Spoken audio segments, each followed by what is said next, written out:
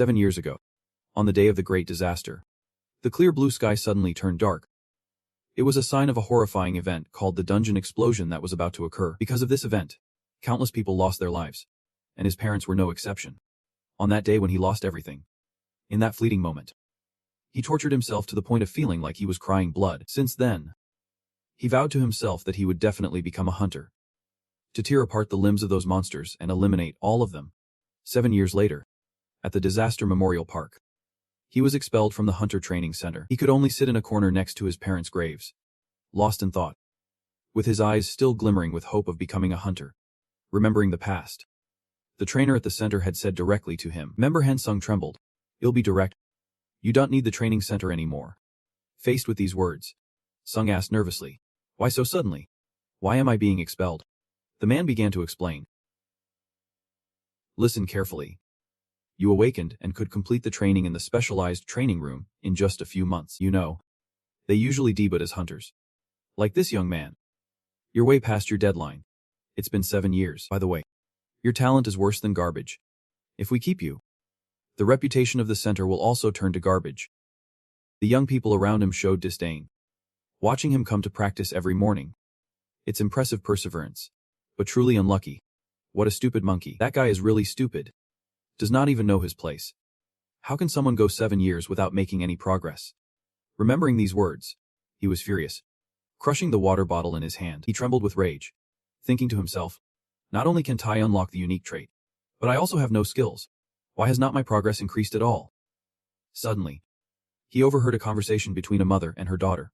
"How did Dad pass away?" The little girl cheerfully raised her hand. I know. When the monster charged at us, Dad saved everyone until the very last moment." The mother was teaching her child. "That's right. So if you face any difficulties in the future, what will you do?" The little girl replied that she must be strong and never give up. This statement touched Sung-run's heart. At that moment, he woke up, his eyes wide open. The mother tightly embraced her daughter, praising her for being so strong. Suddenly they turned around, realizing something. It was Sung-run who had stepped forward, bowing his head to them as a silent thank you. Then he ran off without saying a word, leaving the two of them confused. He thought to himself, "That's right. I've persevered for 7 years. I can't stop here. I will never give up." Sung-run returned to the training room on a pouring rainy night. After a while of knocking, the door finally opened. The trainer was about to kick him out as soon as he saw him, saying, "You should go home." But he pleaded, "Director, just this once. Please let me participate in the hunter exam again. I can't just give up like this." The trainer scoffed coldly and turned away, his gaze devilish as he cursed. "You jerk. Why can't you understand?" Sung-run was a bit stunned to see that. He continued to point at Sung-run's face and yelled, "Or are you here because you regret the membership fee you paid for nothing? All right. You dog. He'll give you back half of the membership fee." "Okay," Sung-run assured him. "I came here not because of the money. But no matter what you say, the coach will still punch me in the mouth." That seemingly light punch from the coach sent Sung-run flying into the trash pile behind him. The coach's lips curled into a mocking smile. "What do you mean you are not here for the money, that damn loser?" Sung-run lay quietly in the corner, both in pain and humiliation. He sincerely wished he had some unique trait. How great that would be. Even just a little bit of talent would be fine. If that were the case.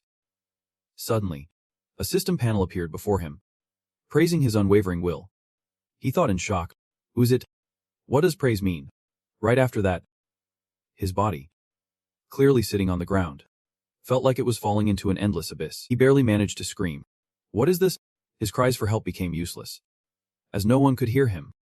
The coach turned to look at him, cursing. What a nuisance he was. But when he looked over at the trash pile, he saw no one there. He picked up Sung-run's hat with a confused expression, but ultimately threw it into the trash can because he thought he was just a nuisance. At this moment, Sung-run was falling into a place like an endless deep sea.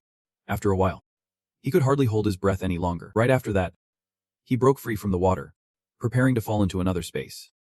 The system panel appeared, and the challenge tower had selected all suitable candidates from Earth. Seeing this message, he thought to himself, could a second disaster be about to happen? The system asked him to choose a difficulty level, and the reward would correspond to the difficulty he selected. He bit his lip tightly because he had no idea what was going on, but his instincts told him he had to make a choice. It was the only way to seize this opportunity. As soon as he placed his finger on the difficulty option, the system transported him to another space. Now he was about to enter the first floor of the tower. All abnormal states and statistics of all challengers will be restored. The challenge is about to begin. Please be prepared. The place where he landed was a vast desert. He looked ahead in confusion as the system provided him with a sword and informed him that the objective of this challenge was survival, and the reward for completion would unlock a unique trait. Hearing this, he recalled the pain he had endured over the past 7 years. Could it be that what he had struggled for all this time was now appearing in the form of such a reward? He looked at his pale hands and smiled wryly. This was crazy. So he stepped towards his sword. But before he could touch it, the ground beneath him suddenly shook, and he stumbled forward. Completely not understanding what had happened, the system announced that the challenge had begun. From beneath the ground emerged a sand golem with an enormous body. Sun was running. People looked up at it, their faces filled with horror. He could only gasp, "This is insane." The system also announced that he had to survive for 9 minutes and 58 seconds. Sun could only risk running under its gigantic feet. At this moment, his face was clearly showing fear. The system also informed him that the punishment for failing the challenge was death. He ran. The monster chased after him. After running for a while, he felt exhausted and began to wonder if he could really escape the sand puppet by just running away like this.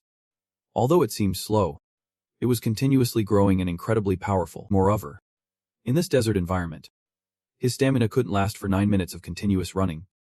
He remembered the sword in his hand, gripped it tightly, and contemplated. This world had given him a sword to survive. But it's easy to say. Anyone can say that. He only had 2 choices. Either run until he was exhausted and die, or fight it and then die. He was feeling a severe headache, unable to think of a way to defeat it. This feeling of helplessness reminded him of the words in the training room. Truly unfortunate. That bastard. He truly was an idiot, completely unaware of where he was in this world.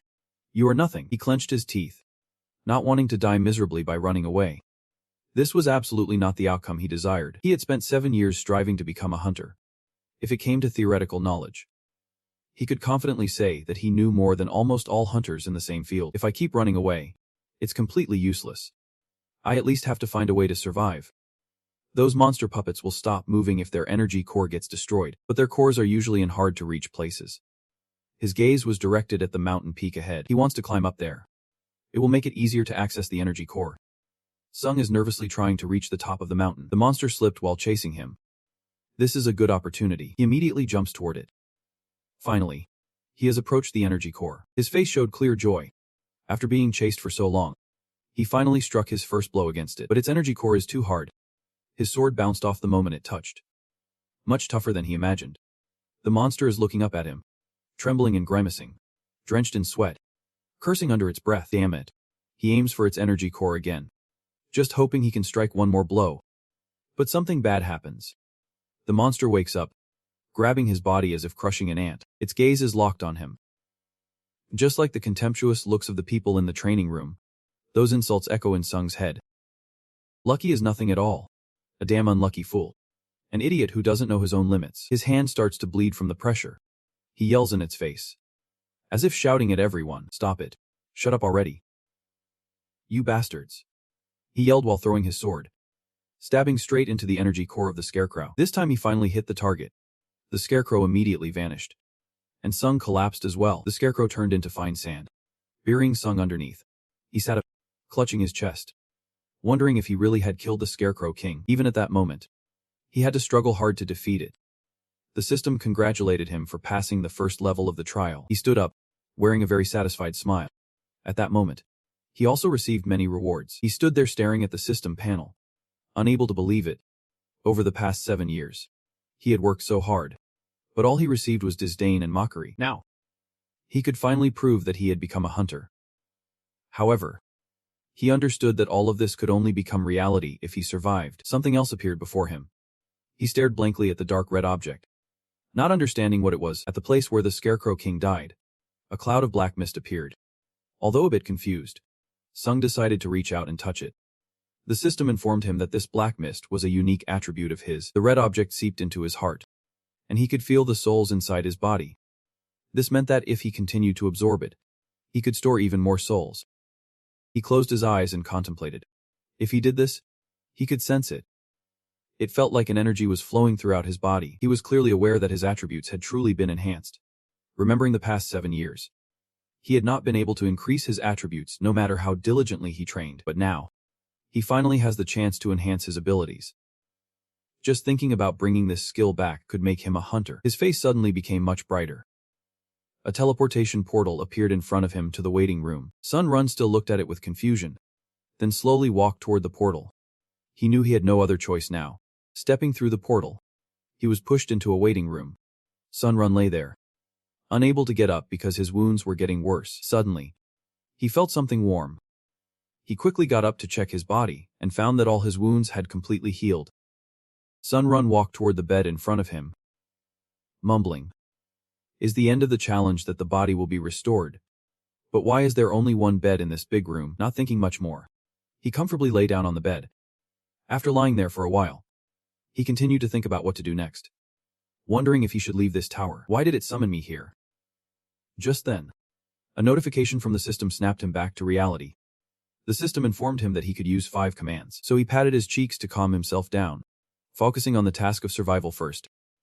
He still couldn't start the challenge of the 2nd floor. Then he scrolled through the community section to see what topics were trending. The so-called community was where people could chat and discuss with each other. He found that everyone was discussing in confusion. It seemed that those who were not hunters had also been dragged in here. At that moment, the administrator joined the conversation, and the dialogue was temporarily disabled. They said they had important information to share with those who had passed the challenge. He is also wondering how to find his way back. He needs to remember all this information. Focus now. First, they teach everyone how to use the points earned. These points will be used as currency in the tower's shop. In the tower, without points, you can't even drink water. Knowing this information, he realizes he needs to adapt to the tower's rules. Without points, he can't take medicine. This means that to earn points, he must participate in the challenges. He covers his face in frustration because he thought he could become a hunter as soon as he returned. Suddenly, he notices the sword beside him. He feels that relying on this sword won't accomplish much, so he goes to the shop to buy a better one. All hunters entering the tower lose their attributes, but it seems they can easily relearn the skills they mastered from their past class. That's why he can't forget that his starting line and theirs are not the same. Without practice, there's no way to catch up to them. After a tiring practice session, he collapses on the floor. He feels a warm wave of energy spreading throughout his body. Then, he stands up with a refreshed spirit, because the recovery ability of the waiting room helps him practice more easily. But right now, my stomach is growling in protest. I don't know what to do about this hunger. I continue to choose equipment in the shop. Right now, I need to consider my resources because I only have 40 points to spend, without any bonus rewards. I wouldn't even dare to think about buying a shield, even in my dreams. There are only 17 minutes left in the 2nd challenge, and even the chat channel is chaotic right now. Everyone is silent as the 2nd challenge is about to begin. I'm quietly wondering if I can survive once again, but there's a clear determination in my eyes. I'm sure that I will definitely survive. In the last second of the countdown clock, I nervously step into the teleportation gate. I arrive in a strange forest, which surprises me a lot. The goal this time is to assassinate the orc tribe leader, the orc within the time limit. I stand on a rock looking down. Below me is the camp of the orcs. They guard the camp very carefully, and I nervously hide behind a bush to observe their movements. I analyze as usual in the challenges. If a goblin tribe is guards, it can be inferred that the tribe also has hunters. To successfully defeat a goblin hunter is unpredictable, but the problem still lies in their numbers. To take down all the goblins, at least a team of hunters ranked E or higher is needed to ensure survival. At this moment, he felt completely stuck, not knowing what to do next. He thought it would be best to retreat first, then come up with a solid plan before coming back. A bright smile spread across his face, because he had figured out how to complete this challenge round. He quickly ran into the forest to find a pile of firewood and some torches. His gaze was fixed on the burning torch, and then he inserted it into the system. And so, it was a success. Although the goblins are always foolish, they are actually a rather cunning race. Hunters always go out to hunt in the morning and return at sunset. From now until then, he still had plenty of time. The only way to complete this round, which has the highest difficulty with countless high-level monsters, is fire. Sun Run began to approach their camp. He carefully observed each of their actions. According to the Hunters Association, The goblin guards do not stand watch continuously. They will return to the village to eat and rest. Taking this opportunity, he threw the torch towards their camp. The wooden camp quickly caught fire. This caused the orcs to panic. They ran around in a frenzy trying to put out the fire. Before that, he had to kill at least 2 goblin guards. The goblins had to run into the forest to get water to put out the fire. This goblin sensed something, turned around in shock, and saw that its companion had been killed by a single sword strike through the head, lying dead by the stream, simultaneously activating its unique soul capture ability. The goblin absorbed its soul, feeling joyful as if celebrating. Behind him was a huge monster, much stronger than the others. The goblin recognized it as a guard. Just as it thought that, it swung its sword. But fortunately, he managed to block the attack with his shield in time. The goblin fought back with all its strength, using the stored souls to temporarily boost its power. After a struggle, he managed to chop off the guard's head while absorbing its soul. He sighed, thinking that just a little mistake could be dangerous. The soul of this guard also helped boost his endurance. With this, the risks of fighting the guards would be reduced. After resting, he continued into the camp, imposing like a god. The monsters that saw him all showed fear. He identified 4 monsters and an ancient chief ahead. He calculated that if he was careful of the guards, defeating the chief would not be a problem, thanks to absorbing their souls.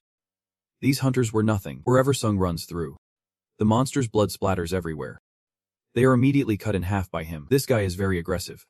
He swings with all his might at him. To block the attack, one of Sung's arms has been broken. At this moment, he is in great pain. But he notices that the guards have left the chief's position. It seems they are no longer protecting the old man. This means the only obstacle left is these guards. With a determined gaze, he pours all his strength into fighting them. With his final blow, he thrusts his sword through the monster's body. It collapses in smoke and fire at his feet. The chief, thinking he was distracted, unleashes a powerful wave of dark magic. Shaking, he musters all his strength to resist, or hell lose his life. The chief believes he is dead and laughs triumphantly. But as the dust settles, his figure still stands strong. This terrifies the chief, and cold sweat breaks out. Even though he is now covered in wounds, he has also achieved 1,000 flames of fire. He faces the chief amidst the hazy smoke. The chief raises his staff, shooting a wave of energy towards him that could incinerate him. But surprisingly, that arm has been sliced off by Sung's swing. The chief cries out in a frenzy, now looking at him. Its eyes are filled with fear as both of its hands have been severed by him. It hurriedly turns to run towards the house. Trembling, it glances back at him before slowly moving towards that house. He swung his sword with a strike, shattering the door. But when he saw the scene before him, his gaze froze as the clan leader trembled while holding his 2 children. One of the children, quick-witted, ran to kneel at his feet, seemingly begging for mercy. Looking at the poor face of the orc, he thought to himself, so you all value family this much. With that, he fell into silence. He remembered that day, when his parents urged him to flee from the horrific massacre. But unexpectedly, the small orc was pulling a hidden knife from behind, its eyes showing no fear. It raised the knife aiming straight at him. Sung quickly struck it hard on the head with the hilt of his sword, scolding, "How foolish! Even if I turn into a ghost, I will still wipe out all of you monsters." With that, he also completed the challenge of the 2nd level. Returning to the waiting room, he looked at his battered shield and sighed, "I can't use this shield anymore, thanks to you. I survived." He also felt that he had just escaped death by a hair's breadth. Observing the movements of the community channel, Dung Run was shocked to discover that half of the members had died in a horrific manner. But then his gaze was drawn to something, his eyes widening in astonishment. It turned out he saw people discussing ways to return to Earth. It had only been a few days since he left. Yet he had already started to miss the normal life on Earth. The system notified him that he could use a question voucher. Whenever he ascended to a new level, he could receive answers by sharing the information he had obtained through the question voucher. The chat room became a place to share discoveries, skipping over minor details. This was the main content. After completing the 5th level, you can temporarily buy stones to return, which can take you back to Earth in a few days. There is also news that after passing the 7th level, there will be a large-scale expansion of the system selling items to return to Earth permanently. Knowing this, he thought to himself, if he returned to Earth with his current abilities and performance, he could become a famous hunter. His current attributes and effects are also very beneficial. At this moment, he had a headache because he was extremely eager to return to Earth. It would be amazing to have this power on Earth, but right now, he had only completed the 2nd level. Far from the 8th, He reminded himself to stay optimistic. His attributes, which were once 0, had now reached average and were gradually approaching 20. Then he disgustedly threw the torn clothes on the ground. He needed to absorb the souls that he had to risk his life to obtain. After absorbing them, he felt his body filled with energy.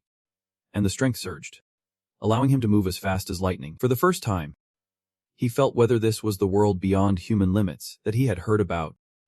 Then he used all his strength, running from the ground to the ceiling and then back down again. But because he was too focused on running, he crashed into the wall and fell to the ground.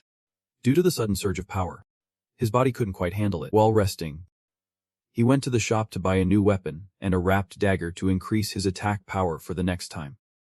With a stylish cloak equipped, Sun Run looked much sharper, resembling a true main character. Sun Run breathed a sigh of relief. Before the next challenge, he needed to familiarize himself with all the equipment and attributes first, so he began training to adapt to the new gear. His current goal was to become so strong that no one could match him. After finishing his training, Sun Run stepped into the next portal. The difficulty had increased here as well. This time the theme is a duel. Once inside, he discovered it was a pitch-black cave. In 10 seconds, the Dark Guardian will appear. Sun Run must be ready because it could attack from any direction. Just like a dark figure suddenly appeared behind him in the same posture. He was shocked to turn around.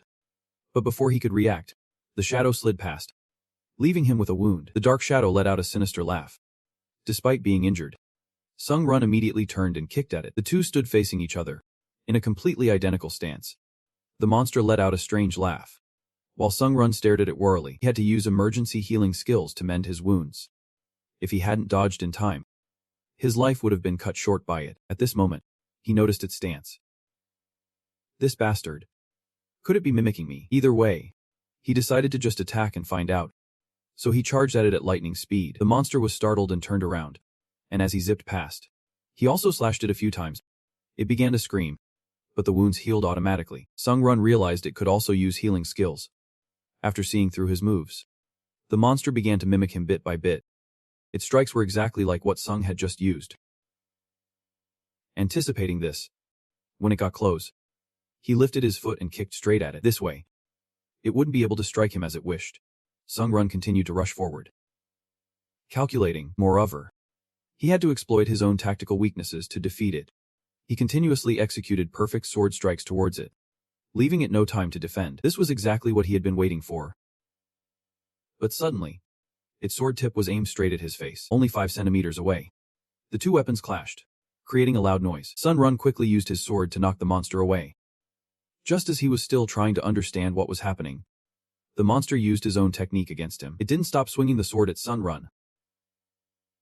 While defending, he realized that what happened earlier was not a coincidence. He had actually made progress in such a short time. Now, it was looking at him with a wary gaze. Sun Run activated the cloak's abilities to increase his speed. He determined he couldn't prolong the fight any longer.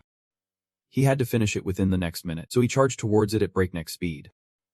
Suddenly, the monster raised its sword and quickly slashed at him, trembling as he dodged the attack while spinning to kick the sword handle. In front of the sharp blade, the monster clearly showed fear, trembling as it thrust its sword into its own arm with all its might. Finally, he smiled because he had succeeded. The monster kept screaming as its shoulder was torn apart.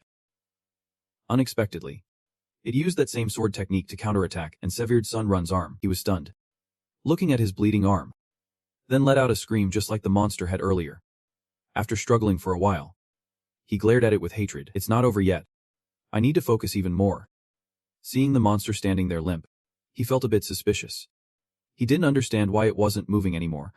Even with such advanced healing abilities, it would still need time to recover. He believed this was the opportunity to kill it. But how could he do that without a sword? Now he only had 11 seconds left. Sun Run's face showed determination, gripping the shield tightly, knowing it was very dangerous. But taking the risk was better than dying for nothing. With that thought, Sun Run continued to fly towards it. The monster stood still, waiting, raising its remaining arm with the sword, preparing to strike at him. Sun Run charged towards it at an incredible speed.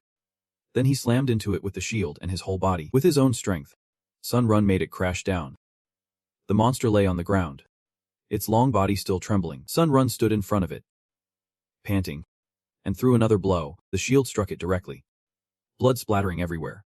After returning to the waiting room, His body had also recovered. Sun Run slowly placed his hand on the wall, intending to do something. Then he punched hard to test his strength. The wall where he punched caved in like it had been hit by a bomb. At that moment, he felt reassured and smiled. It seemed he had completely recovered. Remembering the dark monster from earlier, he was still astonished. He was absorbing its soul and felt that compared to the monsters he had encountered before, the soul density of this one was completely different. The rank of the soul absorption trait had risen to E, and he could also absorb their skills. Just like he had received emergency healing when close to death, this skill was not easy to obtain. He had a wicked smile because he never thought he would possess such a strange attribute. Of course, this attribute still carried risks, but that depended on each person's luck. After resting for a bit, he strolled through the community area. Since this is the third time, the waiting room feels as familiar as home to me. I noticed something strange, that everyone is discussing information about the next challenge. This will be a comprehensive challenge, and I feel like I am about to start acting as part of a team. But it seems this is a competition among the hunters. Simply put, it means we have to slaughter each other. I am a bit shocked. Is the next challenge about killing people? The condition to complete the 4th level is to defeat King Robin. In the remaining time, the challenger team will either be eliminated or exceed the allowed time. Sun Run entered the 4th level, accompanied by 2 teammates. The 3 of them stood facing each other in a magical formation. Sun Run felt a bit strange because he had only encountered monsters before. The woman spoke first. Now that we are a team, let us start by introducing ourselves. Then she smiled and said, "My name is Leeson. I specialize in team support as an E-rank hunter." Another voice chimed in, "A hunter. Anyway, it seems our team's hunters aren't too bad." He introduced himself. "I am Like Sung, a D-rank hunter specializing in close combat." Sun Run looked at him, thinking, why is he acting like that? If he is D-rank, he must not be ordinary. Then I spoke up to introduce myself. "Nice to meet everyone. I am Han Sung Run. I also specialize in close combat. But I am not a hunter. I just want to become one." Lai Sung Hun asked with a dissatisfied expression. "What? You want to become a hunter? Be careful not to pull my leg." His words surprised Sung, but he reassured the other party. "I believe I can do my part well." The other person continued with a contemptuous look. "You better do just that. I warn you in advance. If I find you becoming a burden to the team, you have to leave immediately." Hearing this, he thought to himself, "All right, I'm used to it." Almost forgot. They always looked at me with such disdain. As he walked away, Sung Hun glanced at him, while the rookie stayed behind to deal with the little shrimp Judy. Dun Run observed him closely, evaluating him. Although he didn't like this guy, he could see that his strength was indeed as he claimed.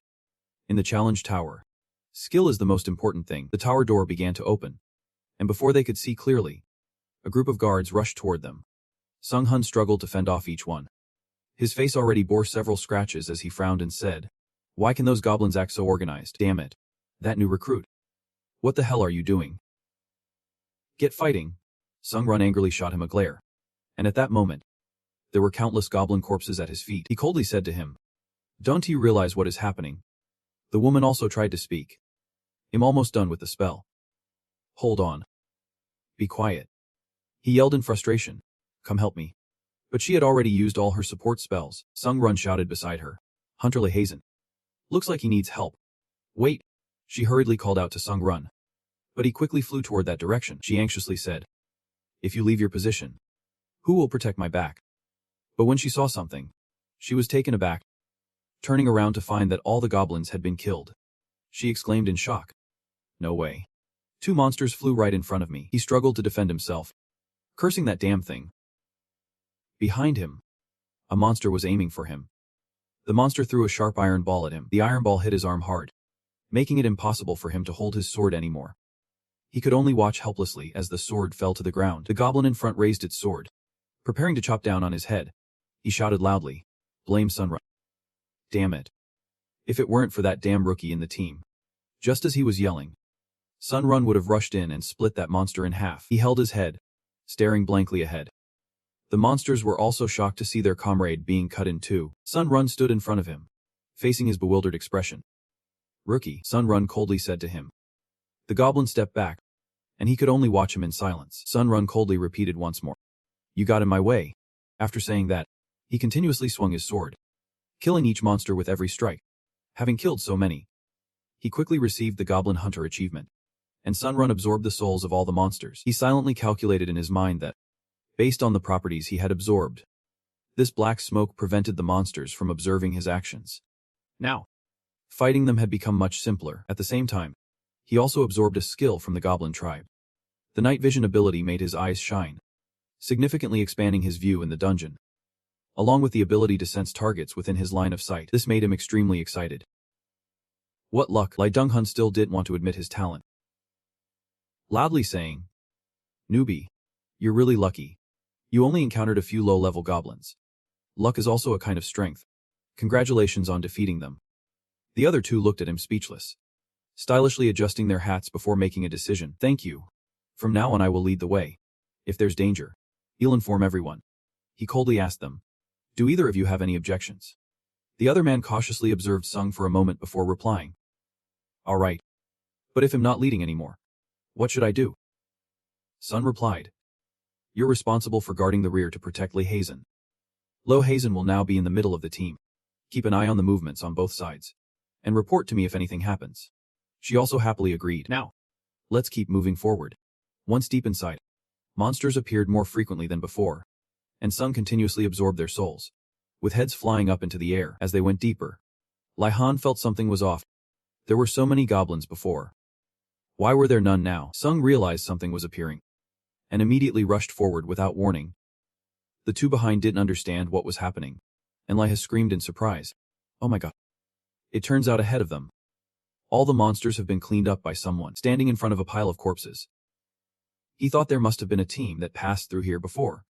How did they move so fast? Touching their blood, he discovered it was still fresh. They couldn't have gone far. We need to pick up the pace. He silently calculated that if that team wiped out all the bugs here before them, the only outcome would be one. Death immediately urged them to hurry. In another part of the tower, several monsters emerged, and a young man faced them, another holding two knives in his hands. The man with a dominating presence sat atop a monster, disdainfully saying, "These monsters are such a hassle. Let us find the boss."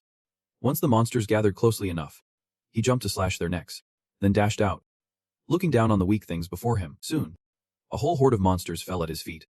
The other two just stood by, flattering him. "You're amazing." "Thank you." He frowned at them with contempt. "You two are really useless, especially Jinho. Can't you do anything?" Jinho couldn't say a word, only able to respond, "It's all thanks to you." He directed his gaze towards a door ahead, continuing, "Forget it. Scolding you is pointless. Let's open the door and fight the boss." He ordered Jinho, "Hurry up and open the door."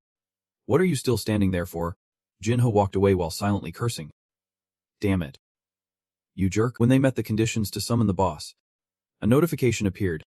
If there are more than 2 teams in the area, the goblin leader will not appear.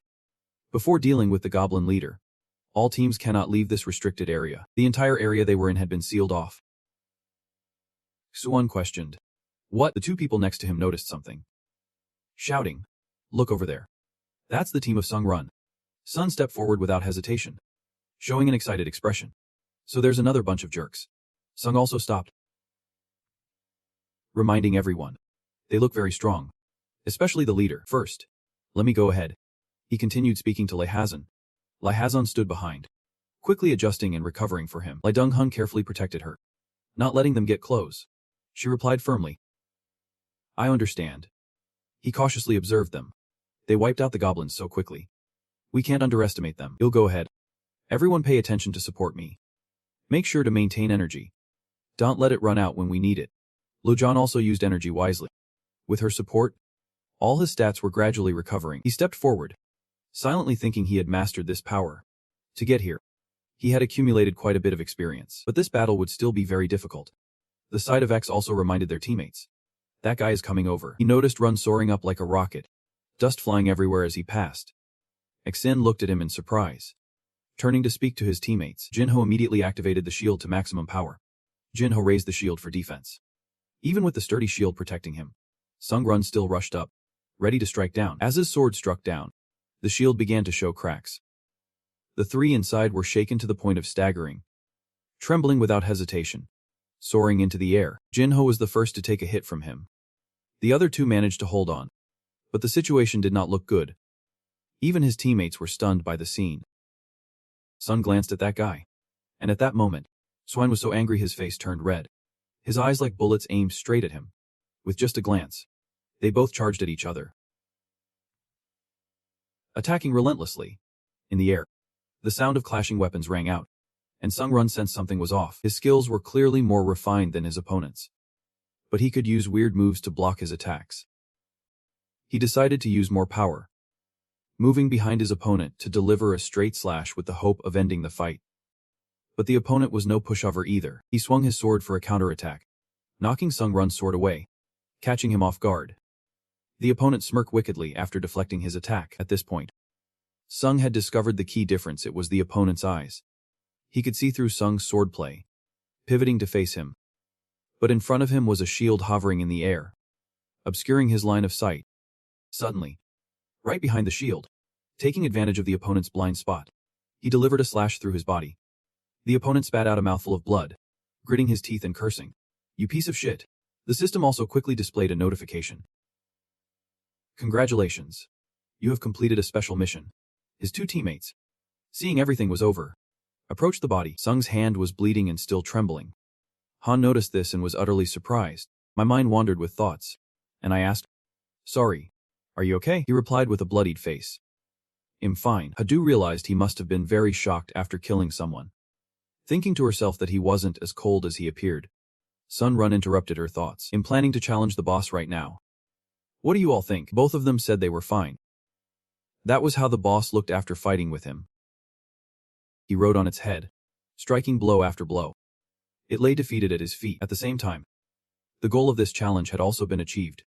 Witnessing it all, Dong Hun looked at him in astonishment and said, "He really is a monster." On the way back, he walked ahead, leaving Sung Run and Hazen standing there, looking at each other. He said to her, "Lai Hazen, I hope you get home safely." She nodded but kept staring at him, prompting him to ask, "What's wrong?" She spoke up, "I might be saying this a bit too much, but you were just doing what you had to do. This is something that had to be done. If you're too shaken to do it, then I will have to." At that, he smiled and said, "I'm glad you think so." She placed her hand on the system panel and sent him a friend request. She was about to turn to leave, saying a final few words. "Thanks to you, we completed the 4th challenge level. The only regret is that I didn't receive any rewards." After returning to Earth, remember to find Lai Hazen from the White Silver Society. This is the first time receiving a friend request from a girl, so Sung doesn't know how to react. He just stands there watching her disappear along with the gate. He looks at the souls of the monsters that are dead, now left alone to make a decision. It turns out that alongside the soul of the monster, there are also the souls of those he has killed. He thinks to himself, if he has to absorb the soul of a human. When he first discovered this ability, he hesitated, knowing that once he did, it meant he had crossed an irreversible line. He gently raised his hand as he had made up his mind. The soul of that person is slowly being absorbed by him. He has to become stronger, but not by killing people. However, if the situation demands it, he will still do so. The dream of becoming a hunter awakened a deep longing in his heart. The trial tower has given him a chance, and he will hold on to it tightly. He wants to continue climbing this tower until he reaches the highest peak. Sun nervously returns to the waiting room. At this moment, each player receives their ranking points. The system asks him to choose a nickname. He rests his chin in thought for a long while and finally decides on a name. Hunter. Checking the rankings for the 4th floor, he sees his name on it too. He notices something that makes him gasp in astonishment. His current rank is 16. He is surprised that his rank is higher than he imagined. The top 50 challengers are called the Pioneers. They will also benefit on the 8th floor. If you can maintain your position as a pioneer until the 8th floor, you can receive a privilege called Aura. After thinking for a moment, he decided not to think too much anymore, because he would know what happened once he got there. Now was the time for him to absorb the souls he had killed. He could feel that he had truly transcended the limits of humanity. After a while, he bought a time reversal gem to prepare to return to Earth. He wondered if his equipment could be brought back. At this moment, he was extremely eager to return to Earth. His wish had now come true. He was absorbing the time reversal gem to go back. He had 3 days to stay on Earth. In the familiar room, sunlight and a gentle breeze swayed the curtain, softly landing on the bed he longed for. He opened his eyes and stared at the ceiling for a long time. After looking enough, he finally began to sit up. He looked around from the familiar computer to the rules he had memorized in the training room. At this moment, He truly realized he was back. But then he immediately flopped back down on the bed, because first he needed to get a good sleep. Compared to the bed in the waiting room, this was truly a paradise in his heart. The only thing was that the smell emanating from him was really too strong, to the point that even he couldn't stand it. He had to jump up and complain that this smell was truly torturing his sense of smell. First, he needed to take a shower. As soon as he stepped on the ground, he saw his equipment. He happily picked up the sword.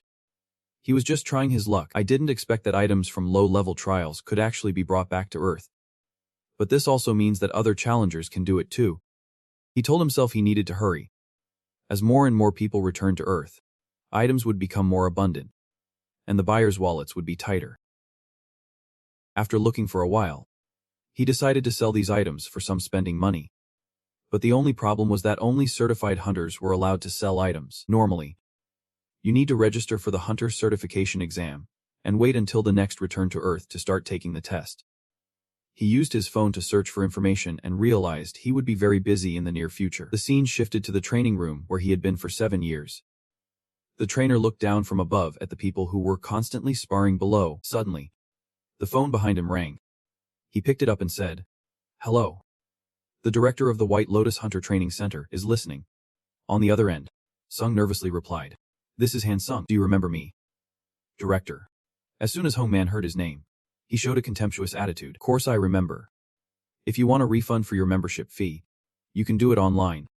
There's no need to call directly." Dung Run immediately replied, "I don't need a refund for any fees." He then asked, "Are you sure?" "Think carefully before you decide," Sung Run said. "I've thought it through. But I need your help with something." He asked in a bored tone, "If you want to extend the center's usage time, I can't meet your request." Without waiting for him to finish, Sun Run interrupted, asking me to arrange the hunter's exam. He immediately retorted, "But have you forgotten your overall ability test results? You're in the lowest category, the worst score, and you don't have any special traits or skills. So even if you ask, it means that even if I pay the membership fee, you still can't help me, right?"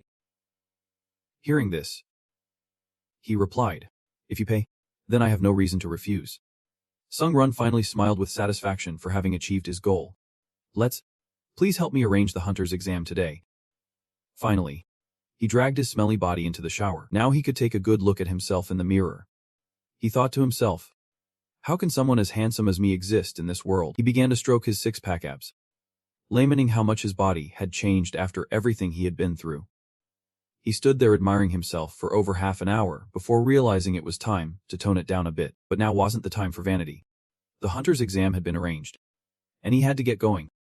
As he opened the door and stepped outside, he was greeted by the sight of the beautiful neighbor. This was the ordinary life he had long forgotten. Just seeing the neighbor made him feel at ease.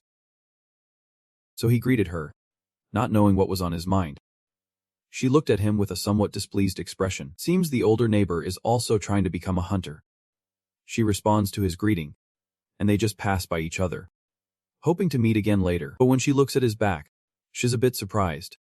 When did he get so tall? Nervously stepping outside, he raises his hand to hail a taxi. But no one pays attention to him. His gaze is fixed ahead, lost in thought. And without saying a word, he jumps onto a rooftop and leaps forward. After running for a bit, he thinks this isn't too bad. In an instant, he reaches his destination. This is the building of the Hunters Association. Sunrun steps in, facing the gaze of the coach and the manager. They stand facing each other, wearing mysterious smiles. Sunrun opens with, "Long time no see." Director Hong. The other party smiles and asks, "Why are you so late?" Sunrun replies with a wry smile, "I've had to deal with some personal matters lately, so it feels like time has dragged on for years." Hearing this, the coach looks quite surprised. "Are personal matters really that kind of thing?" The person next to him finally speaks up. "Hello, I'm Supervisor Kim In-ho, responsible for grading the hunter exam. As you know, Han Sun, under the supervision of Director Hong, you may be exempt from the theoretical exam and interview. Do you have any questions about the testing process?" He approaches them, saying he understands everything and just needs to get started. Soon after, Sun Run enters the room with a long sword in hand. The coach looked at the supervisor and instructed, "Just like I said, make it as tough as possible." Supervisor Kim replied, "You don't need to worry. I've prepared the toughest opponent for the swordsman." He bowed his head to Sung and said, "Han Sung, if you're ready, please choose the difficulty of the test. You can choose from level 1 to level 10. In the previous test, he remembered he had chosen level 1 but lost to a little Jin at that time.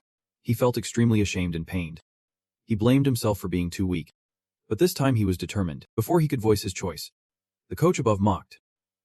Of course, he would choose level 1. But before he finished speaking, Sung spoke, I choose level 10. Hearing this, the coach was stunned. What? Sung turned to look at him, a confident smile on his face. The old coach thought he was truly insane. The test began, and the opponent was a fire phoenix. When it let out a cry, his movement speed decreased by 25%. Even the ordinary sword in his hand started to show cracks before he had even done anything. The coach standing outside the arena quietly laughed. He recalled the scene in the sword selection room earlier. Believing that he definitely wouldn't pass the test to prepare for the worst, he had sabotaged the boy's weapon. He thought this was a practical lesson for those who didn't know the heights of heaven and depths of the earth and liked to show off. Back in the arena, the fire phoenix began to breathe fire towards him. He stood still, waiting for it to get closer. This is the memory of the frantic scream of the old trainer. That day, his name was on the list of candidates who passed the hunter certification. At that moment, those who passed were cheering joyfully. In that instant, he thought he was the best. However, as time passed, the gap between him and his peers grew larger, and eventually he gave up. In this world of hunters, where talent is everything, he couldn't keep up with their pace. He had to accept reality and stop striving. Standing in front of that enormous door, he believed that people would often fail, and those high walls were unbreakable. This was a kind of self-justification in his heart, that not only he but everyone felt the same way. So now he thought Sung Run should give up too. Before Sung Run could even draw his sword, the blade in his hand was shattered by pressure. He jumped down, filled with doubt. Even if the sword was of low grade, it shouldn't break so easily. Then his gaze shifted to the old man, who was looking at him with a very despicable smile. The old man was eager to see how he would manage with this shattered sword. At this moment, Sung Run was facing the phoenix that kept shooting fireballs at him. Sung Run looked at it with a serious expression. Things were going much more smoothly than expected. This was a great opportunity to test the skills learned on the 4th level, which was instant acceleration. He prepared himself and soared to a position even higher than the fire phoenix. When he landed on the roof, the ground sank 15 centimeters. The fire phoenix sees this scene and is quite horrified. He looks up at it and flashes a fierce smile. Compared to using an assassin's cloak, his speed has significantly increased. The monster continuously spews fireballs at him, and he dashes from the rooftop straight towards it, decisively stabbing its eye with the hilt of his sword. Blood splattering everywhere. The fire phoenix cries out a heart-wrenching scream while flying in the air. After landing, it trembles as it observes the situation. As expected, that sword is too short to kill it. He starts picking up a brick and throws it at the fire phoenix. The brick flies true, smashing its head like firewood. That brick then flies towards the other two, scaring them into a cold sweat. This is a warning he sends to them. At the same time the fire phoenix falls. He has also completed the test. Sun Run stands below, pretending not to know anything, waving at them. Is everyone okay? I didn't expect it to fly that high. He smiles smugly. Not long after, the association staff gives him a C-rank hunter certification card. She smiles and congratulates him. From now on, he has officially joined the Hunter Association. He asks the woman, now I can go into the dungeon and sell items. Right.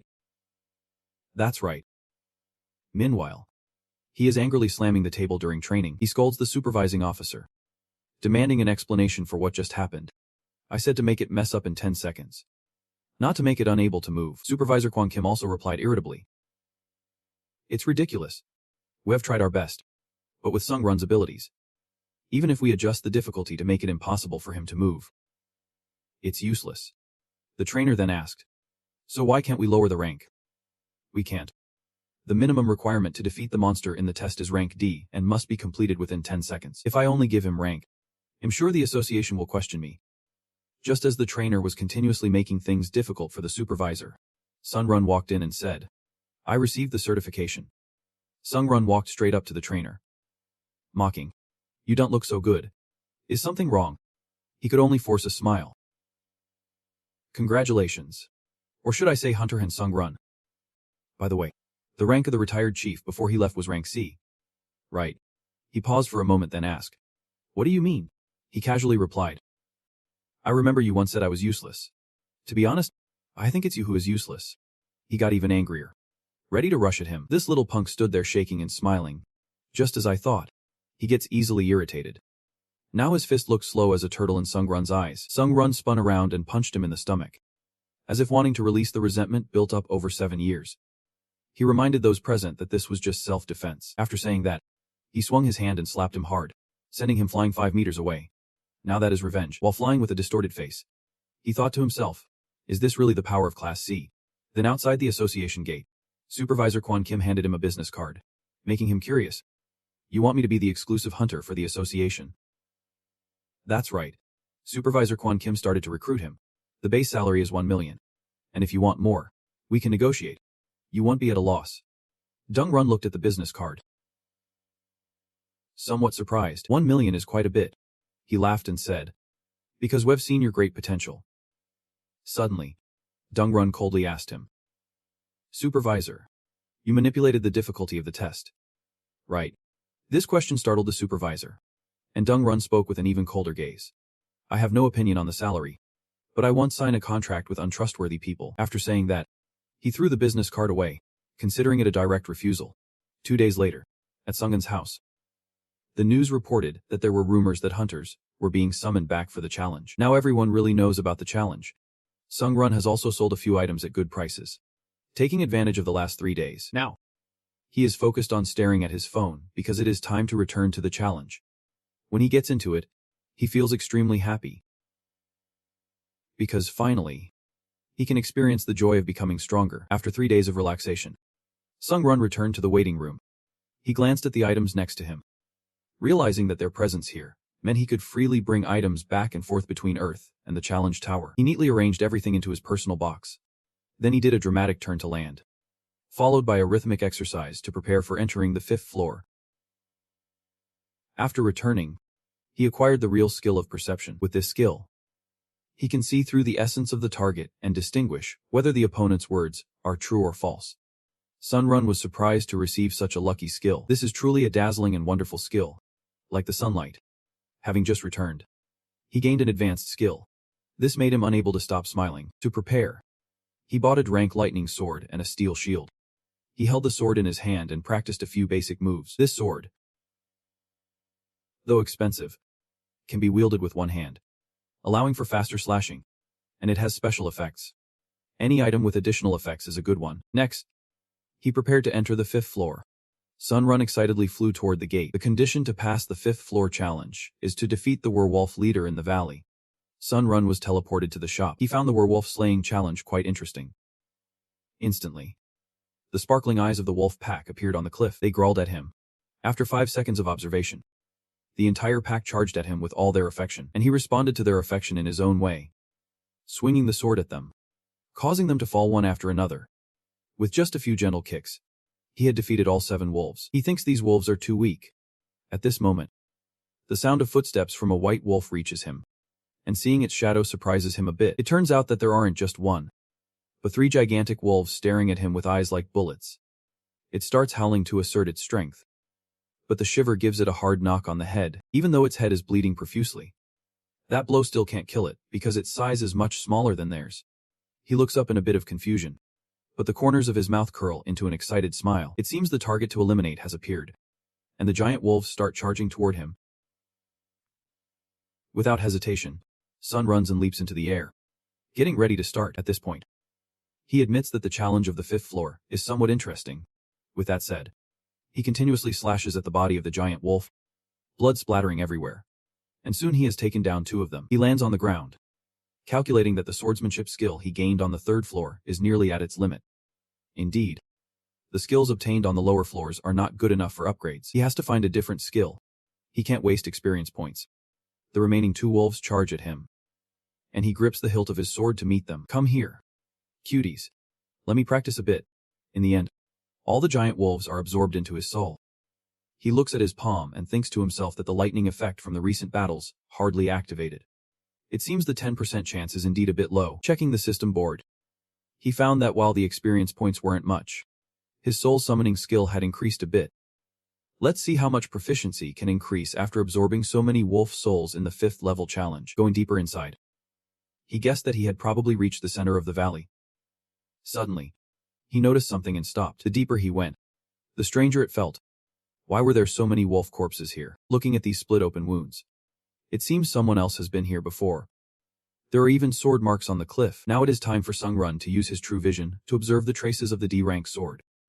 The sword strikes were quick, precise, and deadly. The person who left this sword mark has incredibly refined swordsmanship. He was thinking about the one who used this skill. And even though he had analyzed it, there were still many things he didn't understand. It seems this is a tough opponent. The space suddenly became noisy. Sun Run was also confused by the sound, so he quickly decided to fly forward. After flying for a while, another cave appeared from inside a wolf corpse that had been split in two. Something flew out. Sun Run saw this scene and immediately knew he had arrived. The system immediately issued a notification. Conditions to pass the 5th level challenge. The dead wolf leader was determining the cause and method of handling. He looked at the boss corpse and didn't know what to do. After analyzing, the system reported that there was an intruder from a different dimension invading your mission space. Sung, trembling, stood there assessing the intruder, thinking to himself, is he the invader? An intruder from another dimension. You think there are many other dimensions besides Earth, which means there are many other challenge towers. Indeed, everything is hard to predict. He challenged with a sword, looking like someone from a lower dimension. It seems you are here to complete a mission too. Seeing you silent, the opponent grew more confident. Are you so scared that you can't even speak? Looks like this is your end. He pointed his sword straight at Sung. Sung was still in shock, because he didn't expect his target to be snatched away by someone else. Nevertheless, he felt a bit fortunate that the challenge had not failed yet. Seeing him say nothing, the opponent continued shouting. You can't even dare to answer. Looks like you are scared to death. Then it'll start now. Get ready to die. Sung, trembling, looked sternly at the opponent about to attack. That guy charged at him, intending to deliver a sword strike. Sung began to lift his foot, kicking the dead monster underfoot, sending it flying straight at the opponent. On the other side, seeing the obstacle coming, but this couldn't trouble him. He swung his sword and sliced the wolf in half. Just then, Sung had rushed in front, swinging his sword around behind him, stabbing into the intruder's back. But what surprised him was that the opponent's armor seemed to be made from very good material. He couldn't destroy it. The opponent turned around, grinning like a devil, thinking too simply. As he spoke, he swung his sword straight at Sung Run. The shield Sung Run had just bought shattered into pieces from the opponent's strike. Due to the opponent's overwhelming strength, Sung Run was sent flying. He only stopped when he hit the mountainside, feeling intense pain all over his body. His left arm dangled uselessly to the side. The opponent laughed loudly at this sight. I didn't expect you to withstand my radiant sword. It is a bit troublesome. You're not as easy to deal with as I thought. At this moment, Sung Run angrily shouted at him. You interloper from another dimension. How could you invade my space? Hearing this question, the opponent laughed even more gleefully. Indeed, a rookie, not even knowing what space invasion is. Sung Run puzzled over why these things always happened in his challenge tier. The opponent did not answer, only thinking that he was about to die. Don't blame me. This tower is just like that. You just did not know. I won't make things more complicated. Let us end it here. Before he could make a move, Sung Run stopped him. Wait. Can you at least tell me what space invasion is? The opponent squinted at him and said, since you are about to die anyway, it does not hurt to tell you. This is one of the functions unlocked on the 8th floor, called space invasion. You can buy a ticket in the shop to enter someone else's challenge. Sung Run still had a lingering doubt. So the originating space you mentioned means you come from another dimension. Right. Where else do you think I could come from? The opponent asked back. Sun stood up slowly and said, I understand. He began to use the truth eye to see if the opponent was telling the truth. The truth eye showed that the opponent was indeed not lying. And immediately the other side bristled at Sung. You have done something very rude, daring to spy on me. Sung glared back at him, not afraid at all. Yeah. What do you want? Seeing him retort, the other person was also surprised. What? A new recruit daringly asked him while trembling. Since you provided me with the necessary information for exchange, do you want to know something interesting? The other person looked at him skeptically, trembling as he touched his broken arm and explained. I can endure a broken arm like this thanks to something called pain resistance. This means I do not have to clutch my arm in pain. If I let go of this arm, my rapid recovery skill will automatically heal it. I do this because I think only when you see me at a disadvantage will you speak the truth. The opponent felt this was no big deal. So you're a swordsman with healing abilities. But if your strength is only like it was just now, that doesn't change the fact that you're about to die. Dung Run began to raise his sword, affirming to him, I'm not as weak as you think. I don't know why my strength keeps increasing. The system continuously reported that his various abilities were recovering quickly. At this moment the opponent asked in shock, "You have both healing and enhancement skills." Sung Run was preparing to take a beautiful fighting stance, first using a burst of speed. At this moment the opponent panicked and wondered, "Crazy. How can a challenger at the 5th level have so many skills?" Sung Run flew towards him, continuously slashing, forcing him to struggle to block, confused while defending against the attacks. Is this really the 5th level? How can he be this strong? He kept cursing him as a damn fool and then started a counterattack, thrusting his sword towards him. Sun Run skillfully dodged, causing his thrust to hit the rock wall. He had to continuously evade the opponent's attacks, because he knew it was a high-level enhancement skill. Getting hit would be very dangerous, but because Sung's stats were higher, he believed he could avoid fatal damage. The real issue was the opponent's high-grade armor. With your current abilities, you can't break through. But if you keep applying pressure like this, the opponent looks like they're about to explode, blood starting to seep through the armor. He trembles and says, "What the hell is this?" That big body slumps to the ground, seemingly out of strength, only able to let out tired moans. Sun stands there watching him and thinks to himself, if that armor can resist the paralysis effect, then that's a problem. But luckily this bet is over. The opponent is still trembling on the ground, trying to say something, and by the time he can open his mouth, is still very arrogant. Under normal conditions, I would have won a long time ago. How can a challenger at the 5th level have so many tricks? He steps closer to the opponent and explains, "It's because you're too confident, too reliant on the armor and the level difference. Now it's time to finish this." Facing his sword, the opponent hurriedly tries to block. "Wait, I can answer any of your questions." Sung coldly responds like a demon, not needing to.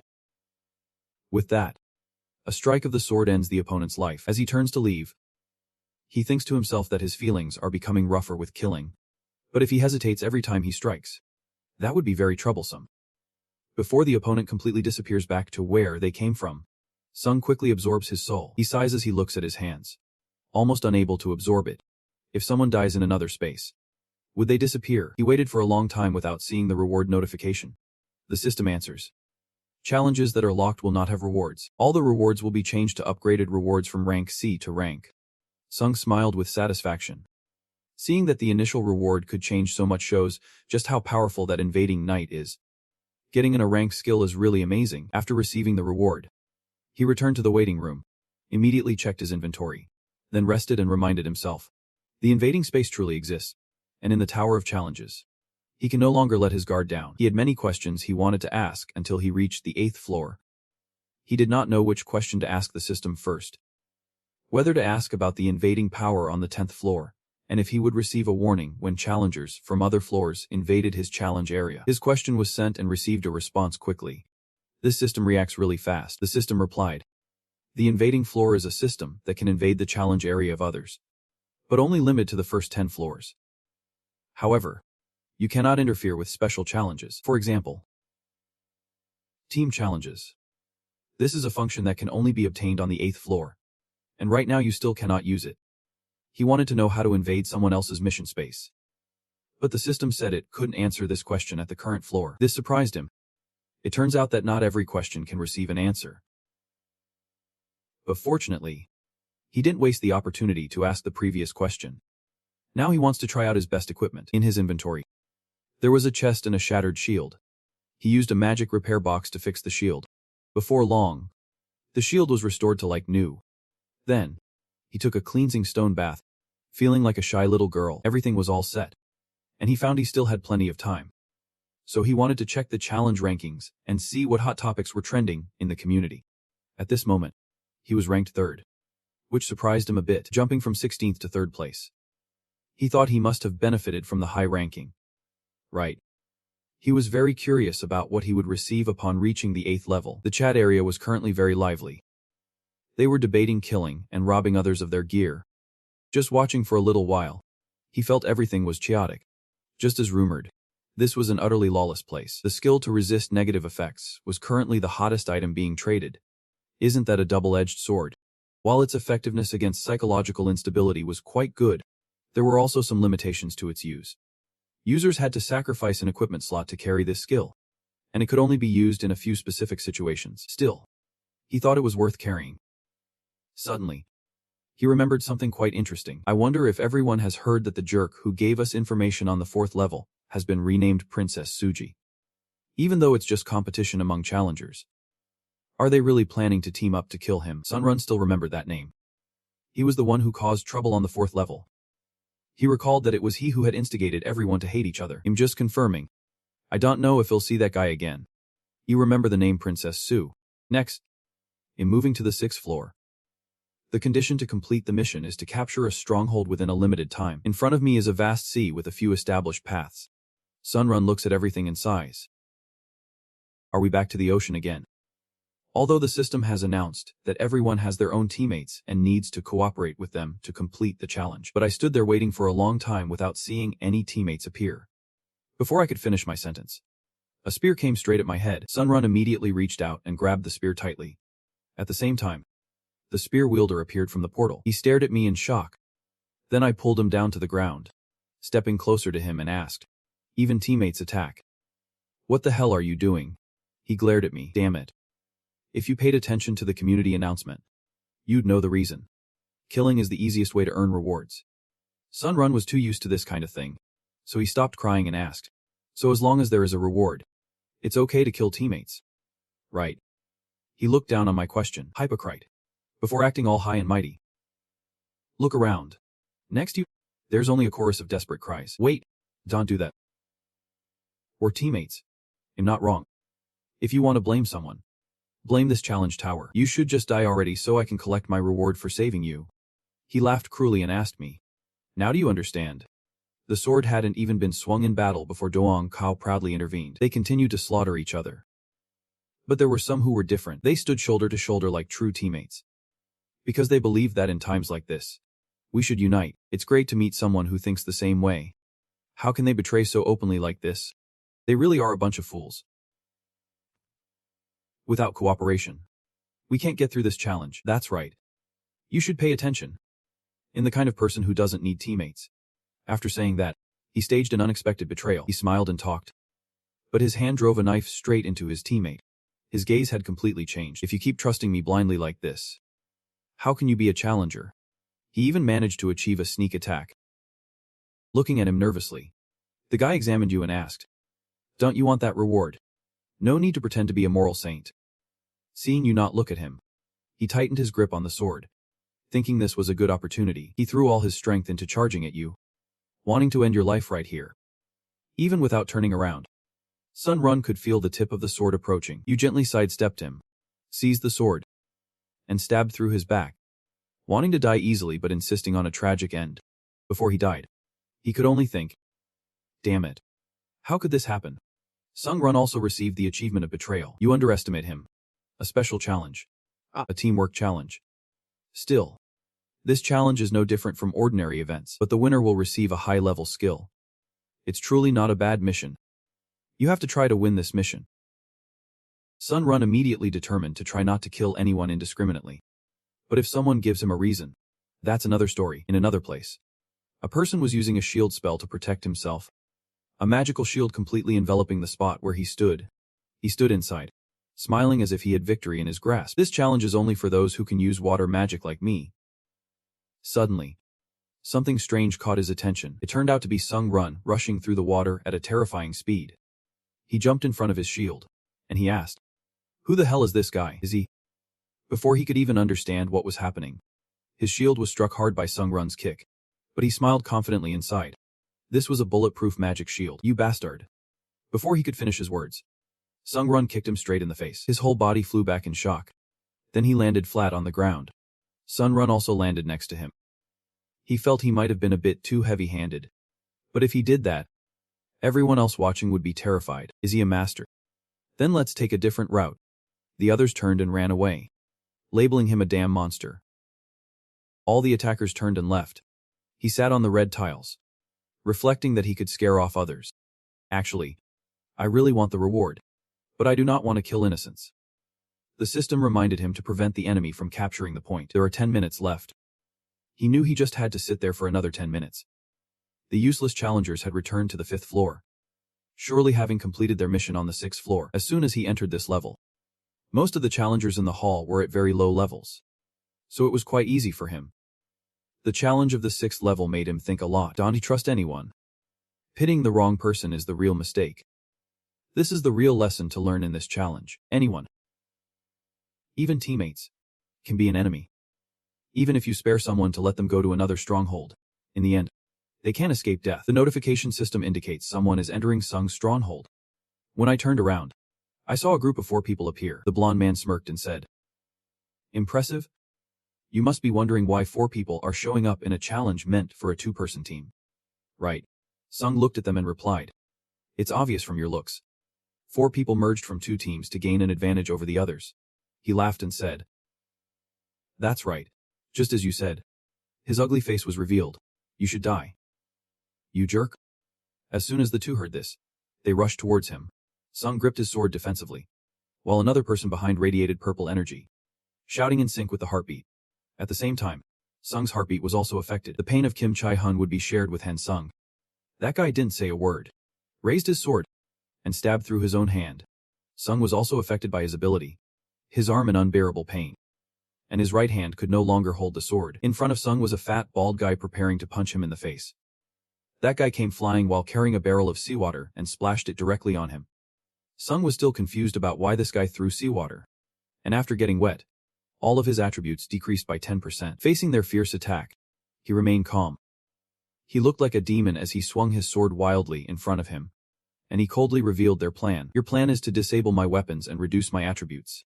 It's not a bad plan, but you've made a fatal mistake." After saying that, he jumped and grabbed the head of that demon-like guy, then told them, "The truth is, you've chosen the wrong opponent." Sun violently slammed the guy's head down, making the entire sky shake and shatter. The other 3 were horrified watching him. The system praised Sung for completing a total annihilation, while also learning the skill of looking down on the weak. The bald guy saw the situation and charged at him from behind with his sword, but he quickly dodged the blade, leaving his opponent unable to react in time. Then he appeared in front of his opponent, delivering an elbow strike to his face, followed by a stomp on top of his bald head. Sung's smile grew more confident as the other 2 could only watch the bald guy's body crumple to the ground. The blonde guy was extremely panicked, trembling coldly in front of them, while the person next to him asked, "What do we do now? Do we attack at the same time?" Suddenly, that guy raised his sword and struck fiercely at the leg of the person next to him, causing him to fall to the ground, intending for Sung's leg to be injured as well. Sung was indeed affected and could not stand firm. He was frustrated, thinking, just as that guy said, pain is the only thing we share. Luckily, it doesn't count as additional damage. But the problem is that my actions will be limited due to the pain. The other guy cried out in pain. "Are you even human? You jerk?" The blonde guy ignored his words and continued to stab his sword into his stomach. The blonde guy threatened, "Don't come near. You bastard. If you get any closer, he'll skewer you. And even though it hurts a lot, thanks to my pain resistance, I can still move. However, if this keeps up, dealing with that guy will be really tough." Maybe he's come up with an idea to kill the sorcerer with the synchronized heartbeat magic. With that thought, Sung ran straight toward the opponent, throwing the remaining shield in his hand. The shield sliced off the sorcerer's head. Immediately, Sung felt a sharp pain in his neck. He collapsed to the ground, clutching his neck. The blonde guy saw this as his only chance and quickly swung his sword at Sung. But Sung gathered all his strength to grab the blade and block it. He brought his bloodied hands together, mumbling, "Getting your throat cut really is uncomfortable. You're curious about this feeling too, aren't you?" At that moment, the other guy just smirked, thinking that Sung was done for. Sung used his bare hands to break his sword, then used the tip of the sword in his hand to decapitate him, his gaze as cold as ice, showing no sign of hesitation. Just then, time was up, and everyone else cheered. "We're still alive. We did it." Was there someone inciting many people to be enthusiastic about the achievement of killing when the challenge began like this? In the end, those who win are the ones who maintain their formation. Though there are a few exceptions. Sung looked at his blood-soaked hands, wondering if he looked like a monster in the eyes of others. The system will reward you when you return to the waiting room. But first, you need to absorb the souls of those who died here. The soul-stealing skill is now leveled up. Trembling as I step into the 7th floor waiting room, I want to check the achievement list before even having a chance to rest. And level achievement. Returning first is certainly not a trivial accomplishment. I continue to look at the details. C-level killing skill. E-level ruthless killing technique. D-level bloodthirsty tower climber. It seems I've earned quite a few achievements from all the killing. It looks like achieving accomplishments grants skills, attribute points, and many other rewards. Excitedly, I received a random treasure chest, and upon seeing it, I guess this was the reward for the 6th floor challenge. If it's an item from level F to B, then I shouldn't expect much. Just open it and see. Then it'll complete the soul absorption. The chest emits a light as if there is a treasure. A little blue fairy flies out from inside the chest. I stand there trembling, looking at it with a suspicious expression, the corners of my mouth involuntarily curling into a smile. What the heck is this? After thinking for a moment, I decide to fly towards it, intending to catch it. But it's not so easy to catch. Wherever I chase, it hides there. After 49 rounds of chasing in the room, I finally caught its belly. I laughed joyfully. I got you now. But the little fairy opened its mouth wide and bit my hand without hesitation, making me wince in pain. I screamed, and it successfully jumped to the ground and escaped. I start to look like a demon, originally intending to let you go because you seemed cute. But now I'm serious. This time it was cautious of you, so it's hard to catch. When you lunged forward, it jumped high to avoid you. You continued to chase after it, going high and then low. In the end, its speed couldn't match your quick reflexes. You threw a punch straight at its head. Its smooth head seemed to burn, leaking and then shattering. Inside appeared a chain. System notification. You have received the highest level item from Boo randomly. This is an iron chain crafted by a skilled blacksmith who dedicated his life to iron and steel. Run held it reverently in his hand, mesmerized by the iron chain. You decided to try it on. The blessing effect of the iron chain has been activated. Your skin has adapted to the property that can absorb 10% of damage from all physical attacks. Run was a bit shocked. It helps increase all sword-related skills by 7%, while also absorbing 10% physical damage. In fact, it's even better than most level items. This is a cheat level item, effective for both attack and defense. Now, without hesitation, Run wore a bright smile, feeling like he hit the jackpot with this chain. But as soon as he put it around his neck, he felt something was off. Your mana has run out. The blessing effect of the iron chain has stopped activating. The joyful smile turned into a frown. I guess the downside of this thing is that it consumes a large amount of mana. Still, you decided to hide it in your chest, planning to use it in emergencies. First, I need to accumulate magic power. I glanced at the system board to check if my talent had just leveled up. Suddenly, the system asked if I wanted to challenge the 7th level of the trial. I knew well that challengers had a certain amount of downtime in the waiting room before entering the next trial level. But completing the trial faster is good for me. If that's the case, does that mean everyone else's waiting time has also disappeared? I immediately entered the community to see what was going on.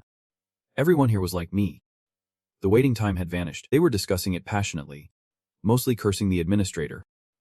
I felt that the disappearance of the waiting time seemed to mean nothing to everyone. For the pioneers, it didn't benefit them at all. They only cared about getting home. I thought to myself, perhaps that's because most of them are ranked challengers, and the atmosphere is completely different from level 6. I guess that those damn killers must be quiet by now, since the next trial rounds are just one-on-one battles. They have no reason to attract attention. Those damn killers see their teammates' lives as tools, and they are definitely my target. I have to be even more vigilant. I told myself with a determined look that I must train a new skill that won't be shaken by any other diverse skills. Now let's take a look at the soul capture skill that has been upgraded to rank D in level 6. I noticed that the basic effect seemed to have changed a bit. Before, it only enhanced your attributes, but now it can change your magic or create a protective shield. Originally, you hoped this skill could increase soul absorption efficiency, but you also needed a defensive skill to protect your body. You thrust your sword toward the system panel. You wanted to see how useful the soul shield was, even if your hand was cut off. The waiting room had a healing effect to avoid injury. Those souls absorbed the damage. It seems those souls were absorbed into your sword. You stared in amazement at your hand. You decided to keep some souls for defense instead of absorbing them all. You wanted to check the current challenge ranking and discovered you had dropped to 4th place. Disappointment clear on your face, but this wasn't too important. After all you were doing was staying in the top 50 to become a pioneer. Tired of waiting, you began to do rhythmic exercises. You were looking forward to entering the next challenge floor. The goal of the 7th floor was to prove yourself. The place you appeared in seemed to be a basement. You realized this time was completely different from the previous challenges. Walking down the corridor, you didn't sense any presence. The silence made you feel uncomfortable. Finally, a blinding light appeared before you. It was so sudden that you didn't even understand what was happening. The place you appeared in was a desert. You needed to prove yourself by overcoming your fears. This place feels a bit familiar to me. I stand still, waiting for something to appear. The ground starts to heave with giant chunks of sand. I look at it and know this is the Sandman. It seems this place wants me to go through the trial guide once again. This means I need to overcome the 3 challenges I completed before. Honestly, I could close my eyes right now and still easily defeat a Sandman. So is that why they want me to quickly move to the 8th level? However, this puppet is different from the ones before. It is 3 times the size of the one I encountered. The Sandman tightens its sandy fist and raises it high in a fighting stance. My expression is full of anticipation, eager to test its strength.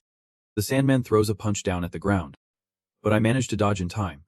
The sun shines as its arm flies up, and at the peak, it jumps high. I observe its entire body, but I feel strange because I can't find its core. I think that maybe when its size increases, its core has moved inside. The monster suddenly swings its arm at me, catching me off guard, and I am a bit shocked. At this moment, I am facing its gigantic hand. It has caught me in its palm, but its hand starts to crack. I struggle and swing my sword inside its palm, easily breaking free. After a moment of thought, I decide to slice it into pieces to see what is inside. I leave countless cuts on the puppet's body, its body cracked with each strike of your sword. Seeing this, you chuckled. It really was like cutting into sand. We need to find a way to detect and destroy the core of the puppet. But that only angered the puppet. It raised its fist and slammed down on your position. You quickly dodged, but it lifted its leg to kick you. Leaping up, cursing this damn thing. Not only having to dodge the puppet's attacks, but also the shockwaves generated when its body hit the ground were quite strong. At this moment, you were being chased by it, looking utterly pathetic. After running for a while, you jumped into a sand pit and got buried. After a while, you finally poked your head out. Your anger was boiling over. You shouted, "I'm getting annoyed now." You looked at the monster beneath your feet, standing up as if you had made a decision. Just then, it was also approaching you, your gaze becoming sharper. You unleashed the Triad Slash, a double strike to its body, but it quickly recovered as before. You leaped up and continued to slash at it. You knew you could crush it with just one blow. Thinking back, you were initially a bit frustrated when other challengers interfered with the test, but now you were silently grateful to that bastard. Thanks to him, you had accumulated more combat experience. This damned puppet could use sand to regenerate its body. You knew you had to keep smashing it until you found the core. Telling it, "Keep regenerating your body, because I will continue to chop until I completely crush you. No matter how you chop it, it still regenerates." He looked at it annoyed after sweating profusely. It was truly stubborn. Where is its core after all? He suddenly realized something. Its body had shrunk a lot compared to before. He asked, "When did you become so small and cute?" It just stared at him, seemingly understanding his words. Its cheeks flushed with a shy pink. He speculated that the amount of sand needed for the puppet's body was being used as a kind of resource. And this resource couldn't be taken infinitely from the surrounding environment. This explained why the puppet was getting smaller. If this is true, he gave a cunning smile. "Hey, puppet, do you want to lose weight with me?" It looked at him with a different gaze. Seeing him flying towards it, it also got into a fighting stance, shaking as it kicked its right arm and then continued to chop its body into pieces. Its entire body was smashed to pieces by him. It let out an angry roar. At this point, its body had shrunk a lot and the core on its back was also revealed. Its eyes shone brightly as it had found what it wanted. He looked at it and started calculating. Chopping into its body was quite difficult because that part was very hard. This consumed quite a bit of my stamina. But I finally found the core. I spent about 10 minutes. The time limit for the 7th floor challenge is only 40 minutes. So I need to wrap this up quickly. The puppet suddenly raised its fist in front of him. He quickly dodged away from its hand, but did not rush to chop, waiting to see what trick it was going to pull. So after losing weight, it became a lot more agile. Interesting. I want to play with you a bit longer. But there is no time left. Then, he decisively thrust the sword into its core. The puppet let out a painful scream and the core shattered. At that moment, the puppet completely turned to sand, falling into his hands. Suddenly, a blinding light appeared behind him. Before being teleported away, he remembered to absorb the puppet's soul, hurriedly reaching out, but couldn't grasp it. The system notified him that the soul absorption failed, and he cursed in frustration. Damn it. This annoying ability. The next challenge left him astonished. He realized this place was the orc village in the 2nd challenge level. Just as he thought, this challenge drew material from the previous levels. He stepped outside and saw the desolation after the fire he had caused. He recognized that the figures in front of him were orc hunters. In the second level, he had destroyed the orc village. Could this be what happened afterward? The hunters painfully looked at their fallen kin, and then turned to stare at him with resentful eyes. They growled angrily, their bodies trembling. Their eyes suddenly glowed red like embers. Then they let out a roar that shook the earth, falling into a state of rage. This phenomenon only occurred when monsters were extremely furious. Among the crazed orcs, there was not a moment of calm. He felt truly unlucky. They charged at him angrily. Sun stood still, trembling, waiting for them to get closer. Mumbling, "You really shouldn't show such evident sorrow when losing your kin." At that moment, he was filled with intense rage. At the very least, I shouldn't be in front of him. As he soared up, he had already severed the arm of one of them. What surprised him was that the monster suddenly collapsed at his feet. He coldly looked at it and asked, "Does it hurt a lot? You should have watched your kind die." Hearing that, it became furious, opening its wide mouth full of fangs as if it wanted to swallow him, then rushed towards him with all its might. Sun easily dodged its sword tip, and when he swung his sword to counterattack, the monster's head flew into the air. The second challenge ended so smoothly. He quickly turned around because he didn't want to delay any longer. It turned out to be to absorb their souls. This time he succeeded before the teleport gate pushed him away, so he smiled happily. The transformation of this challenge amazed him, and where he arrived was the ocean, the pursuit area of the 6th floor. The previous challenges on the 1st and 2nd floors made him think that this would be the 3rd floor. Thinking of this, he sighed, seemingly understanding something. The tower used such a stupid challenge to test intelligence. It really was foolish to demand logic from this tower. This time he had to use a healing potion to boost his stamina and magic. As he opened the vial, he drank it all in one go. Immediately after, his body felt empowered. He held the glass bottle, looking around as if afraid someone would see him. So he decided to throw the glass bottle into the sea, intending to contaminate this tower. Just as he threw the bottle into the water, a huge wave rolled up from behind. The brick he was standing on was swept up into the sky by a whirlwind. He looked back, thinking to himself that he only threw one bottle. He immediately used his speed boost skill to run away before it hit. He thought that so far he had completed all the challenge's requirements. This meant that to get through this challenge, he had to find the red chasing brick. At that moment, he could not touch the water. He would move faster. At least it would not catch up with him at this speed. While thinking, the brick under his feet was tossed up into the sky by the current. Just like that, he encountered the challenge water. All his stats were decreasing. It was then that he realized these bricks did not fly up in order. This was the consequence of assuming the tower would operate logically. At that moment, he had to immediately use his speed boost skill, shooting off like a rocket. His feet only stepped on the bricks floating in mid-air. He muttered, "You think I'm going to die here?" With steely determination, he jumped from brick to brick. In front of him, the red brick appeared. That was the target he needed to reach. He didn't know if this was the end of the challenge or not. As he was nearing the destination, the waves grew larger, violently surging from below, chasing him directly as if they had a soul. Sunrun had to continuously dodge. He was determined. Just a little more to touch that brick. But reality always contradicts desire. The whirlwind behind him slammed into his back, tossing him away. While he was enduring the pain from the water pressure, the chain armor was doing its job, and he also had to absorb the soul. But the water pressure here could still destroy them. He was sure he would be affected by this attack. The shield had protected him from the damage of the recent impact. Sunrun quickly bounced back, continuing to run towards the red brick. The whirlwind was still relentlessly pursuing him. The remaining time was up, and the special effect of the cloak also came to an end. Sunrun grimaced and swore, "Damn it. My magic is running out." At that moment, he took out a dark red object from his hand and swallowed it. It turned out to be the soul of the hunter he had just killed. It had given him a large boost of power. The two whirlwinds are still chasing behind, and he has to keep running nonstop. Just a little more to touch the brick.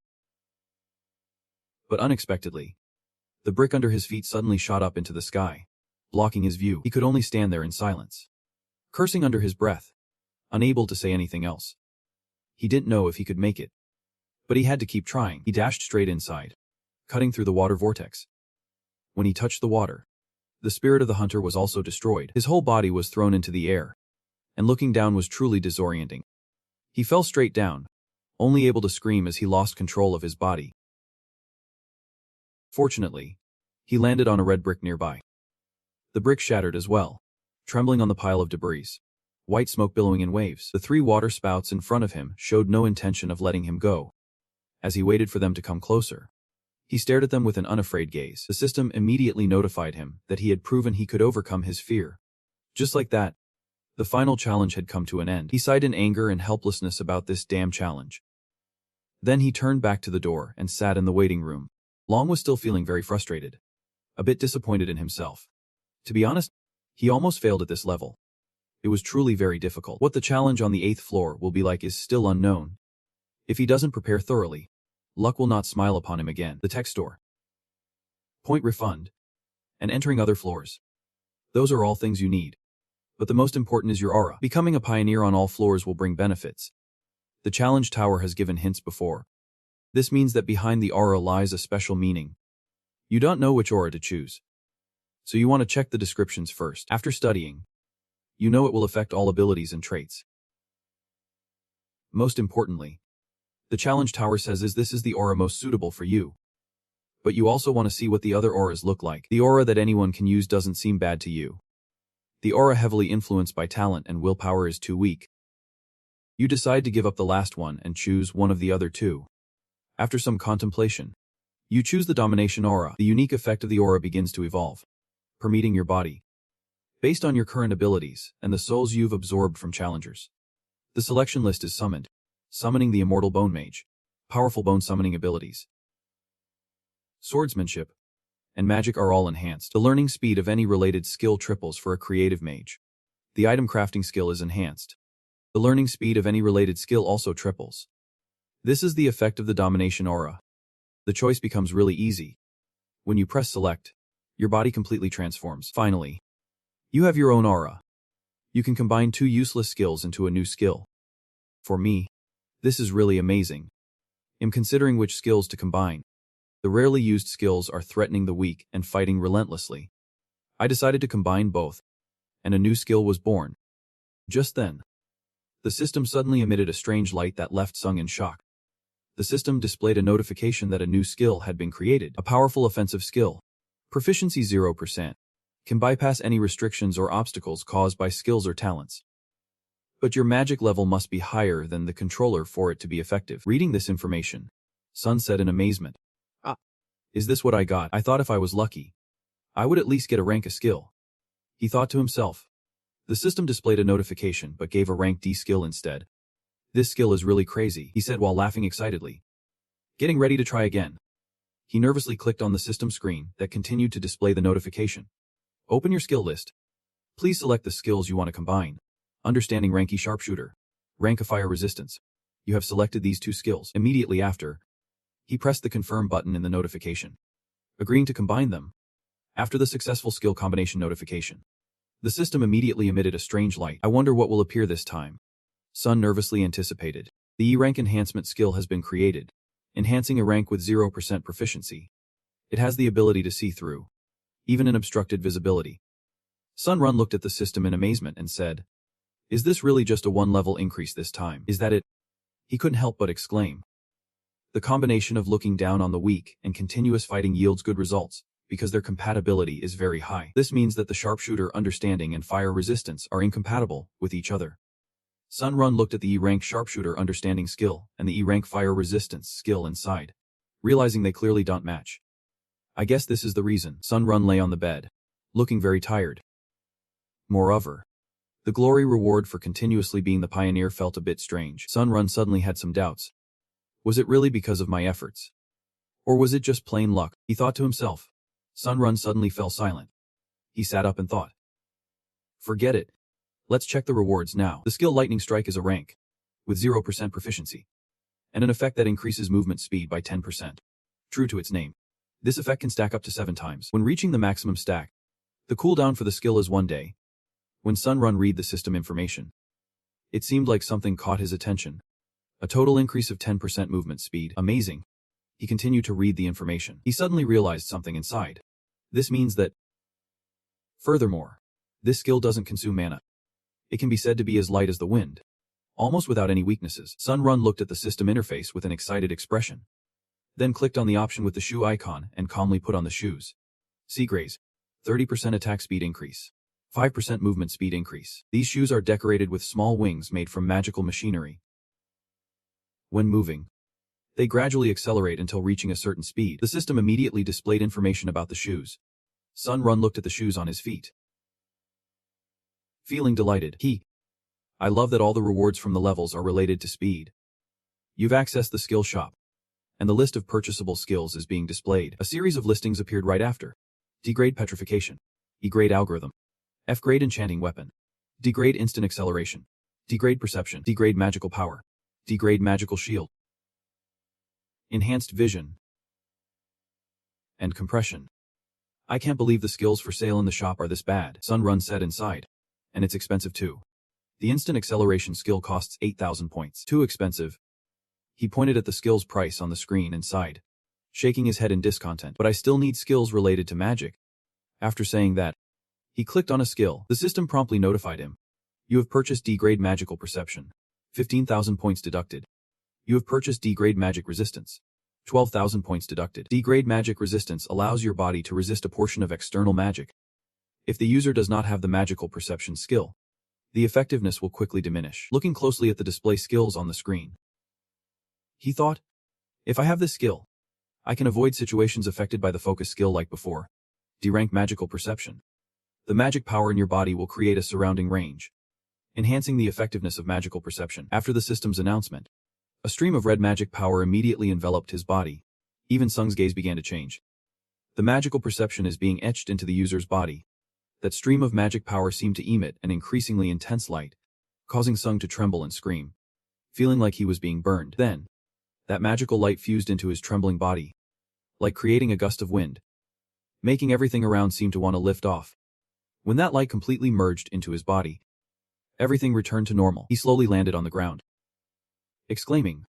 His body felt really relieved.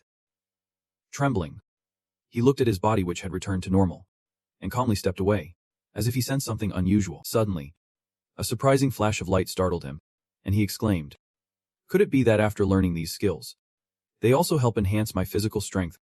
Dung Run looked at the trampled ground and sighed. It seemed he had struck a jackpot. He couldn't help but burst into excited laughter. At that moment, the system displayed a notification. You can use necromancy to awaken nearby dead people. The result of the awakened individual will be proportional to the quality and quantity of souls used. After reading this information, he couldn't help but wonder. He was quite curious about this skill to awaken the dead, but using it in the battlefield. After saying that, he closed the system interface. S took a deep breath and sighed. Now was the time to make a decision. He thought to himself about whether to directly challenge the next trial or return to Earth. At the same time, somewhere else, someone's phone displayed a recruitment notice. A dangerous teleportation portal appeared at the memorial square for the Great Disaster. They needed a shield bearer and a level D healer or higher. The hunter had recruited enough, but you still did not have any members.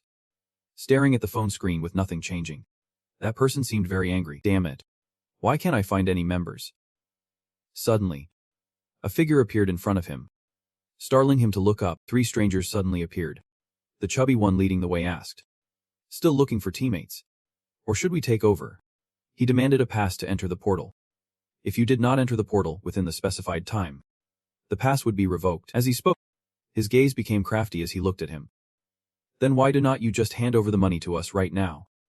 Seeing the 3 of them, he did not seem pleased at all. He looked at them, sighed, and said, it's him again. So annoying. I already said I am not handing it over. Before he could finish, the chubby one interrupted him immediately. You bastard. Do you know why you still haven't received any team invites? Clearly, there are hunters all around. Looks like I have to play the bad guy again. He looked at him disdainfully. But just as he said, there were indeed many hunters around. Yet not a single one sent him a team invite. Let me be straight with you. He arrogantly stared straight at the opponent. You're just a trashy rank. Who would want to team up with a loser like you? This statement left him stunned. It sounded painful, but he was right. His companions also continuously threw harsh words and laughed mockingly. Is there still room in your team? While they were still laughing, someone suddenly called out from a distance, surprising everyone. Imhan Sung Run. Afi ranked on. He said this while holding up his card to prove his strength. Is that enough qualification? He looked straight at the group, his tone resolute. Of course. It is. Seeing this, He immediately stood up. Hey, brother. The fat guy suddenly patted Sung Run on the shoulder. Speaking seriously. Don't you see everyone has been waiting for a long time? Are you blind? Hearing this, he scoffed. If you feel unsatisfied, you should join Nyan's team. He spoke straightforwardly. The fat guy was furious after hearing this. Roaring. What? Do you want to die? Before he could finish, Sung Run continued, and one more thing. At the same time, a wave of magical energy radiated from Sung, showing that he was extremely angry. Seeing the situation turning sour, the fat guy immediately got scared and let go. How could his awareness be so strong? He looked at Sung Run in astonishment. Could he also be a C-rank hunter like me? Look at that overwhelming aura. One of the fat guy's underlings excitedly said. That's right, bro. Another chimed in. Hearing his underling say that, he turned back to look at them and thought. Not me, these fools. Realizing they're in a weak position to save face, he immediately looked for an excuse to slip away to avoid embarrassment. Because the association people are coming soon. He'll let you off this time. He spoke with a slightly awkward tone. You should feel lucky. After saying that, he quickly turned and left, leaving the two subordinates confused. Wait. Why are we starting already? He stood behind, scratching his head. Looking puzzled, Hunter Lei Qinggai Dung Run suddenly spoke up, noticing that it seemed like no one wanted to join this team anymore. Let's go straight in, he suggested. Qinggai was extremely surprised to hear that. Just the two of us, he asked doubtfully. Then the two of them walked straight through the space gate and entered. Qinggai looked around, his face astonished yet still worried.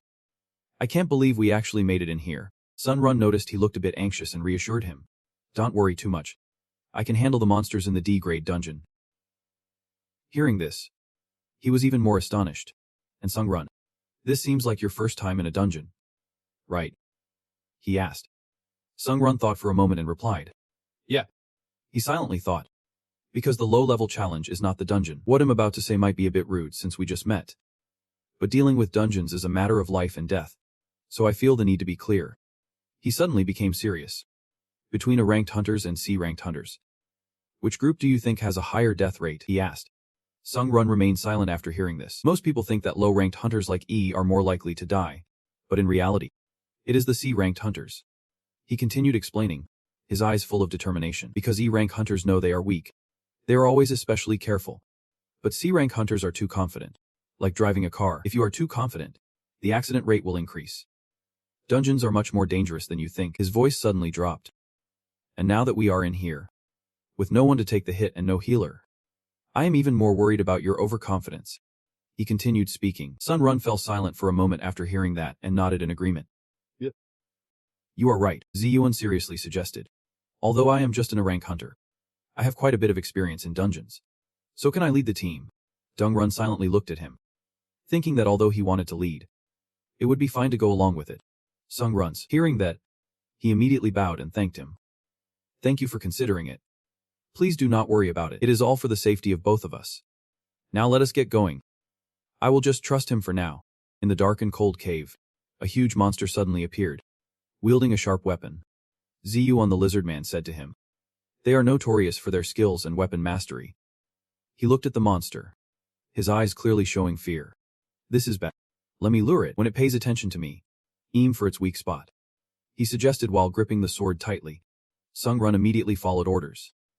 Wanting to see how an experienced hunter would handle it, he thought to himself. Just then, the monster suddenly roared and charged at Ziyuan.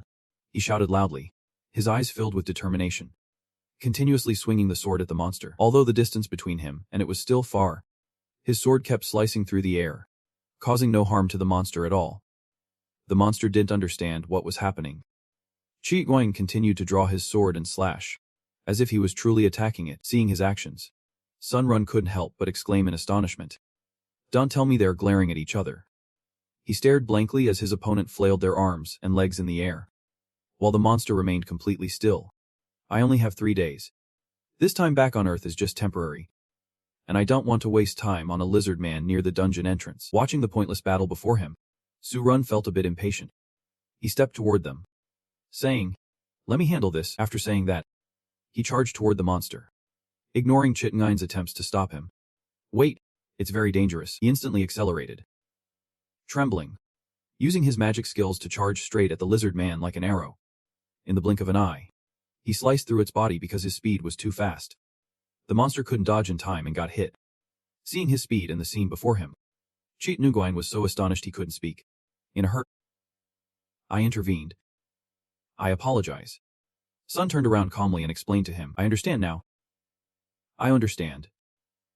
That's fine. Nguyen looked at the blood-soaked body on the ground, stammering his response. Seemingly still in shock, Sun continued to ask, I have a suggestion. Can I say it? At this moment, Nguyen appeared to be extremely unimpressed with Sung, nodding rapidly and immediately listening. Of course. You can say anything. Just get straight to the point. I hope that from now on, I can lead the team. He pointed at himself and suggested. Just then, a group of lizard people rode out from deep within the cave, and Sun quickly turned around and charged at them. Attacking swiftly, one by one, he quickly took them down. The monsters continued to pursue and attack as they charged towards Sung. He immediately jumped into the air, performing a beautiful somersault. Sung descended from above, stabbing his sword through the bodies of the monsters, leaving them no time to react. Nguyen stood by and witnessed everything, so astonished he couldn't say a word. This was a one-sided massacre, he exclaimed, marveling at how Sung fought. A monster lunged at Sung, but he quickly dodged, making it hit its own kind. The sound of Sung's sword kept echoing. Soon after, Sung easily dealt with all the monsters. Maybe I am witnessing it, he exclaimed in amazement, the battle of a rookie. At the same time, after defeating the last monster, Sung nervously thrust his sword straight into the chest of a lizard man. Sung gently pulled out a glowing green stone from its chest. At that moment, the system immediately displayed a notification, degrade monster core. The magical core extracted from the heart of the lizard man is very useful in alchemy or crafting. Sung tossed the stone into his backpack, which was already filled with similar stones. Sorry. I can't help with anything else besides carrying stuff. He looked at Sung with a guilty expression. Based on our loot, there is almost nothing left here. While he was talking to him, suddenly something rushed at him at high speed. A lizard man unexpectedly charged out from deep within the cave. Sung seemed to sense its presence too, just tilting his head slightly to dodge the monster's attack. He immediately turned around, his gaze resolute, countering the lizard man with a powerful blow, sending the monster flying up into the air, its body soaring straight up into the cave. Sung looked at the motionless monster, his expression unchanged. While he was very surprised by Sung's attack, at the same time, he also showed some concern, as Sung's strike had shaken the entire cave, causing debris to continuously fall from the ceiling. He exclaimed in astonishment. The scene around him left him stunned. With monster corpses and blood scattered across the ground, Sun Run calmly suggested, let's talk outside. If we let our guard down, we could be in danger. He quickly apologized and looked at Sung Run, his voice still filled with amazement. Sung Run wiped the lizard blood off his hands and said, Of course. I'll do my best to protect you. Sung Run thought to himself. Now's the time to take advantage of the yawn to absorb the soul. With that in mind, he pretended to yawn, and immediately started absorbing the soul continuously. It seems that increasing proficiency with D-level monsters is going to be tough now, Sung Run sighed. And right after that, a mysterious portal suddenly appeared in front of them. He said in amazement, We really made it to the boss room with just the two of us. Sun Run looked at the portal, unable to hide his surprise. So this is the boss room. I didn't expect to challenge the boss here. Clearing half of the dungeon is already quite an achievement. Nguyen seemed extremely excited and exclaimed, But for this kid, cleaning out the entire dungeon was entirely possible. He looked at Sung Run's back and thought to himself. He suddenly turned around and said, So I want to go into the boss room. What about you? Hearing this, Sung Run replied, Of course. But don't you need to rest? I'm fine. Then let's go. With that, both of them immediately stepped into the portal. As soon as they entered, they were faced with a giant lizard man. Its entire body was covered with sharp spikes, and its fierce eyes stared intently at the two of them. Indeed, it was a lizard man. Sun Run exclaimed, Hey, do you have any plans? He stood behind and asked. Sun Run didn't answer his question but simply said, Just wait here. Hearing that, he couldn't help but be astonished. Wait, you don't have any plans? The relative rushed straight towards Sun Run to attack. He looked at it with a face full of astonishment. With just a few jumps, the monster easily approached him. But Sun Run quickly leaped up, dodging its attack. Sun thought to himself, its speed is incredibly fast, completely disproportionate to its body size. But then his gaze immediately became resolute as he looked at it. In the blink of an eye, Sun Run vanished and suddenly appeared behind the monster. His speed was so fast that it couldn't detect him. Not that it couldn't keep up, Sun Run thought, pointing his sword straight at the monster. But an unexpected incident caught him off guard. Even though the lizard guy didn't turn to look at his position and fighting speed, it could still strike him with its tail. Cheat and gain. Seeing this, couldn't help but worry and shouted, "Hey, be careful."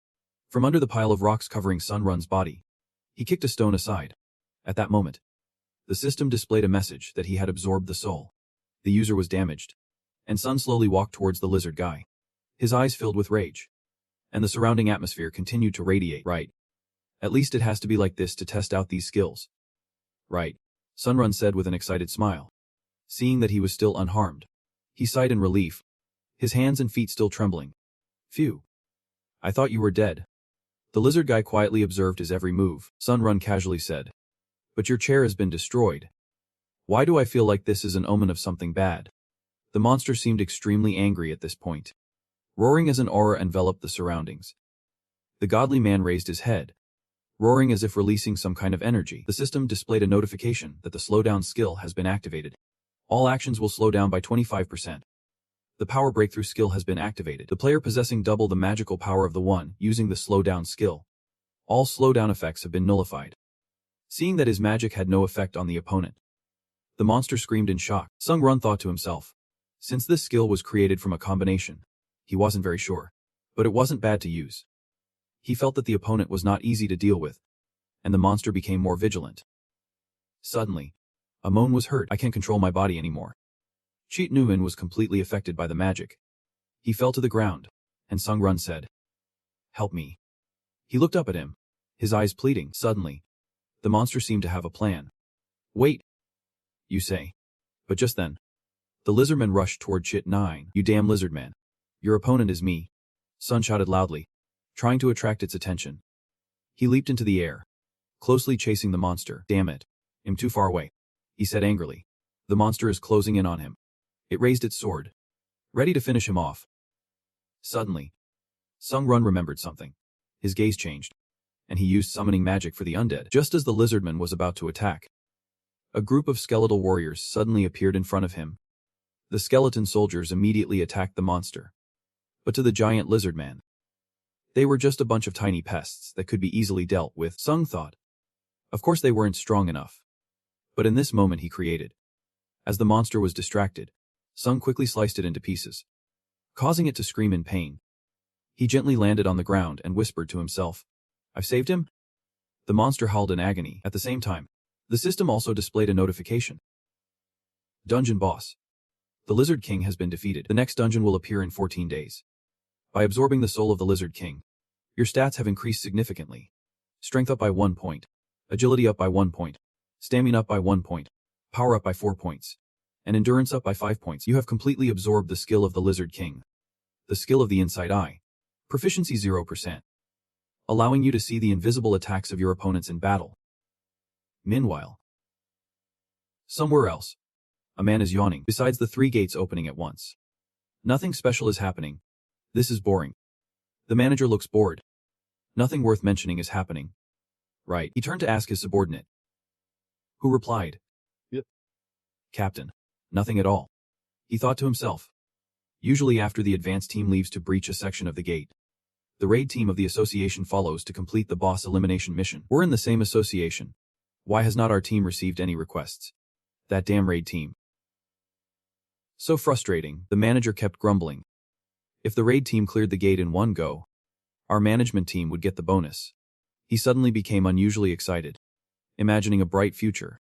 Suddenly, he thought of something. That could only happen if they had a class hunter. If there was a high-level hunter here, that would be insane. Just then, a magical gate opened, and Sun Run and Cheat 9 stepped out. A subordinate shouted that the advance team of the 3rd gate had completed the breach and come out. He was shocked and turned to ask, "Completed? How? Were only 2 people responsible for breaching this dungeon? They must have just cleaned up 1 gate and gone outside." That guy sighed. Suddenly something shocked him. The magical gate behind them suddenly changed. The color of the gate turned gray, meaning the boss room had been breached. His expression brightened suddenly. Rushing over to Sun Run. "Did you really breach the gate?" He asked in a panic. Sorry. But who are you? Why are you asking me that? Seeing a stranger suddenly ask him like that, Run was a bit surprised. I apologize for my rudeness. I'm the one in charge of the gates that suddenly appeared in this park. The manager hurriedly adjusted his clothes and introduced himself. The team leader of the gate management team of the Hunters Association asks if you are here to purchase the ownership of the gate. Ngian, standing behind, spoke up after hearing this. After hearing that, he replied, Yep. We want to propose to you too. But this is not something I can decide. Hearing him say that, Gusen asked in shock. What? Hunter Hansung Run breached this dungeon alone. He calmly replied. Hearing him say that, Jin was extremely shocked. If he completed everything alone, then he must be in a rank hunter, he said in amazement. Sung Run calmly responded. I'm a fee rank hunter. That's not important right now. We should discuss the main issue. How much do you want to pay to buy the ownership of the gate? Sung Run got straight to the point. He thought to himself. If he revealed he came from the challenge tower, it would only complicate things further. Gin listened for a moment before replying. Well, if you want me to be straightforward, the management team wants to buy it for 1.2 billion. Hearing this huge number, Dung was incredibly shocked. 1.2 billion at the same time. Elsewhere, a thick stack of documents was slammed down on the table. So tired, Hajan sighed warily. Since returning from the tower, he had been working nonstop. Suddenly, the phone rang. She picked it up, wondering who would call at this hour. Looking at the phone screen, it seemed there was some news that left her astonished. Exclaiming, suddenly, something behind her caught her attention. She turned to look at the sign behind her. The management team challenging the training tower. Team leader Lai Han. I'm sure this will bring a fresh breath of air to the council, she thought to herself. Since the higher-ups had decided, everything had escalated like this. Even though the challengers were still hiding, I didn't expect it to be so difficult to find them. Aside, looking wary, lamenting, I can't even recruit 10 people. And the ones I've found are all choosing easy levels of the training tower. This won't be enough to satisfy the higher-ups. Thinking back, she wondered what that person was doing now. Gazing down at the city through the glass window inside, a man so strong that saying he could single-handedly pass the 4th level isn't an exaggeration. And felt a shiver. She should have invited him back then. She placed her hand on the glass, unable to hide her disappointment and regret. Just then, the phone rang unexpectedly, interrupting her train of thought. She looked at her phone screen and couldn't help but wonder, who would be calling at this hour? The information on the screen surprised her greatly. A message popped up from Hansung, the guy she met on the 4th floor. La John. If you're back, can we meet for a bit? At the same time, Sung was checking his account balance. The balance in his main account was 1 million wee. I've made nearly 1.3 billion already. Sung looked at the balance on the screen and exclaimed in amazement. That's amazing. It's like a dream. So cool. He laughed happily. Maybe we should buy a house. Just then, the coffee shop's doorbell suddenly rang. Unhurriedly walked into the shop, scanning the room looking for him. Her expression showed she had been eagerly waiting to see him. Hazen. Over here.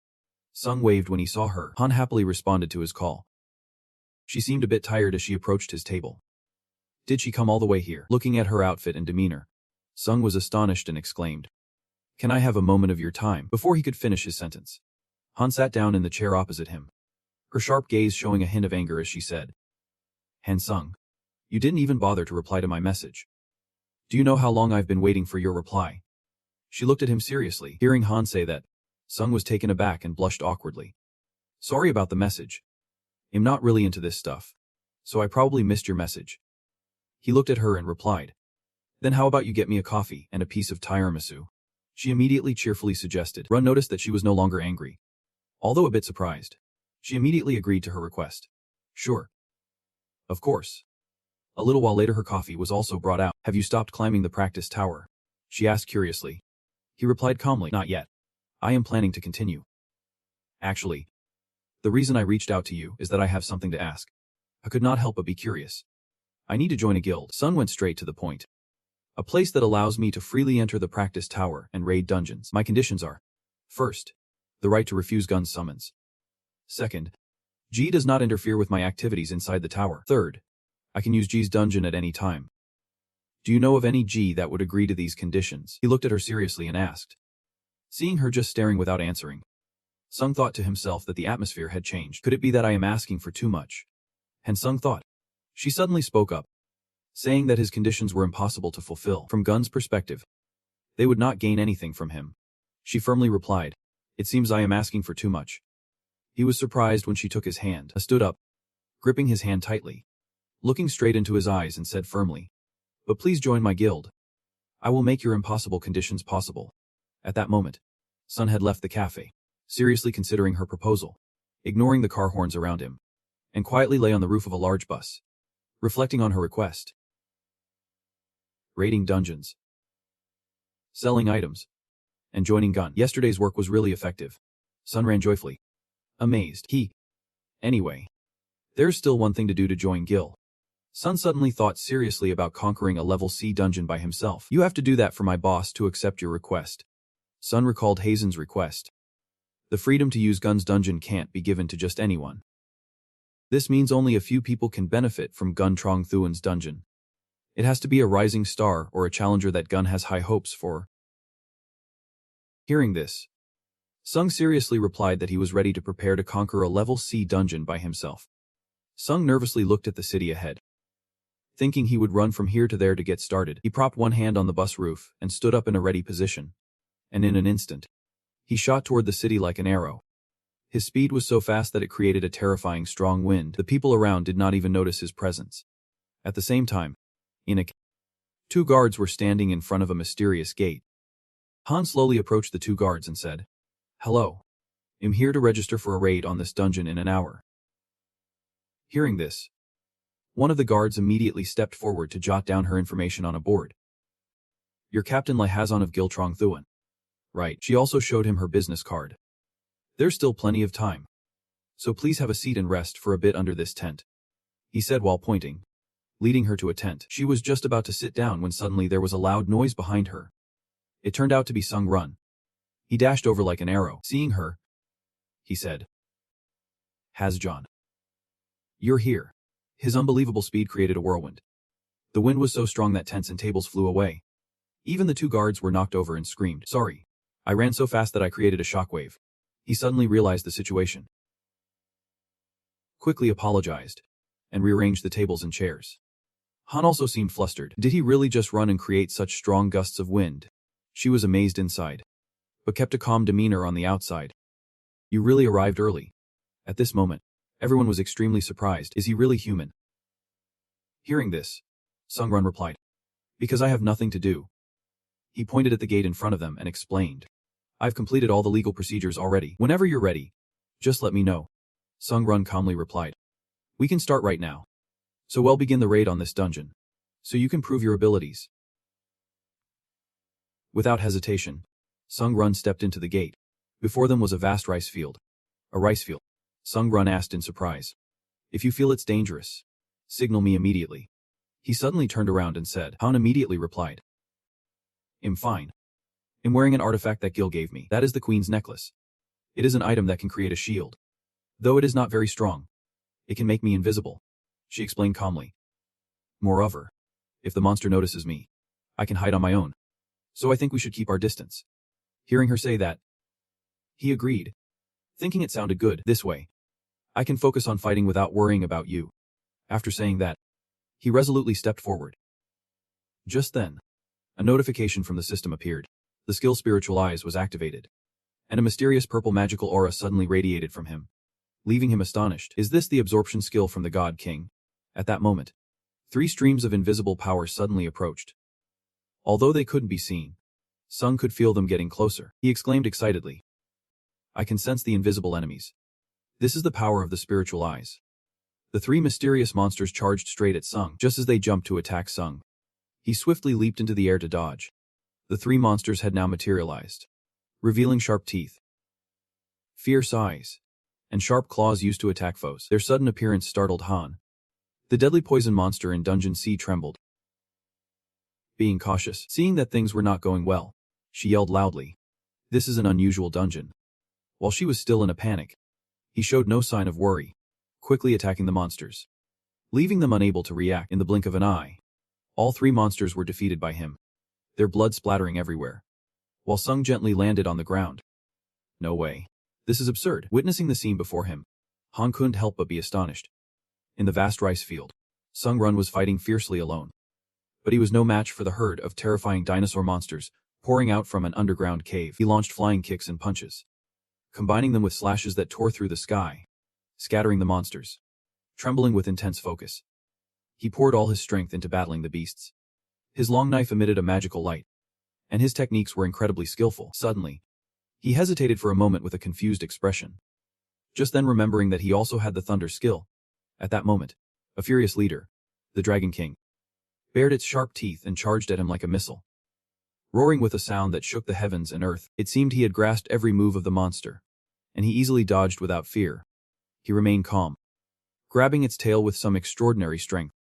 He lifted the gigantic monster into the air and slammed it down hard, creating a thunderous noise. Sun Run stood there majestically, emanating a powerful aura. Feeling refreshed, comfortable, and very satisfied with his recent achievement. It's all cleaned up here. You can come over now. Dung Run waved for her, unable to believe he could take down this beast by himself in just an hour. I was extremely impressed. And what amazed her even more was that this was an unusual dungeon. The deadly undead monsters are not to be underestimated. Typically, a C-class hunting team is needed to deal with them, yet he managed to handle it so easily alone. Sung Run's cave would surely continue to grow stronger, reaching a level far beyond the current one. Right now, the system suddenly displayed a notification, having exhausted all obtained souls. Attributes increased. Strength up 4 points. Agility up 3 points. Stamina up 4 points. Mana up 6 points. Endurance up 7 points. Sun Run thought to himself, if this is just a boss of this level, then there's nothing to worry about. I'm going into the boss room, he said, then moved towards the red magical gate in front of them. At this moment, they were surrounded by a dark, desolate cave. Only the sound of howling wind. Sun Run calmly stepped forward, while Han began to feel suspicious about this place. It felt a bit strange. She exclaimed, we can still sense the presence of such a strong monster.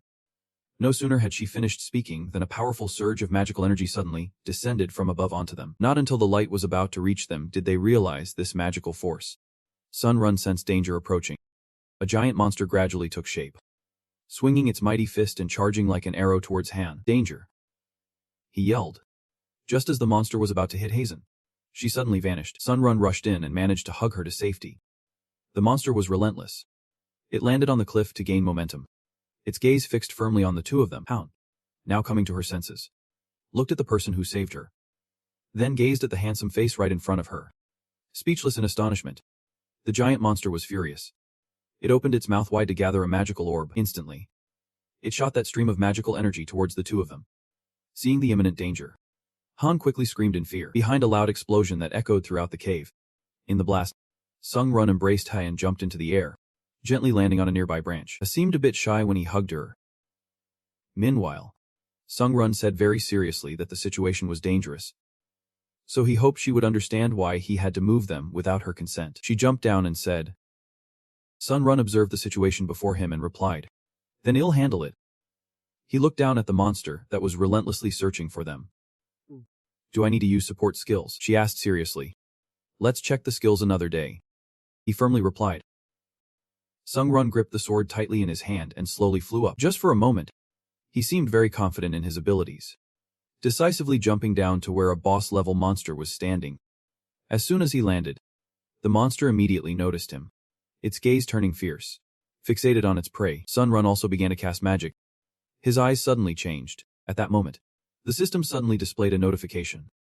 The acceleration skill had been activated thanks to the exclusive effect of the C-rank speed shoes. The temporary acceleration ability had been enhanced. At this time, the monster was also preparing to attack. It stomped its feet on the ground to gather energy. The system continuously displayed notifications. The elegant wind skill had been activated, increasing overall movement speed by 70%. Current skill progress, 7%. The giant monster opened its mouth wide, starting to gather magical power towards him. Trembling as it stepped back to charge up, then suddenly lunged forward, eyes fixed straight on the monster, but abruptly changed direction and glided to the side. This action stunned the monster.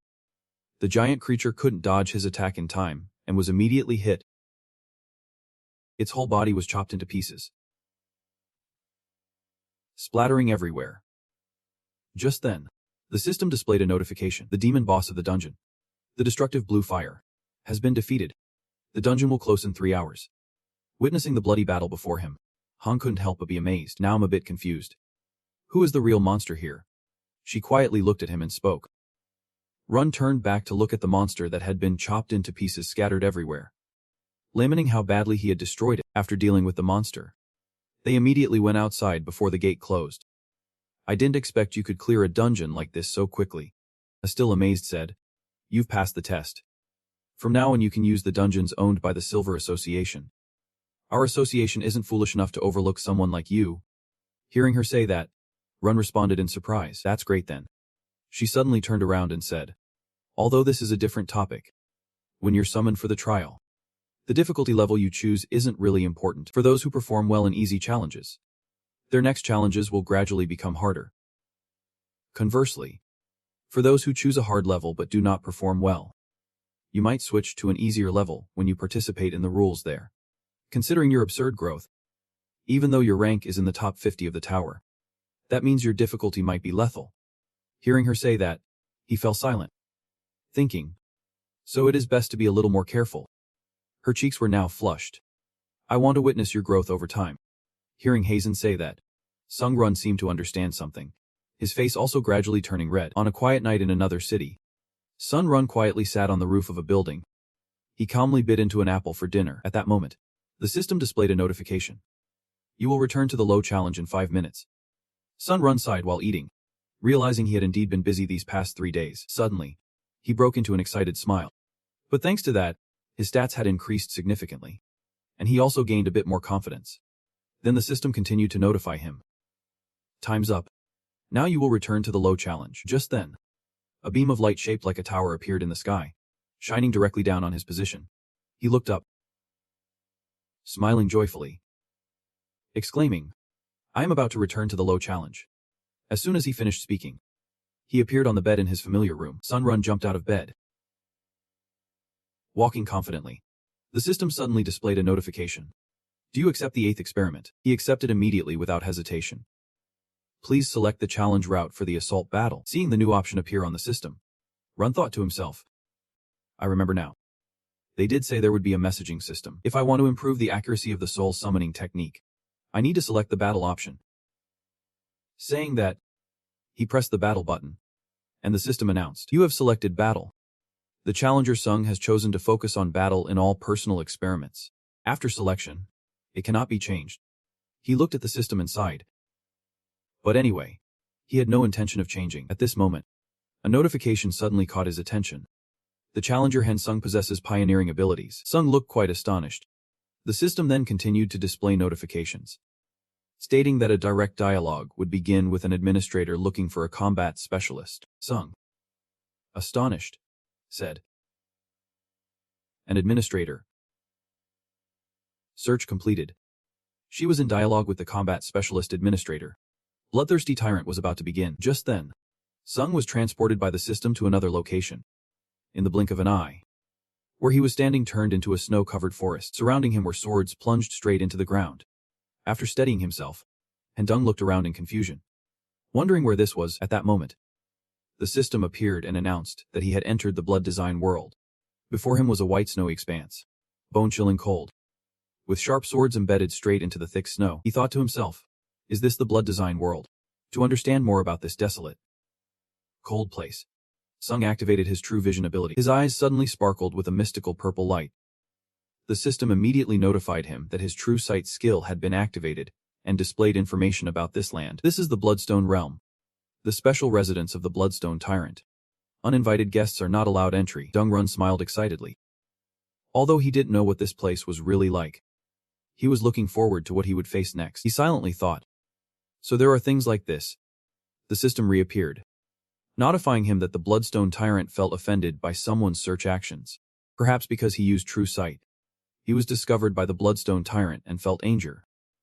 With a look of astonishment, and Sung read each word on the system board in surprise, he wondered, can a manager transmit emotions through messages? Suddenly, a sword beneath the thick snow behind him began to emit a blazing red light, slowly pulling itself out of the snow. Sensing something unusual, Hang Sung immediately turned around. The Bloodstone Tyrant conveyed through the system board to stop the useless actions and follow this sword. The sword immediately changed direction and began to move, The system board also disappeared accordingly. He stood there in astonishment, with a hesitant expression, unsure whether to believe it or not, and his thoughts became chaotic. Walking through the falling snow, the surroundings became increasingly white, and the glowing sword continued to lead him toward an unknown destination. His ball gradually moved away from the starting point. The sword with the red flame had disappeared. He raised his ocean-like eyes, took steady breaths, and looked ahead. A huge wooden house appeared in the desolate land. The snow piled so thick it was hard to believe, truly making one doubt. He paused in front of the house for a moment before deciding to go in. As soon as he opened the door, Sung Run was stunned by the sight before him. At the same time, the system panel appeared and read, "Blood Shadow Tyrant is watching you." In the cozy space, the flickering candles hung from the ceiling. Next to the fireplace, a young girl in majestic armor with light purple hair that seemed to glow sat in a chair. Her fiery eyes looked at him with pride. She spoke, "You finally arrived." She crossed her legs, exuding the dignity of a manager, and continued, "Welcome." Celestial Chamber. She looked at him with even brighter red eyes, her pupils gleaming with red light. She smiled. "Indeed a beautiful young girl," she said. "I am the manager in charge of the conversation with you." Blood Shadow Tyrant Dung Run remained silent, carefully evaluating the girl.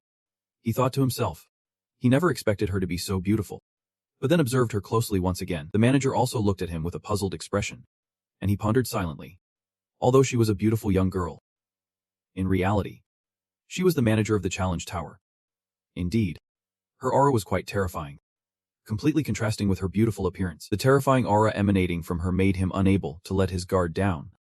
Just as he was lost in his thoughts, the manager suddenly appeared right in front of him, her expression intense, and he was startled by her speed. Her eyes, like rubies, were glued to his handsome face. He was taken aback, thinking, "What?" Then he looked at her and wondered, "Why her? I clearly haven't taken my eyes off her for a second." The girl reached for the bottle of wine on the shelf next to Sung and said, "I have always wondered what kind of monster you are. You all look pretty normal."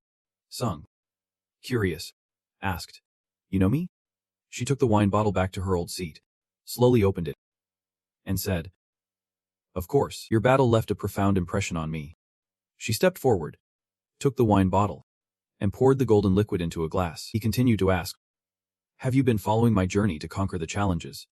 As she poured the wine, she replied, "I only know the final outcome. Observing the challenges below the 8th level is impossible." He was immediately astonished by her words.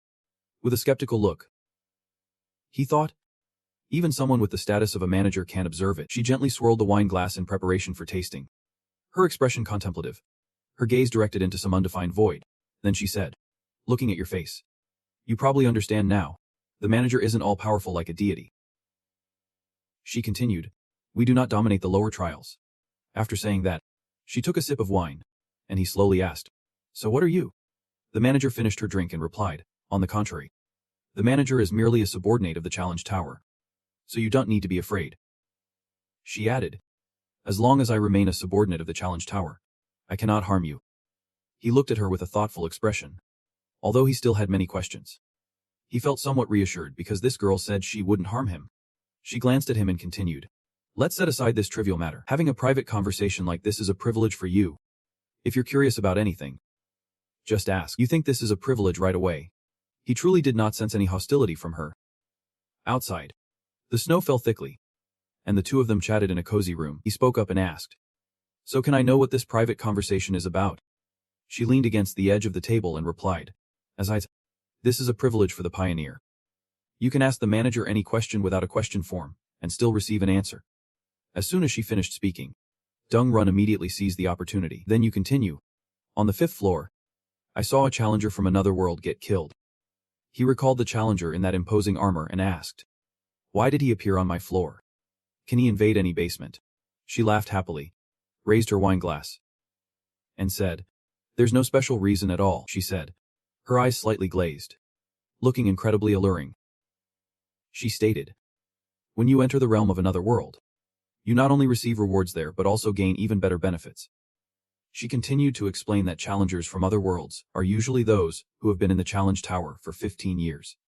So once someone defeats them, they will receive a huge reward. In the quiet room, it seemed even the air was listening to her speak. She added, The challenge tower of this world will someday merge with the challenge towers of other worlds. He asked in amazement. What do you mean? She simply replied. That is literally what it means. She continued to explain to him.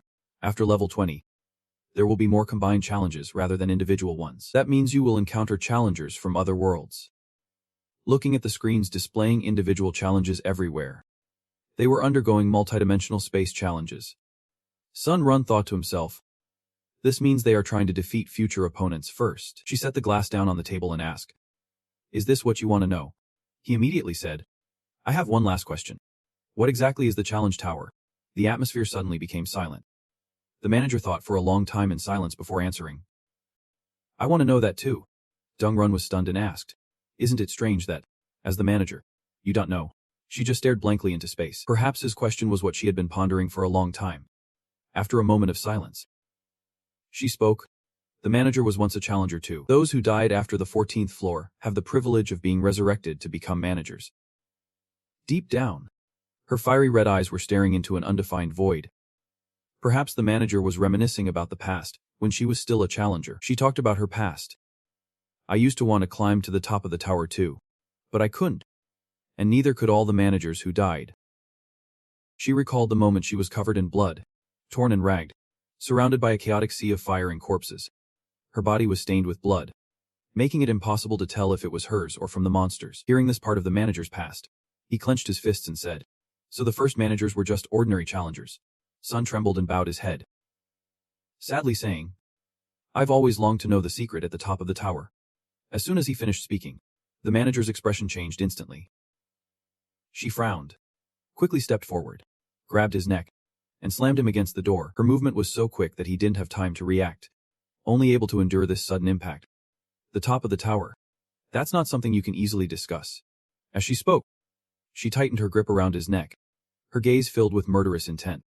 No longer the gentle woman from before, but transformed into a truly terrifying manager. Even though he was choked and pressed against the door, he remained calm and unafraid. He silently looked at her, seemingly contemplating how to calm her down. Seeing his calm expression, she sneered. Aren't you surprised at all? Aren't you scared? He replied honestly. You said this conversation would benefit both sides, and I don't sense any hostility from you at all. He slammed his fist against the door, and the wooden panel instantly cracked open. He continued. Besides, the whole door is shattered, blown away by the relentless snowstorm. The snowflakes danced in the air, and she couldn't catch him in time. He quickly stepped back onto the freezing snow. The system had also unlocked the weapon for him, and he added, I won't let you attack me easily. His expression sharpened, ready for a battle that could erupt at any moment. The manager looked a bit confused, shocked by his actions, staring at him as he displayed the skills he had been hiding all along. She burst into laughter, her voice echoing throughout the area. She narrowed her eyes at him, intrigued, and said, This is the first time I've seen someone dare to break into a manager's place. She continued. However, this has convinced me. He cautiously observed her every move. Even though she said she wouldn't harm him, no one knew what would happen next. He looked skeptically at her previous statement, and she looked back at him and continued. You challenged Han-sung to shiver, and I want to sign a master-apprentice contract with you. This time, he was the one surprised by her actions and words.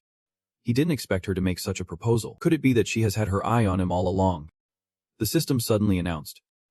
You have entered the 8th floor lobby. While he was talking to the manager, he was once again transported by the system and fell onto a soft bed.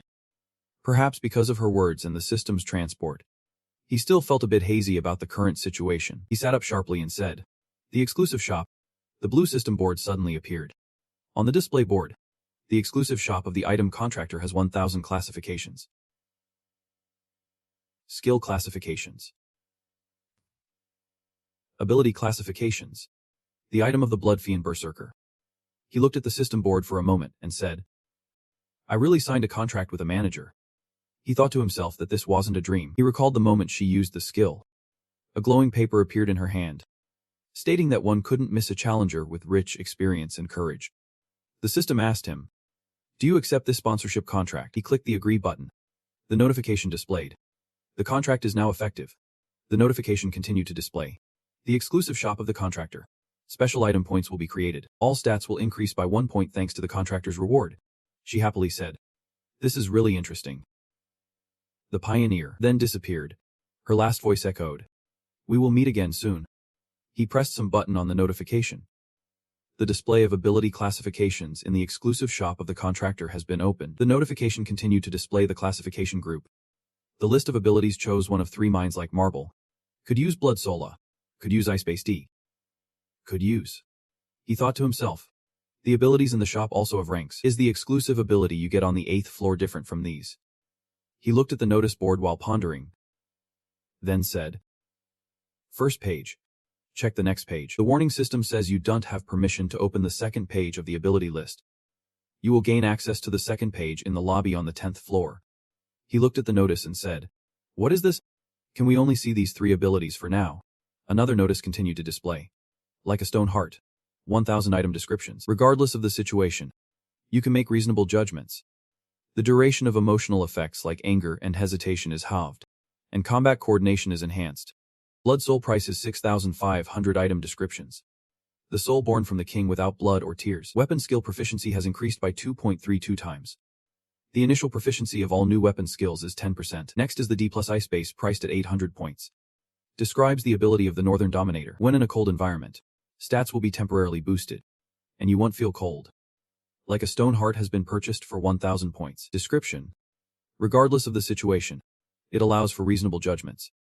The duration of emotional effects like anger and hesitation is halved, and combat coordination is enhanced. He thought to himself. An ability that helps him always make reasonable judgments in any situation like a stone heart.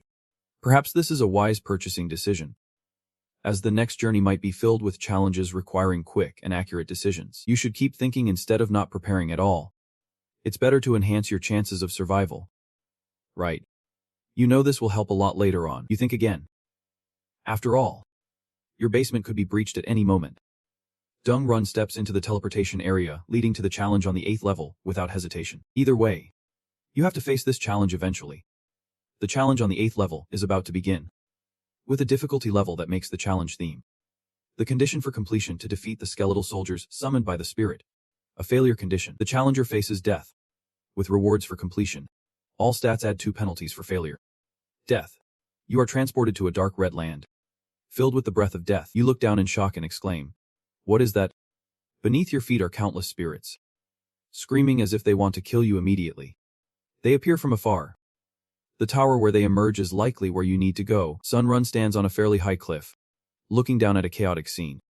Thousands of skeletons rushing towards you. Even though you know you'll face many spirits. With this number, how long will it take to win? Sun Run can only lament. How can there be so many? Along with the deafening screams of the spirits. Your voice is completely drowned out. You look around and say, Is this their strategy? To overwhelm the enemy with numbers. In a fighting stance. You challenge the spirits. Then let's get started. Under your feet are countless spirits waiting to kill you. But you fear no one. Not even this pile of bones. Sun lunged down at incredible speed, sliding down the cliff without a scratch, landing heavily on the ground. Using the force to jump into the midst of 7 spirits, the perfect landing swept away hundreds of spirits standing nearby. But a large number of spirits continued to close in around him. Sun displayed incredible strength among the spirits without any fear, but the spirits no longer feared death. So they weren't afraid of him either. They wielded swords, daggers, spears, and any sharp weapon they could use to kill him. All the spectral spirits charged at him. Red light flashed in their eye sockets, showing a brutal, furious killing intent. Unfortunately, before they could even touch him, they were blown to pieces. While Sun remained unharmed, he sighed and said, I still haven't broken through the encirclement of these monsters. That's right. Even after eliminating hundreds of spirits. In a place filled with spirits like this, that's just a tiny fraction. Sun unleashed punch after punch, smashing the skeletons, talking as he fought. But I find these skeleton soldiers too weak. My skill proficiency increased by 0.08. He said in disappointment. Only 0.08%. What a letdown.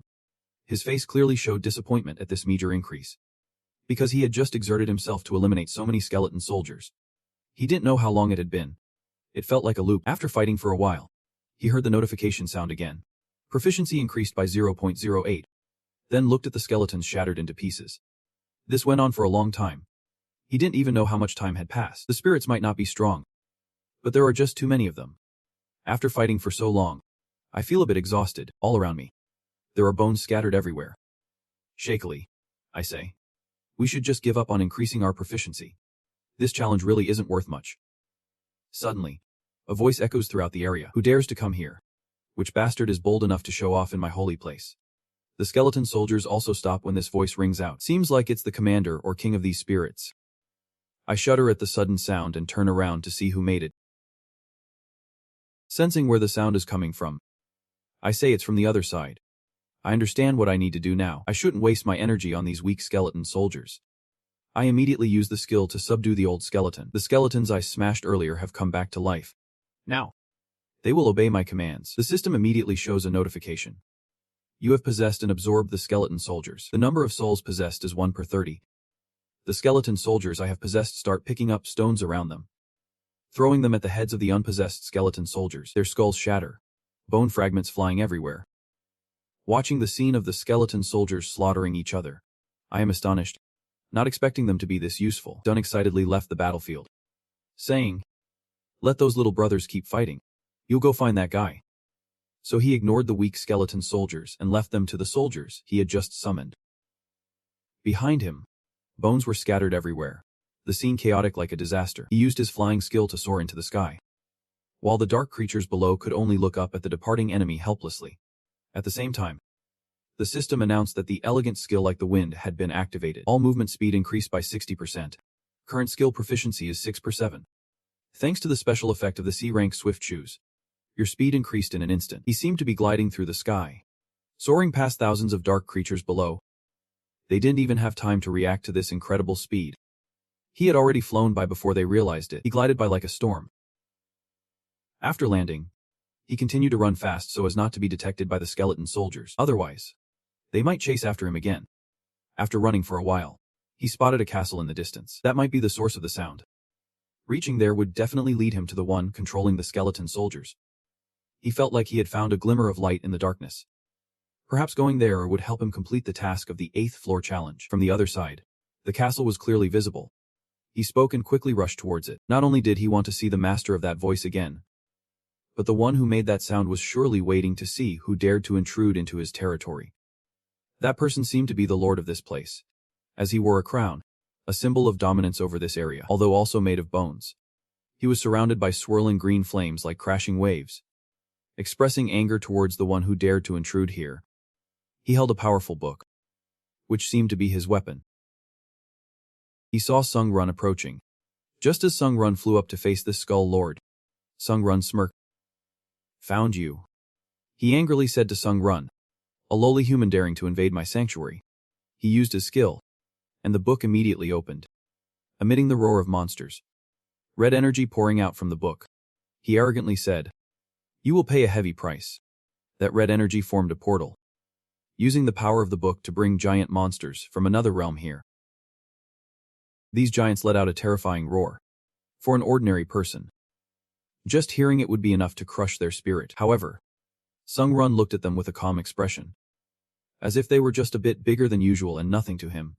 On the outside, he pretended to be astonished, but inside he thought, "These guys are just as weak as those golem cats." The Skull Lord laughed triumphantly. "Ha! Now do you understand where you've barged in?" Sung Run's voice drowned out his laughter. "By the way," he continued, "can't you summon anything stronger?" Surrounding him were the imposing giant monsters, while the Lord was left stunned by his words, shouting, "What?" He probably didn't expect this human to dare mock the giants he had just summoned and remain so calm. Unafraid, Sung Run opened his system, drawing his sword with one hand and preparing for battle with the other. He said, "If this is all you've got, then I'm going to be really disappointed." His eyes were filled with a thirst for slaughter, wanting to wipe out all these monsters. This must be the first time a lord has been humiliated by a human like this.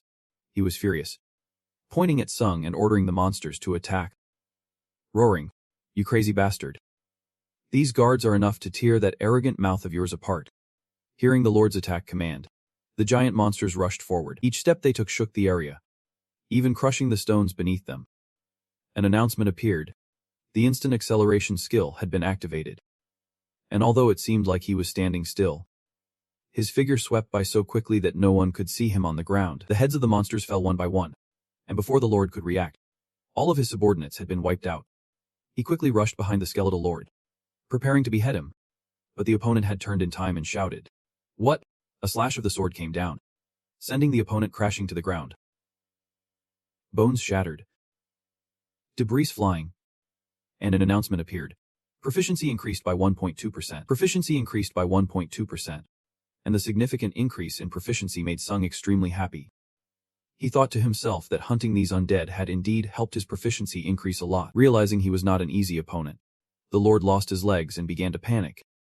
He could only sit on the ground, staring blankly at Sung. At this moment, he truly feared the human in front of him and asked, "Where did a monster like you come from?"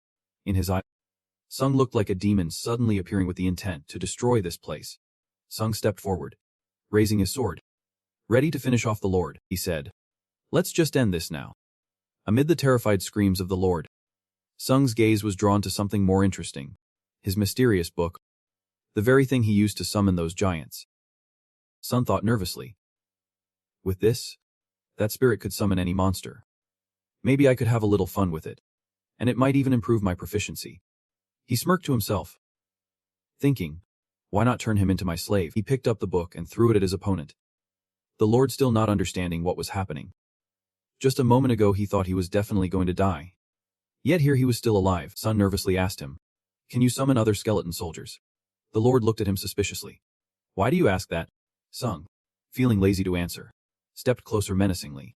If he couldn't do it, then let's just end this. Seeing Sung getting closer, he quickly waved his hand signaling him to stop, shouting, "Don't come any closer. Get away." Sung gave the skeleton lord a chance, asking, "When can you summon a guard monster to keep me safe?" The Lord immediately replied, "After a guard dies, I can summon it back within a few minutes." Sung thought for a moment and said, "Then summon one right now." He immediately obediently agreed, probably out of fear of getting his head chopped off like the others. So he listened well. Sun continued, "Do it." The Lord asked again, "Why make them fight you?"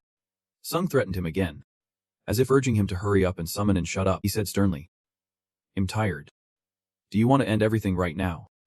He quickly opened the book, his face horrified as he said, "I'm summoning it right now with my skill." The pages of the book flipped rapidly. A bright red light flared up as the portal opened, leading the monsters to appear. They obeyed the Lord's command, charging fiercely at Sung as if they wanted to tear him apart. But Sung's swordsmanship was too skilled. In the blink of an eye, he turned them into corpses on the ground. The Lord watched him easily kill them and asked if that was enough. Sung glanced at him, his right hand swinging the sword. A powerful wave of sword energy swept by. He said, "Not yet. This is just the beginning." He ordered to resurrect all the dead skeleton soldiers and summon more guards here. After saying that, he kicked the Lord, urging him to summon quickly. The Lord blocked his kick, constantly agreeing. But with each one summoned, they were immediately cut down. Some didn't even get a chance to see clearly before they met their end. The Lord was about to cry, sobbing, "How long do I have to do this?" Sung's ruthlessness nearly made the Lord break down. But he seemed indifferent to the others' feelings. At this moment, he continued swinging his sword, killing each monster. The stone monster roared, raising its powerful fist toward Han Sung. Its eyes glowed with a golden light, its face showing anger, while Han Sung stood there silently, unmoving. He slowly raised his hand, his expression calm to the point of being terrifying. His sea blue eyes radiated a dangerous killing intent. The moment Han Sung Run's hand and the stone monster's hand touched, a small burst of light exploded, accompanied by an earth-shattering roar echoing throughout the area. A gigantic stone monster was blocked by a tiny human, unable to budge him even an inch. And Sung Run shot up from the ground like lightning, wielding a dagger aimed at the monster's arm. A glint of murderous intent flashed in his eyes, catching the monster off guard. Before the monster even realized what had happened, its head was severed from its body, blood gushing out in torrents, along with the system notification. Proficiency increased by 1.2%. The monster fell, fresh blood pouring from its head. At the same time, the system notification rang out again, and proficiency increased by another 1.2%. The reminder was not over yet. The mechanical voice of the system continued. The proficiency of the unique attribute of Soul Art had reached 100%. The unique attribute of Soul Art leveled up. A blue light radiated from Sung Run's chest. He feels like his body has reached a new height, though his expression remains cold. But the astonished look in his eyes gives him away. The light seems to be infusing new strength into his body. My soul summoning technique has reached rank C. He thinks nervously, his deep blue eyes sparkling with joy. When suddenly, A slow and terrifying voice interrupts his happy thoughts. You are nothing but a frenzied monster now. Even the demons facing you will feel fear. After death, I will surely curse you. He wears a skull mask, dressed in black, sitting on the ground. The blue flames around him seem to be about to extinguish. But he still sits there, cursing towards Sung. As soon as he finishes speaking, he gasps. Cracks appearing on the mask. Each time the masked man summons, the cracks spread further. It seems he won't last much longer. Trembling, holds a dagger, slowly walks toward the masked man. I originally intended to use you a bit longer, but what a pity. The bloodshot eyes and the emotionless face of Sung, holding the dagger high, seem ready to take the masked man's life immediately. Encountering you is truly nauseating. Before he can finish his sentence, Sung swings the dagger in an arc, and the head of the masked man falls to the ground. After dealing with him, the system continuously displays upgrade notifications. You have received the reward for a mortal overcoming a demon. At the same time, your agility has increased, and you have absorbed the soul of the spirit. Proficiency increased by 17.4%.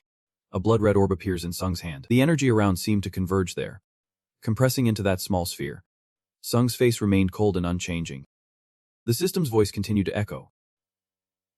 Congratulations. You have completed the 8th level challenge of the tower. To reward you for completing the challenge, all stats will be doubled. You receive 30 bonus points for completing the mission, and also receive 300 items as a completion reward. Please proceed to the hall. After the system notification, a door suddenly appeared in the space. You have entered the 9th level hall.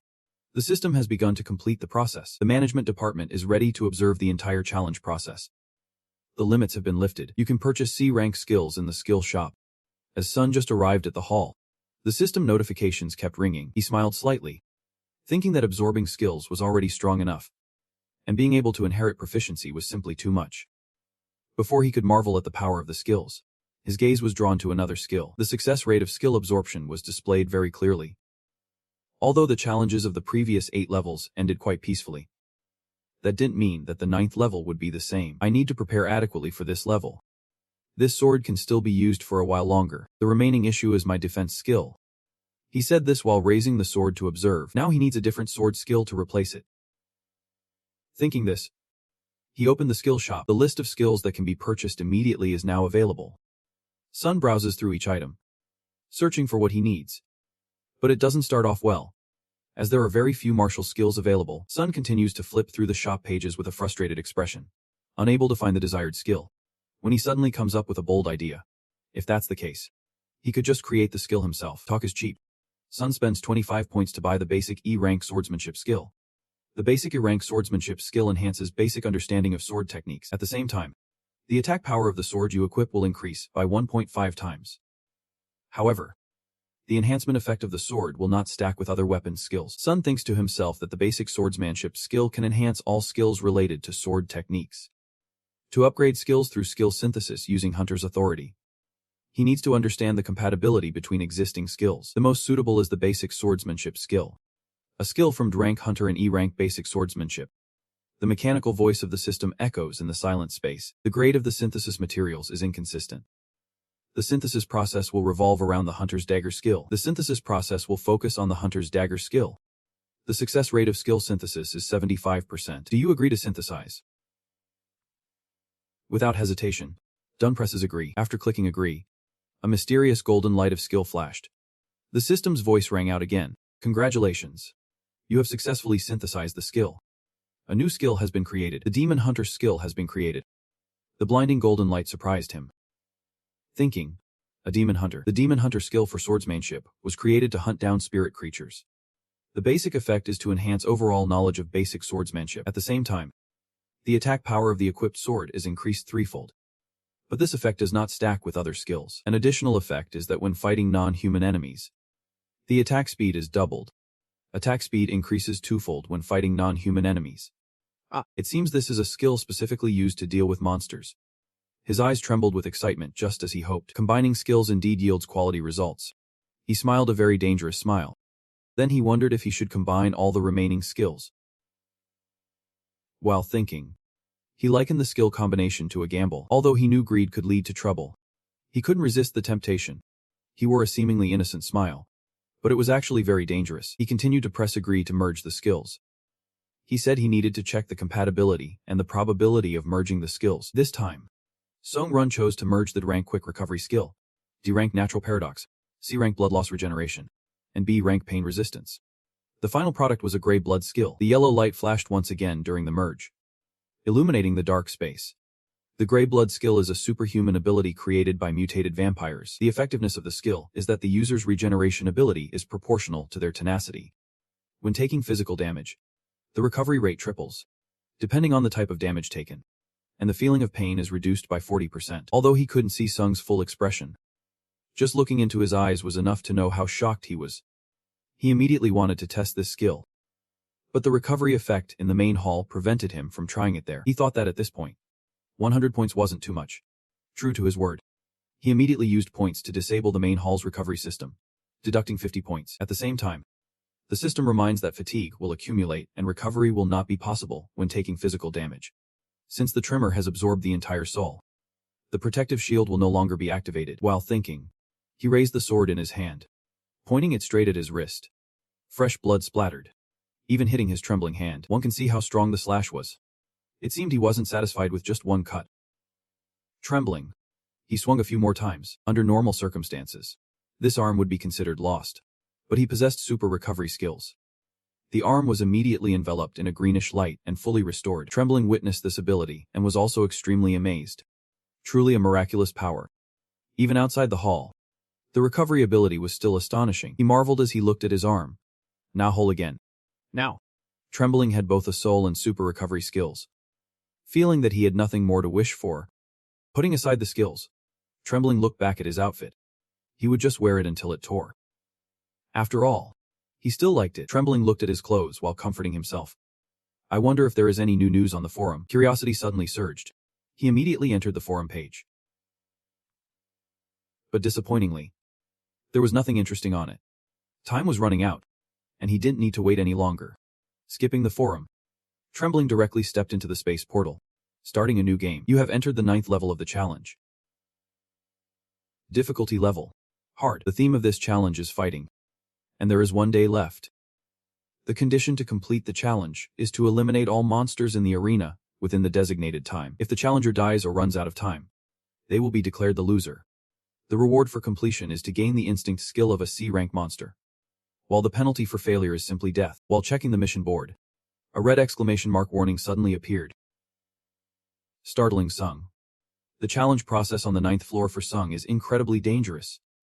As a challenger from the martial arts world has invaded this floor, that person's challenge target has been defeated. Before he could understand what was happening, the system transported him to a secret realm. In front of him, a man was standing on a pile of monster corpses, as if he had just taken them down. Sung's blue eyes widened in realization. He seemed to recognize this person. Before he could speak, the mysterious figure spoke first.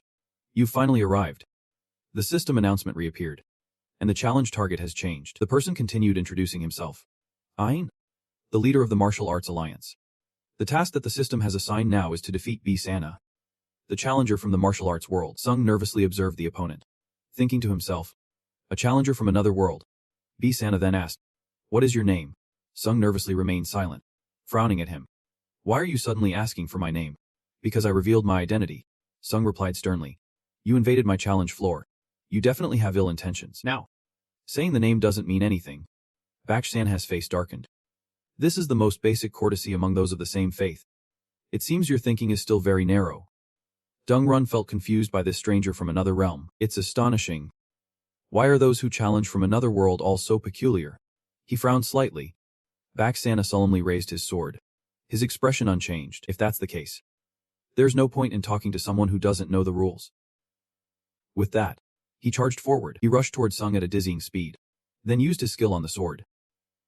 Immediately, countless sword images appeared, stabbing straight at Sung. The elegant skill like the wind was activated, increasing current movement speed by 30%. With a cumulative stat of 3/7, Sung saw Baksh-san's attack, his expression unchanged, instead becoming even colder. He utilized the speed skill he just received, instantly using his sword to block all attacks. He launched his strongest attack, repelling the countless sword images and creating a massive force. Baksh-san was astonished by Sung's strength but quickly regained his composure, pretending to be impressed.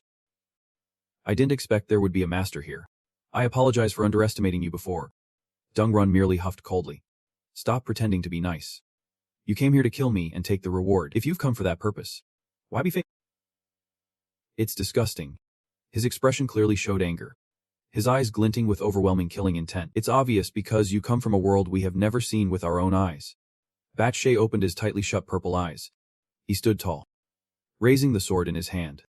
A strong gust of wind swirling around him, blowing away all the full air.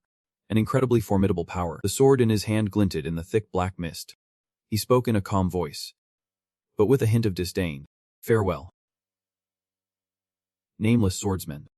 Sun Run was shocked that this old man was so strong. By the time he realized a thick black mist had surrounded him, he vaguely heard the system's announcement. The opponent has unleashed a special ability of sword light. You will be blinded for 5 seconds. Sanha swung his sword to create a gust of wind, saying, "Goodbye." The nameless swordsman was taken by surprise and quickly raised both hands to block. The display shows, this is a special sword light toxin. You will be blinded for 5 seconds. He was horrified to see this information. His face showing clear panic, he gripped the longsword in an attack stance, thinking that his vision had vanished. Even though he couldn't see anything, he quickly slashed in the direction of the earlier attack. System notification. The blindness status caused by the sword light toxin has ended. He continuously attacked back Shaha, but the opponent remained incredibly calm. One hand holding the sword, the other behind his back, skillfully dodging all his attacks. The gray blood skill was activated. He stood still to heal the wound on his neck, looking ahead and thinking he almost got seen through.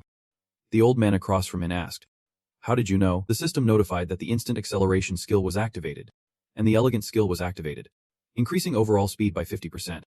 The internal skill accumulation progress exceeded 7. He held the longsword in one hand, bracing himself on the ground in a fighting stance, his gaze sharp. He rushed quickly towards the opponent. The old man stood still, carefully listening to the sounds around. The two engaged in a sword duel. The battle was balanced. The sword tips clashed, sparking dazzling sparks. He stared at the person in front of him, turned around preparing to kick, his long leg extended, kicking towards the opponent's leg. Although the old man jumped up, he still got hit. Sanha swung his sword to strike the leg attacking his knee. He quickly retracted his leg, spinning to dodge the attack. Sung lunged forward with his sword, but the old man caught his wrist, while his other leg kicked towards the old man's sword hand. Both refused to let go, maintaining their positions. The old man tightly grasped Sung's sword-wielding wrist and said, "The dark magic you're using is quite strange." Sung was taken aback and thought, "Damn, I've improved so much, yet our stats are still the same." He pulled his hand out of the grip, jumped up, and aimed his sword directly at the opponent's face. The rage in Beach Stenhe's eyes was intense as he raised his sword and said, "I won't hold back anymore." The old man swung down with his sword, and the system announced that due to the unique property of the light sword, you would be blinded for 5 seconds. He sank back into darkness, cursing under his breath. Damn it.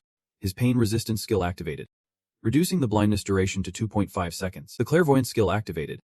Sung could sense countless attacks coming at him, continuously parrying with his sword, thinking to himself how insane it was. The speed of his attacks was terrifying. He suddenly saw a horizontal slash coming at him. The notification displayed the unique property of the blacksmith's pendant. The shield had activated, absorbing 10% of physical damage. He put all his strength into blocking the incoming horizontal slash with his sword. Unfortunately, one arm was severed, and the pain-resistant skill quickly activated. He looked at his severed hand and thought to himself that the shield could not completely block that attack. The blindness effect from the unique property of the light sword ended. Sung jumped back to avoid the old man's attack. As he landed, his feet created a large amount of friction with the ground, and blood continued to flow from his hand. He turned to glance at his opponent behind him, quickly jumping onto the rock ahead to distract the enemy. The old man stood still, listening to the movements ahead, swinging his sword with great force at the rock. While he clutched his bleeding arm and desperately dodged, the rock in front exploded into pieces. And at the same time, Sung managed to dodge and flew behind Baek He. The old man heard the commotion and turned to look behind him. "Over here. I'm using my skills to heal my severed hand." The old man saw this and said sternly, "It's that dark magic again. I thought you were a skilled martial artist, but it seems you just know how to borrow a few tricks." Closing his eyes, he relaxed his grip on the sword, while his injured hand clenched into a fist to check the level of recovery. He spoke up, "Isn't that a unique attribute? The skill you're using isn't also taken from the tower." With his fists tightly clenched, he mocked, "What a hypocrite." The old man pointed his sword forward and said, "You're using dark magic again, relying on those borrowed skills as a swordsman. He seized the moment when the old man wasn't paying attention to launch a counterattack from the right. Just as he was about to strike down, the old man managed to block the blow with his sword and suddenly spoke. "What is this?" He replied with an impassive expression. "Do you want to die at the hands of these borrowed skills?" The old man struggled to position his sword to block the sharp blade in front of him. The old man reminisced. "I have passed through countless trials." He looked at the blood-stained sword and thought. Using this sword to kill challengers from thousands of worlds. Especially the weak ones from Earth. Weak enough to be called honey jars. The old man remembered the challengers from Earth. Not even a strand of my hair could they touch.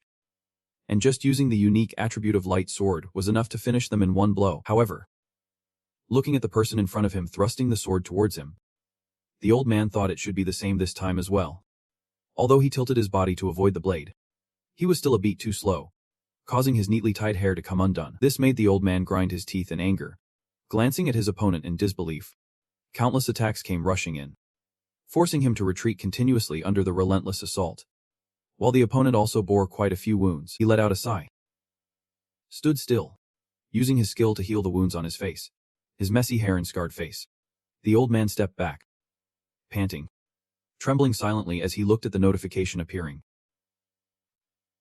The administrator, Master Bicha, was shocked by the young challenger. While the Northern Monster Administrator predicted he would lose soon, the Administrator of the Night began to take an interest in the young challenger. The Hero Administrator, from the dark side, was astonished by the way the young challenger utilized his skills. The old man gritted his teeth, his face fierce, seemingly unwilling to back down. He tightened his grip on the sword, ready to fight with all his might to the end. Sungrun laughed sarcastically. "Didn't you look down on magic?" The system notification stated that the penalty for entering the starting level was in effect.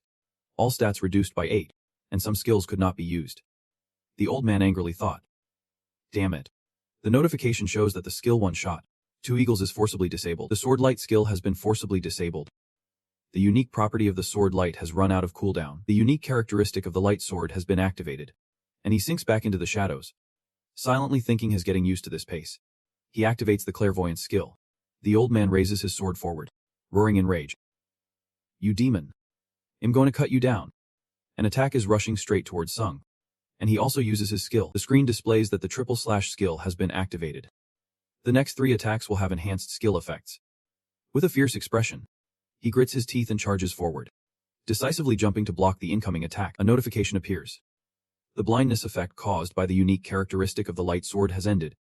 His face is covered in injuries as he leans on his sword, panting heavily, while Beach Sand stands motionless behind him, the sword clattering to the ground. Exhausted, he kneels down to rest, while the old man stumbles backward, a gash across his stomach, shaking as he walks. The old man says with a fierce expression, "No way." He stands behind Sung, blood continuously pouring from his stomach. Sung struggles to stand up, but the old man behind him has been sliced in 2, collapsing to the ground. Sung is overjoyed to see the display on the screen. "Congratulations. You have completed the 9th floor of the challenge tower." He reaches out to absorb the soul of B. Sanha. System notification. You have absorbed the soul of the challenger B. Sanha. Your ability stats increased by 27%. He exclaims in surprise. 27%. Not bad. System notification. Congratulations. You have completed the 9th floor of the challenge tower. The rewards and difficulty of the floor have not yet been determined. The rewards are being reevaluated. He saw this notification and murmured. This issue has happened before. I'm worried about how the results will be evaluated. Just as he finished thinking, the system announced. Evaluation complete.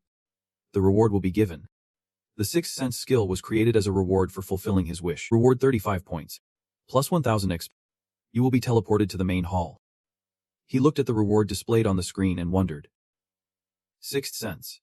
It seems like a higher rank than the basic monster skills. Seeing the space portal open, he stepped forward and said, "All right. Let's head to the main hall and take a closer look." He walked toward the portal, curious about the information on the screen. Administrator Bachhai is very impressed with your battle. The Northern Monster Administrator is crazy about your efforts.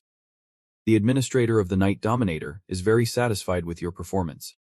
The Dark Hero Administrator cheers for your battle. He quietly read each displayed screen. The screen showed that the system is updating. The administrators can now observe the challenge. Sunrun smiled, thinking that this kind of notification has been seen before. Anyway, Most of the administrators who watch his battle are very moved. I feel quite proud because from another angle, this means they acknowledge me. The screen displayed. Bloodthirsty Tyrant frowned at the reactions of the others. Bloodthirsty Tyrant reminded you not to let the other administrators charm you. He looked at the screen and said with difficulty. Yep. The screen is displaying. Administrator Bakcha wants to have more authority over the exclusive store contractor. Do you agree? Dung Run thought in shock. Bakcha wants. He said in disbelief. What is going on? Are they doing this just to empower me? He looked at the screen displaying. Bloodthirsty Tyrant indicating that you could accept this authority. Bloodthirsty Tyrant said they were granting authority to gain the contractor's favor. He skeptically said, Can I really accept this? Suddenly, a thought flashed in his mind. What benefit is there in getting favors from those who have completed the challenge? He asked in confusion. So will you contact me at some point? Sung Run fell silent upon seeing Bakcha smile and say that it would not be just once but many times. Bloodthirsty Tyrant said the benefits granted weren't too useful. So don't worry too much about it. He thought to himself. Aren't they giving me favors because they want something in return? After all, they just want to get something back after giving, so I don't need to hesitate anymore. He tapped the screen and expressed his thanks. The authority of Bakcha has been added. The Sword Master authority has been added to the exclusive store's authority list. Bakcha smiled, hoping he would remember this goodwill. He replied, I understand. You'll use it well. He thought skeptically. In the central area. He pondered. Can the administrators see what's happening here? Sung Run suddenly asked. Are you still watching us? He quietly looked around. Sung nervously brought his hand to his mouth and coughed a few times. The screen displayed that the contractor's authority shop was open, summarizing the categories of authority. He hesitantly touched the screen. And information about the Sword Master authority appeared. He thought he could channel magic power into weapons and use sword energy. He exclaimed in amazement. They say this is a normal ability. But it seems pretty powerful. As he swiped to the second page, he was surprised again. Now I can view the next page. Looking at the displayed introduction information on the types of authority. Regeneration of the skeletal frame. Blood sword. And Death's hand. After finishing the introductory information, he smiled and said, These skills are amazing. But then he thought, but I only have 2,000 sexp in my account. Now the authorities to buy are skeletal regeneration and sword master. Looking at these two skills, he hesitated, thinking about which one he should choose, or should he earn a bit more money. Just as his index finger was about to lift, he thought about the old man Baisha he met on the 9th floor, who was also a powerful figure. With a determined look at the screen, he touched the screen to make a choice while thinking, to avoid dying in battle like others. He needed to acquire these skills. The screen displayed that the sword master power was purchased, costing 1000 XP. When he took the glowing sword, a notification appeared. The sword master power has been activated. Shaking as he held the sword, he walked along the path and said, although all three are mana skills, this feeling is really different. He thought that if the other skills poured mana into the sword like a waterfall, this skill felt more like a gentle stream. The screen showed the sword master power has been activated for 1 minute. Mana consumption increased by 2%. The sword master power has been activated for 2 minutes. Mana consumption increased by 4%. The sword master power has been activated for 3 minutes. Mana consumption increased by 6%. Looking at the analysis data, he murmured, each minute consumes an additional 2% mana. At this rate, it will take only 50 minutes to drain 100% of my mana. He held the sword and turned off the sword master power. I think I need to control the amount of magic when using this skill. I pointed at the screen and said, what about the 6th sense on the 9th floor? Looking at the attribute info, I said that means my senses will be enhanced. Right, one hand on my chest, the other resting on my chin. I looked at the screen. I said, if my senses can reach such heights, there must be a lot of benefits. That guy looked at the community section that was displayed and pondered. All right. I hope someone will guide me in this new square. The notification displayed. You have joined the level 10 hard community. I looked at the numerous comments discussing level 10 and thought. As expected, I used 2 fingers to scroll on the screen and thought there were a lot of comments about the square added since I arrived at the level 10 lobby. Sun suddenly gasped in shock when seeing something. I saw a comment saying that when arriving at the square, a strange foreign guy offered to exchange powers with me. After reading it, I exclaimed in shock. Powers can be exchanged too. One hand holding a sword, the other continuously scrolling on the screen. I happily said. Then I should go there to experience it for myself. The system notified. You have been transported to the level 10 lobby. 2 people stepped out of the space gate. Sun Run looked ahead and cheerfully said, So this is the square.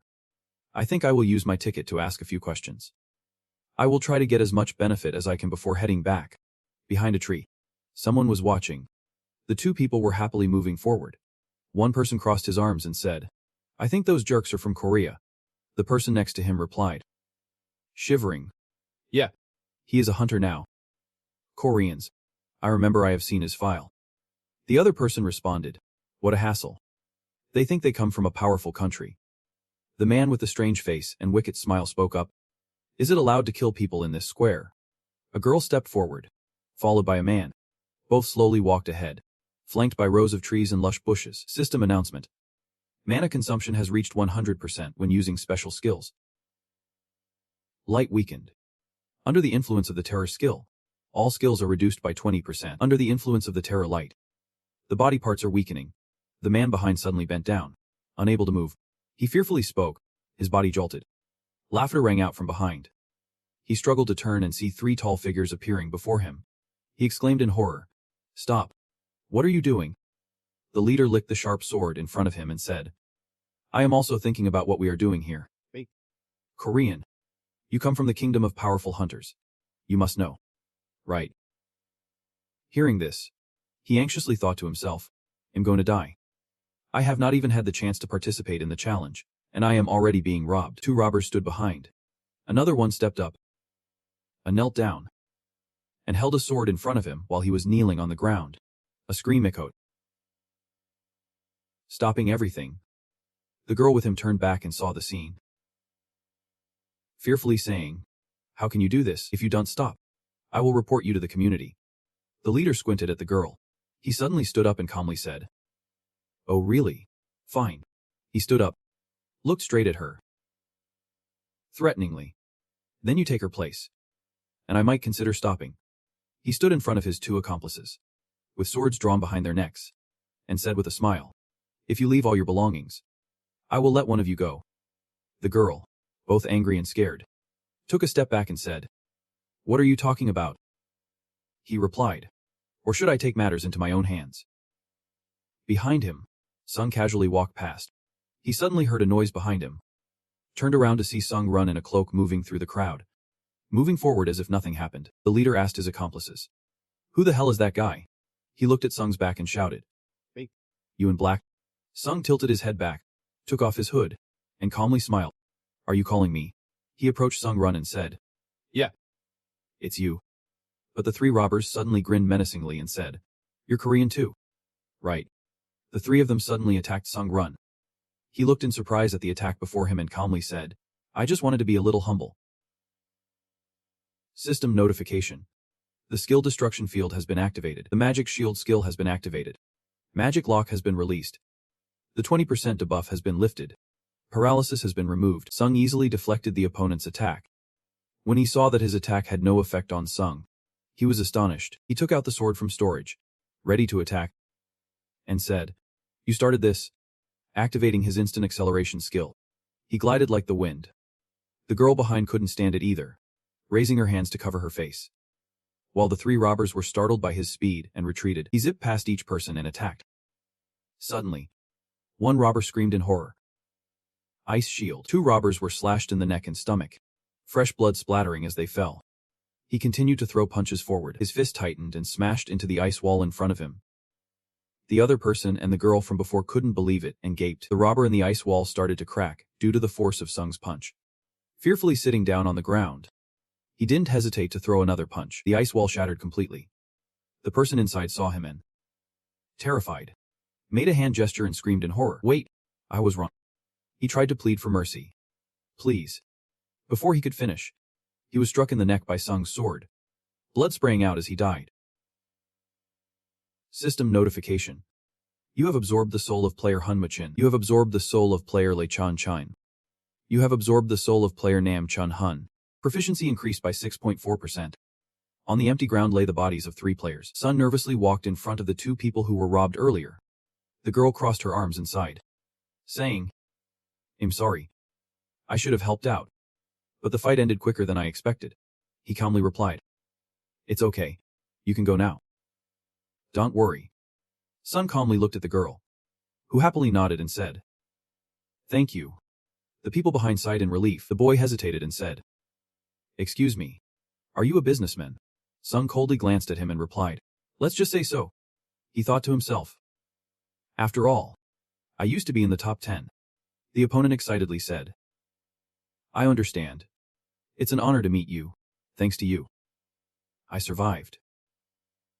Very grateful. He thought to himself that mind helped him just because he felt that he could also be in danger.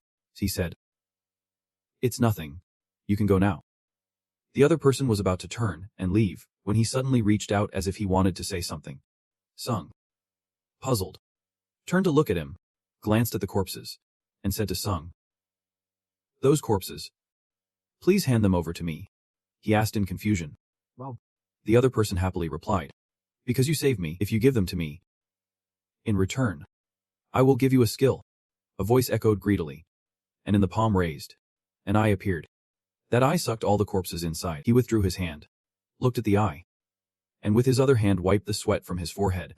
Breathing a sigh of relief and feeling satisfied, Dunn nervously observed the opponent, thinking to himself, Is this a skill? The opponent happily pointed at the screen and said, Then I will give you a skill as promised. The system announced the acceptance of the skill supplement from the greedy manager. Masicho Dung has been added to the skill store. Sung looked at the notification screen and smiled. Thinking that he unexpectedly gained another skill, the opponent introduced a new skill, which allows you to create wings on your back and helps you fly around. You can use it immediately with a purchase point. Sunrun smiled and said, Thanks. He thought he would check it out when he got back to the waiting area. An announcement came that the manager of Master Butch had warned not to approach his challenger. The manager was furious about this unethical business behavior. The manager of Thit Height Vidro was complaining about the gold diggers around the fake contracts.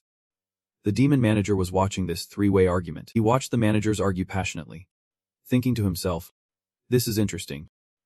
He seriously contemplated how they were competing over the challenger. They must want something from these people. All right. I think I'll find the answer. Sun Run walked ahead with his opponent, suddenly turning to speak to the person next to him. The common area was divided into an arena, an auction area, and a gambling zone. By the way, there is some information that might be useful for you. Dung listened attentively as he continued. Currently, the other dimensional worlds known to be invading include ours, Vlam, and Kallian. These are the only 3 dimensions dominating Earth's dimension. He continued. Ours venerates the spirit of chivalry, while the challengers of Vlam are quite similar, except for some that are a bit more aggressive. He suddenly thought. The Black Knight comes from ours, while Baka comes from the martial world. While he was pondering, he still heard the other person say, I heard that Kallian is home to elves, humans, and beastmen. He was surprised and said, You really know a lot. The other person cheerfully squinted and replied, I learned this through a survey. The two walked and chatted, eventually stopping when they saw the large gate. He said, Finally, we've arrived at the common area. He turned to face Sung Run, presented a card, and said, It's nothing big, but here's my business card. Curious, he took it and read, saying, So you're the team leader of the challenge management team from the Hunters Association. The other person calmly responded, If you're interested in anything, feel free to contact me anytime. A notification appeared. You have entered the common area. Abnormal status will be restored. Challengers are not allowed to duel each other. Everyone around stopped to look at the announcement. The person behind him excitedly shouted, This is interesting. He excitedly clasped his hands together and said, I plan to head straight to the auction here. Sung Run looked straight ahead and coolly replied, All right. I have a place to go too. The other person cheerfully looked at Sung Run, curiously asking, Where are you headed? Sung Run smiled with excitement. Champion, welcome to the arena.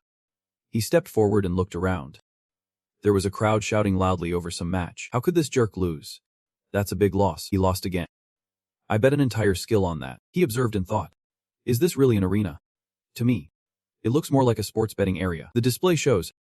The demon manager said this place reminds him of a beautiful past. The bloodthirsty, disgusting manager turned his back and left the arena. The martial arts master Beak felt excited by the atmosphere of the arena. He sat up straight in the chair, legs spread wide, elbows resting on the armrests. His hands were clasped in front of his stomach. The display showed. The arena system was activated. Please choose between betting and fighting. Trembling in shock, he thought. Betting and fighting. He pressed the help button. The display showed information. The arena is divided into two systems: betting and fighting. If you choose betting, you can bet on the participants fighting. You can lose or win points depending on the outcome of the match of the challenger you bet on. He pondered, guessing that the people behind were all bettors. He continued to look at the display. If you choose to fight, you can face off against other challengers to receive rewards. Once the match is confirmed, each person's real name and ranking will be made public. The match is only confirmed after you bet on various rewards like skills, items, or privileges. You will receive rewards corresponding to the opponent you face. Once the match is confirmed, you can fight in the arena. The match will end when one side surrenders, and you will be teleported back to the position before the fight. Sun silently thought, I guess once the match is confirmed, it will automatically shift to the arena. In short, I think the focus of the arena is the rewards, items, skills, and powers. He pointed at the screen and laughed, saying, let's see if there are any rewards that catch my eye. The people around gathered to discuss. Is that the Hell Witch Catherine? She's the famous American hunter. Someone clasped their hands in prayer, amazed, saying, I've never seen her in real life. A beautiful redhead crossed her legs, her expression serious as she pointed at the screen. She looked straight at the screen and suddenly spoke up. No one dares to challenge me. Is it because I've won too many times? Looking at the profile displaying personal data, she said, if the battle history was not displayed, there would probably be more people challenging me. The screen displayed. The Fire Magic Master Manager chuckled, saying that the others were too weak, sliding her finger across the screen. She said she guessed it was all a bunch of cowards here. Really boring. She prepared to leave and said, instead of wasting time, it would be better to leave. Her eyes suddenly lit up, as if she had seen something surprising. The screen displayed. You have received a challenge. Looking at the opponent's profile, she said Hang Sung is trembling. Even though he has never participated in a match before, he chose her. She suddenly expressed interest, saying, this is interesting. The notification displayed that the match had been confirmed. You are being transported to the arena. The two faced each other in the arena. She spoke first, laughing. I admire your courage, but you should be more careful when choosing your opponents. He silently looked at her, saying nothing. The notification displayed hands Sung trembling against Catherine Bennett. The battle begins. She arrogantly reaches out. Sharp fiery claws appear. Confidently, she says, just consider this a learning experience. She raises her hand to the sky. A massive fireball appears, activating her powers. The fire strikes first. He silently observes his opponent. Still hasn't used any skills. Claws reaching forward. A fireball swiftly flies toward him. Sun Run looks at the fire in front of him and jumps up. One hand holding a sword, the other a shield. He watches the fire coming toward him and jumps back. The flames seem ready to sweep past his face. She extends her hand forward and says, it's over. Activate your powers. A master of sword energy. A wave of sword energy hits the fireball in front of him. He uses his sword energy to slice the fire ring in front of him in half. He does not pay attention to the fire behind him, rushing forward with his sword toward Catherine. When she sees the attack being easily neutralized, she gasps in shock. Speechless, the fire extinguishes, leaving only swirling black smoke around. The two stand facing each other. She can't believe her ears when she hears him say, a learning experience. Right, outside. Sunlight shines on the lush green bamboo forest. Looking from the courtyard into the house, a figure is intently gazing at something. A slender hand holds a steaming cup of tea up to the mouth. A person with hair long enough to touch the ground, colored platinum, sits looking into the swirling water before them, like a mirror. In the water's reflection, the Duel of Han Sung Run is displayed. That person observed and said, I didn't expect you to grasp the sword energy so quickly. With delicate, beautiful fingers, they playfully teased the little bird on their shoulder and said, giving him an advanced skill is truly a brilliant idea. From now on, I have to win this challenger's favor faster than the others. Looking up at the bird spreading its wings and flying high, they thought to themselves, this challenge might resolve the grudge I can't handle myself. The battle continued, and Sung was trembling as he looked at the flames erupting in front of him, activating his acceleration skill. He instantly jumped away from the flames attacking him. As he leaped high, the fire continued to chase after him. Sung continuously swung his sword at the approaching flames. Just when he was focused on extinguishing the fire in front, flames unexpectedly attacked from behind. It seemed he was unaware that the flames behind him had caught onto the hem of his shirt. Sung suddenly turned around, pushing himself down to the ground as he jumped. The hem of his shirt still burning, he suddenly realized that without the support of the wind, his cloak couldn't maximize its function. She raised her hand, and the flames above her head grew more intense. She glanced at him and said, "How much longer do you think you can last?" On the display screen, the manager of Blood Sword Tyrant was keenly observing the flames. The manager of White Crane Sword Master had high expectations for you. The manager of Dark Evil glanced at the flames and burst out laughing. She extended her hand forward, and a gigantic flame quickly rushed towards Sung. He kept swinging his sword at the flames. It had been 3 minutes since he activated the special Master Sword energy skill, and the mana consumption rate increased by 6%. He continued to swing his sword for a while longer. It had been 4 minutes since he activated the special Master Sword energy skill, and the mana consumption rate increased by 8%. Don't be nervous. Think seriously. The longer the battle drags on, the more disadvantageous it will be for us. His chest keeps absorbing the soul. The system announces the absorption of the soul of the challenger batch Sanha, permanently increasing attributes. Intelligence +2, speed +1, strength +3, magic power +3, stamina +2. Received a skill from the challenger batch Sha. Thunder Sword Kum. The system briefly introduces the Thunder Sword Kai skill. He was astonished and thought, Thunder Sword Kum, a critical hit. So that means I can unleash the Sword Kai now. A fireball erupted from her palm, and she suddenly said, "Do you think you have time to get distracted?" He abruptly looked up, horrified to find countless flames above forming a huge circle. Fire rained down from above, and he jumped forward to dodge the falling flames. But there were 2 fireballs about to hit him from the front. He waved his hand towards the flames, activating his bloodline skill. His hand that had just waved at the fire earlier was restored. He held the sword horizontally, thinking, "This is the first time. I wonder if it will work." Sung, trembling, gripped the sword tightly, preparing to attack. Long thought, "If I don't, how will I know?" Activating the special skill Master Sword Kai, he continuously swung the sword forward, transforming the sword move into an attack slashing towards the flames ahead. She took a defensive stance and shouted loudly. She used a fire magic shield to block Sung's sword strike, with both hands holding 2 fireballs. She thought about counterattacking immediately. But unexpectedly, Sung was standing behind Catherine. The blade of his sword pressed against her throat. She didn't look back, just gazed at the sword on her neck, sighed and said, "You're strong to the point of disbelief." "I concede," the system announced. "You challenged Catherine and she has surrendered. You have won." Receiving the skill reward of Berserk Sword, you will be transported to the mid-level area 10. And Sung was immediately transported back to the chair where he was sitting at the start. Sung suddenly said, "Since I considered this a practice opportunity, I held back. But she really is strong. She even burned my cloak." He pointed at the screen and said, "Kane Bennett. I need to remember that name." The system introduced a brief overview of the Berserk Sword skill, and Sung unhappily remarked, "I thought it was some high-level sword technique. Turns out it's just a trick."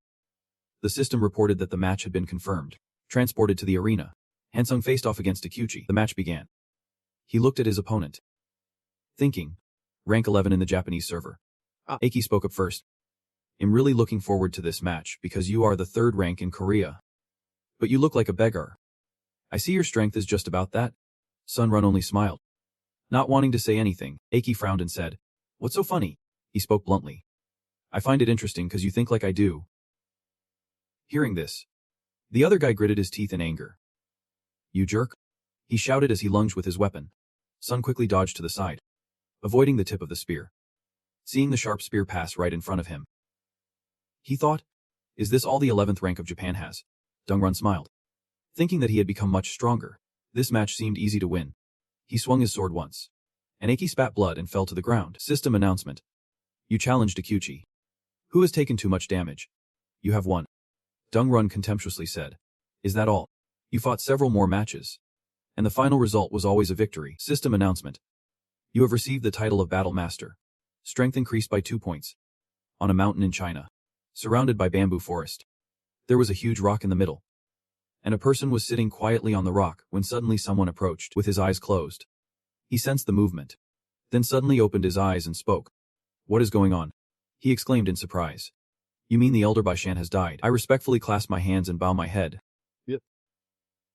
Young master." Before he passed, he said there was a place called Earth Space nearby that was connected to our space. He tried to enter that space. Hearing a noise, he suddenly became alert and thought, "It must have arrived." From deep within the bamboo forest came a loud sound. Suddenly, a monster appeared and roared. The one called the young master sat calmly on the rock. The monster appeared right behind the rock where he was sitting. He suddenly spoke. Has it been 5 years since I stopped climbing the tower? A long, thin hand reached forward, and the sword embedded in the rock shook violently. The monster let out a fierce roar and charged at the one sitting there. He immediately pulled the sword out of the rock. He jumped onto the rock he just sat on. Under the gaze of the monster behind him, the rock exploded into pieces. He tilted his head back, preparing to flip over towards the monster that was continuously roaring. Then, without hesitation, charged straight ahead with an impassive expression. One hand wielding the sword straight into the top of the huge monster's head, it thrashed in pain, trying to escape from the young master. The servant watching the scene before him thought in horror, easily suppressing such a mythical creature. The young master's martial arts were indeed frighteningly strong. He pulled the bloody sword out of the monster's head, stood on it, and said, "The space of the earth sounds interesting." Hang Sung stepped out from the space gate. The system announces, "You have entered the waiting room of the 10th floor." He lay tiredly on the bed, looking up at the ceiling, and happily said, the feeling of fatigue had disappeared. Truly worthy of the waiting room. His hand touched the system interface. He excitedly thought, although he didn't expect this, he had received a new special skill. After finishing the introduction on the interface, he muttered, "A skill that could help me soar. Just imagining it makes me excited." Looking at the product points on the interface, he suddenly said, "The only problem is that I don't have enough product points right now, so I can't buy it immediately. Let's put this aside for now." He sat up straight on the bed, his hands gliding over the interface as he said, "All right. Let's start compiling now." The interface displayed that the unique skill had been activated. The skill compilation was complete, and a new skill had been created, with new skills being created in succession. He examined the interface in astonishment, thinking about these skills. After an hour of focus, he summarized the skills he had created, which included counter shield defense, illusionary movement speed, frenzy sword combat, and attack speed. He reached out to touch and thought among them there was a B-level defensive skill. The counter shield skill had been activated. He touched it, felt something unusual, and just sighed softly. The system announced, "You have entered the 10th floor of the challenge tower. Difficulty level. Cooperative theme. Time left 3 hours. Completion condition. Prevent the resurrection obsession during the stipulated time. Failure condition. The entire team is wiped out before time runs out. Completion reward. Skill proficiency booster. Failure penalty. Death. 4 spatial gates appeared in succession. The system announced team members will be assigned based on individual rankings. Team member assignment completed. Team member rankings have been listed. The members include 1st place Kim Sung-hun, 2nd place Chunse, 3rd place Hunter, and 6th place Princess Sudi. The system has added 30 minutes of extended time. The extended time does not count towards the challenge completion time. During this time, let's prepare together to defeat the boss monster. The 4 people stand facing each other, and Sung-hun feels frustrated. Speaking up first, "Is this one of those cooperative challenges?" Chun Softu hears and runs over, calling out, "Sung-hun, are you climbing the tower too?" Sung-hun looks at the people in front of him and thinks, they are ranked 1st and 2nd. It seems they have known each other from previous challenges. Princess Sudi, standing farthest away, watches them talk and laugh, showing no interest. There is a commotion behind them, and the 3 in front turn to look at Princess Sudi, who is going crazy, pointing forward and shouting, "You are the one I met on the 4th floor." The person he is pointing at is none other than Han Sung-hun. Sung-hun exclaims in shock, "You 2 met on the upper floor?" "Right. Look at his face." It seems that meeting was not pleasant at all. Sudi suddenly hugs herself tightly, trembling as she says, "That is right. We met during the cooperative challenge on the 4th floor of the challenge tower. It was there that this damn Hunter pretended to be weak and scared in front of everyone. He kept killing people to enhance his strength. Let me briefly introduce him. Sung-hun's everyday life is about deceiving others. He intentionally creates conflict, making others turn against each other, then takes advantage of that time to monopolize the rewards. That's the survival strategy he built in a completely different place like the challenge tower. This strategy is indeed very effective. The sly manager burst out laughing at the deception of the one who made a deal with him. After saying those pitiful words, Sudi was secretly amused. Sun Run noticed his strange demeanor and thought to himself, looking at that stiff expression, he really is a lunatic. Should I stoke the fire? He was about to explain. I think you might have misunderstood something. Sui didn't wait for him to finish and aggressively pointed at his face, shouting loudly. Plus he even ruthlessly turned on his own teammate, Dong Run. confused, said. What are you talking about? A huge hammer has been pulled out. Sung Hun held the hammer and said, instead of letting 4 people become divided, I think 3 people understanding each other is enough. The challenge tower is not a simple place. He raised the hammer, his voice full of danger. Who is telling the truth? The liar will be eliminated on the spot. Sung Run looked at the 3 people in front of him, thinking to himself, if things go south, he'll have to deal with all 3 of them at once. He contemplated with a serious expression. This could be the worst situation. Chun Sok suddenly pointed at the moon and said, everyone calm down a bit. He continued, Sudi, you said you met Hangter on the 4th floor. Right. Su quickly replied. Yep. That's right. He asked calmly. Then you must know Hangter's real name. Right. Because the nickname system only started being used from the waiting room on the 5th floor. And the 2 met on the 4th floor. Hearing this, he was taken aback. If Sudi can reveal Hangter's real name, then this situation is considered resolved. He hesitated to answer. Well, Hangter's real name is Lei Choi Min. But inside he was happily thinking. Right. There's no way to verify the name here anyway. Chun spoke. Lai Choi, do you have anything to say? Dun nervously laughed and said, this isn't fun at all. He calmly took a string from his neck, coldly held up the certification card, and said, this is my hunting license. I only brought it back to Earth as a convenience. Never thought it would be useful in this situation. He solemnly read the name on the license aloud. My name is Han Sung Run. Sudi also began to panic at this situation. Sung Hun looked at Sudi and said, so now we have decided who will be eliminated. Hearing that, he started to worry, thinking the situation is not good. The screen displayed. The cunning manager clicked his tongue at the clumsy actions of the person he made a deal with. The master strategist manager laughed at their dialogue. The seeker of deceit is feeling delighted at your cowardice. The shadow observer manager is mocking your fate. He began to fear, thinking, damn it, I've messed up. Sung Run reached out to stop Sung Hun from moving forward and said, sorry, but I want to handle this situation myself. He raised his sword in front of Sung Hun and said, right now, I'm really angry. Sung Hun saw this and was silent for a moment before saying, all right, he'll let you handle it. Sai was shocked, thinking, what, is he the only one who came here? He smiled slyly, thinking to himself that this fool still holds on to hope.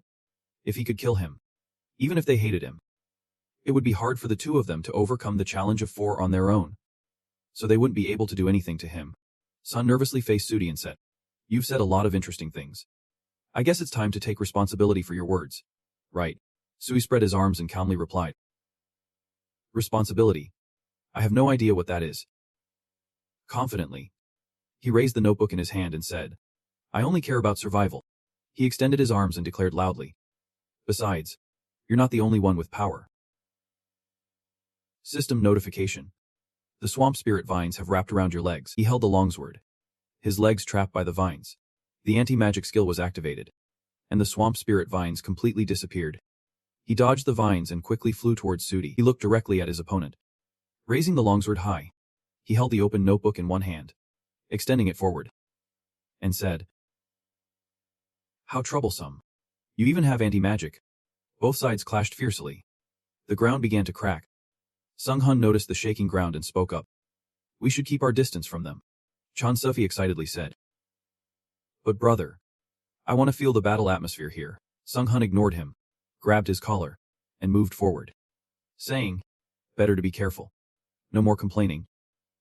He sulked, clearly preferring to be in the front row watching. Sudi swung his arm forward, shouting, you bastard. He continuously attacked Sung Run. Sung Run quickly jumped forward to dodge the blow. He clenched his fists in anger, quickly jumping forward, delivering a powerful blow to his opponent. The opponent, unfazed, said, looks like the hunter has turned into the prey. Sung Run hesitated, pondering the opponent's words. As a ball came hurtling towards him, Sung Run turned around, thinking it was the ball he shot earlier, when a lightning bolt struck him. Sudi, one hand clutching his injured stomach and the other holding a notebook, laughed and said, weren't you just acting tough a moment ago? As soon as he finished speaking, he suddenly shouted in surprise, what the hell? The counter shield skill has been activated, Sung Run thought, using his shield to cover his head. As the system displayed information about the counter shield, the opponent, furious, wondered, how could this happen? He managed to block that skill so easily, and Sung Run quickly jumped up with his sword, causing the opponent to panic and shout as he raised the notebook to launch an attack. The ground beneath them exploding, he jumped up with his shield and sword, launching a series of attacks. Chun sucks. Witnessing Sung Run fight, asked Sung Hun, "Do you know who challenged Han Sung Run?" Sung Hun replied, "Among the senior hunters. He had never seen anyone like him." The person beside him continued, "Since you don't know him, it's likely he's just an ordinary person. But looking at the way he fights, is that really the case?" Sung Hun's eyes sparkled as he said, "He might not be a senior hunter. But one thing I can be sure of, watching Sung fight." He continued, "This is truly impressive." And Sung Run still hadn't used all his strength. His eyes lit up as he thought his power might be on par with his own. Chun Shok was amazed and turned to the person next to him. "Is he that strong? Even though he ranks 2 places below us?" Sung Hun recalled the previous battle tower and said, "This is just a hypothesis. But if he never relied on his teammates in the previous challenges, then his abilities might have been underestimated." On this side of the battle, Sung coldly pressed forward. Sudi's arm holding the notebook was struck by Sung's sword. Blood splattered everywhere, and he screamed in pain while clutching his injured arm. He knelt down on one knee, using his injured arm to support himself, staring directly at the sword that had cut him. Sung Hun saw this scene and thought in amazement. Surprisingly, he didn't kill his opponent but remained incredibly calm. Suppressing the other party, Sui raised his hand to signal and shouted, "Wait!" He pointed at Sung. Trembling, "If you kill me, you won't survive this challenge. Think carefully. There are 4 top players this time." He wiped the sweat off his brow and said, "This is the challenge tower. The goal is survival. Even if one person is missing. Do you think they'll let you pass easily?" Sung Hun and Chun Shok stood high above, looking down and said, "We won't interfere. It's up to you to handle it." Sui suppressed the pain as he looked at Sung, then suddenly drew his sword to attack him. He angrily swung his sword down. "You bastard. Who do you think you're fooling?" The sword swung toward the opponent's head, but all that remained was a shadow. Sudi had really dodged and retreated. The deception trait activated, temporarily increasing all attributes by 10 points. He jumped back, thinking, "Damn it. I intended to hide this trump card." The sword in his hand was wrapped in chains. He roared angrily, "You bastard." Sun Run calmly smiled, using his shield to block in front of him. The shield had blocked the sword's attack. The chain coiled up, striking at Sung Run's back while he was defending with the shield. The chain slammed down onto the ground, causing a loud explosion. Sung Run remained unfazed. He continued to use the shield for defense. Su was very scared upon seeing this, and coldly said, "With only 3 people to challenge, it's more dangerous to go with trash like you." The opponent roared angrily, "You bastard. The shield counterattack skill will release the accumulated damage. You attack Sudi, and Sudi can't resist and will be killed." The screen displayed information about the old cape of the vampire count and the heavenly blood demon sword. Sun Run stored the 2 items in his inventory and said, "These 2 items don't look bad. He'll study them later." He saw the other 2 teammates jumping down from above. Chun Shok excitedly ran over to compliment. "Rung Run is really impressive." Sung Hun then asked, "Is everything done?" He replied, "Yep. Thanks to both of you, I was able to resolve the system notification smoothly. The challenge for the 10th floor will start in 10 minutes. All challengers, please wait for the upcoming challenge." Sung Hun, leading the way, said, "All right. Let's go." The 2 followed him. As they passed by a statue, Chun Shok looked at it and asked, "This night statue is really big. It surely won't come to life." "Right," Sung Hun calmly replied. "In this tower, anything can happen." Sung Run also looked at the statue in amazement. It seemed to be watching him too. Sun Run silently ran, carefully observing 3 people, continuing to move forward. A Chun Shok suddenly exclaimed. He looked around and said, "I think we have come to the right place." Looking at the statues, he continued, "There are 3 more statues that give me a bad feeling." He hesitated suddenly. The 3 stood before an imposing sitting statue. He continued, "Maybe it is the Dark Tyrant." The system announced that the rest period was over, and the challenge of the 10th floor would begin, with the remaining time decreasing. "The Dark Army is about to appear. Stop the Dark Tyrant from resurrecting." The 3 suddenly realized that everything around them was shaking, and the statues began to move. The eyes of one statue lit up, turning to look at them as the statues sprang up as if shot out. 3 giant statues landed on the ground, creating a thunderous noise. Sung Hun looked at the statue in front and said, "Let me warm up a bit. I haven't moved in a while." Sung Run looked at Sung Hun and said, "It is that head." He explained, We have to stop these guards and hand over the skulls they are carrying on their backs to the tyrant. Dong-hun raised his hammer and said, "All right. Simple enough. Let us each take one." The stone statues charged forward. All three launched their attacks simultaneously. Sun Run brandished his sword and thought to himself that he would use a sword energy move to handle it. The giant statue attacked him as well, both sides closing in, engaging in a fierce battle, neither side giving way. He held his sword to dodge the attack and then stepped back, quietly observing the statue with the glowing sword in hand. Feeling it was sword energy, he squinted to observe and strategize. Realizing that the opponent was not easy to defeat, he wondered how the others were doing. On this side, a statue landed a blow on Sung-hun, knocking him far away and crashing hard to the ground, shaking the earth and shattering it. The statue quickly picked up its head and ran towards the tyrant in front. A surge of power suddenly hit the statue. It turned its head to the side, raised its weapon, and smashed the giant rock flying towards it. Sung-hun held a hammer in one hand. His other arm seemed to be wrapped in armor. He said, "These bastards are all boss level." He raised the hammer covered in ice and shouted, "Don't let your guard down. A Laughicoat. I think you're the one who's off guard." "Hey Kim." A hat fell down, and with a shrug, he put it on and said, "This hat doesn't really suit me. To be honest, I don't want to wear it." He continued, "But you made me wear this ridiculous hat."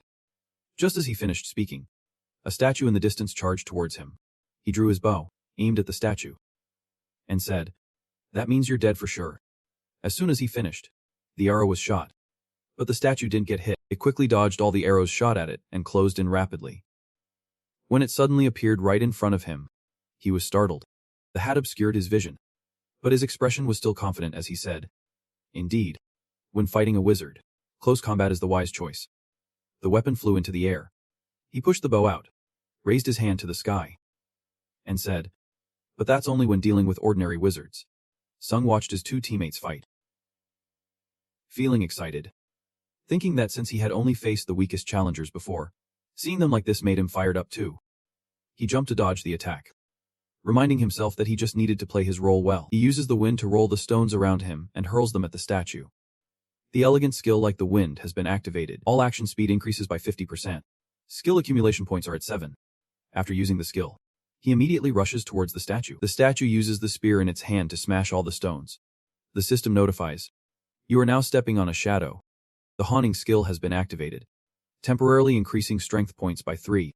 Sung-hun quickly glides past the statue, continuously attacking the skull hanging behind it. The chain snaps, and the skull is shattered in 2. Sung-hun stands beside and releases a bolt of lightning, striking the giant statue in front of him. The stone statue screams in pain, thrashing about, and the skull behind it also shatters. Sung-hun turns to leave, considering everything to be over. While Chun-Sifi continues to attack the statue in front of him, he leaps into the air, raising his weapon above his head to prepare for the finishing blow. He delivers a powerful strike to the center of the statue, splitting the skull behind it in 2. The stone statues suddenly roar in anger, shaking all 3 of them, but then they abruptly turn and flee. Chun sucks. Standing behind, exclaims, "They're running away." Dong-hun next to him explains, "Now that we've destroyed the skull of the Tyrant King, we don't need to worry about him resurrecting anymore." A voice echoes, "Then let's finish this quickly." All 3 of them fly forward. Ahead are 3 statues, while they are chasing from behind. As they advance, Run suddenly hears a noise and wonders to himself, "What was that sound?" A statue jumped down to the ground, making a loud noise. Sun shivered in shock. In front, 3 statues simultaneously bent down, forming a pedestal. A horse jumped over, using the force from that pedestal to soar into the air. Rushing forward, Sun looked up at the horse flying above him, silently thinking that the cavalry statue was right at the entrance. The cavalrymen landed in front of the brutal king statue, and all 3 immediately flew toward him. Sun angrily thought, "It's too late to catch up now." The cavalrymen held the skull, using the strength from the saddle to leap toward the brutal king statue. Sung, behind him, swung his sword to attack, putting all his strength into chopping at the skull in the cavalryman's hand, which was preparing to attach to the statue's neck. The skull was smashed before it could be attached. The cavalryman froze in mid-air, watching the shattered skull and the crown fall to the ground. He furiously turned to look at them, his fierce face unable to hold back a savage roar. Chun was shocked, joyfully jumping up and saying, "Awesome." Dong-run also breathed a sigh of relief, reaching out to pick up the crown from the ground. The cavalryman took the golden crown and placed it on his head. Then with one hand, He cruelly chopped off his own head. All three witnesses were extremely frightened, and one voice shouted, "We have to stop it." They all rushed forward. The brutal king statue picked up the severed head and placed it on himself, while the three jumped to attack and stop him. But unfortunately, the head was already attached in the right position. In the blink of an eye, a thunderous explosion shook the ground. All three looked at the brutal king statue before them coming back to life. The system announces that the necessary conditions have been met. The dark tyrant is resurrecting. Sung, trembling at the sight, couldn't believe it and thought it was impossible. The statue before him had come to life and started to move. The system announces that due to its invincibility, all damage will be nullified. A challenger with a lower stat than the tyrant will not be able to inflict damage. Shocked, thought about the special skill. He had never heard of a monster being able to use a special skill. The tyrant raised his hand to the sky, and a sword appeared and fell into his hand. He gripped the long sword tightly and swung it powerfully at the three people in front of him. Fortunately, they managed to jump out of the way in time and avoided that powerful attack. Sun bent down, bracing himself on the ground, contemplating the tyrant before him. What kind of crazy ability is this? If we can inflict damage, then we can do anything at all. The tyrant aggressively closed in, and he quickly turned to dodge a slash from the opponent. This time, unfortunately, he was struck in the abdomen by the tyrant, blood pouring out. He looked at the wound, angrily cursing. Damn it. He sidestepped, quickly using a healing skill while looking at the tyrant before him. He thought that if he had not dealt with it sooner, it would not be such a hassle now. He seemed to see something and suddenly thought, wait a minute. He looked at the giant statue before him with a fascinated expression. Before I could finish thinking, he suddenly turned around and saw the other two running over. Chun Sufdru calling out loudly, "Sung, are you okay?" Sung Hun standing beside said, "I think we should find a way to attack that tyrant. But first let us deal with those knights." Sun Run looked at the statue and said, "I have a request. Can you two block the tyrant's attack?" Dung Hun skeptically asked, "We can deal damage to the tyrant. So should not it be more reasonable to handle the knights first?" He replied seriously, "I have thought of a possibility," and confidently looked towards the tyrant as a way to defeat him. Hearing this, Sung Hun was silent for a moment, then turned and said, "All right, we believe in you." He added, "Holding him down will be very difficult for us. So let us not take too long." He and Chun Sufi charged towards the tyrant saying, "Chun sucks." Yep. Chun Suk replied. Seeing that, Sung Run also agreed. He turned back to the three knights. "And you guys can play with me." Then raising his hammer filled with thunder, Sung Hun flew in front of the tyrant and shouted. The system displayed due to the invincible status. All damage was negated. Because when he attacked the tyrant, it did not cause any damage at all. He landed on the ground and said, as expected. It had no effect as predicted. The system announced the tyrant's special skill has been activated. When there is hostile action directed at the tyrant, all unauthorized actions will be completely restricted. The two of them tried to find a way to resist the tyrant. He struck the ground with a blow, causing an earthquake. Debris flying everywhere. The ground splitting apart. Extending towards the two injured people sitting on the ground. The hammer in his hand came down. And the system announced that the magic resistance skill had been activated.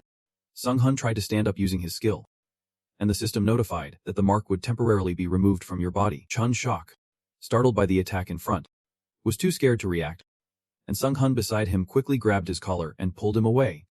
Seeing it was too late, he stepped in front to take the attack. Seeing him get hit, Chun Shock screamed in horror. Under the mask, Sung Hun was injured to the point of coughing up blood. Chun Shock stood up, supporting his arm over his shoulder, worriedly asking, "Are you okay, brother?"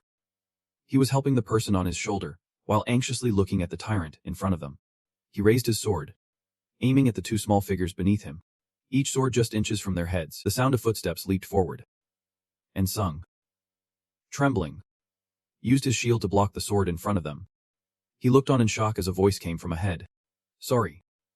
I'm late." Seeing him struggling, he said worriedly, and Sung trembled and suddenly whispered, "Absorb." And the system announced, "You have used up all your reserve souls. Your stats have been enhanced. Strength increased by 4 points. Agility by 3 points. Stamina by 3 points. Mana by 6 points. Endurance by 4 points. He continued to use the shield to block the attack.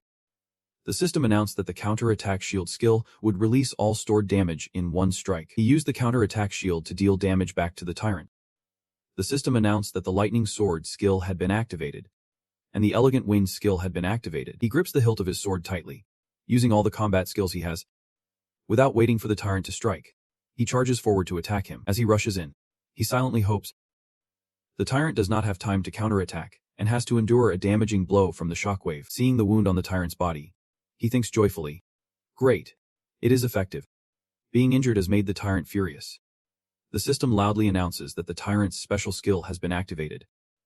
When there are hostile actions directed at the tyrant, all unauthorized actions will be completely restricted. Shocked by this, he jumps down, plants his sword in the ground, and kneels on one knee. Thinking of this, he grits his teeth in anger and quickly stands up. The system announces that the breakthrough enhancement skill has been activated. The magic resistance skill has been activated. Preparing for a new attack. All restrictions have been lifted. He has regained his strength. He swiftly attacks, using a series of new skills. The proficiency of the breakthrough enhancement skill has reached 100%. The breakthrough enhancement skill has been upgraded to level C. The proficiency of the mana recovery skill has reached 100%. The mana recovery skill has been upgraded to level C. The proficiency of the magic resistance skill has reached 100%.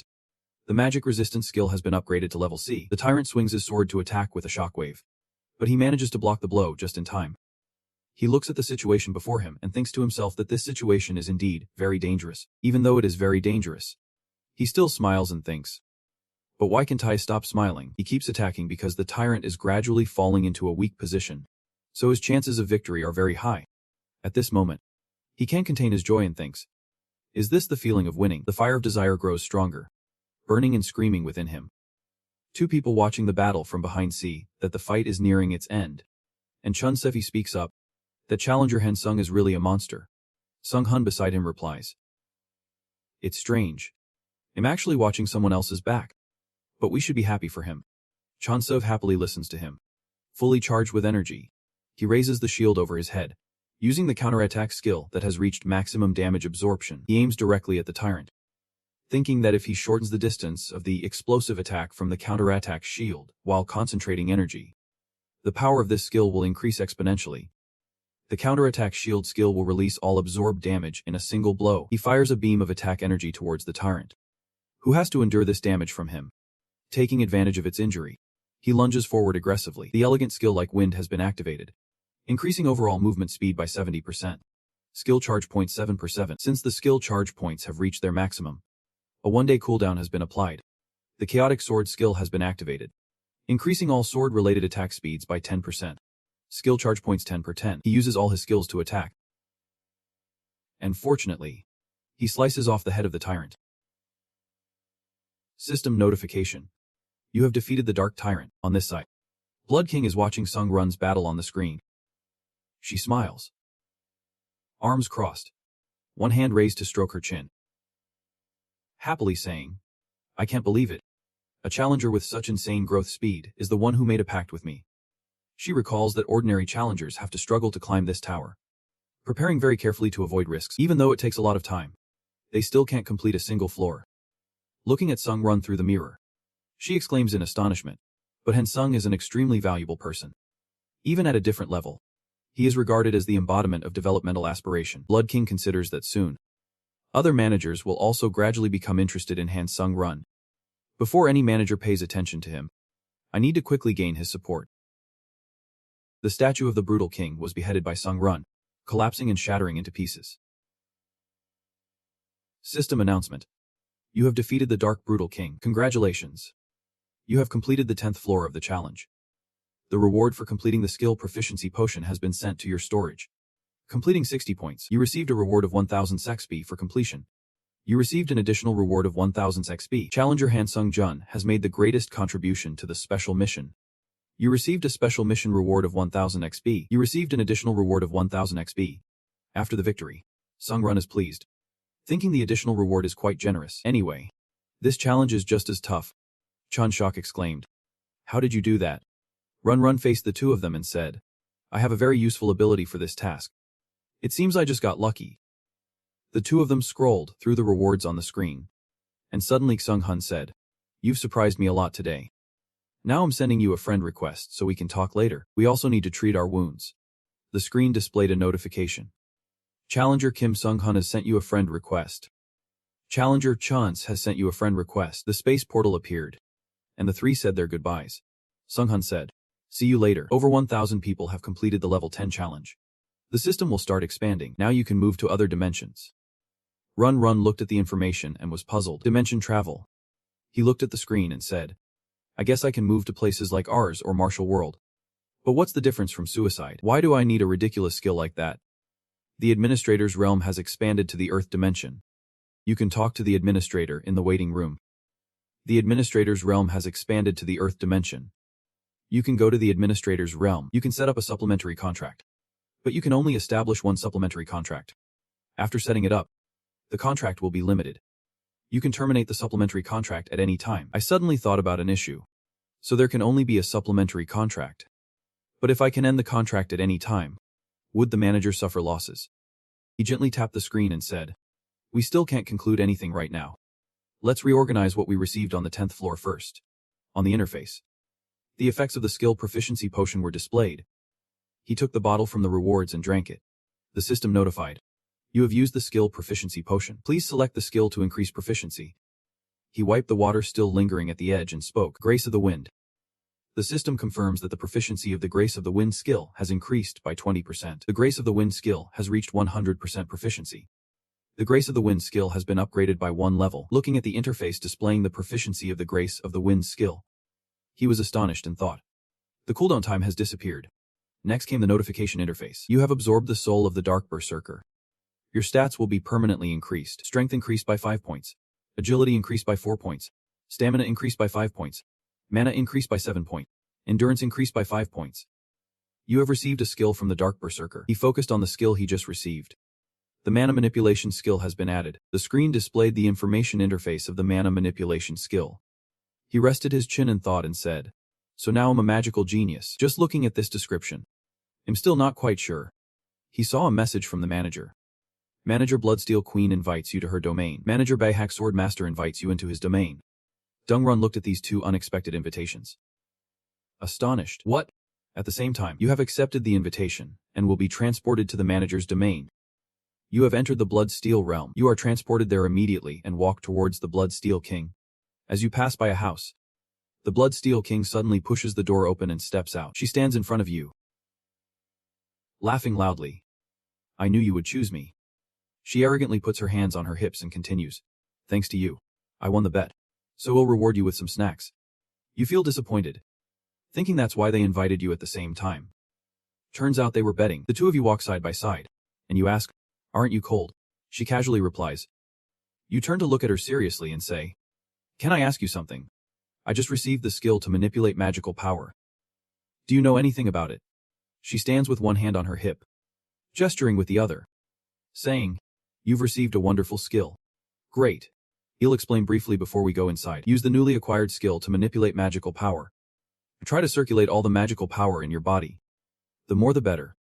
You tense up and circulate all your magical power. You are amazed to find a powerful force filling your entire body. Your magical circuit has been significantly enhanced thanks to the skill of manipulating magical power. The skill of the magical circuit is forcibly enhanced by the manipulation of magical power. You are sweating as you practice, thinking that your body's strength has increased several times. Maybe you'll focus my strength and punch hard down into the white ground. The Blood Snow King was also shaken by my immense power. The towel she had wrapped around herself since we met was blown away by the gust I created. I looked up in surprise and saw her bare body. She set her teacup down on the table and said, "I didn't expect her to calmly look at you." And continued, "You are the one who dares to do something so immoral." Hearing this, I almost choked on the tea I had just sipped, and I hurriedly explained. "You misunderstood." Seeing my panicked expression, she teased, "Why are you so tense? Anyway, you have time. Just try activating the magical skills one by one combined with using mana." She continued, "When you understand the enhancement of using mana, your magical skills will also improve accordingly." I curiously asked, "But why did you call me here?" She calmly replied, "You know the system was expanded when you entered the waiting room on the 11th floor. Right?" I responded, "Yep. That's why I was able to come here without going through the challenge tower." She said again, "That's not the reason. The real purpose of adding in-territory intervention is so that the managers can actively teach their challengers." I was eating a cookie while asking, "What does that mean?" She snapped her fingers as she spoke. This is how it is. The manager. Blood King. Use the domain intervention to grant the challenger a special skill. A new special skill that has been etched into your soul. He was amazed to witness this, and Sung Run skeptically asked, "Can you really give a skill like that?" She calmly replied, "Of course not." He became even more confused, hesitantly saying, "Then you definitely interrupted me. Which means Wev contributed enough to the tower to do this." He pondered over the additional contract he had made. If she had chosen other challengers, it might have been better. Then why? After thinking this, he asked directly, "Why are you helping me so much?" She answered without hesitation, "Because I see your potential. You can't believe how often that potential is repeated." She began to explain. Managers receive rewards by nurturing their challengers. But the purpose is not simple. She continued. They invest in their challengers just to fulfill their own final wishes. He was astonished by this statement and fell into deep thought. Final wishes. He continued to see countless lines of text appear on the screen. The manager, White Crane Sword Master, invites you into his domain. Thinking about it was hard to believe. Sung Run looked around as he walked, secretly thinking this place was indeed a perfect training spot. He was also thinking about the training method that Blood King had mentioned. Just in time, he drew his sword and utilized magic power. The proficiency of the triple slash skill increased by 8% thanks to using magic power. And the instant acceleration skill was enhanced due to the use of magic power. The proficiency of the counter shield skill increased by 7% thanks to using magic power. He raised the sword in front of him and thought, "Great. Now I will use the sword aura." He suddenly froze, confused, looking at the stream of sword aura, trembling with anger, wondering why the sword aura couldn't be activated using magic power. I was planning to use the sword aura to upgrade the Tam Trem, but no matter how many times I tried, it was the same. He gritted his teeth, unable to believe it. Strange. Could it be because the sword aura is a special skill? He put the sword back in the inventory, looking at the notification on the screen. The manager, the White Crane Sword Master, is waiting for your visit. Seeing that, he thought to himself, let's put the sword aura upgrade on hold for now. He spoke up to respond. All right. I'm coming right now. The manager, the White Crane Sword Master, said, "Come in." He silently thought about the manager's title in the room. I guess is probably an old man like Bai Huan. He sure talks a lot. He suddenly saw a person kneeling on the wooden floor. A voice rang out. Finally. You've arrived. To his surprise, it wasn't an old man as he guessed, but a beautiful young girl with long white hair smiling and saying, "Nice to meet you. I am the manager, the White Crane Sword Master. I've been waiting for a challenger like you for a long time." He was so shocked he couldn't speak, thinking to himself, what old man? It's a girl. Seeing him just standing there staring without saying anything, she asked, "Is there a problem?" He gasped in surprise and then replied, "It's really interesting to meet a manager I have only communicated with through messages before." She pointed to the spot in front of her and said with a smile, "I understand. Standing and talking is tiring. Sit down." He stepped forward and replied, "Then I guess I'm a bother." As soon as he sat down, he felt a gentle breeze blow by. Turned around, and thought to himself, this is nice. He crossed his legs and sat next to her, saying, "Now I understand why you are sitting here instead of going inside." She replied cheerfully, "It feels amazing. Doesn't it?" The young girl looked ahead, her face bright, saying, "I've always been watching you here." Since the life and death battle between him and Batch Huan on the 9th floor, the two sat side by side looking ahead. He spoke up, saying she could observe my challenge, bringing her skills to a challenger she just met. "Isn't that a bit of a waste?" She casually replied, "Of course not." He needed to understand his own worth. Seeing him confused, she continued to explain, even Elder Batch Huan, despite not reaching the realm of radiant sword energy, is still a formidable swordsman in the martial world. Although he lost some strength after entering the tower, defeating a challenger like that is truly an impressive achievement. She continued, "You don't need to deny it. Because we are the ones who signed the contract with Batch Huan. We have recognized you." He was taken aback by her words, incredulously looking back at her, becoming cautious and thinking to himself, wait a minute, if that's the case, she might harbor resentment towards me. Seeing that he seemed on guard, she spoke reassuringly, "There's no need to be so wary. You're just a challenger looking to score some points." She reached out to touch a butterfly that flew by and said, "I have signed contracts with many challengers, but I've never invited anyone here." He looked at her, listening to her speak, and aside from him, she pointed to herself and said, "I think you've guessed it already, so we'll be direct. Please sign a supplementary contract with me. He looked straight ahead and said, what benefits will I gain from that? She continued, if you agree, I will accept you as the disciple of the manager. Backhack sword master. He confusedly asked, what specific benefits do I get from becoming your disciple? She explained, the manager can only accept one disciple in the tower in their lifetime. And this person will be called the disciple of the manager. This meant that he would establish a special contract. And the chosen challenger as a disciple could purchase all the techniques of that manager. He remembered the Bloodsteel King. So the master-disciple contract was that important. It's strange. The Bloodsteel King never explained these things to me, even though I am also her disciple. He thought, maybe she's a bit forgetful. He awkwardly asked. People say a supplementary contract can be cancelled at any time. Why would she choose such a lifelong contract that is very disadvantageous for her? She calmly replied. Just like that woman. I chose you to fulfill my last wish. She continued. Because I need the sharpest short sword. A sword that never rusts or deteriorates. You have the potential to become the sharpest little sword. He squinted, pondering her words. The final wish. This is a term that the Blood Iron King also mentioned. Perhaps it's simply a wish, Sunrun asked. What is the final wish? He focused intently on her as he spoke. The final wish of the administrators stems from their past regrets. It originates from memories of the same time. The final wish is a privilege granted to the administrators by the tower. Just like the challenge tower, this is a challenge that only those who have a contract with the administrator can participate in. When the wish is fulfilled, the challenger will receive a reward. She cautiously said, if my wish comes true, you will be able to change the past. He was shocked to hear this. He skeptically retorted, can I really change the past? Is it possible for something like that to happen? She didn't explain much.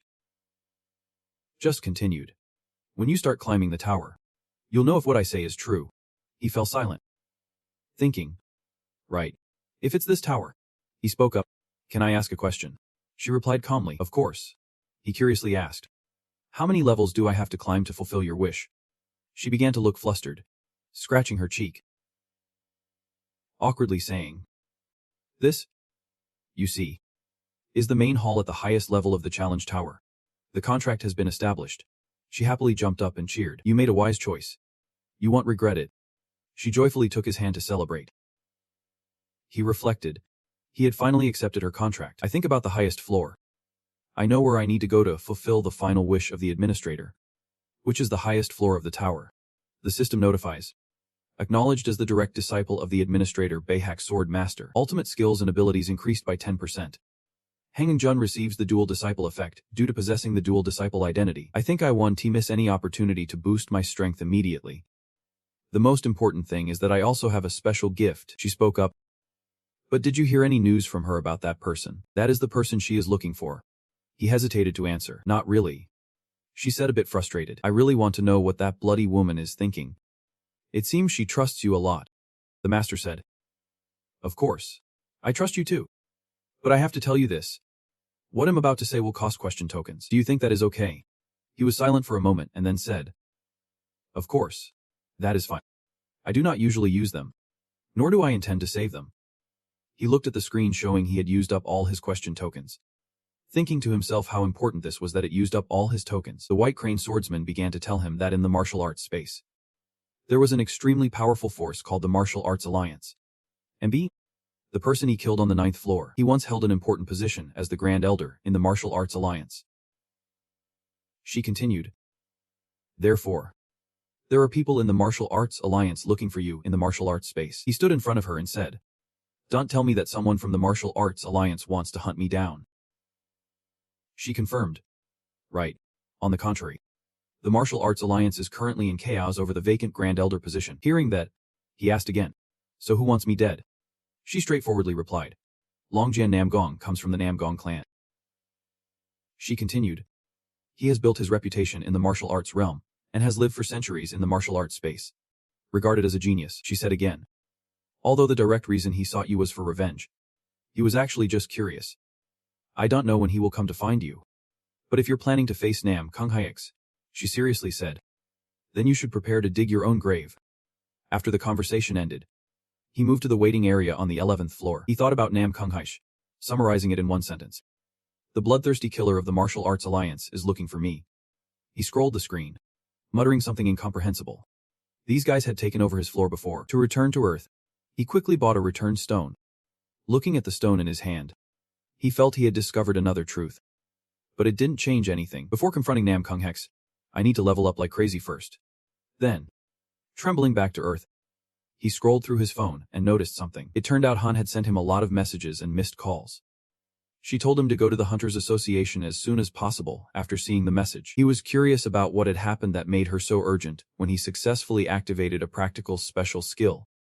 He headed towards the window and jumped out, flying into the air. At this moment, there were a lot of people gathering in front of the Hunters Association. They were chatting with each other. Luckily, this wasn't a mandatory mobilization order. Watching that video was really scary. What happened in Japan? He looked up at the sky, his expression one of astonishment. It turns out they saw Sung land powerfully on the ground.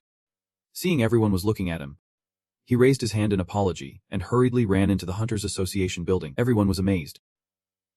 Watching him, did he just fly? As soon as he reached the door, the manager and Han greeted Sun Run with bright smiles.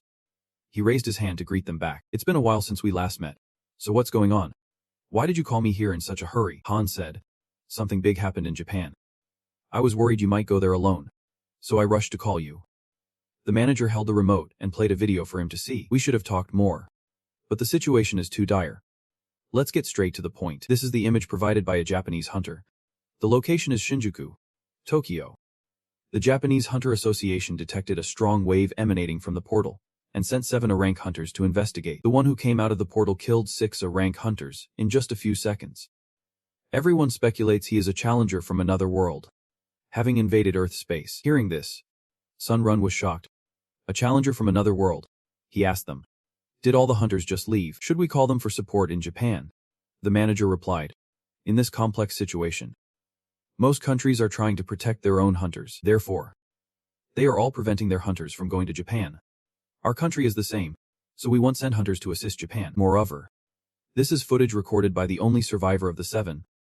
The screen showed the brutal massacre by that person. His eyes were like a demon, devoid of humanity. The Heavenly Dragon Sword's Nam Kwang Hyu came to avenge Sana. Hearing this name, Sun Run did not expect to encounter him so soon. While lost in thought, he was startled to find Hazen tugging at his sleeve. She looked at him and said, "Why are you so tense? You don't need to go anywhere. It's been a while since we last met. How about we go eat something?" He replied in a low voice. Seeing him hesitating, she said directly, "You're not going, right?" But he indicated otherwise. Just respond to Japan's support request, and he'll come ask Juku. I was completely disappointed after hearing that. She hurriedly asked him, "Well, why is he always taking such risks? Why does not he care about other people's feelings?" Faced with her anger, he placed his hand on her head to comfort her, thanking her for caring about him. But this is something he has to resolve. This is the memory of Nam Kayaks. Back then, he was still young, holding a long sword, pondering why no one could understand the sound of the sword. The children he defeated were angrily looking at him. "Young master, isn't this training match a bit excessive?" Another footstep approached, saying to the children, at 13 years old, "You already have sword energy. You're even more outstanding than I was at your age." This old man is known as the Sword Saint here. He rubbed the head of Hakusei and advised, "Martial arts are not meant to harm others, but are a part of transcending one's realm. You can't harm others for no reason." From then on, he began to ascend the tower. When he reached the 20th floor, everyone cheered for him, but he wasn't happy at all, as his desires were still unfulfilled. Just climbing the tower wasn't enough. He thought to himself, it's unbelievable that someone only 17 years old could achieve such greatness. I'm sorry, Dad. Actually, I only feel happy when I destroy and slaughter others. Back to the present. He sat in a junked car in a city he had completely destroyed, muttering in frustration. I'm no longer satisfied with killing those pathetic little pests. But in the martial world, you're not allowed to kill without reason. His gaze turned more sinister than ever. But maybe that coward Han Sung will bring me some excitement. The next morning, Sun landed at Tokyo Airport, where a female manager greeted him. Accompanying him were many police officers. She invited him into a room because there were others waiting inside. It turned out to be 2 teammates from his last mission. As soon as they saw him, they laughed and said, "Since that time on the 10th floor, we finally met again. You're later than I expected." He walked in and replied, "I heard from the association that you guys were here, but I didn't expect you to actually participate. So all those who responded to Japan's request for support have gathered here already." He said, "I heard there's also a challenger from America coming soon." He thought to himself, even though the three of us are on par with SSS-Rank hunters. The challenger from another world appearing in Shinjuku is an unknown monster that could defeat all three of us. I hope the challenger from America is strong. The door began to open. Sun turned his head to look, and when he saw the person, his eyes filled with shock. It turned out to be Catherine with her bright red hair. She looked just as surprised to see him. The manager asked, "Do you two know each other?" He said, "We're somewhat acquainted since we met in the tower." Catherine turned away, shyly saying, "I didn't want to see you again in a situation like this. So what kind of situation do you want to meet me in?" She frowned and shouted, "I want to meet you on a more normal day." He sighed. "The first time we met wasn't exactly a normal situation. So it does not really matter." "That's true. But can't you be a bit gentler with your words? You're being too cold." Sung-hun looked at them and said, "Are you two a couple arguing?" Sung hurriedly replied, "And it never will be." Catherine glared at him, secretly thinking, "Isn't no enough? Why add and it never will be?" She spoke up. And finally, all the challengers had gathered. "Sorry for the late introduction. I'm Area, the president of the Japanese Hunter Association." Hearing that, Sung was very surprised. She personally went to the airport. "I thought she was just an ordinary staff member of the association. It seems Japan is really hopeful." The president opened his arms and continued, "According to the plan, any support for Japan is much more serious than I thought. So they may be adjusting the dispatch of hunters for assistance." He was sweating and asked, "Even though the countries are adjusting the dispatch of hunters? I didn't expect that only 4 people in the world agreed to help. The situation is worse than I thought." The president trembled, gripping his hands tightly and said softly, "Currently, no country is actively supporting Japan." Then she bowed slightly in front of their astonished eyes. "When everyone turned their backs on us, only a few were willing to help. I truly appreciate it." Sung hurriedly helped her up. "Please lift your head." "President, now is not the time to bow your head." Catherine watched this scene with wide eyes. I didn't expect that this trembling hand Sung, who appeared cold on the outside, would speak up instead of bowing his head. "It would be better to increase the compensation for us." He placed his hand on his chest and said loudly, "I suggest you double the promised compensation. If so, I will do my utmost to solve this problem." At this moment, Catherine was even more certain. He really is a cold person, only thinking about promotions. "I'm not here to be a saint or a hero, but for the compensation and the promotion points I can get by eliminating Nam Kwang Huk." The president regained her composure, continuing, "All right. In this critical moment I've become too emotional. The entity appearing in Shinjuku is an abnormal monster. And since you all have risked your lives, I promise to double the rewards. Moreover, the situation is not entirely hopeless. We still have a chance to win." The ability that Catherine Bennett possesses can turn the tide of battle. One of her special skills is called fire extinguishing. If a stronger opponent touches this fire, the special skill will activate, reducing their entire stats by 10 points.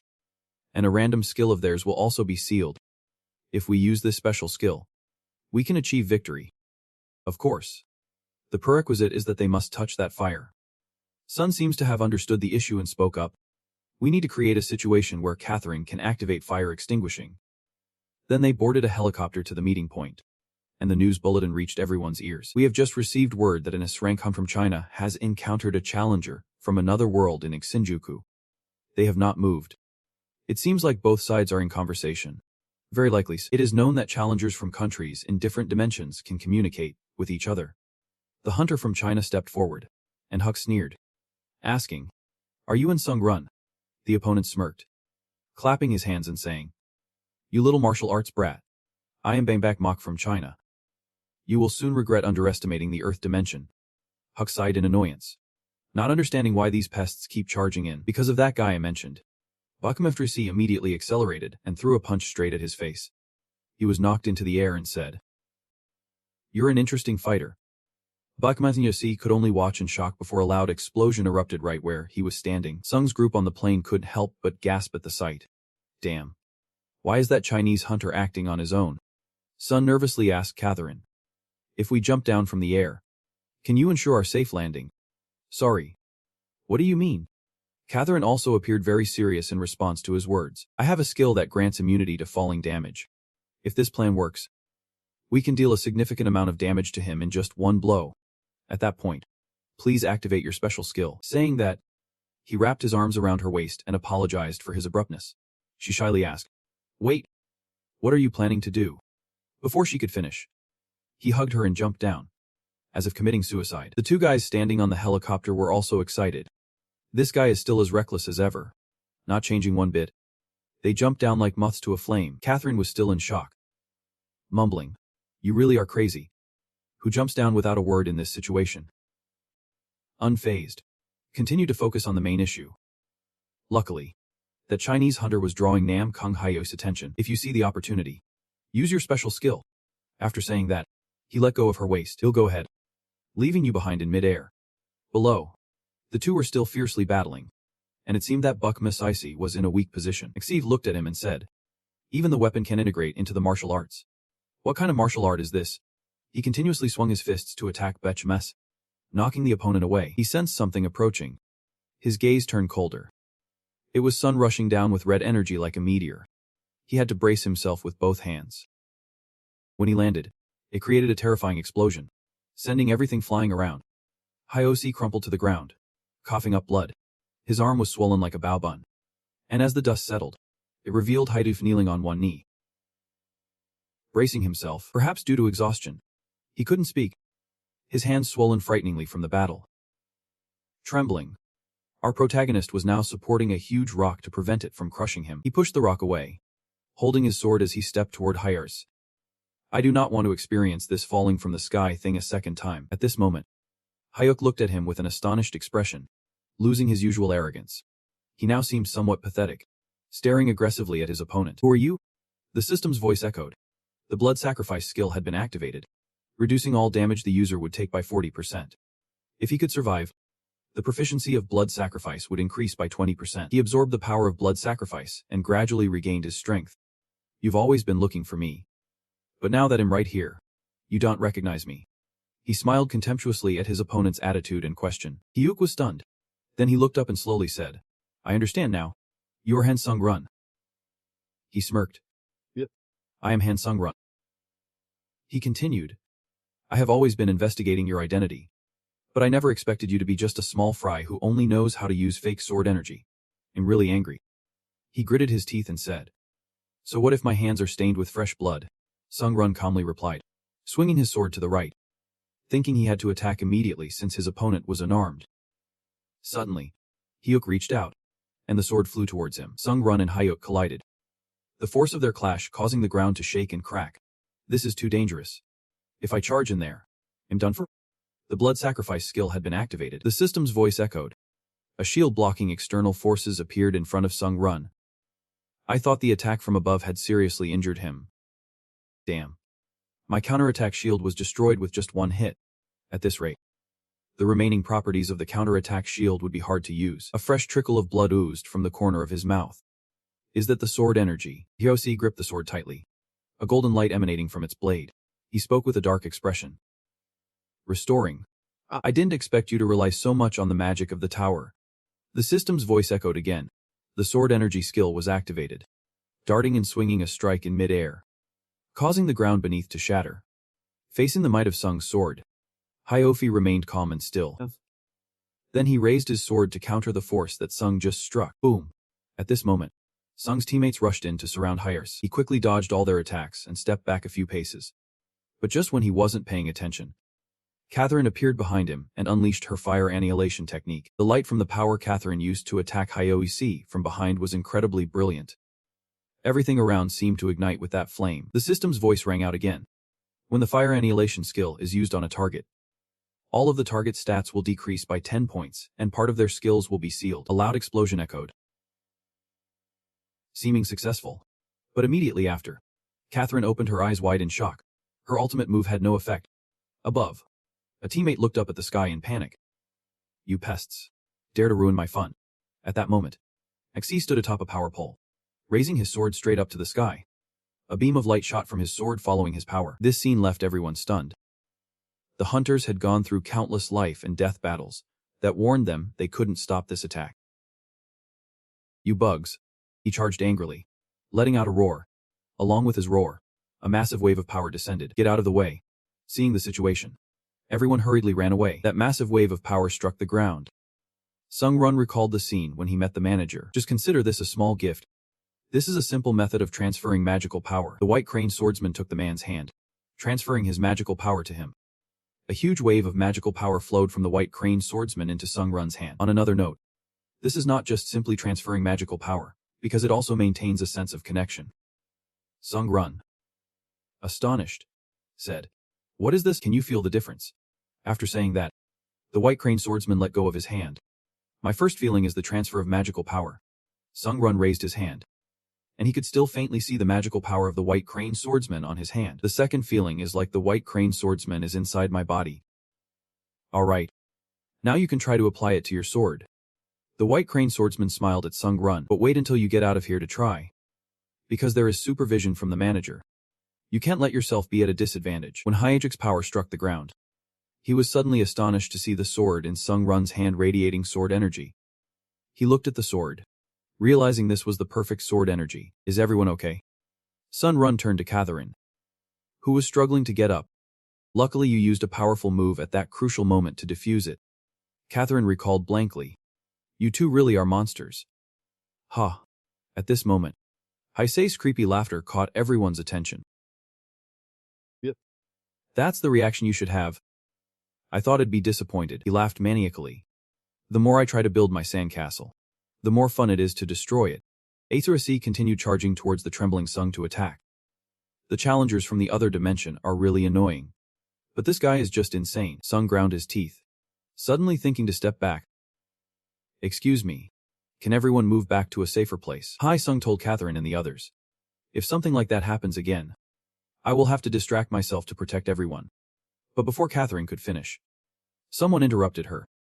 As painful as it sounded, it was the truth. He thought to himself, "I did not expect that after the last challenge, I would not be able to help him at all." But then he continued, "If we get the chance, we will carry out the fire plan again. Be careful." After saying that, they quickly left, leaving Han Sung alone to focus on the battle. Sung and Haijudi immediately engaged in combat. The aftermath of their fight seemed ready to destroy this already ruined city. "I understand why he told us to step back," a stunned person said. The others raised their hands to shield against the wind pressure and the external force generated from their battle. "He is fighting evenly matched with that monster," Catherine exclaimed while watching the battle unfold, and another person squinted to assess the situation. He considered the current situation. "I feel like he is at a slight disadvantage. If so, he is a bit worried that he might die." At this moment, Sun Run was struggling to withstand Hike's attacks. Ian thought to himself, "I had imagined that after upgrading my sword energy, I could fight him on equal terms." In his mind, he recalled the words of the White Crane swordsman. "You have evaluated Nam Kung Hike's swordsmanship at rank A, while your swordsmanship is only at rank C." Even without mentioning swordsmanship, he is truly too strong. Shaking and exhausted, kneeling before him. Seeing this, Hike stepped forward and contemptuously said, "Is that all you've got? Damn it. I had used too many stamina points to recover earlier." Han Sung was breathing heavily. If he used more stamina points, his combat ability would be affected. Sung was shaking as he caught it. Catherine threw a vial of medicine to Han Sung from a distance. "Great." Sung quickly caught it. He was just about to open the vial to drink when Hyek kicked Sung away and snatched the vial. "This is for me to drink." He laughed and tipped the vial, pouring all the contents into his mouth. Catherine screamed helplessly. The other person was also angry, cursing this damn annoying guy. Sung Run stood up unsteadily, filled with rage as he looked at the scene. Humans always hold on to a glimmer of hope. Even you do. Sung Run's. He flashed a wicked smile and threw the empty bottle away. The system's voice echoed again. "A small portion of stamina has been restored. I can win this battle. If I give it my all, I will survive." As he said this, Hyuk shook with laughter. He mocked the so-called hope of humanity, truly looking down on it. After that, Hyuk continued to chase Sung Run from this building to another to attack. "I don't like this." His expression became irritated, as if his gaze was still filled with hope, even though he was at a disadvantage. Sung Run gritted his teeth and persevered, angrily grinding his teeth, gathering an overwhelming force with a swing of his hand, then striking at his opponent, sending Sung Run sprawling on the ground, even bouncing far away. Sung Run lay shivering among the rubble of the building, although he looked utterly miserable. And Sung Run still stubbornly gritted his teeth and refused to give up. Hyuk walked up beside Sung Run, gritting his teeth in anger, looking down at him with disdain. Now he has no strength to move. But why does he still hold that gaze? Despairing, Hyuk swung his weapon wildly. Shouting, Hyuk's sword struck Sung Run's, causing him to bleed profusely. Sung Run cried out in pain. My eyes. My recovery ability uses my physical points. But now I've reached my limit. If I focus all my strength now, I can still launch one more attack, but now I can't see anything. There's no way to land a precise blow. IOC continued to charge forward to attack Sung Run. What should I do? Sung Run gritted his teeth.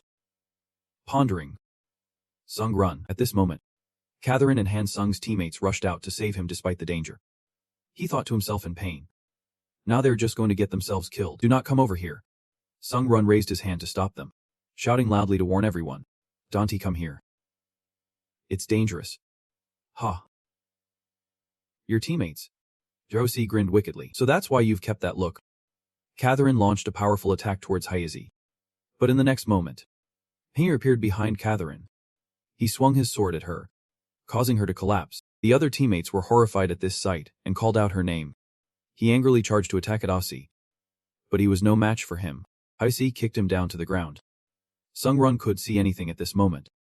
He could only anxiously listen to the sounds around him. Catherine screamed. The male Hayazi grabbed Catherine's head, holding his sword as he walked towards Sung Run. His sword suddenly pierced through Catherine's body, making her scream in pain. I can smell your friend's blood cooking. You idiot. Hayazi mocked Sung Run. He roared in pain. Stopping. A monster should have expressions like this. Right. He wore a satisfied grin, letting out a twisted laugh. Huh. Out of nowhere, Sung Run swung a punch that knocked Haidars off his feet, leaving him stunned. The system alert sounded, indicating that through the fire suppression technique, anyone who touched the flames would be empowered. The sword energy is sealed for 10 minutes. The fire sword is sealed for 10 minutes. Others besides Nam Kung Hayazi will be immune to these flames. Hayazi gritted his teeth in anger. I am the hero of China. I'm still alive. That damn bastard. Catherine yelled angrily. Because I've run out of fire. We need to retreat now. They rallied the remaining teammates and fled at this hour. Those pests are still around. Hayazi gritted his teeth. The system alert sounded. You can't use the sword energy. It's been sealed by the fire suppression skill. Nam Kung Hayazi roared in fury. Countless streams of sword energy shot up to the sky in an instant.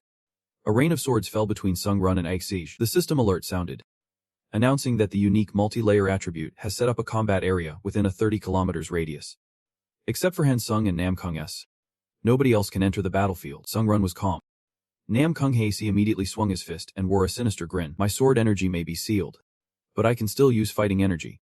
What can a blind guy do? Nam Kung Hayazi charged to attack Sung Run. When did I even possess it? Sung Run sensed everything around him. The spirit eye could see through attacks beyond the line of sight. Sung easily dodged Nam Kung's attack. IDC. I used to think it was just like that. Even the wall surrounding the 30-meter area. I can clearly see every brick in this area. I never expected that after losing my eyesight, I could actually see more things. Until now, I still haven't used the spiritual eye properly. It's as if I've opened my third eye. The system alert sounds. You have opened the true spiritual eye. The spiritual eye skill has been upgraded to level 8. A life and death battle is underway. Your survival depends on your combat awareness. The Sixth Sense skill has been upgraded to rank B. The Sixth Sense, which I completely forgot about after acquiring it. It has now evolved and made my senses clearer. You have successfully survived the battle with the Sword Master. The Demon Hunter skill has been upgraded to rank B. In a short time, your body has gone through many dangers, breaking through its limits. The Bloodthirst skill has been upgraded to rank B+. Along with these upgrades, Sung rushed to attack Nam Kung Ice, leaving him utterly shocked. What's going on? He gritted his teeth, sweat pouring out. How has his martial arts progressed so much? The sword has become sharper too. The system alert sounds, activating the C+ stealth skill. The player is moving to the shadow area. Movement speed increased by 30%. Sun runs towards Hyuk, activating the acceleration skill instantly. Activating the skill of wind-like movement. Overall speed increases by 70%. 7 per 7 points used. Activating the skill Clash of Blades C+. Attack speed with sharp weapons increased by 20%. 1 per 10 points. Even if I use all my skills, he and I are not on the same level. Too reckless. Sung grinds his teeth in thought. My magic is about to run out. Moreover, in 10 minutes, Hyuk's suppressed skill will recover. I need to end this battle while the effect of the flame is still on him. The only thing that can turn the tide in close combat is a surprise attack. Sung suddenly throws the sword in his hand to the right. Huck smirks, easily dodging the sword Sung threw. He laughs mockingly. Because of your hesitation, you've made a stupid choice. You fool. He mocks while continuing to swing his fists forward. Sung leans to dodge, At this moment, Sung shouts again. Blood red sword. The system's alert sounds, activating the blood red sword skill. A sword appears from thin air, stabbing straight into Hyuk's stomach, unable to turn in time. Hyuk gets stabbed and spits out a mouthful of fresh blood. Hyuk trembles and kneels on the ground. Damn it. The sword has pierced my dantian. To fully recover, I need to retreat as soon as possible. He thinks. As the system's alert sounds, the effect of the fire extinguishing skill has ended. The enhanced combat attribute has ended. The combat zone with a radius of 30 kilometers is about to be lifted, allowing for outside interference. The shield has vanished. We've come too far. X stood up to sheath his sword. Next time, I will end this battle. He took out a stone, and a spatial portal immediately appeared. It was a barrier. Everyone saw this and screamed in horror. He was trying to return to the martial arts world. At that moment, everyone felt that if they did not eliminate Hyuk here, the earth would suffer unimaginable consequences. He could not be allowed to escape. Hurry. Stop him. Everyone rushed to attack Nam Kung Halashi. Hyuk heard the commotion behind him and turned around. Wanna run? Hyuk squinted and drew out a blazing sword. The might from Hyuk's power suppressed everyone present. The surrounding buildings collapsed one after another, and Sung Run stood in front of everyone to take the blows. The system notification sounded. The counter-shield skill had been disabled. Unable to release. Damage was absorbed. The force from Heka's attack caused Sung to lose an arm. He cried out in pain. A Sung Run. My arm. Catherine saw Sung Run lose an arm and screamed in horror. Don't worry. The enemy is still here. Sung Run turned to Catherine. Sung Run. The call from Heki surprised him and made him turn back. From the very beginning, I could have killed you with one blow. Do you really expect such an outcome? Nam Kung Hyuk said. Sung gritted his teeth and said nothing. You be back soon. Hyuk turned to Sung Run as if making a promise. Then he stepped into the portal and left. After he left, Sung Run collapsed to the ground. Exhausted, Sung Run. Everyone rushed to his side in worry. In the martial arts world, just stepping out of the portal, Nam Kung Hyuk was welcomed by his subordinates. He immediately couldn't stand and knelt on the ground, vomiting a mouthful of fresh blood in front of his subordinates' horrified gazes. Young master. What's wrong with you? Quick. Summon the imperial physician. Nam Kung Hyuk wiped the blood from the corner of his mouth. Sung Run. I will make you wish you were dead. At the Tokyo hospital, Sung Run slowly opened his eyes. And who was sitting beside him? Jumped up. Sung Run. You're awake. Where he asked, struggling to sit up. Laya said he couldn't move yet. He was seriously injured. Sung Run turned to look at Laya, who sadly said, I don't know how to express my gratitude for your great sacrifice. Hajan bowed his head to Sung Run. The notification sound of the system rang out, activating the fervor skill. To Li Han's astonished gaze, a new arm suddenly sprouted from Sung Run. I'm fine. Sung Run removed the bandages from his body and stood up. Where are the others? In Catherine's hospital room, Sun hurriedly rushed in to find her. Catherine. He suddenly froze as Sun pulled the curtain aside to enter. Catherine was changing her dressing. The scene was a bit awkward, and Catherine immediately screamed. At that moment, a teammate of Sun was heavily leaning against the hospital corridor. It's you. Seeing Sun, he immediately called out happily. What's wrong with your face? Noticing the clear 5-finger mark on Sun's face, he was a bit surprised. Sun awkwardly replied.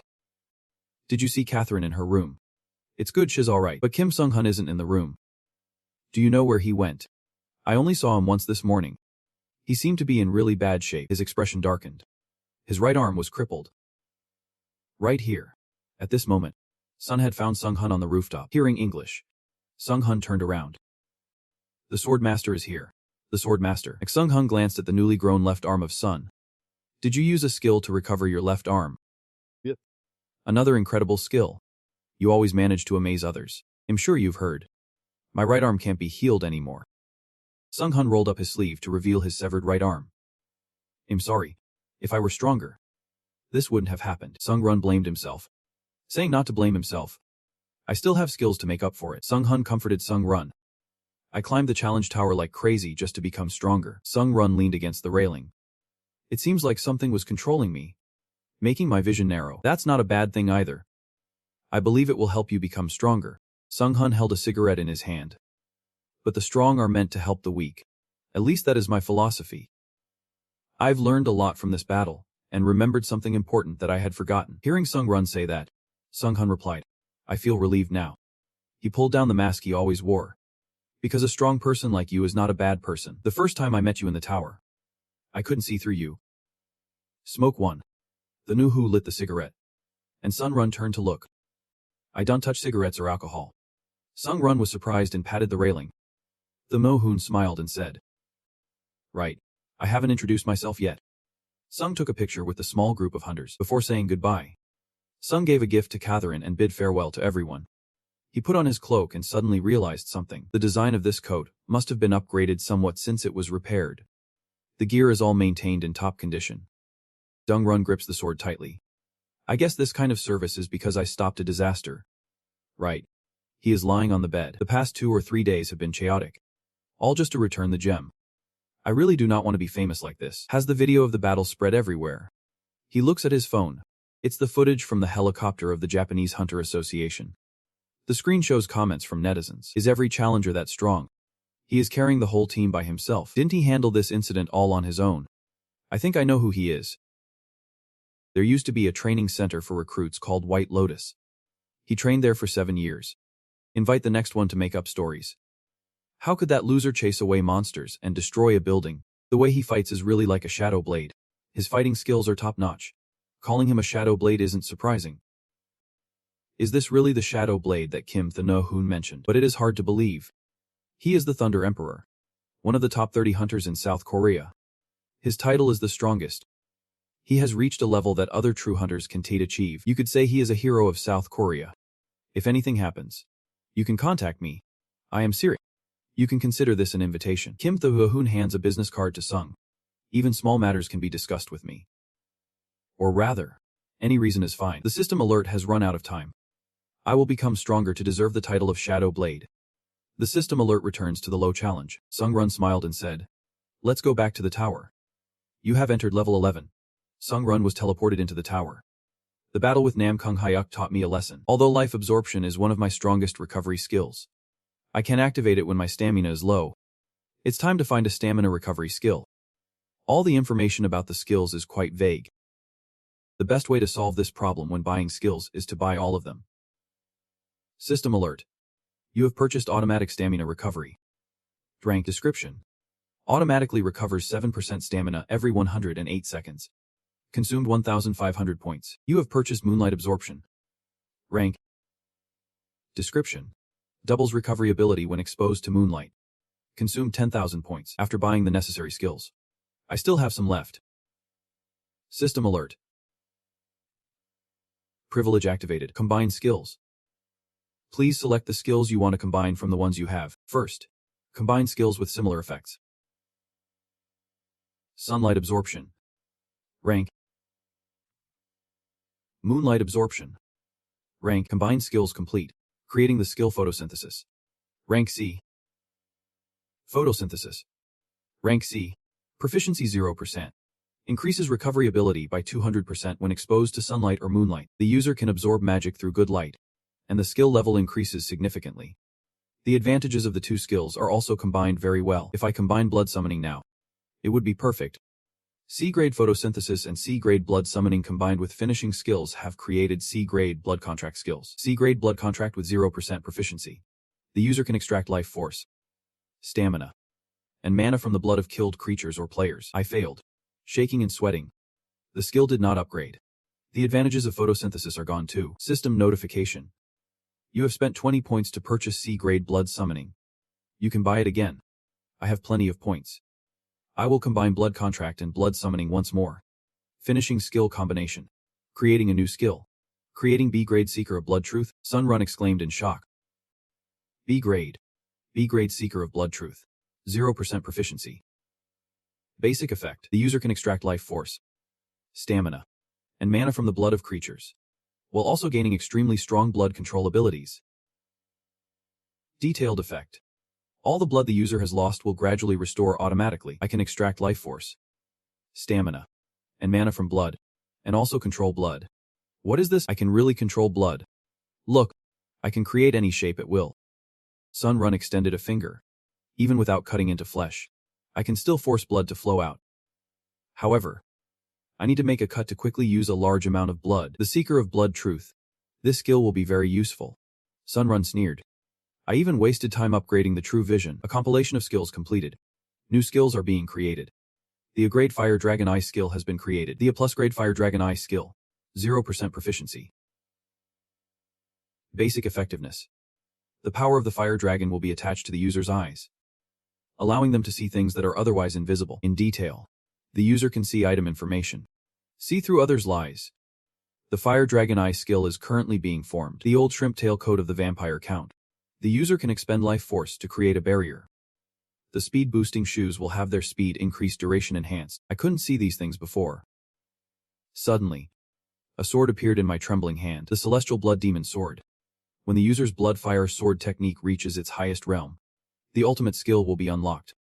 That sword's flame is how Nam Kung Hike destroyed the Xinchuka region. Clearly, only those who reach that realm can awaken the true power of the Celestial Blood Demon Sword. I thought this was just an average sword, but I didn't expect it to hide such potential. Alright. Let's go. The system's sound prompt rang out as I entered the 11th floor of the trial. The difficulty level of the current trial topic is to purify the soul. There are 7 days left to complete the remaining 7 trials. The condition is to defeat the 7 death challengers, or the time runs out. The reward for completing the purification is an ancient shape, and failure results in death, sending me to another space. Welcome to the Purification Temple. A welcoming voice echoed. Greeting Han Sung. Purification Temple. You must now complete the challenges set by the God of Purification. These challenges will last until you die. The arrogant man watched Han Sung tremble.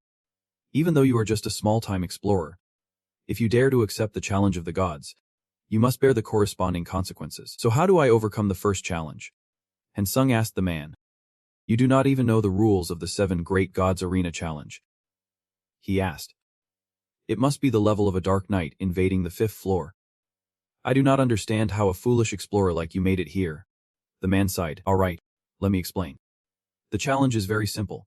Prove your body, faith, and willpower. First is the body, and finally the hardest test of the mind. The way to overcome it is also very simple. Each challenge room has a high-ranking warden waiting for you. You just need to kill or convince them to move on to the next room. So I just need to use any means to get through. I have explained very clearly. You can figure out the answer yourself. So let us get started. The first challenge. He charged at Sung. Sung quickly blocked his attack. His strength must have reached the rank of a pioneer. Sung reached behind him. A drop of blood oozing out. The system notification sounded, activating the Blood's Truth Seeker skill. Trembling as he swung his arm, the drop of blood shot towards the man's head like a bullet. Damn. This skill is crazy. Han Sung thought to himself. Thanks for your explanation. You have absorbed the soul of the Warden Johan. Proficiency increased by 5.8%. The Warden Administrator of the 7 Gods was astonished by the scene before his eyes. The Administrator. The Swordsman. Acknowledges your actions.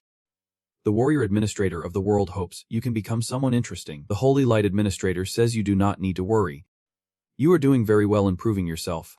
Since this title is related to the gods, I have attracted their attention. Sung thinks silently. The Bloodthirsty Warrior Administrator is amazed by your actions. The White Crane Swordsman Administrator seems unhappy that you entered the challenge without notice. How am I supposed to contact the Administrator? Sung says helplessly. Sung searches the man for items. He picks up a mirror from him. The stunned Priest Administrator is quietly observing you. The Warrior Administrator of the Fallen World is deeply impressed by your greed. The Swordsman Administrator nods, indicating understanding. Activating the Dragon Eye skill. This mirror contains divine power from a C+ level warden. A mirror that Warden Johan pours divine power into every day. Users can use divine power to create a one-time holy barrier. When creating the holy barrier, the spirit may be harmed. This is basic information. Next is the information that only Dragon Eye can see. The divine power inside the mirror can guide the user to prove their destiny. Can it guide the user to prove their destiny? Dunn observes the mirror intently. What does this really mean? It sounds like a one-time defensive barrier item. Sunrun continues to move forward, hoping for more opportunities to prove his strength. He placed his hand on the door and pushed it open. As he stepped inside, he heard the voice of a woman, an unknown foreign explorer, who somehow got here so quickly. It seems Johan is outdated. Inside, a nun was sitting on an armchair watching him. Are you the bishop of the second trial? Sunrun coldly asked. That's right. Dear explorer. She smirked. I'm the bishop of the second trial. Her hands tightened around the chair. Nice to meet you. With that, Dian immediately threw the chair she was sitting on at Sung Run. Sung Run caught the chair effortlessly, as she also resorted to violence. Then this must also be a trial to prove strength. Sung Run assessed her. Din immediately jumped up and charged at Sung Run. She leaped into the air, happily looking at the person in front of her. Just one move and you've already figured out my intention. Her voice was enticing. That's right. With that, she swung her sword straight at him. Sung Run easily dodged her attack. She continued to swing her sword wildly at him, but he easily avoided all of it. Glancing at the beautifully pink sword, Sung Run seemed to remember something. This sword aura felt familiar, as if he had used it before. He briefly lost focus. Trembling and awakening, he fought back. The system sound rang out, activating the Master Sword energy. Activating the Trembling Thunder Sword energy. A massive beam of light enveloped by powerful blue lightning. The attack charged straight towards Ren. Seeing the surge of magical power rushing towards her, Ren was utterly astonished. She reacted a beat late, unable to dodge Sung Run's counterattack. Ren got hit. Fresh blood splattered. Her body was thrown back, crashing hard against the solid wall inside the tower. Dian couldn't help but cry out in pain, struggling to use her sword to brace herself. She said in disbelief, "How can an ordinary challenger wield spiritual energy so skillfully?" Sun Run looked at her with a cold, icy gaze. "You pulled out your sword. Why can you do it but I can't?" Dian was extremely dissatisfied to hear that. She explained, "This is the holy power bestowed by God. That's how pastors like us gain strength. I just did not expect someone without holy power could control such an incredible sword energy." His eyes flashed with surprise. He thought about the holy power for a moment. Then Dian used her healing ability on herself. All her previous wounds completely healed. She continued to leap high, preparing to attack. He thought to himself, that attack was indeed lethal. The holy power is truly a troublesome strength. He drew his sword, blocking one of her strikes and then knocking her back. He said, "From what I've heard from the first pastor, it's not necessary to kill in order to overcome these trials. Listen to me. Can you change your mind?" Dian scoffed, continuing to charge at him. "I don't know. If you have divine persuasive skills. Maybe." Seeing she wasn't willing to compromise, he asked how many rounds this physical challenge had. Hearing that, she got extremely angry, dismissing her previous teasing attitude and said seriously, "You're really a cocky one. You look too relaxed. Do you think you've already won?" She put all her strength into rushing forward. Win first, then ask those vague questions. Facing the sword filled with magical power, he remained calm. The system sound rang out, activating the instant acceleration skill. The sword of Dian fell freely in mid-air, while she was firmly pinned to the wall by Sung's grip.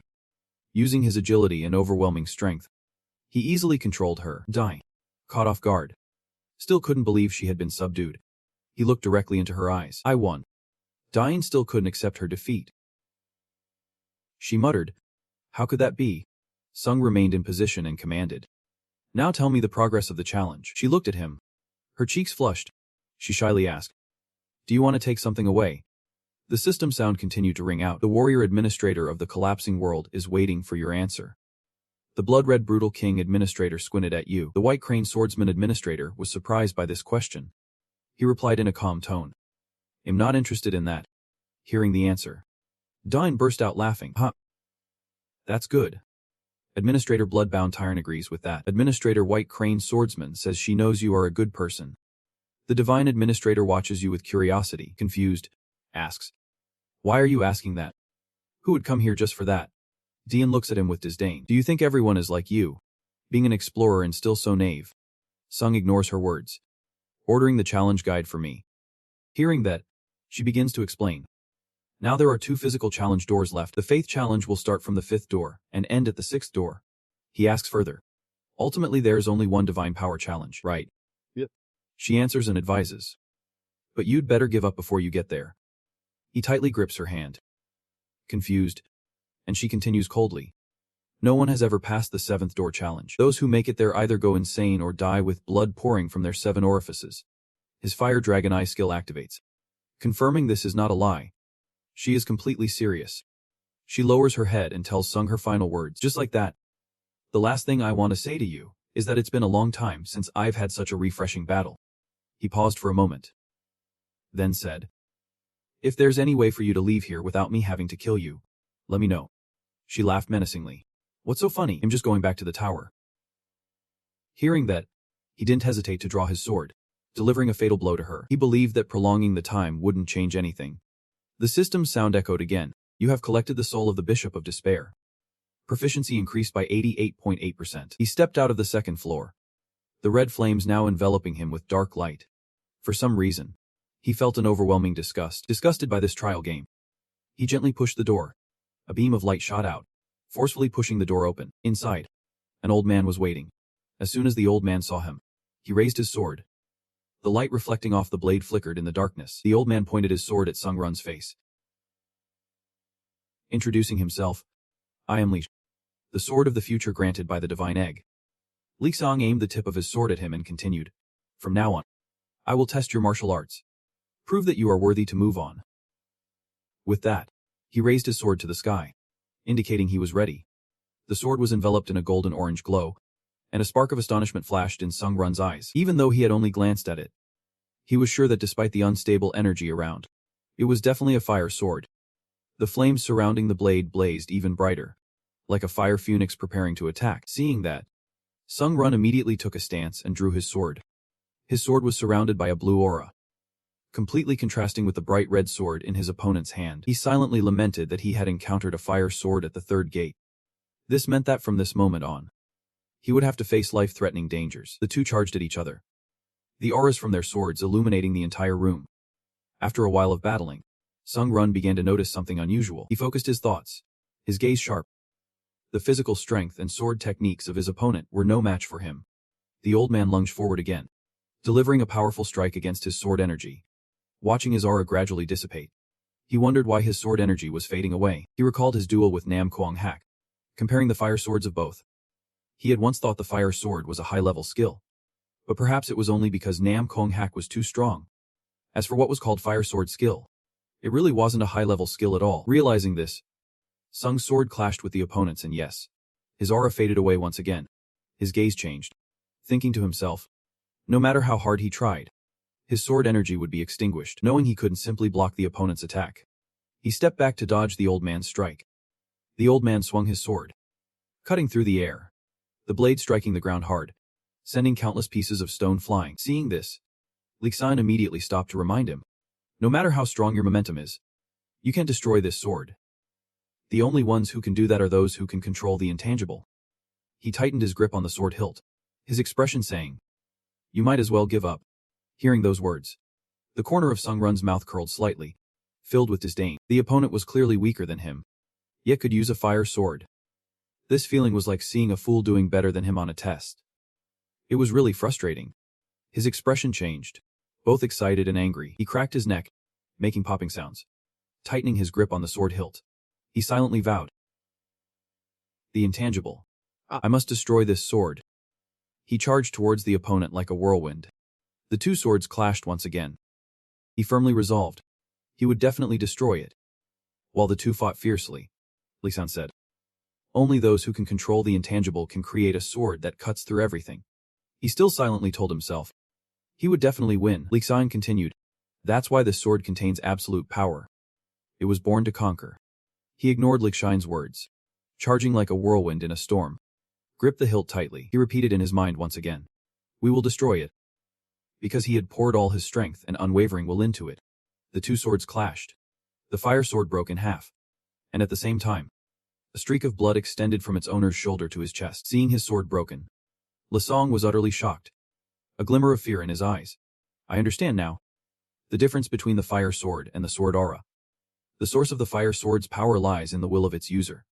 A will strong enough to be felt. He raised his sword aura high. Proof of his victory. Li Song coughed up a mouthful of blood and then burst into laughter. He wiped the blood from the corner of his mouth, wearing a radiant smile, his expression joyful. He pointed at his opponent and said, your sword aura is original, unlike my fire sword, which is just borrowed. My fire sword only borrows power from the divine to validate. But I think you've completed the challenge. Ha! He looked at Li Xian in confusion. What was he laughing about? He seemed more concerned about this achievement than his own death. It seemed he had another purpose. Whether it was fanaticism or faith, Lexan trembles as he reaches out, seemingly wanting to touch him. Exclaiming, that was fast. Even I can feel you have proven your skills. He laughs joyfully, showing great pride and arrogance. Keep moving forward. As soon as he finishes speaking, he doesn't hesitate to behead Lakshine. Let me free you. The system sound echoes again. You have collected the soul of priest Lakshine. Proficiency increased by 14%. The orb absorbs SSS soul just like it did with the previous soul. As if it knows what he needs. The system sound follows right after. Side effects: when absorbing the soul of a stronger opponent, you may gain one of their abilities. Hearing this, he is very surprised. Can I also receive someone else's abilities? The Soul Master has never let me down. A rank B and already this powerful. I wonder what else will be effective when I reach rank and beyond. The status board displays his data. Hangung Strength 86, Stamina 84, Agility 85, Mana 79, Resistance 81, Soul Skill. Unique Ability. Synthesis Skill. Power Skill. Looking at these stats, he thinks to himself that his data is about to break the 100 mark. When he was a student, he never thought he could reach this level. The system still hasn't reported back. You've collected the soul of Pastor Jordan. Your score will continue to increase. You've collected the soul of Pastor Jenny, and your score will keep rising. You have collected the soul of Pastor Lee. Your stats will continue to rise. The Sun Run is still full of power. Yep. The bright red aura surrounds him like fire. The system continues to report. Strength increases by 8 points. Agility increases by 6 points. Stamina increases by 7 points. Mana increases by 8 points. Resistance increases by 8 points. After hearing all the information, he walked towards the door of the 4th floor. As his hand touched the door, it automatically opened. Golden light shone on him. In front was an empty room. With no one and nothing. He felt confused. Why is there no one here? Before he could finish his thought, a voice from above echoed down. Above his head was a man with angelic wings. The man said, "Lisai must be dead." Sungrun was shocked. He didn't expect it to be him, the man with deep eye sockets, golden hair, and a halo above his head. The system appeared again. It reminded him. The administrator of the god-slaying swordsman warned him to be careful. The warrior administrator of the collapsed world said that this is a tough opponent. You cannot let your guard down. The administrator of the white crane swordsman said that this opponent uses real sword energy. While the administrator of the iron blood berserker was impressed with his aura as a pastor. Hearing this, he was no longer careless as before. He immediately swung his sword, gathering energy. That pastor landed lightly on the ground. I guess you're not in the mood for a chat. Your gaze is so empty. Let's just get started. This is your 4th challenge. With that, he began to release his spiritual energy. His energy radiated a brilliant golden light like morning sun, resembling an angelic figure. He introduced himself. I am the training Pastor Kayan, and I will begin to assess your body according to the rules. The system sent a warning to Sungrun, indicating that the user had encountered a stronger opponent. The Indomitable Will skill has been activated. Seeing Kayan's energy, Sungrun was incredibly astonished. The energy of the previous pastors was completely incomparable to his. He used magic to conjure a small mirror, enveloped in golden light. He looked directly at Sungrun. That mirror was actually his sword. He aimed the tip of the sword at Sungrun, and a stream of golden energy shot out. Racing straight towards him, he quickly dodged, the beam of light brushing past him, hitting the wall and bouncing like a ping-pong ball to other walls, ultimately striking straight from behind Sungrun. The system chimed again, activating the Fire Dragon Eye. Thanks to the system, he swiftly used his sword energy to deflect the opponent's attack. A glint flashed in his eyes as he calculated that the beam reflected off the mirror would cause damage. He just needed to strike him before those beams could hit. With that thought, he immediately lunged towards Kayan. As he gripped the long sword tightly, preparing to strike down, his opponent's wings suddenly shook violently, flapping forcefully forward, creating a powerful gust of air. He pushed the trembling gun away, fell to the ground, and let out a painful cry. The villain's eyes were filled with rage, holding a long sword that glowed with energy, charging towards the trembling gun, swinging the sword down. Luckily, he managed to block it with his sword energy, thinking to himself that he had to use the fire sword. But before he could, the villain immediately soared high into the air. The trembling gun focused intently, eyes locked on him. This must be his strategy of winning every battle. He used beams of light to attack from a distance. Even if blocked, the opponent would be countered by mirrors set up everywhere, reflecting attacks from dead angles. Then he used his wings to create gusts of air from above to disrupt the opponent's balance. Finally, using the fire sword to counterattack, he continued to dodge the techniques. Feeling extremely frustrated, what a damn technique. He used sword energy to block another strike while calculating in his mind. But destroying those mirrors was very difficult. If the shards reflect light, I won't be able to block them all. Even if I could use the fire dragon eyes to track them. The system began to resonate with the exclamations of the administrators. The dominant administrator of Thanthian started out the difficulty of the challenge on level 11. The remorseful pastor administrator was astonished at the expertise of the training pastor. The dark demon administrator wondered how you would die. Hearing this, he suddenly felt intrigued, the corners of his mouth slightly lifting. How will I die? Our administrators. Administrator Thiet Hyatt Bavong is furious because that pastor is stalling. Administrator Backhack the swordsman is waiting to see your reaction. He places a hand on his left chest, his gaze becoming very serious. You focus your spiritual energy into your sword energy once again. Don't worry so much. Keijian seems to be losing patience as well. His eyes filled with rage. This time won't be easy. Just try to block it. He threatens as 4 beams of light shoot straight at him. When the beams hit the ground, a tremendous explosion occurs. Smoke and dust obscuring the trembling figure. At this moment, the energy notification system has been fully charged. A flicker of fear flashes in Keijian's eyes. The counterattack shield skill is ready to reflect the damage that has been absorbed. He appears completely unharmed amidst the smoke with a bright red protective shield. He smiles disdainfully. Order to release. The counterattack shield is releasing all the damage. A brilliant red beam shoots out from the shield, piercing straight through Keijian's abdomen. Keijian spits out a mouthful of fresh blood. Horrified as he looks at the trembling figure, he grits his teeth. What is this? I see no evidence that you have learned any magic. His voice trembles. Have you been granted holy power? Dung Run calmly replies. I don't know what holy power is. I understand now. Keijian uses the last of his strength to speak from his battered body. You neither fled nor failed. I declare that you have completed the entire trial process, proving that your body meets the standards. After saying that, he collapsed. The system announced, you have absorbed the soul of Pastor Kayan. Proficiency increased by 13% due to the soul being stronger than the user. Starting power absorption evaluation. Evaluation complete. Power evaluation of Pastor Kayan complete. Seizing the power of the soul. The holy power C will be inscribed into Hensung's soul.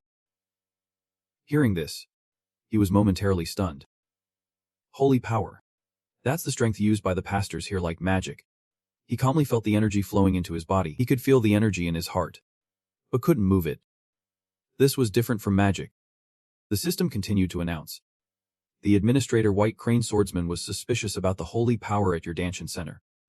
The administrator Iron Blood Berserker was surprised that there was no holy seal in your holy power. Sung was shocked by how powerful the holy power was. Parameters complete. The 5th door opened.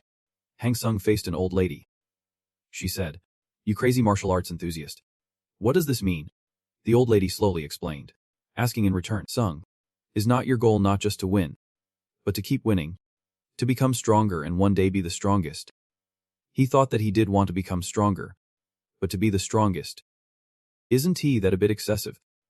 The old lady seemed to see through his thoughts, appearing behind him in an instant. This isn't an exaggeration. It's just the final result of your efforts. You instinctively swung your sword back, but the old woman had disappeared. I don't know when it happened, but she was standing above you reminding you, don't lose control.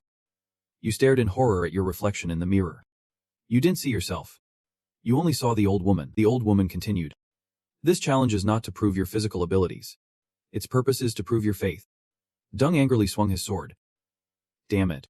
He gritted his teeth, unable to take it. His face clearly showed fear. Long arms reached up from deep underground, as if they came from the very depths of Han Sung's trembling soul. Those giant hands tightened around his body, preventing him from moving freely. He felt extremely uncomfortable. Suddenly, a hand touched his face from behind. All the hands seemed to want to pull him into the old woman's mouth. The old woman kept her mouth shut, carefully savoring this feeling. Diet heard a strange sound and immediately turned around, looking curiously with a confused expression. He asked, What does Diet mean? The old woman calmly replied, You've passed the 5th challenge. You can leave now. But you still don't understand what happened. The old woman gently explained. The 5th challenge begins from the super consciousness. In other words, only those with a strong will can look directly into their own hearts. I sensed your strong will. A determined will ready to kill anyone to become stronger.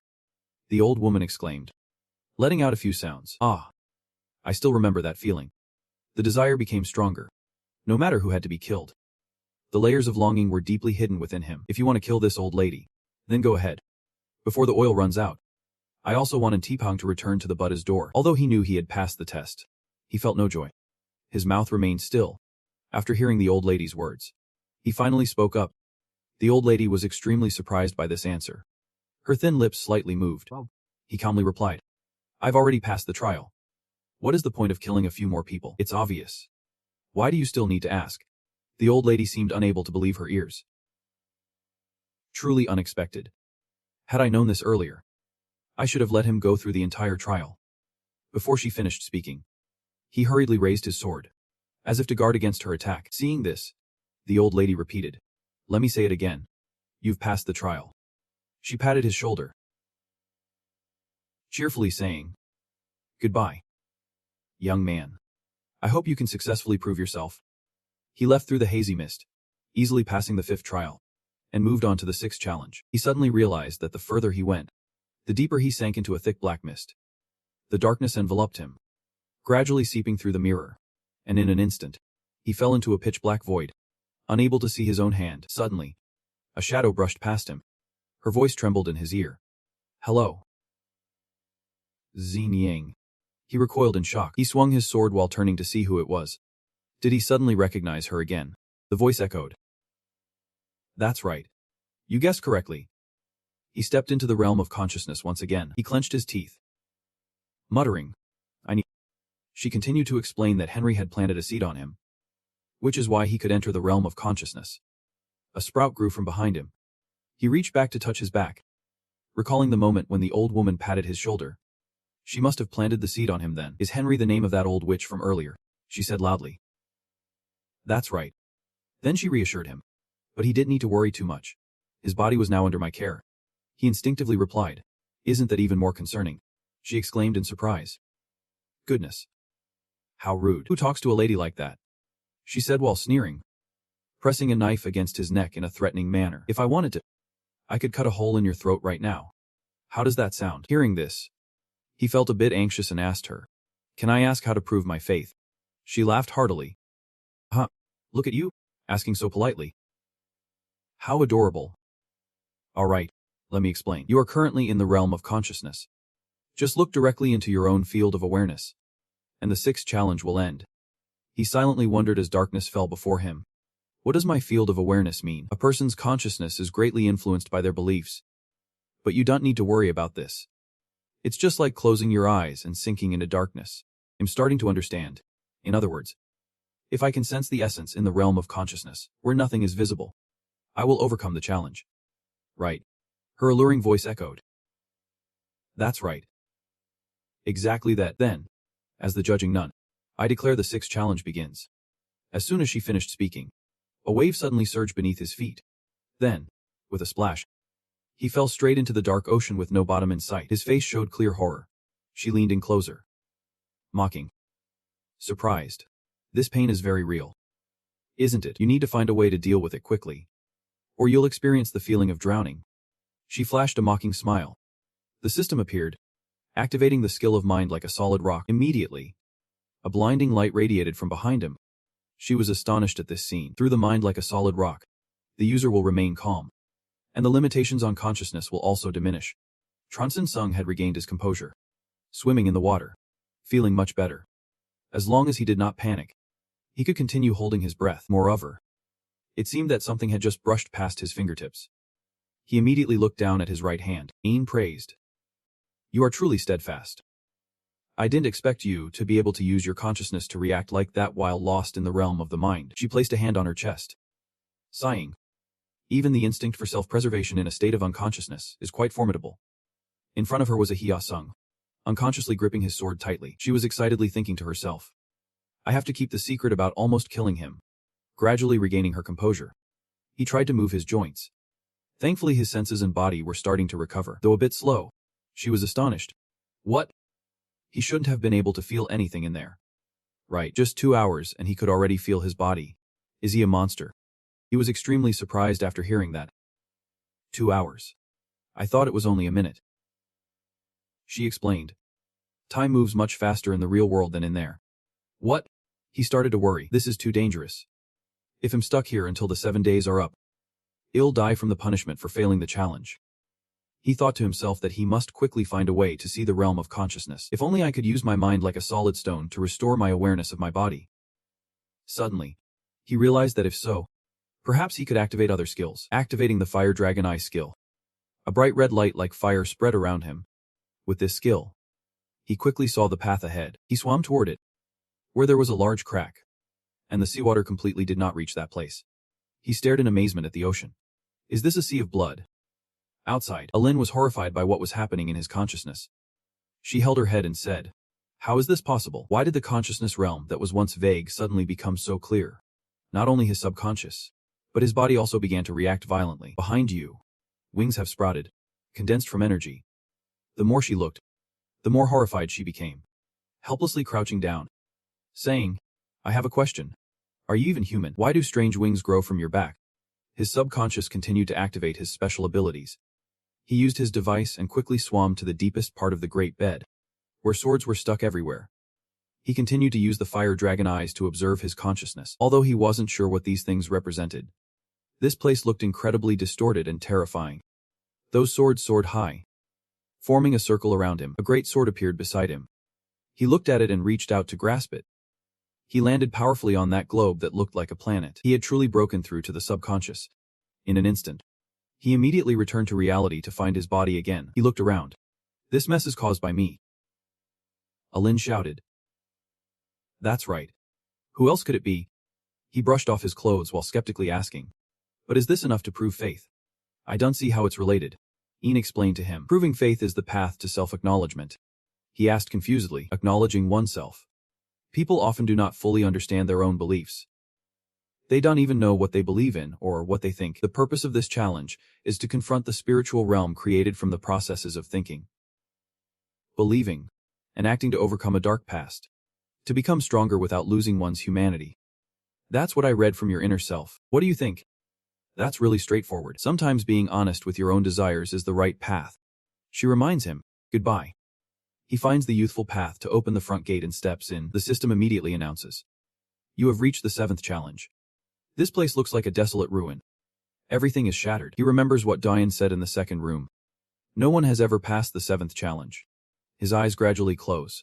Why is he so sleepy? That giant snake is widening its bright eyes, staring at him. He feels as if he has encountered a supreme being but cannot resist. His body instinctively abandons the will to survive. He gasps for breath, seemingly unable to fight off the sleepiness. He gasps, "Is this a deity?" He grits his teeth and tells himself, "I will not yield anymore."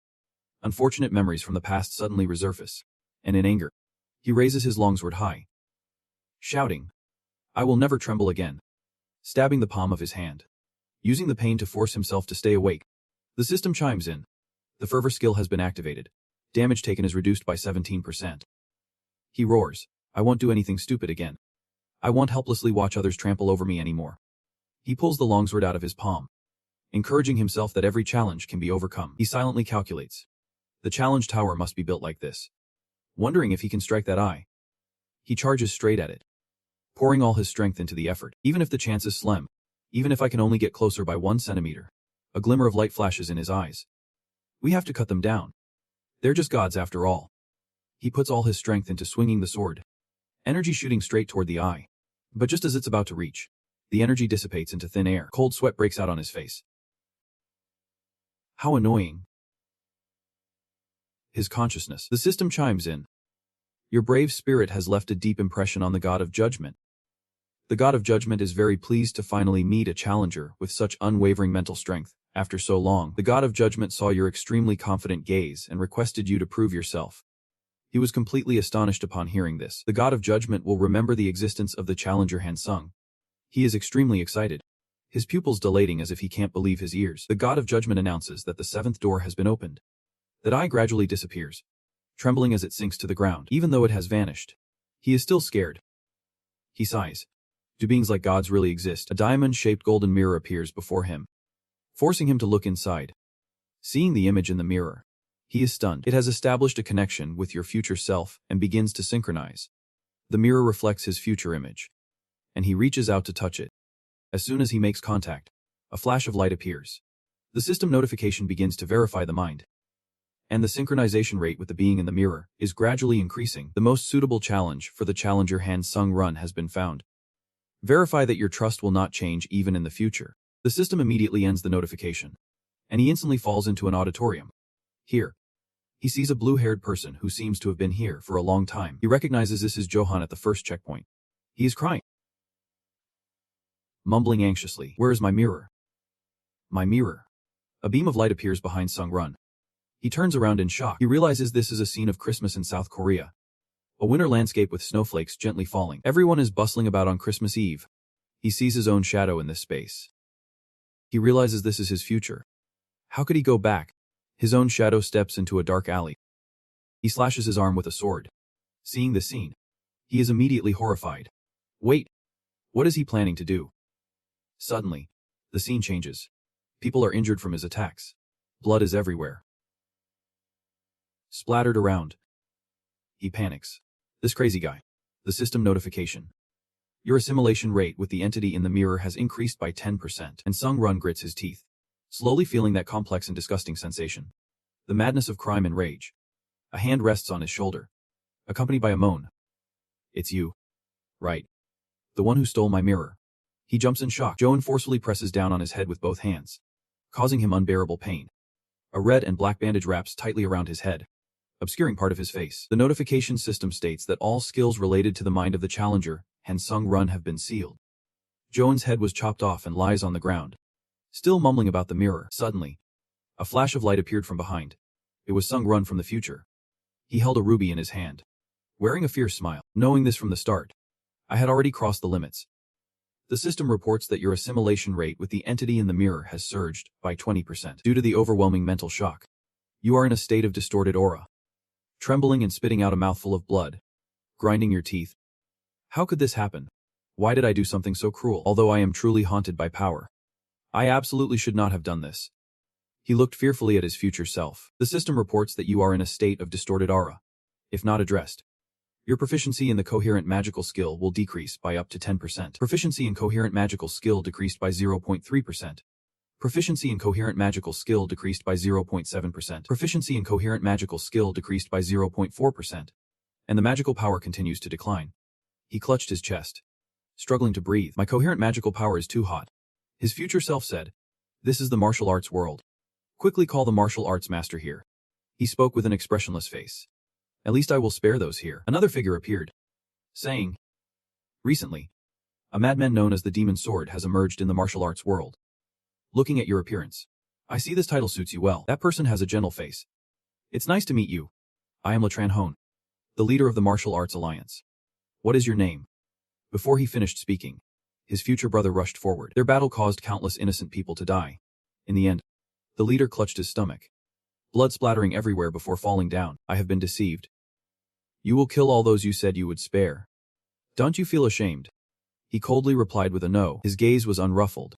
Those cowards are merely my combat resources. This type of resource does not tire me or injure me. They are only valuable to that extent. The system then reported a 30% increase in assimilation rate. He spat out a mouthful of blood. Throughout the process, the scene in the mirror kept changing. After my true self was killed thousands of times, I became stronger. The scene shifted to some church. A trembling man. You will be cursed by me. The Pope of the Aurelius gods curses your life until death. I once resembled a monster cloaked in madness, focused only on growing stronger. The scene shifted to some palace. They pleaded. Please stop. Didn't you kill all the king's people already? Please spare the king. A mad monster that has never failed, spreading extreme terror wherever it goes. How is that possible? I never expected that even the invaders from the martial arts dimension would come to this tiny dimension. Thunder rumbled violently against the towering spire with a loud thud. Kim Sung kicked hard at the iron gate on the highest floor. Behind him stood a girl. He shouted angrily. Do you think you can just walk away after doing all those terrible things? Hang Sung was gripping the collar of a man he had just killed. Hearing the call, he turned back in the rain, looking straight into the opponent's eyes. Unable to tell if it was rain or tears, the girl bowed her head and asked him in a strained, hoarse voice. Why did you do that? She looked up, her eyes brimming with tears, both angry and heartbroken as she yelled at him. Why did you choose to kill people to become stronger? He glanced at her, asking why. He released the man, turned to face the two of them in the rain, and let out a mad laugh. I kill people because it helps me grow. Kim Sung pulled out his hammer and moved forward through the rain. You know I can control thunder. Right, he said angrily, his eyes flashing with golden sparks. He gritted his teeth. In this weather, you better be ready to die. He immediately controlled it. Summoning a lightning bolt straight towards the future Hansung, he shouted, "You demon!" He held his sword with both hands, ready to face his opponent's wrath. He mocked. "That's right. Even I can't see you as an easy opponent to get rid of. But that was when I was still Hansung." He smiled oddly, and the system announced a reminder, taking his life with a swift strike. As soon as the system finished speaking, a beam of light pierced through, splitting Kim Sung in half. Ainai Lan was so shocked by this scene that she couldn't utter a word. She poured all her strength into yelling, "Please wake up. Wake up." Hansung trembled. His consciousness was now in the 7th trial. He was exerting all his effort to escape the mire he created for himself in the future. He also understood that if he made a mistake, he would be consumed by that person's consciousness. Just being 50% synchronized made him feel like his consciousness was split in two. He gritted his teeth, trying to escape from this place. He thought to himself that he had to find a way to solve this before it was too late. His face was smeared with blood flowing from his eyes and mouth. He swung his sword, cutting through the things that bound him.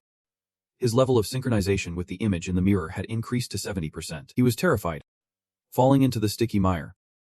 I can't hold on much longer. This mental shock is too strong, and I can no longer distinguish between pain and pleasure. Sun gradually gave up resisting. This feeling was wonderful. He smiled contentedly, slowly sinking into pleasure. Just as he was about to be completely consumed, he suddenly remembered the scene of Johan choking him and asking, "You stole my mirror, didn't you?"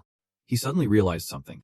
The system announced, "This mirror is filled with the holy power of the High Priest Jordan, day by day. Absorbing your holy power, it can be used to create a holy shield once. When the holy shield is activated, mental disturbances will weaken to a certain extent." He gripped the mirror tightly in his hand, breaking free from the ecstasy.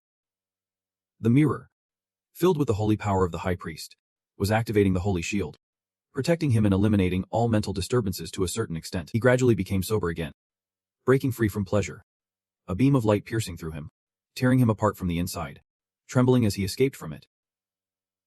Shouting loudly, "I won't let myself be swallowed. You have completed the intense physical test, gaining a point in fitness.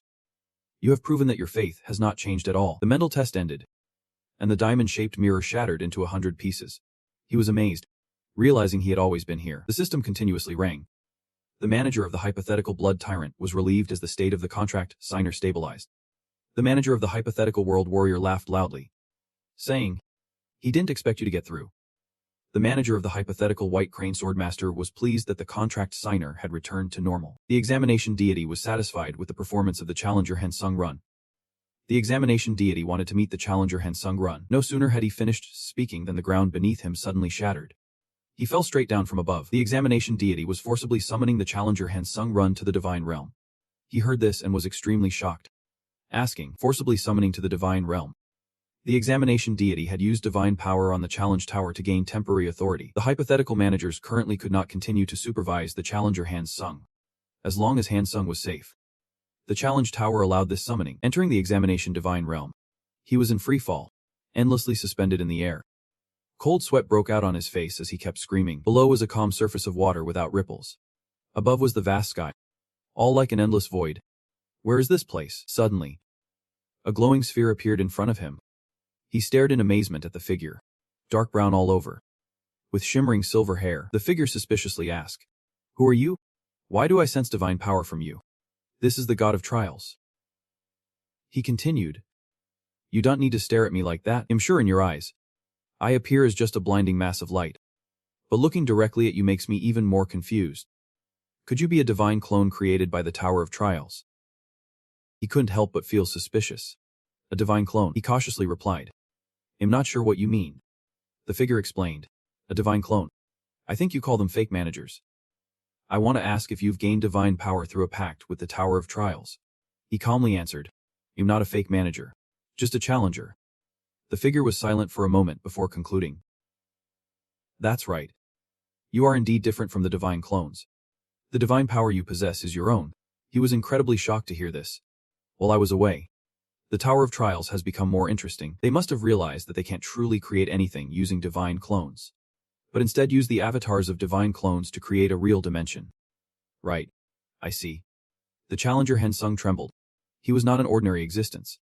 He asked in astonishment, "What is that?" "You remember the time you killed Kayan and seized the divine power?" the god said, "as if you did something extraordinary. But all you did was kill Kain and accidentally get divine power. You mutter.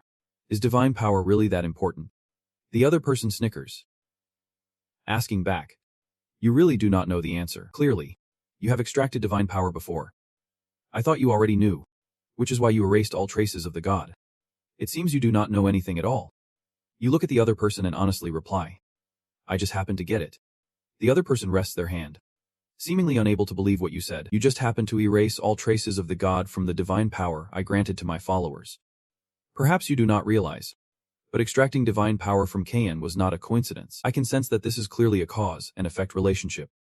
You are taken aback. A cause and effect relationship. I am sure the challenge tower has very high expectations for you. You widen your eyes, seemingly understanding something. You look at the other person with disbelief. A challenge tower can have expectations for a challenger. Suddenly, the other person feels something is off. I made a mistake. It seems I should not have let you know about this. The challenge tower is angry. Goodbye here, Challenger Hansung. I will continue to watch your path ahead. Hearing this, you are extremely startled and quickly grab the other person. Stammering, I still have a few things to ask. What will happen in the future? The divine power and the cause and effect relationship you mentioned. You haven't finished your words before a pain surged from within, cutting you off. Seeing this, the other person spoke up to remind. It seems you've looked too deeply into your own future. When you look into the void looks back at you. The void has always been waiting for the chance to invade your mind. This is what you should be cautious about. You will soon return to where you came from. After saying this, the other person vanished, leaving you confused and unsure. You looked up. Can't we talk a little longer? I'm sorry, but this conversation has to end here. I have no other choice. Even for any god. The trial tower is a very difficult existence to negotiate. If you can reach the judgment temple later, I can answer a few of your questions. Here's my advice. Don't trust the other gods. Now they see you as an enemy. After the other person completely disappeared, your system displayed a notification. Congratulations. You have completed level 11. The trial mirror reward will be sent to your inventory. You received 70 reward points. You received 3 reward items. You received 1,500 additional reward items. Transitioning to the waiting room. As the notification ended, you were immediately transferred to the waiting room. You pulled up your collar, deep in thought. A god. A transcendent existence told me that absorbing the divine power of the wicked is not random but a cause and effect relationship. This means the challenge tower wants me to absorb the divine power and make it my own. This is definitely the cause and effect relationship. Moreover, he said that the challenge tower has very high expectations for a challenger like me. Suppose everything is set up by the challenge tower. From me being able to sign a contract with the manager to being able to draw the divine power of the wicked. So what is the ultimate goal of the challenge tower? His eyes sparkled. The manager of the divine replica. Divine power. All form a reality. Remembering what the opponent said. Don't trust other gods. He suddenly crouched down, blaming himself for not understanding anything. So frustrating. He gradually pulled himself away from those thoughts and comforted himself. At least, even if the gods see him as an enemy, with the challenge tower here, they can't do anything to him. System announcement. The system is expanding. Earth has been registered as an official challenge tower dimension. Due to the benefits of registration, a protective function against dimensional invasions will be added. Now, challengers from other dimensions coming to Earth will face penalties due to the benefits of registration. The income of challengers outside of the Vanguard will be increased. Now, the manager can continue to monitor the trembling challenger Hansung. The bloodthirsty tyrant manager is watching you with reassurance. The white crane swordsman manager is sniffing around you, hearing the concern and worry everyone has for him. He smiled, looking extremely happy. But then he suddenly remembered the saying. The divine replicas. I think you call them the managers. Then he began to doubt again. If the managers are a kind of gods, can he trust them? He clenched his jaw in anger, thinking that he couldn't trust anyone at this moment. Damn it. You entered the Bloodforge realm to notify the system. Right after that he was transferred to another space. This place was completely covered in white snow and blades. The Bloodforge berserker rushed over, worriedly asking Hansung, "Are you hurt?" Before she could finish her words, he lunged a sword straight at her. Fortunately, thanks to her quick reflexes, she dodged. She was astonished and called his name, and Sung's voice turned cold, his face showing a strange expression as he asked, "All the managers are collaborating with the trial tower to exploit me, are not they?" Dung Run tightened her grip on the long sword and charged at the Bloodforge berserker. He swung his sword, and she quickly dodged away from the blade. You dare attack me? The blood-forged berserker was sweating cold, but still tried to remain calm to reassure him. Sung, snap out of it. You are not acting normal. What does it have to do with the managers and the trial tower? Right. Sung swung his hand, and countless blood splatters shot toward the blood-forged berserker to exploit the challengers. Sung Run looked at her with a gaze that seemed to say, this makes no sense at all.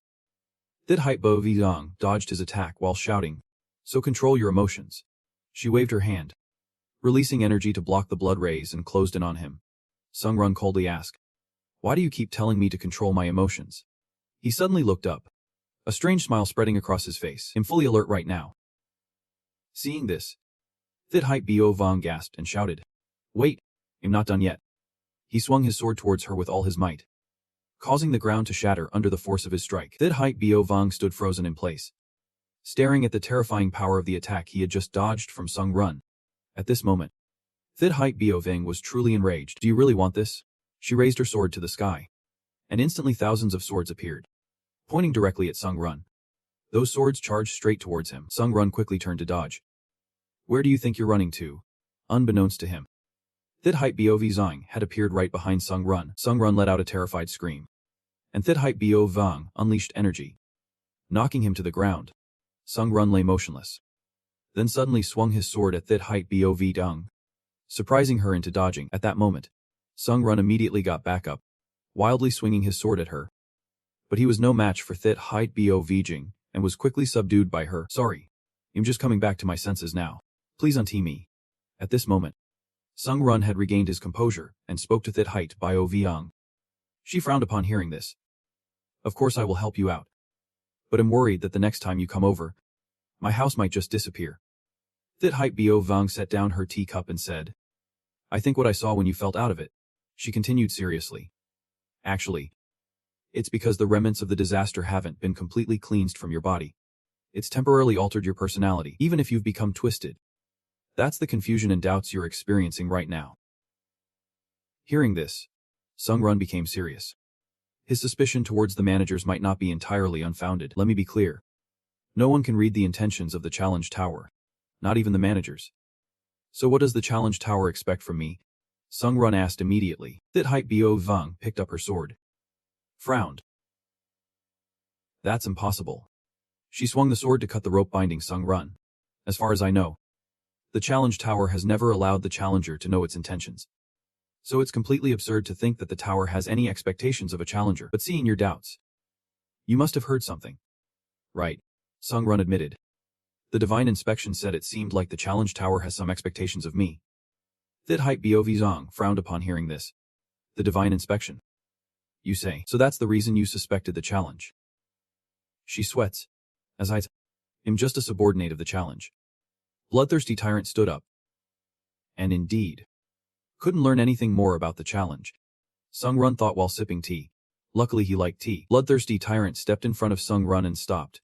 She smiled and said, this tea is brewed with the urine of the black dragon, so drink it all. Sung Run froze upon hearing this and spat all the tea out. Right. The inspector also said you wiped your mouth. The manager is also someone who can receive a divine clone through signing a contract with the challenge. A divine clone. I can't tell you about that right now. Bloodthirsty Tyrant placed a plate of snacks down. But if he was human, he should know the things that are about to happen, whether he wanted to or not. I have one last question, said Sung Run. Hearing this, Bloodthirsty Tyrant asked, what is it? He said he had a pressing wish that needed to be fulfilled. The White Crane Sword Master stated that a wish is one of the privileges granted by the challenge tower to the manager. The manager can fulfill the wish through the challenger who signed the contract. Bloodthirsty Tyrant paid little attention and continued to eat bread. Really? That rude guy already told you about the pressing wish. Then why didn't you tell me at that time? Sung Run said coldly. Bloodthirsty Tyrant hesitated to respond. Because I was scared. Scared? Sung Run looked at her in confusion. You're underestimating yourself. The Bloodthirsty King continued speaking. I've seen how stubborn you are about your own growth. So I think for your growth, you will dive into those urgent desires like a moth to a flame. While I can't deny that, I did it because I had no other choice. Because I do not have any talent. I do not know how you define talent. The Bloodthirsty King smiled as he spoke. But soon you will realize just how much you have undervalued yourself. Because the challenge of the 12th floor is about talent. Things you can change. Innate talent. In the world of hunters, talent is divided into 3 types. Skill absorption, attribute growth, and characteristic awakening. These are called the 3 great talents of a hunter. And I was born without any kind of talent. I can acquire skills. My abilities do not increase. And even my characteristics can awaken. Memories flooded back into Hansung's mind. After entering the challenge tower, many things changed. But the truth remained unchanged. The truth about being useless. With no talent whatsoever. Unable to develop my own characteristics. Bloodthirsty Tyrant misunderstood that I had talent. If I really had such talent, even without going to the challenge tower, I would have become a famous hunter long ago. He pictured Bloodthirsty Tyrant saying those words to him. But soon he would realize just how low he had underestimated himself. Because the challenge on the 12th floor is a battle against oneself. The challenge on the 12th floor is a fight where you must battle and defeat a replica of yourself. Overthinking won't solve anything. Hansung sighed. This challenge is to objectively recognize oneself. Consider this an opportunity to enhance your fighting skills. The system's voice echoed. A potion to increase C+ skill proficiency. A special potion created by the challenge tower specifically for those with skills. After drinking, it can increase proficiency by 10% for a skill. This is one of the rewards that the Japanese government awarded after defeating Nam Kung Hei. Catherine also gave me her potion. So I have a total of 3 veils. Hansung quickly drank the potion. You have consumed the C+ skill proficiency potion. Please select the skill you want to upgrade. Using mana. Hansung wiped his mouth and said, I choose the skill obtained after defeating the Shadow Tyrant on the 10th floor. Utilizing magical power is the foundation of all other skills. So it's worth investing in. The level magical power skill has increased by 10%. And there's also a reward from level 11. The S-grade appraisal mirror. A mirror that only challengers who complete the divine inspection mission can receive, imbuing magic into the mirror. The unique effect of the thought residue will be activated for the first time in a limited time. Hansung blinked, and his eyes immediately turned blue. The Fire Dragon Eye skill has been activated. You can gain the skill to dive into the thought residue for a limited time. However, the user cannot decide which skill they will receive. It all depends on luck. Currently, the Divine Inspector has specially altered part of the effect for the challengers. Thought residue. Hansung thought to himself. The unique effect of the appraisal mirror has been activated. Just as he thought, Hansung looked into the mirror. The unique effect of the appraisal mirror has been activated. And you have randomly received the skill to dive deeper into your consciousness. Inheriting the A+ level combat focus skill, Hansung Jun proceeded to merge the ultimate skill. Gaining the A+ level combat focus skill can randomly enhance your concentration. You can currently enhance your concentration up to 20 times. But remember, excessive use requires corresponding recovery ability. Hansung nodded, reviewing his skills. The theme of this challenge is breaking limits. The trial time for the 12th floor is 48 hours. The condition to complete the trial is to eliminate a copy of yourself within the time limit. The challenge will end when you play dead or run out of time. The reward for completing the mission is the broken crown of the ancient emperor. The penalty for failure is death. Trembling, I step into the 12th floor. The words of the dark god reveal an intruder in the ancient palace, creating a soldier. The intruder wonders how well they understand themselves. The blood-sucking lobster tail code of the count has been replicated. Defeat the other copy of yourself created by the dark god. The voice of the blood-red tyrant echoes in my trembling mind. The level of replication goes beyond just appearance. It even copies your experiences. In other words, the copy knows all the tactics you've used. And even your potential has been replicated. Underestimating your own talent will lead to your destruction. Trembling, I grip the sword tightly, charging in my copy, needing to acknowledge my own talent. The fighting focus skill is activated, doubling my concentration, making it feel like time is slowing down around me. I rush at my copy with unbelievable speed.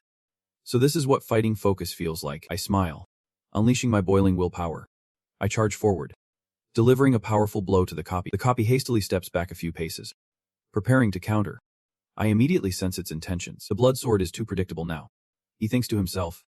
The next will be the counter shield. Sung shakes his head in sighs. Combining the blood sword and counter shield is the only way for the clone. Suddenly, Sung is shocked to realize that the power of the blood sword seems to be noticeably stronger. It has turned the counter shield into a sword. Sung quietly watches the clone, thinking to himself, dual swords are something both he and the clone have never used in real combat because turning the counter shield into a sword requires a large amount of magic power and energy. He himself would not use this method. Sung ponders a bit. Why is it using this disadvantageous method? Of course. He had also thought about using dual swords. But why is it using this method in such a life or death battle? Sung thinks while watching the clone charging towards him. He can only feel confused. Does it think this method is effective? Sung grinds his teeth. Both charge at each other to fight. The battle is extremely difficult. Although it's not too clear, Sung still assesses the situation. But if just based on skill, he is at a disadvantage. Well, could it be that Sung suddenly realizes something is the Indomitable Will, a level Indomitable Will skill, proficiency 27%. Description: the symbol of never giving up, always challenging what one cannot do. Basic effect when facing a stronger opponent. Physical strength and concentration soar. Detailed effects: after the skill is activated, you will be more alert. Mental defense ability is enhanced. I have an advantage in the number of items, which has helped activate its Indomitable Will. This is what I received from Ireland. Now its physical strength is even greater than mine. Combat skill level A+. Proficiency 11%. Exceptional concentration ability helps you maintain maximum focus in battle and can randomly enhance your focus. You can currently increase your focus up to 20 times. However, if used too much, corresponding side effects will follow. If it raises the focus to the highest level, causing this stat to reach an extraordinary level, then everything will make sense. Sung continuously endures the attacks from the clone. But the bigger problem now is that Sung is gritting his teeth, which is the sword technique that this clone is using, although shown through dual swords. The clone sword tip strikes and sends Sung flying. But this is definitely your sword technique. Sung crashes against the wall. There's no doubt about it. Sung struggles to get up. Lam Long Thin Kim. This is definitely the sword technique of Nam Kung Hai X. I've only met him once, but I still vividly remember that passionate gaze that made me understand the reason behind his arrogant words that belittled everyone. It doesn't rely on any special skills or abilities. It's purely swordsmanship. It made me doubt whether Nam Kung Hai's words were true. The pinnacle of swordsmanship can surpass all skills, since Nam Kung Hai's swordsmanship doesn't use any skills. I thought it was impossible to learn that kind of technique. At this moment, the voice of Thit Hait Bio Bavaga code in Sung's mind, but soon, he will know just how much he underestimated himself. Turns out this is the true talent that Thit Hait Bio Vadiong mentioned. You have encountered a difficult opponent. The undefeated willpower skill has been activated. The system is assessing that I am at a disadvantage, even though my equipment is still superior. The clone wielding the sword charged at Sung, who was gradually improving. Sung gritted his teeth. The combat focus skill was activated, increasing the player's concentration tenfold. Sung began to counterattack, charging to attack the clone. However, this was not easy, as both sides were evenly matched, causing Sung to be pushed back a few steps. He thought, how could that thing possibly match up to me? Clearly, it's a monster. Player concentration increased by 15 times. His strength instantly boosted significantly. Sun rushed up quickly behind the clone, taking advantage of its distraction. He struck it down to the ground. The steel wing skill was activated, flying at maximum speed. Sun quickly continued charging towards that guy. Player concentration increased by 17 times. Gotcha. Sung rushed forward with his sword, but could only use his hands to block. Sun slashed at its hand, but suddenly a strong gust burst forth from it, obstructing his view. He slashed down at the ground without seeing his opponent, cold sweat dripping. He thought, could this guy have bitten his palm to escape? He felt something behind him. It turned out the clone had circled around and launched an attack. The force from that sword shot straight at him. Just when he thought he was done for, he managed to dodge the opponent's attack. Player concentration increased by 20 times. You have entered a state of concentration beyond limits. The opponent quickly landed on the ground, shaking and cursing. Damn it. The clone seemed surprised to see him. He burst out laughing. Almost got killed. Sung looked up with a strange smile. You bastard. You're just a fake and you dare to act tough with me. The clone continued to charge towards Sung. Almost chopped him down. Sung leaned to dodge, retreating far back until he finally slammed into the wall. Blood oozes from his hand. Droplets spray straight towards the clone. The clone quickly dodges the blood splashes. But when it is not paying attention, a droplet suddenly shoots forward, knocking it against the pillar. Running. With a mischievous laugh. How does it taste? Just as it feels pleased. The clone appears behind and strikes. Both fly backward. You bastard. You are not too weak. He laughs and says, at this moment, the Blood Iron Tyrant is observing the battle from outside through a mirror, angrily placing her teacup on the table. How strange. The Blood Iron Tyrant sighs. Even if I can't intervene, I can't just stand by and watch. I'm a bit worried about the tower's response. The Blood Iron Tyrant turns around, connecting with the challenger hand Sung. trembling, when suddenly the mirror she used to observe the battle disappears. A message from the temporary manager disables it to prevent interference. The Blood Iron Tyrant feels somewhat helpless. Please forgive me. I just wanted to give him a little hint. Back to the battle. Suddenly Sung's hand moves as if it has a mind of its own. Then his hand clenches into a fist, punching himself in the face. Run completely does not understand what is happening. He tries to stop the trembling hand that wants to harm himself. Damn it. In the middle of a battle. Stop controlling this body. Think a little. He shouts. Not again. At this moment, countless objects rise up from the ground, wrapping tightly around his body, preventing him from moving. He angrily yells, I thought after the last challenge, the future entity was dealt with. The version dies. At this moment, countless energies seem to be forming into a being. A voice rang out. I'm fighting for you. You're about to die and have no gratitude at all. That bastard cursed his future self. Get away from me. You jerk. Sung trembled with anger and growled. Don't you understand yet? You fool. Look closely at the situation. You've trained for so long. Even climbed to the 12th floor of this tower. Yet you can't even face yourself. Your future self mocks you. Poor bastard. Sung gritted his teeth, immediately stood up, and swung his fist at that guy. So what? He charged to attack.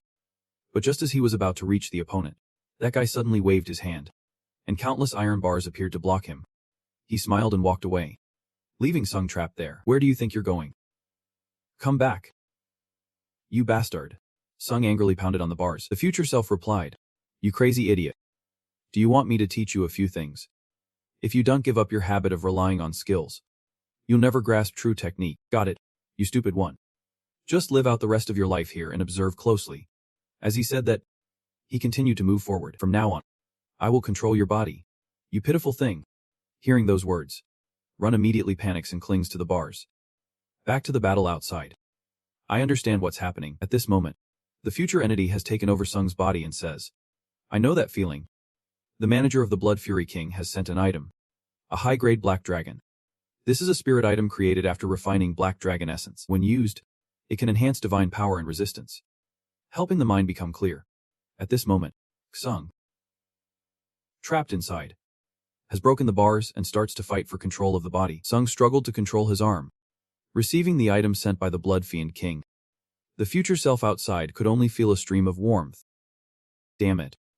You're up to your tricks again. As he reached for the potion to drink, that annoying copy immediately swung a sword at his hand, knocking the potion away. With his own strength, Sung struggled to control his body to jump up, grab the bottle, and chug the potion. His clone stepped back to dodge, staring in shock at Sung. He spat out the shards of glass from his mouth. He was back, and Sung had regained control of the body. He wiped his mouth, smiled at him. Clone. I'm back, he thought to himself. While another version of him was fighting, he could completely feel the sensation of abandoning his reliance on skills. If the clone could do it, then he definitely could too. He gripped the sword tightly. The concentration of the player increased 20-fold, and the madness within him began to rise. He had once been disturbed by these primal thoughts, but now he felt enlightenment. That moment, which seemed eternal, could no longer depend on the skills he had gathered so far. He had to break free from everything and adapt, no matter how ordinary it was. Due to independent enlightenment, his proficiency in magic control increased by 10% by abandoning his obsessions. He had achieved awakening, gaining 1 point in physical strength. Finally, freeing himself from all illusions, he had achieved a transcendent state, gaining 4 points in magic power. The player was facing an enemy that could easily be defeated. The indomitable will skill had been disabled. He trembled and jumped up. The place where he just stood has been destroyed, surrounded by a mess. Debris scattered everywhere. The sword in his hand filled with magic. Han Sung, though a bit dirty, still can't hide his handsome looks, destroying the rocks blocking the way. Han Sung rushed straight toward another message created by the Dark God. Reaching a swordsmanship level like Nam Kunga at this stage made him feel quite different. He feels this is what a true swordsman should be like, even in the tense and dangerous battle. Sung couldn't stop his mind from wandering, even without his feet on the ground. A sharp light flashed in his eyes as he slashed toward that entity. The sword technique formed a perfect arc, with a smoothness like the wind and instant acceleration. He reached his fastest speed. His gaze became dark, furrowing his brow to attack with full force. His bare feet stomping down hard on the ground as if sensing Sung's thoughts and attack intentions. The dark entity of Han Sung quickly dodged to the opposite wall. Even while moving sideways, his body maintained balance firmly. This surprised Sung. The entity continued to use its skill, unleashing two sharp sword energies straight at him. The attack rushed towards Sung, and he just stood still, as if unaware of its existence. Another loud explosion echoed, making it seem like he had been hit and was about to fall. Unexpectedly, the sound was just the noise when Sung landed to dodge the attack. On his face remained an extravagant and smug expression, while the entity felt quite annoyed. Seeing Sung evade his attack, his brow couldn't help but furrow. Not letting Sung go, after a brief rest, he continues to swing his sword toward Han Sung. The spectacular duel immediately begins. And facing such a replica, everything becomes clearer. Right now, Han Sung is observing from the sidelines to see how he uses his skills. And he begins to understand the nature of these abilities. Not to mention, in a fast-paced battle like this, Sung is happily smiling, his hand launching a powerful attack toward the replica. That guy is not weak either. He uses his sword to block Sung's attack. After parrying Sung's move, the dark clone frowns and immediately wants to move in to take his life. But Sung doesn't care what skills he's using. He continues to think with a cool head. I'm gradually perfecting this source. I can also sense the unnecessary movements that can be cut out from this dark clone's sword technique. This guy has limited skills, so he can't fully execute the true sword technique of Nam Kung-yi. He only focuses on mimicking Nam Kung his movements. The special skill, Blood Sword, has been activated, and a notification of skill activation appears. But it doesn't disrupt Sung's train of thought. When this happens, the notion of disbelief can weaken the fiery nature of the sword energy, allowing me to cut through everything. In Sung's hands, a blood sword appears. When facing this clone, Sung feels like he's practicing Nam Kung his sword technique. He needs to focus even more on enhancing his fire sword skills. Sung spreads his legs wide in a powerful stance.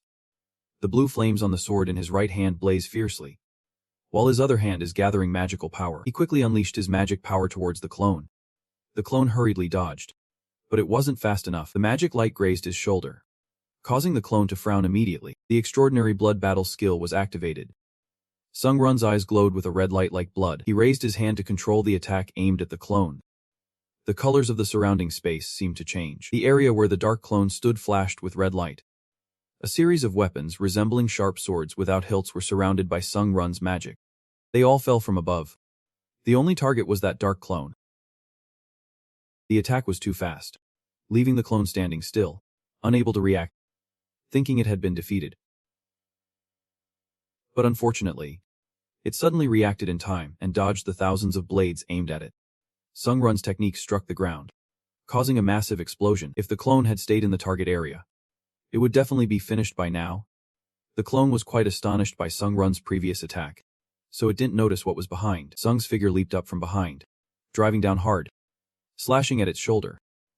Thinking that this time it would truly be finished, it noticed just in time, so it quickly raised its shield to block Sung's attack. With no other choice, Sung had to glide back, increasing the distance from it.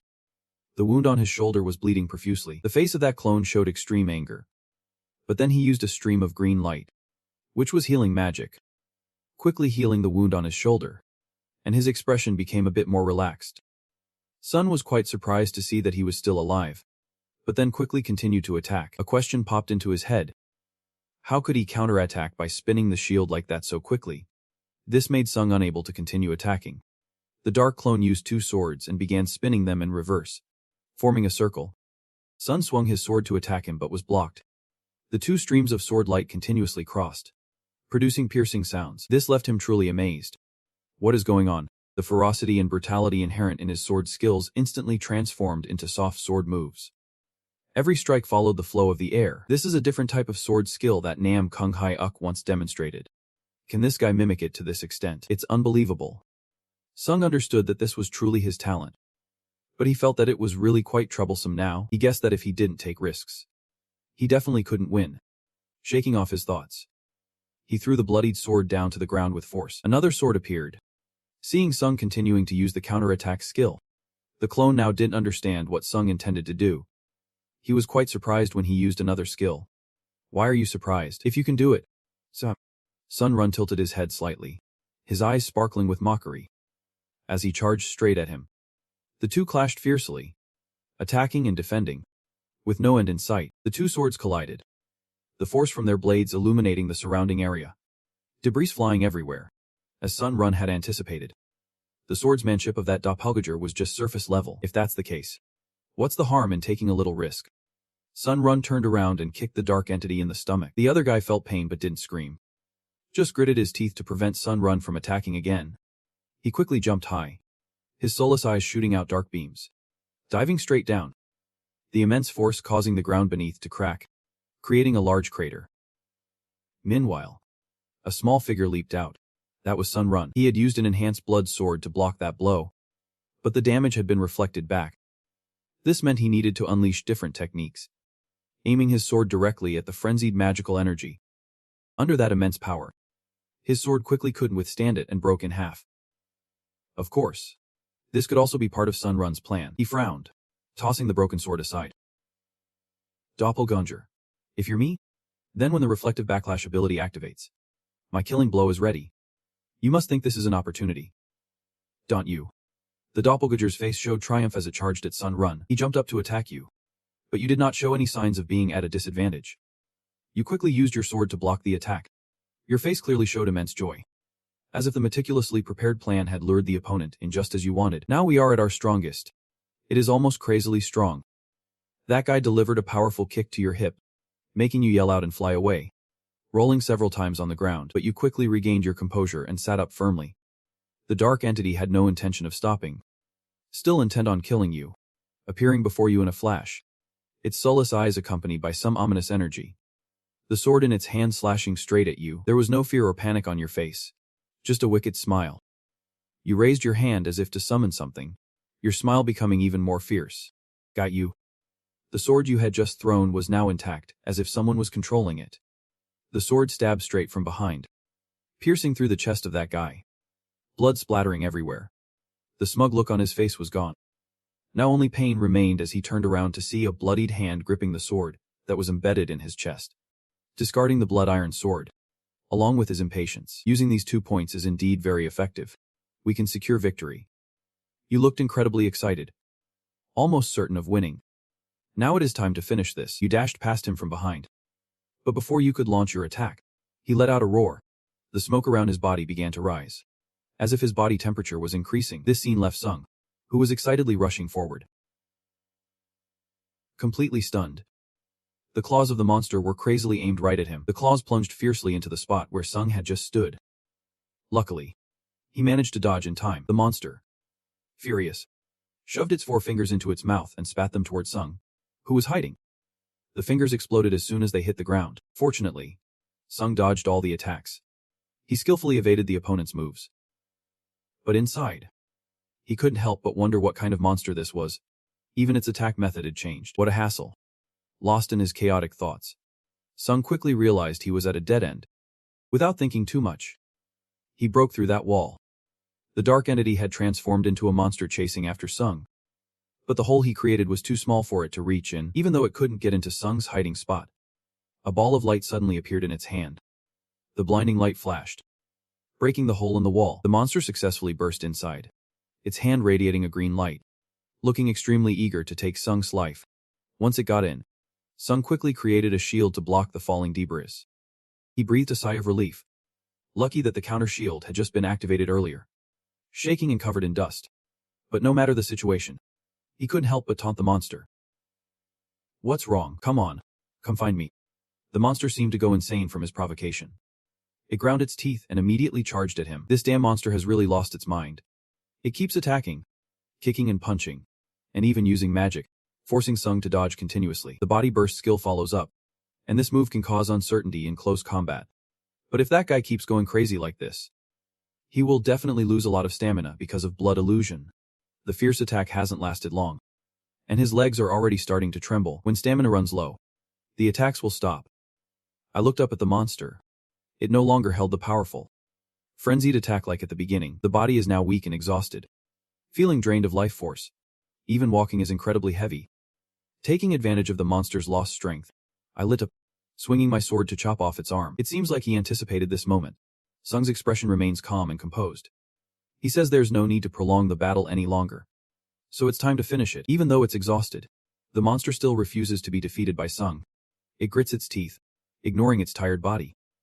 putting all its strength into jumping over the damaged ground to escape. This makes Sung react immediately. What the hell? Without hesitation, he immediately poured all his strength into chasing the monster. Suddenly, he sensed something unusual from the monster. Sure enough, it's gathering all its surrounding strength. No longer in the crippled state from before, that guy turned around and launched a powerful attack towards Sung. Luckily, he managed to use his shield to defend. This attack seems incredibly fierce. Even though Sung was trembling and raised his shield to block, he was still pushed back a few steps. Despite being injured, he couldn't erase the smug look on that damn monster's face. What the hell was that power just now? But it's thanks to you. The system notification suddenly appeared, and the counterattack skill has been charged. When the counterattack is ready to reflect the absorbed damage, the energy absorbed by the counterattack shield has been fully enhanced. A ruthless glint flickered in his trembling eyes. The monster roared with a deafening sound, ignoring its own scream, and gently launched a red ball of light. Then he took his stance, like a professional baseball player. But what he held in his hand was a sword. He put all his strength into hitting the ball of light towards the monster. The ball flew straight into its face and continued to sink deeper. Sung simply said 2 words.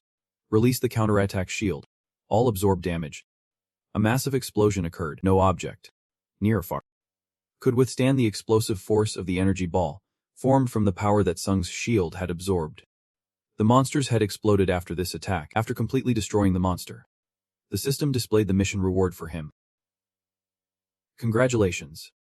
You have completed level 12 of the trial challenge. The crown for the ancient emperor's ashes has been placed in your inventory as a reward. You received 8 bonus points, obtained 3,500 products, and gained the skill Death's Embrace. Please proceed to the waiting room because you used the counter shield skill to defeat the monster. The proficiency of the skill has increased by 100%.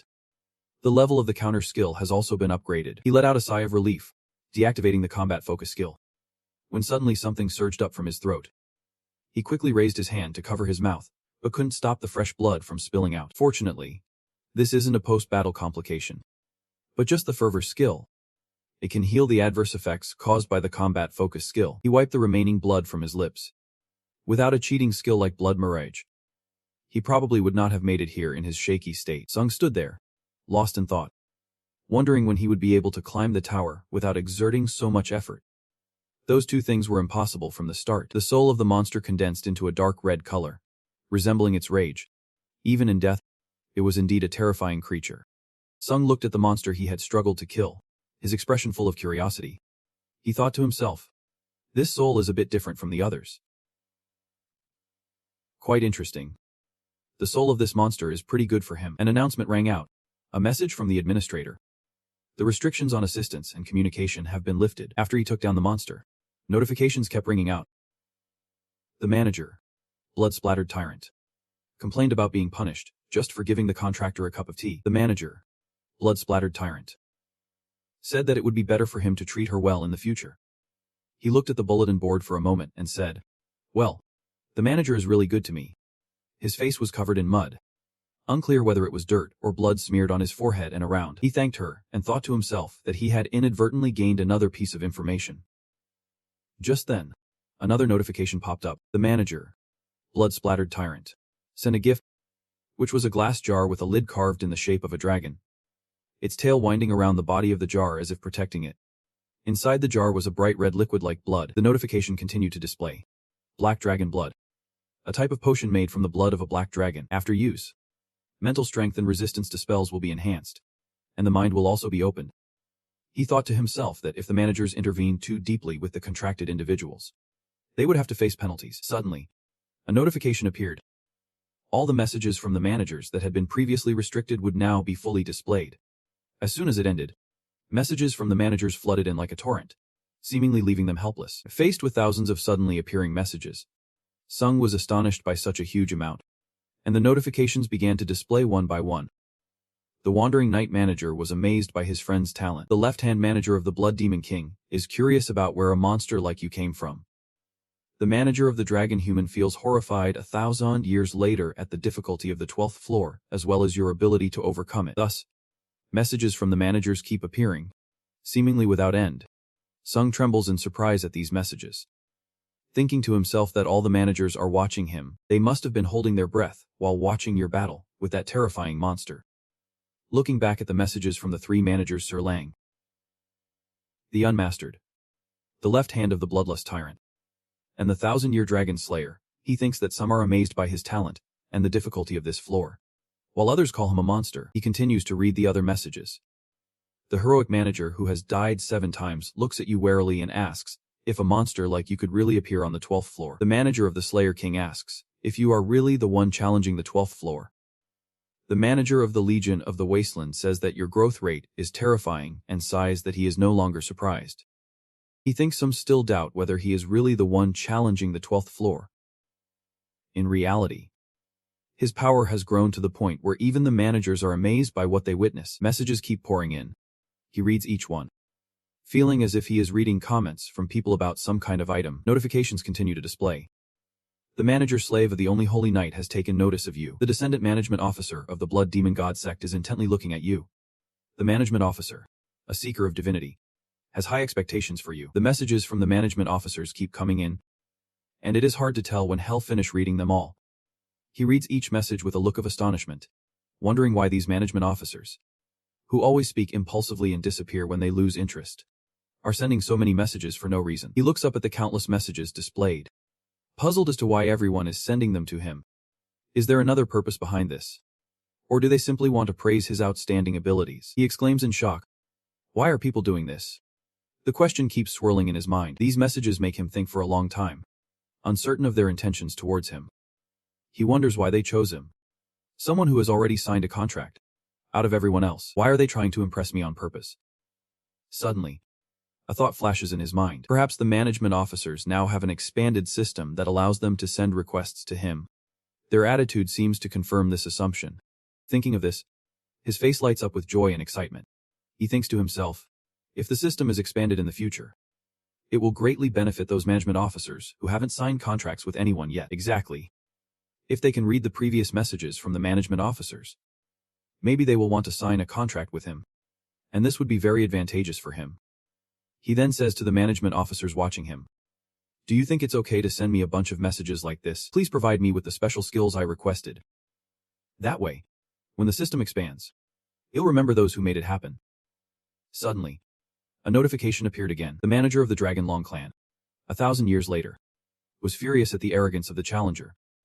The decaying descendant of the blood demon god sect snorted and said, don't dream. The manager of the decaying world army told you that you're overly confident and should know your limits. It seems that what he just said has angered a few managers, but he smiled smugly. As you all know, my previous service only accepted exactly 3 people. His words were like telling them that if they didn't act promptly, they wouldn't have the chance later. And then all that would be left is regret. As soon as he finished speaking, a series of message notifications popped up. Perhaps they were also afraid of losing their own power. The ominous notification sounded. The decaying descendant of the blood demon god sect has added a special skill to the exclusive shop of the contract holder. The manager of the decaying world army has added a special skill to the exclusive shop of the contract holder. The manager of the Dragon Long clan, 1,000 years later, has added a special skill to the exclusive shop of the contract holder. The one who struggled the most was also the one who added the special skill the fastest. He smiled smugly. It seems that what he just said actually had an effect. Then he glanced at what he had just set aside, thinking that now there was only one thing left that was truly important. Indeed, that is the soul of the monster he had worked so hard to defeat. He thought to himself, an enemy that not only has similar attributes but also the same skills and special skills. After absorbing its soul, what will I get? Just thinking about it feels like a tremendous power already. A notification appears. You have absorbed the soul of the challenger, the trembling imposter. Proficiency increased by 28%. You hold the soul of the trembling imposter. You absorbed it. The notification continues to display. The soul of the trembling imposter has perfectly merged with the soul of the trembling challenger. The holy power skill has qualified and been activated. Extracting divinity. You turn in astonishment to look at the notification, thinking to yourself, extracting divinity. This could be something quite powerful. The system says you have absorbed the soul of the imposter challenger. Hand sung. Proficiency increased by 28%. When absorbing the soul of the imposter challenger, and sung run, your attributes are permanently enhanced. Strength plus 10, agility plus 10, stamina plus 10, magic power plus 10, magic resistance plus 10. You have acquired the skills of the imposter challenger. Hand sung. You have obtained the B rank light sword skill. You now possess this skill. Merging skill proficiency.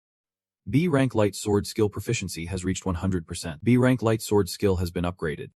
Sung reflects on what just happened. The soul system of the imposter challenger, Hansung, is fully compatible with the soul of the challenger, Hansung.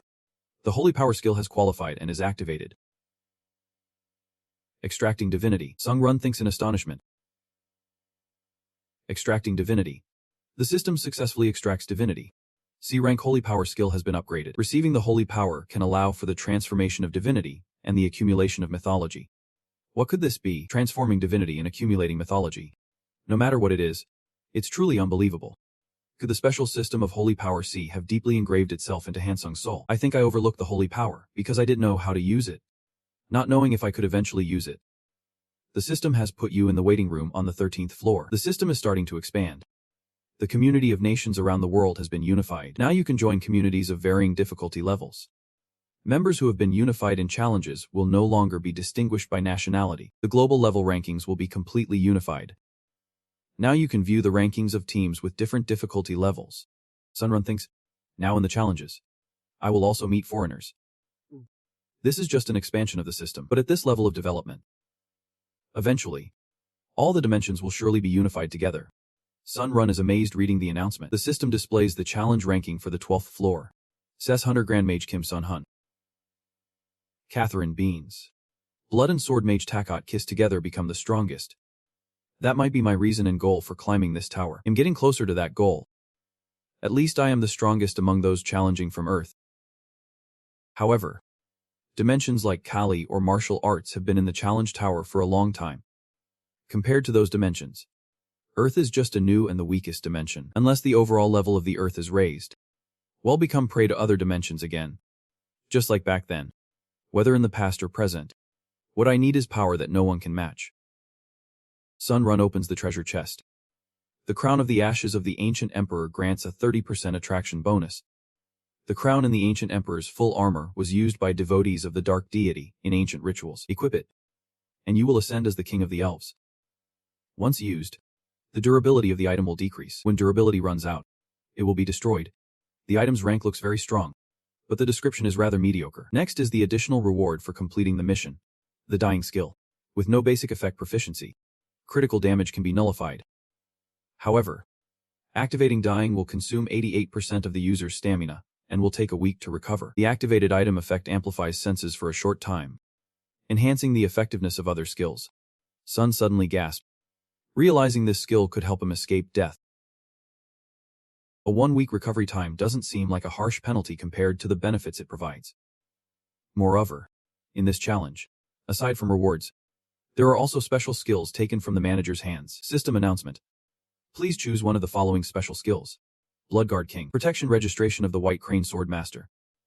You have chosen the protection registration of Blood Slaughter Technique. Price: 3,000 products. Description of the power granted to those chosen by the deity. Over generations, it has become the savior. If you don't sign the pact with the deity, the only benefit you'll get is controlling divine power and enhancing material energy. It quickly restores magical energy. Price: 3,000 products.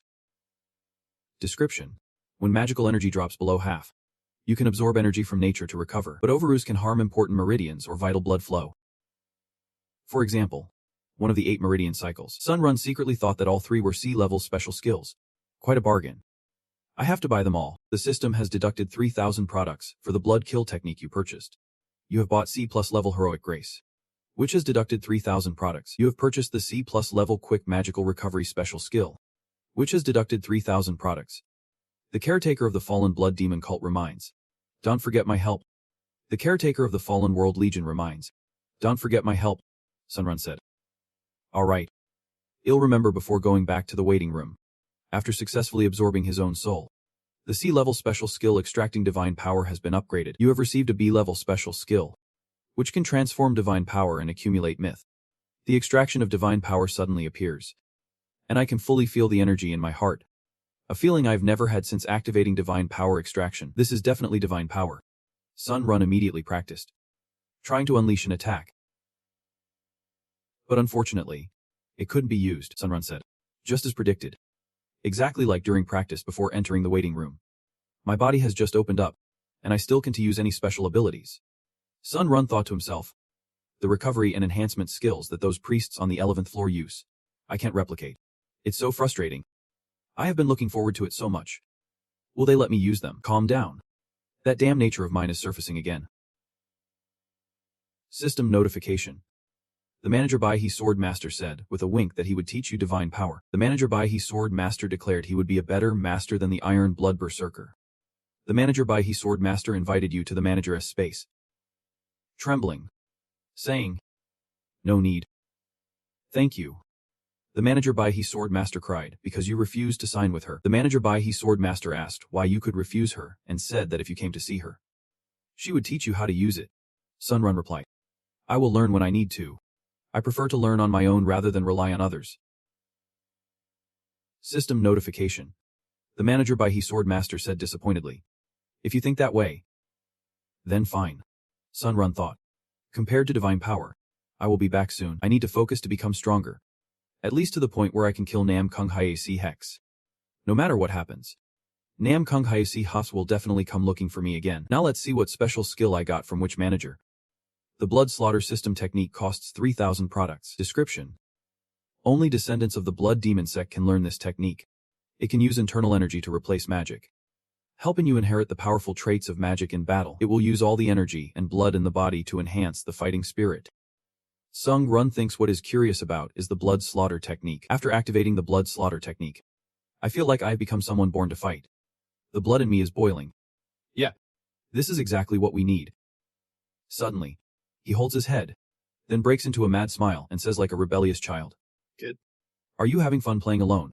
At this moment, he worries. What the hell is going on? Why did that damn personality awaken at the same time in one body?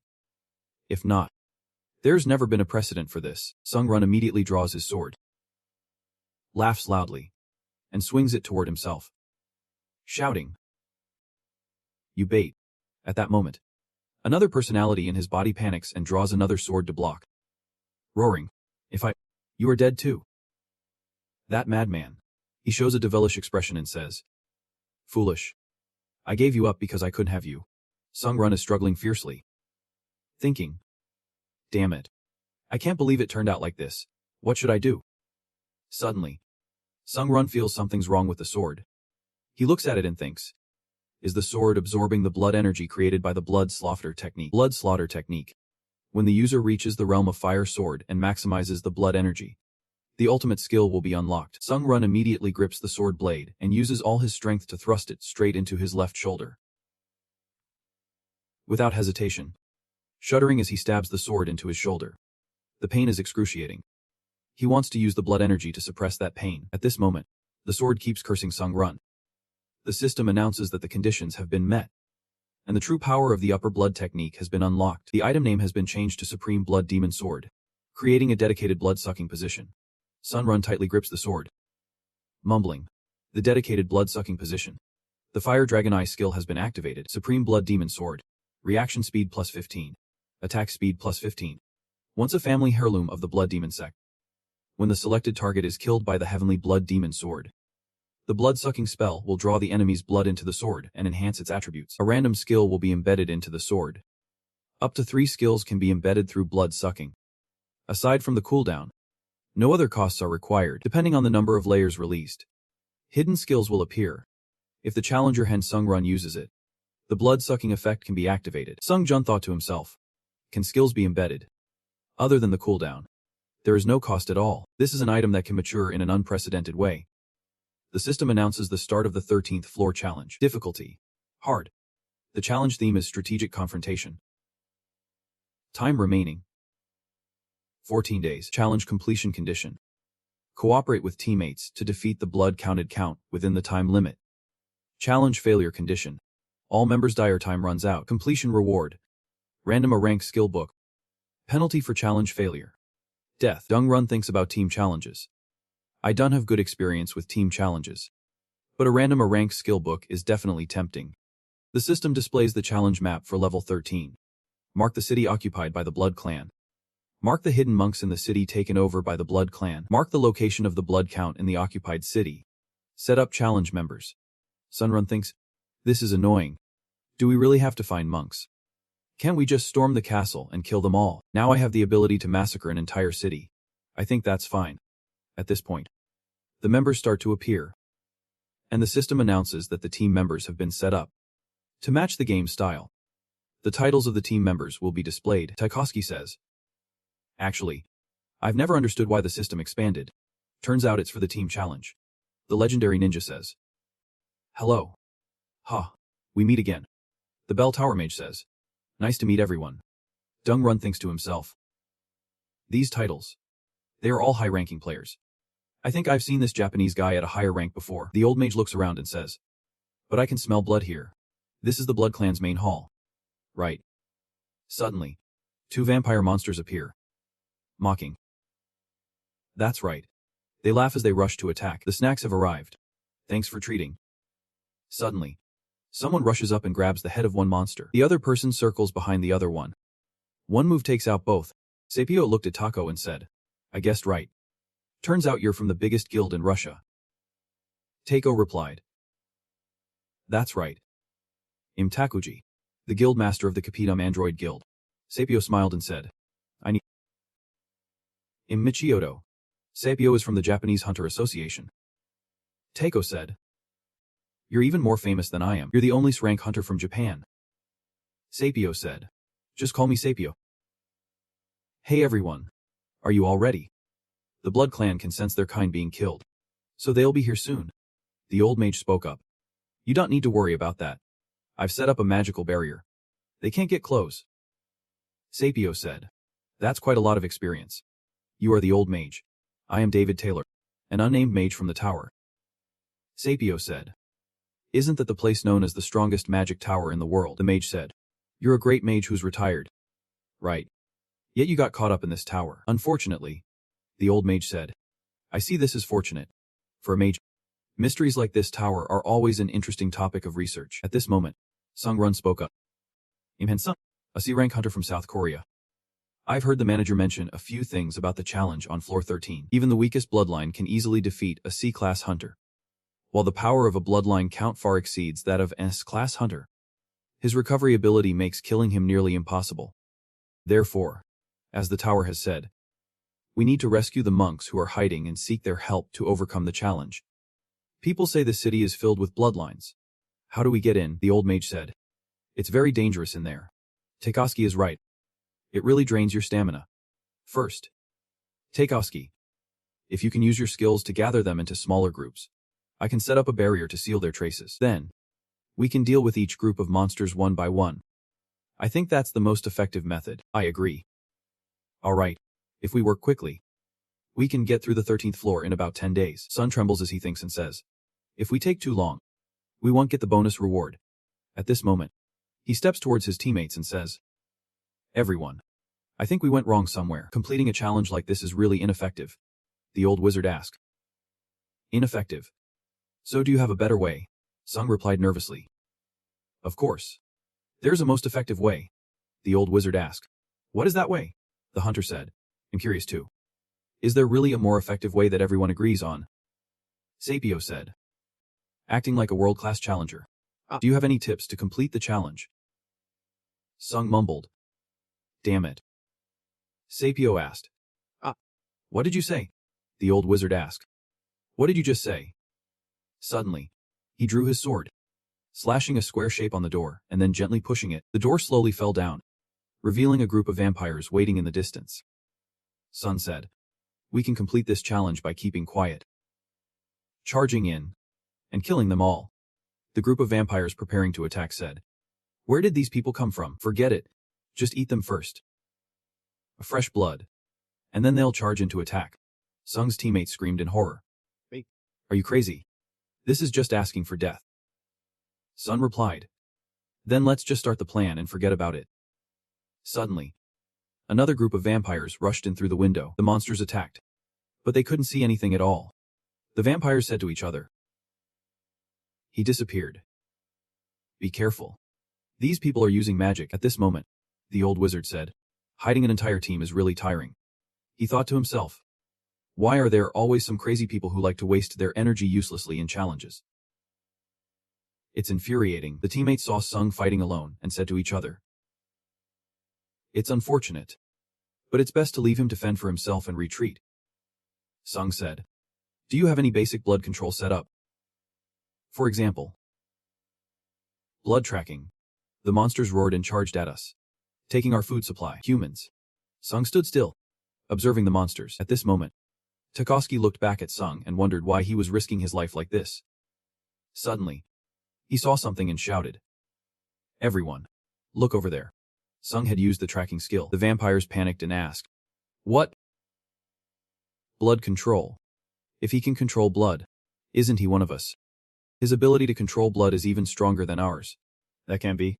Sung smiled and waved his hand, fresh blood turning into sharp spikes piercing through the monsters. At this moment, they screamed, "We need backup."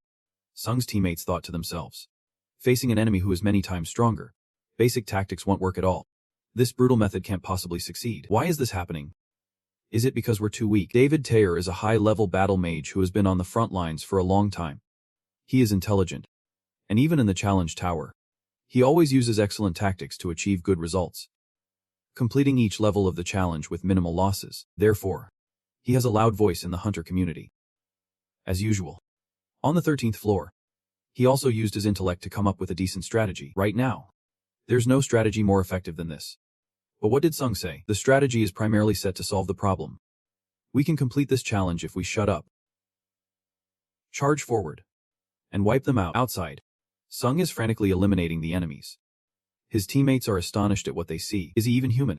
The huntress said, "If it is like this, let's temporarily forget the previous plan. We should go support Sung."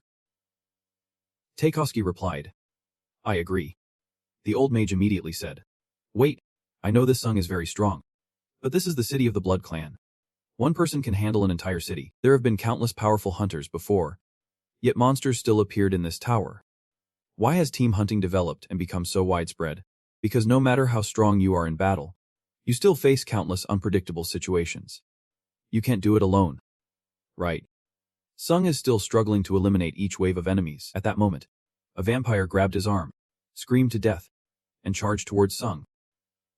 Seeing this, Sung immediately focused his energy, launching 2 powerful strikes with both hands that knocked the monsters away. He followed up with a few more strikes, sending the monsters flying, and then immediately used his fervent skill to eliminate all the enemies in the air. He thought to himself, "If I keep attacking like this, he'll have to keep using recovery items." Body explosion is a good skill, but it consumes too many resources. How could a wounded monster be moaning in pain? How can a person interfere with the power granted to us by the war god? Another one trembles and says, "The apostle." This leaves all the monsters stunned, asking in a rush, "What? Why is the apostle an apostle? Has the guardian deity of humanity sent an apostle? The gods are furious because we have slaughtered all humans in the city. Award. Please save your believers." Sung Run thinks to himself, "The apostle of the deities.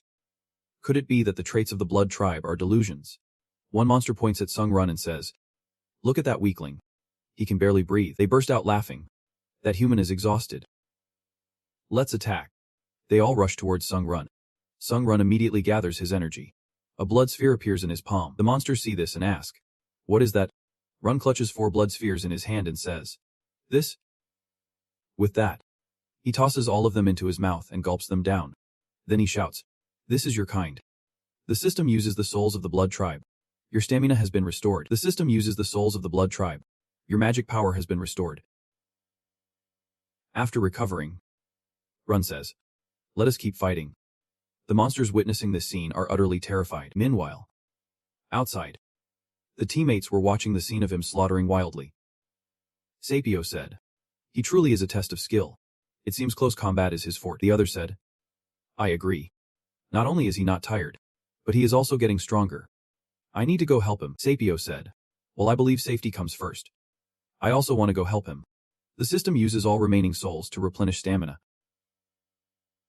A tripling strength, doubling speed, quadrupling stamina, and quintupling magic power." He thought to himself, "Based on the growth rate, this is even better than absorbing the soul of a clone. Once I defeat that blood count, something good will definitely await me."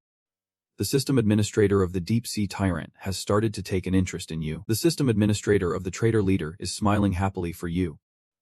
The system administrator of the dark demon says that you are a test even more sinister than the demon itself. The demons have started to tremble in fear.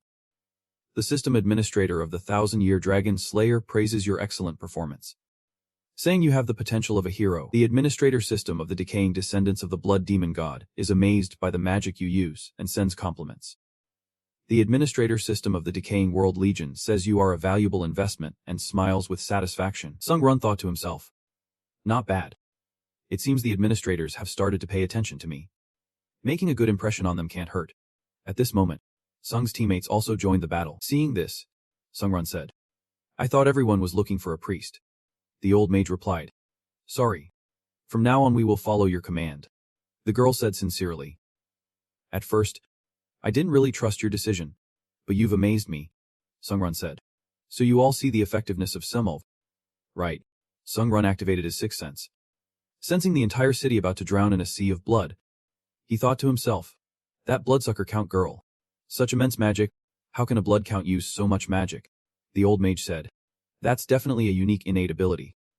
But the problem is he is strong enough to perfectly control that power, Sapio said. So what should we do? At this rate, we'll die sooner or later, Sung Run thought. The hunters he once admired now need him to protect them. He never expected he would become this strong. Everyone, prepare to leave here to find the priest and bring him back. Sapio replied, okay, priest. I don't think we need to do that, Sung Run said. If you all stay, I'm afraid it will affect me, because I can't protect everyone. But in his heart, he thought, the truth is I can't protect all three of them. I need to deal with the blood count alone to absorb his soul, causing him as much damage as possible. The ability to absorb his soul will be greater. The others say we will follow your orders.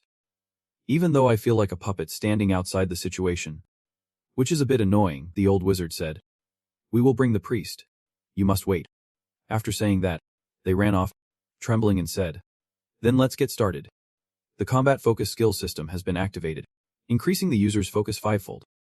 The ultimate blood technique system has been activated, and the blood trace pursuit skill system has been powerfully activated, which will interfere with all blood control abilities within the skill's range. Trembling, I looked towards the city, sensing that the vampire count was inside. The blood count roared angrily. A mere human dares to oppose me. I have spent so much effort to keep this city intact for future use. But today I will turn it into hell. As soon as he finished speaking, the magic of the blood count enveloped the entire city. I raised my hand to defend myself, secretly thinking, as much stronger than I expected. I fear I won't be able to hold up. This is really it. At this moment, the blood count Slenel was enjoying the giant bunch of grapes, presented by his subordinates. While tasting, he recalled his past. I don't even remember when it started. I just know I kept fighting more and more. Fighting became my life, like every other ambitious person. When I came to my senses, I was standing on countless corpses, and my ambition had reached the sky. The god of war chose Slinel as his most promising disciple. Our race's final wish is to destroy the alliance of the four nations of humanity. We have killed countless people, annihilating 3 nations down to their roots. The life symbol of the alliance of the 4 nations has been stained red with fresh blood. If we can conquer this last nation, I will be recognized by the god of war as a true disciple. Reaching the peak, becoming the king of the blood tribe. Just as he was lost in thought, a subordinate rushed in to report. My lord, there's trouble. Your army is being slaughtered. More precisely, by a single human. Upon hearing this, the count flew into a rage, a big question mark immediately appearing in his mind. He took out a magic mirror to observe the situation and saw his soldiers being mercilessly killed. His anger flared uncontrollably. He said to his subordinate, I clearly took care of all those self-proclaimed warriors. Which empire sent them? The subordinate trembled as he said, They appeared out of nowhere. He gritted his teeth and said, out of nowhere. How could my army suddenly be slaughtered by those useless soldiers? How could they suddenly appear in the city center and slip past all of us? The count roared, causing his subordinates to cough up blood in pain. They hurriedly said, My lord, please calm down. The count grew even more furious, thinking that if he could completely conquer this city, he would be recognized as a true disciple. But now he was ruining everything. How dare he? A lowly, ordinary human. I've put so much effort into keeping this city intact for future use. He completely lost his mind, pointing down and shouting, but now I will turn it into hell. At the same time, outside the city, Hansung was holding up against the Count's magic. Silently thinking it was on a larger scale than he imagined, Hansung nervously said, "This move might be unstoppable. We're done for." He quickly ran away to avoid the Count's magic, glancing back as he ran, thinking to himself, he might have to abandon this city to save his teammates. He looked towards his teammates who were being protected by magic, thinking that direction was where he was still using all his strength to dodge the Count's magic. After getting close to his teammates, Hansung turned around and raised his hand to cast magic to stop the attack. He created a gigantic magic circle to counter the Count's attack, protecting himself and his teammates. The Count's magic was too strong, forcing him to use all his strength to resist.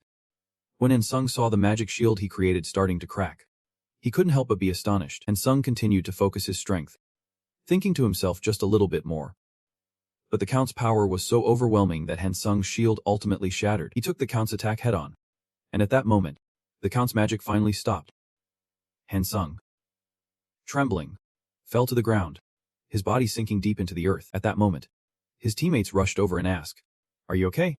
Seeing his teammates safe, Hansung felt relieved and asked, "How is everyone?" David Terre replied, "We're all fine. Luckily you blocked it in front. I thought we were done for." When they saw the Count approaching, the whole team became tense. The Count landed in front of the team, slowly walking towards them, thinking to himself, "It's truly amazing. They managed to survive that move.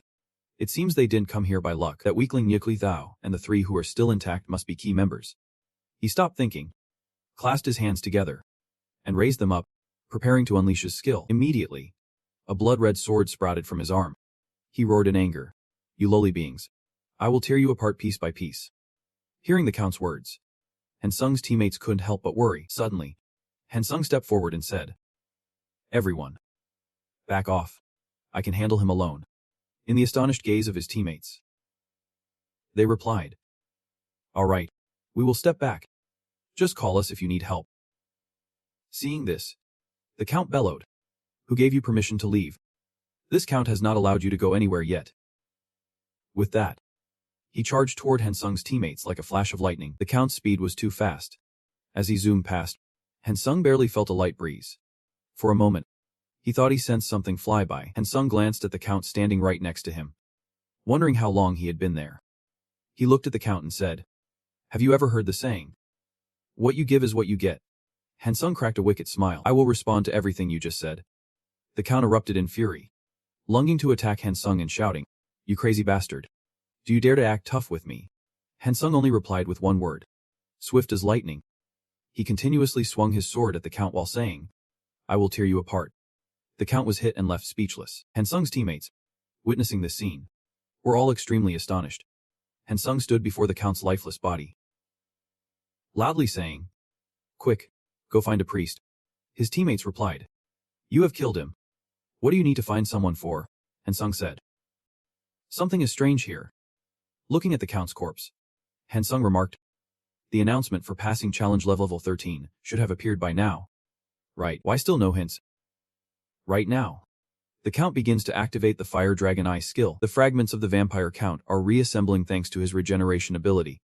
Hansung's teammates are shocked and yell, "No way. He can still revive in this state. In this desolate city, the priests must be dead. Right. Or should we charge in and take him down?" Hansung replies nervously, "No need. I will hold him back. Everyone, go find a priest or a holy artifact and bring it here." He thinks to himself, "Sorry, but I have to take this boss down myself." His teammates say, "If that's what you say, then fine. Patrolling is my job. I'll do my best." At this point, the fragments of the Count are gradually reassembling, and after a while, his body has fully recovered. Roaring angrily, "Damn it. How dare you treat me like this?" Hansung calmly stands before the raging Count, thinking to himself that his regeneration ability is truly impressive, and his recovery and strength are definitely beyond what he imagined. The Count says nothing. Charging straight at Hansung, he dodges his attack, thinking that his combat ability far exceeds the Count's. The Count attacks furiously in rage, cursing the pathetic insects. He casts a spell that makes the surrounding rocks float and shoot towards Hansung. Hansung continuously moves to dodge, but the rocks change direction to pursue him, leaving him extremely surprised. He stops and directly takes the Count's attack. Seeing Hansung tremble under his attack, the Count laughed loudly. "Well, A person is stronger than you by a level. Suddenly, Hang Dung appeared behind the Count, laughing. Right. I knew that. And thanks to that, I learned a new skill. At that moment, the Count was horrified to turn around. But it was too late. He was sliced into hundreds of pieces by Han Sung. His body shattered into dust. And Sung saw the Count starting to recover again, thinking to himself that this time he had cut him up even worse than before. Yet he was still able to recover. It's really disturbing. Could it be that this challenge cannot be completed without the help of a priest? Given the state of the city right now, it's a miracle anyone is still alive. While Han Sung was deep in thought, the pieces of the Count were continuously reassembling. After a while, he stood whole again in front of him. Hang Dung looked at the Count, thinking it was really annoying. The Count said, "Do you think you can kill me?" "No way." This statement made Han Sung very curious. He broke into a wicked smile. "I'm just curious. How many times do I need to kill you before you actually die?" Hearing this from Han Sung, the Count fell silent. Deep in thought, he looked at his trembling arm, thinking, how can I feel fear while following Nin? He raised his hand and shouted loudly, "Don't underestimate me. I will become the king of vampires." Elash. Hang Sung cut him into hundreds of pieces for the third time, and he immediately used his resurrection technique. After being reborn, he said, "Don't think that injuring me means you can win." Upon hearing this, Han Sung sliced him into pieces for the fourth time, and he continued to resurrect. Han Sung was furious, slashing at him for the fifth time. He laughed loudly. "Useless. Huh. A guy like you can't kill me." Seeing him continuously resurrect, Han Sung slashed again for the sixth time. He said, "As long as you're still human, you can't escape your physical limits. Soon you'll be exhausted and collapse." By the seventh resurrection, he pointed at Han Sung and said, "Are you really the legendary warrior? How can you not run out of mana?" Then came the eighth time. Han Sung crushed the Count. The system announced that you have achieved the Battlefield Artist achievement. Activating the patrol skill, Han Sung was contemplating whether to slice or chop, when the Count suddenly turned and ran.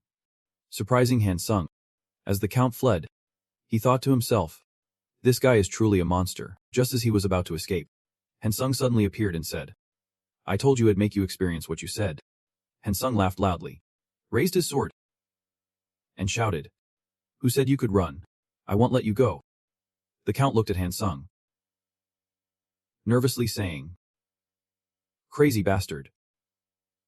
Ruthless jerk." For the ninth time, Han Sung sliced the Count into pieces. The Count shouted, "Wait. Let's negotiate. Let's make a deal. He'll give you everything you want." Han Sung ignored the Count's words, continuing to destroy him with each resurrection. By the 10th time, he said, "I told you I'd give you anything. Wealth or fame. It's all yours." Han Sung Jun still kept ignoring him, proceeding to the 11th kill.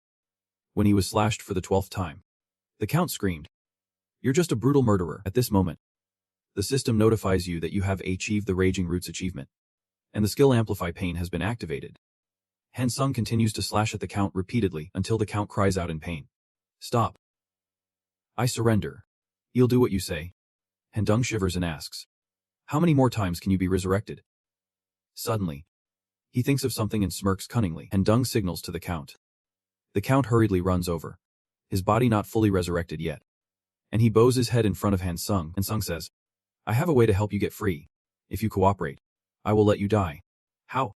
The Count angrily replies, "What do I have to do?" Han Sung activates the counterattack shield skill. A beam of light shoots straight down to the ground and explodes. Han Sung explains, "This is a variant of the counterattack shield. It seems to counterattack." A dark red cross appears, and Sung tells the Count, "Just keep hitting it until I say stop." Hearing this, the Count still doesn't understand Han Sung's intentions, and is filled with doubts.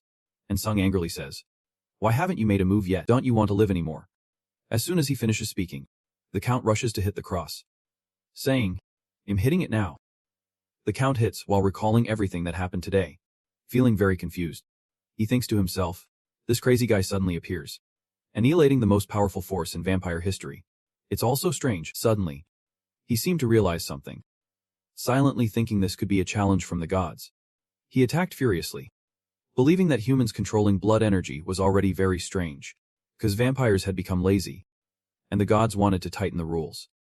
This must be the savior of the vampires. He wants us to be more alert. The cross suddenly glowed, and the notification system indicated that the counter shield skill could now resist accumulated damage. Han Sung trembled and said, "Enough. Step forward." The Count still didn't understand what was happening. Just staring at the trembling Han Sung approaching. As he got closer, Han Sung said, "It's time to send you on your way."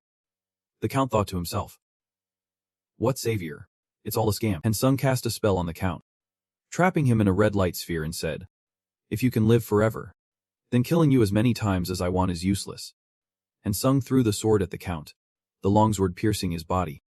At this moment, Han Sung used the counter-attack skill, releasing all the damage he had absorbed. Watching the Count in pain, Han Sung thought, "I just need to make you disappear, leaving no trace of roasted meat." The Count painfully said, "Finally, I can." Immediately after, there was a tremendous explosion.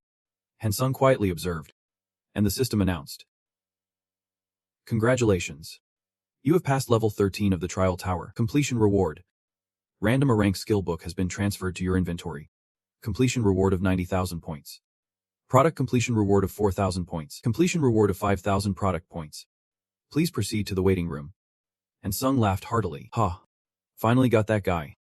Now I can absorb his blood." When absorbing blood, if you use the Blood Demon Sword to confirm and eliminate the target, you can absorb the target's blood and the sword's power, enhance the item's abilities, and learn new skills. The unique skill of the Blood Demon Sword has been activated for blood absorption. When absorbing the blood of the vampire Count, the item level increases to a 300 per 1400. Absorbing the blood of the vampire Count has recorded the Blood Enhancement Skill C in the exclusive Blood Absorption slot. Description of the Blood Enhancement Skill C in the exclusive Blood Absorption slot. When absorbing the blood of the vampire Count, you can enhance the blood control field when using mana. The resistance and controllability of this field are also enhanced. The Blood Enhancement Skill C of the Blood Demon Sword has been activated, and Sung looked in amazement at the skill just used, thinking that the blood control skill of the vampire Count was even stronger than his. It felt like he had once been the king of vampires, and Sung smiled with satisfaction, thinking that wasn't bad. Although his expression was a bit awkward. It could be misunderstood. System notification. You have absorbed the soul of the vampire Count. Abilities have been continuously enhanced. Strength +5, Agility +4, Stamina +7, Resistance +5. You have gained divinity from the soul of the vampire Count. The conditions for the special skill of holy power have been fulfilled. The power is activated. Extracting divinity. Han Sung thought to himself. Extracting divinity. I have seen this notification when absorbing your soul. Right. System notification. Successful extraction of divinity. Holy power skill has been upgraded.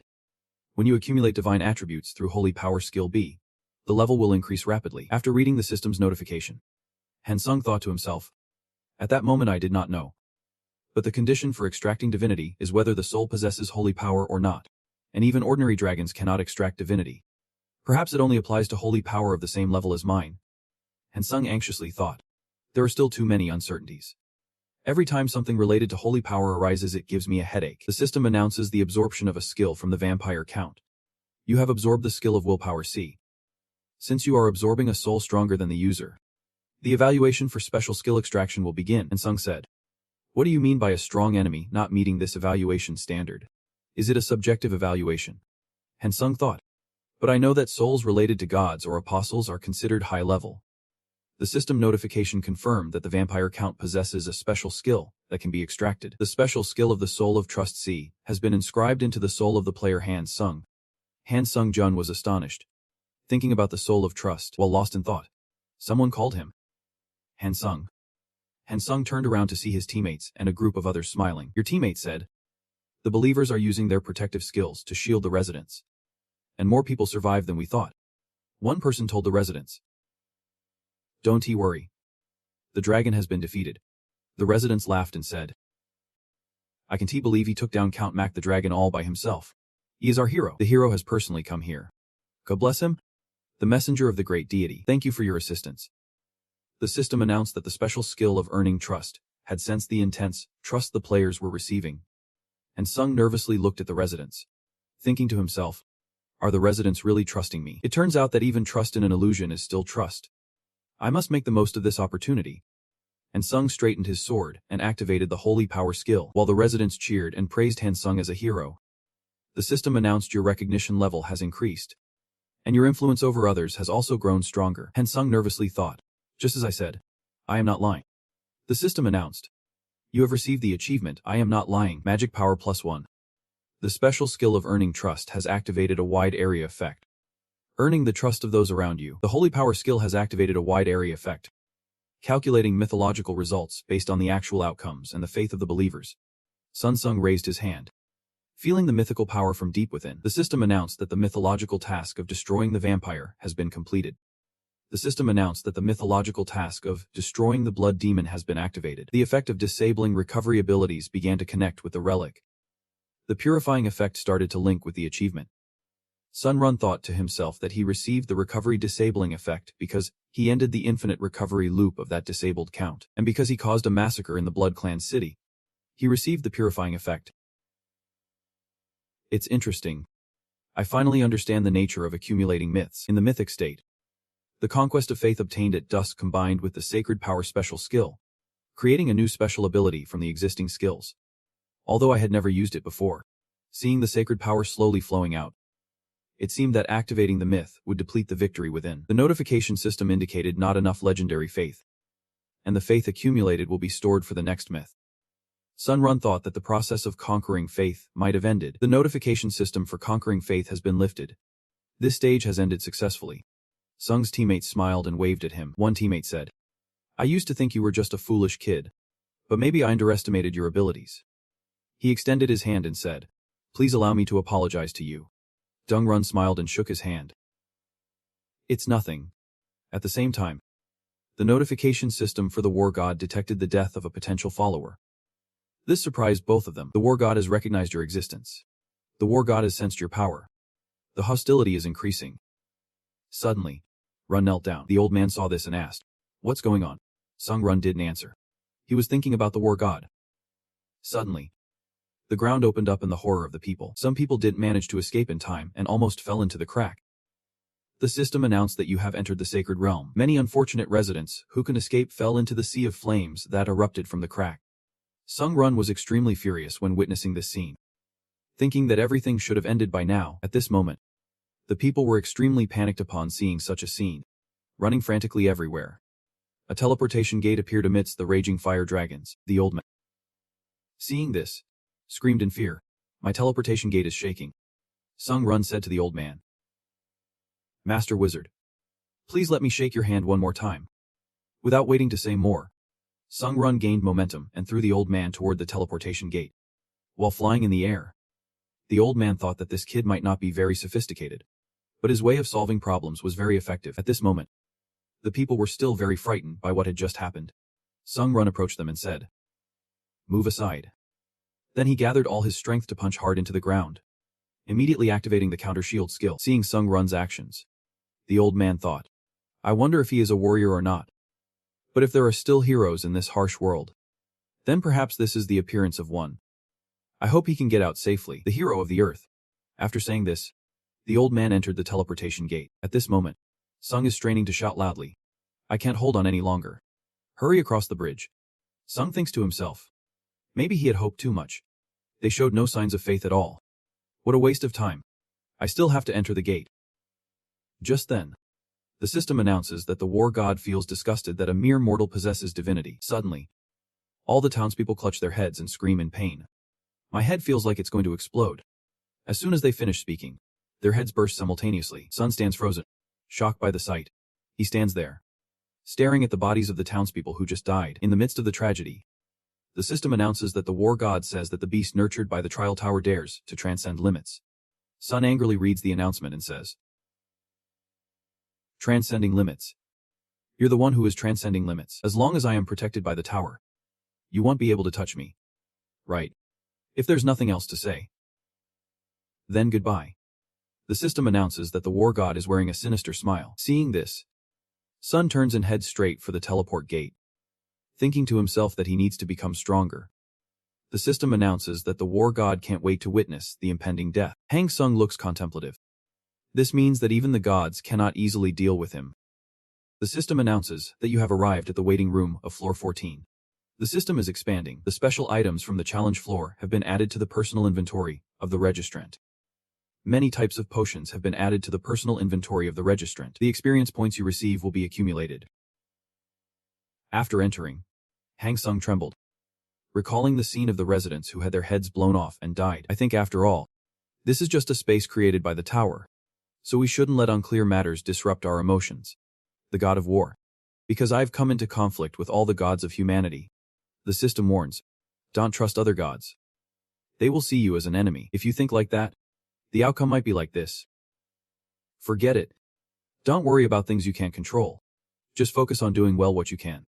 He picked up a stone and took off all his clothes. The system reports that the personal inventory of the signer contains 11,500 items. Skill catalog. Reading catalog. Item catalog. Hair of the Blood Fury King and the White Crane Sword Master. You have purchased the Swordsman Path 10,000 items. The Swordsman Path is a 10,000 item description for those struggling between survival and rising strong. This is a special skill unique to sword technique users.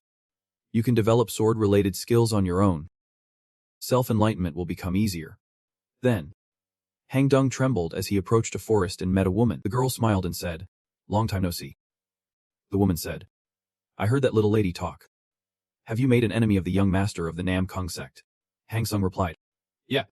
You could say that." The woman probably knew because you used products to buy my special skill. It's because of Nam Kung Kagok. Right. And Sung replied, "That's right. So you made a good choice. Normally speaking, we should call you a genius. Because without any formal enlightenment path, you can naturally learn sword techniques. It's safe to say you've surpassed typical imitation. Moreover, in the challenge on the 12th floor, you not only sensed the sword intent but also turned it into dual sword intent." Hearing the woman say that, Han Dung trembled, thinking to himself, "It is just that I have a bit of talent for imitation. Just looking at how you can progress by imitating a few techniques from the Nam Kung sect. You have great potential to become a master." Han Dung asked in surprise. "A master? From my perspective, it would not be surprising if you became the first to establish a sword sect. You're being too kind. This time, your choice of my special technique is very wise. Because everything you learn and comprehend can turn into useful skills in the tower. I will teach you everything. But I have one condition. Are you willing to establish a master-disciple relationship with me?" Looking at the woman, Han Sung nervously said, "Okay, I agree to take you as my master." The woman exclaimed in surprise, "I'm not forcing you. You can think it over." Han Sung nervously raised his hand to interrupt her. "I've made my decision," the woman said. "If you are willing, then I won't refuse either." Hearing her words, Han Sung thought to himself, finding Master Butchka, who had climbed to the 40th floor of the tower, was a chance he couldn't refuse. "Woman, don't regret this later. Are you planning to treat me poorly? Making me regret it, is that?" The woman spoke loudly. "A master is one for a lifetime. Moreover, in the martial world, loyalty is what matters most, so I hope you won't regret it." Han Sung replied, "If you're worried about that, then I definitely won't regret it." Han Sung thought to himself, how many people in the martial world could he take as a master? The woman said, "Then let's proceed with the formalities. Before you officially become my disciple, I will introduce myself once again. I am the 17th generation leader of the sword sect, the former #1 master of the Butch family. Butch Thay Ho will become your master." Hearing this, Han Dung thought to himself, the #1 master of the martial world. And without hesitation, he performed the ceremony with the woman. Simply put, martial arts are divided into mental techniques and physical techniques. Mental techniques refine external energy and lead it into the body. After the purification process, the energy stored in the body will transform into internal strength. Physical techniques are the methods of using the body, including gravity, physical skills, and sword techniques corresponding to the movements of the martial artist. That's the entirety of martial arts. Besides, there are some martial arts that specifically use special mental energy. But after hearing a lot, it naturally raises questions. Han Sung Jun thought to himself, is the blood technique a mental art? Han Sung nervously said, I'm a bit curious. If I use other mental arts I learned before, it shouldn't be a problem. Right. Hearing Han Sung say that, the woman showed a look of suspicion. The girl immediately asked, what did you just say? Have you learned other mental arts already? Explain in detail. Hurry up. Han Sung nervously replied. Well, hearing you explain, I suddenly thought that I do know something similar to mental arts. Bicken angrily said.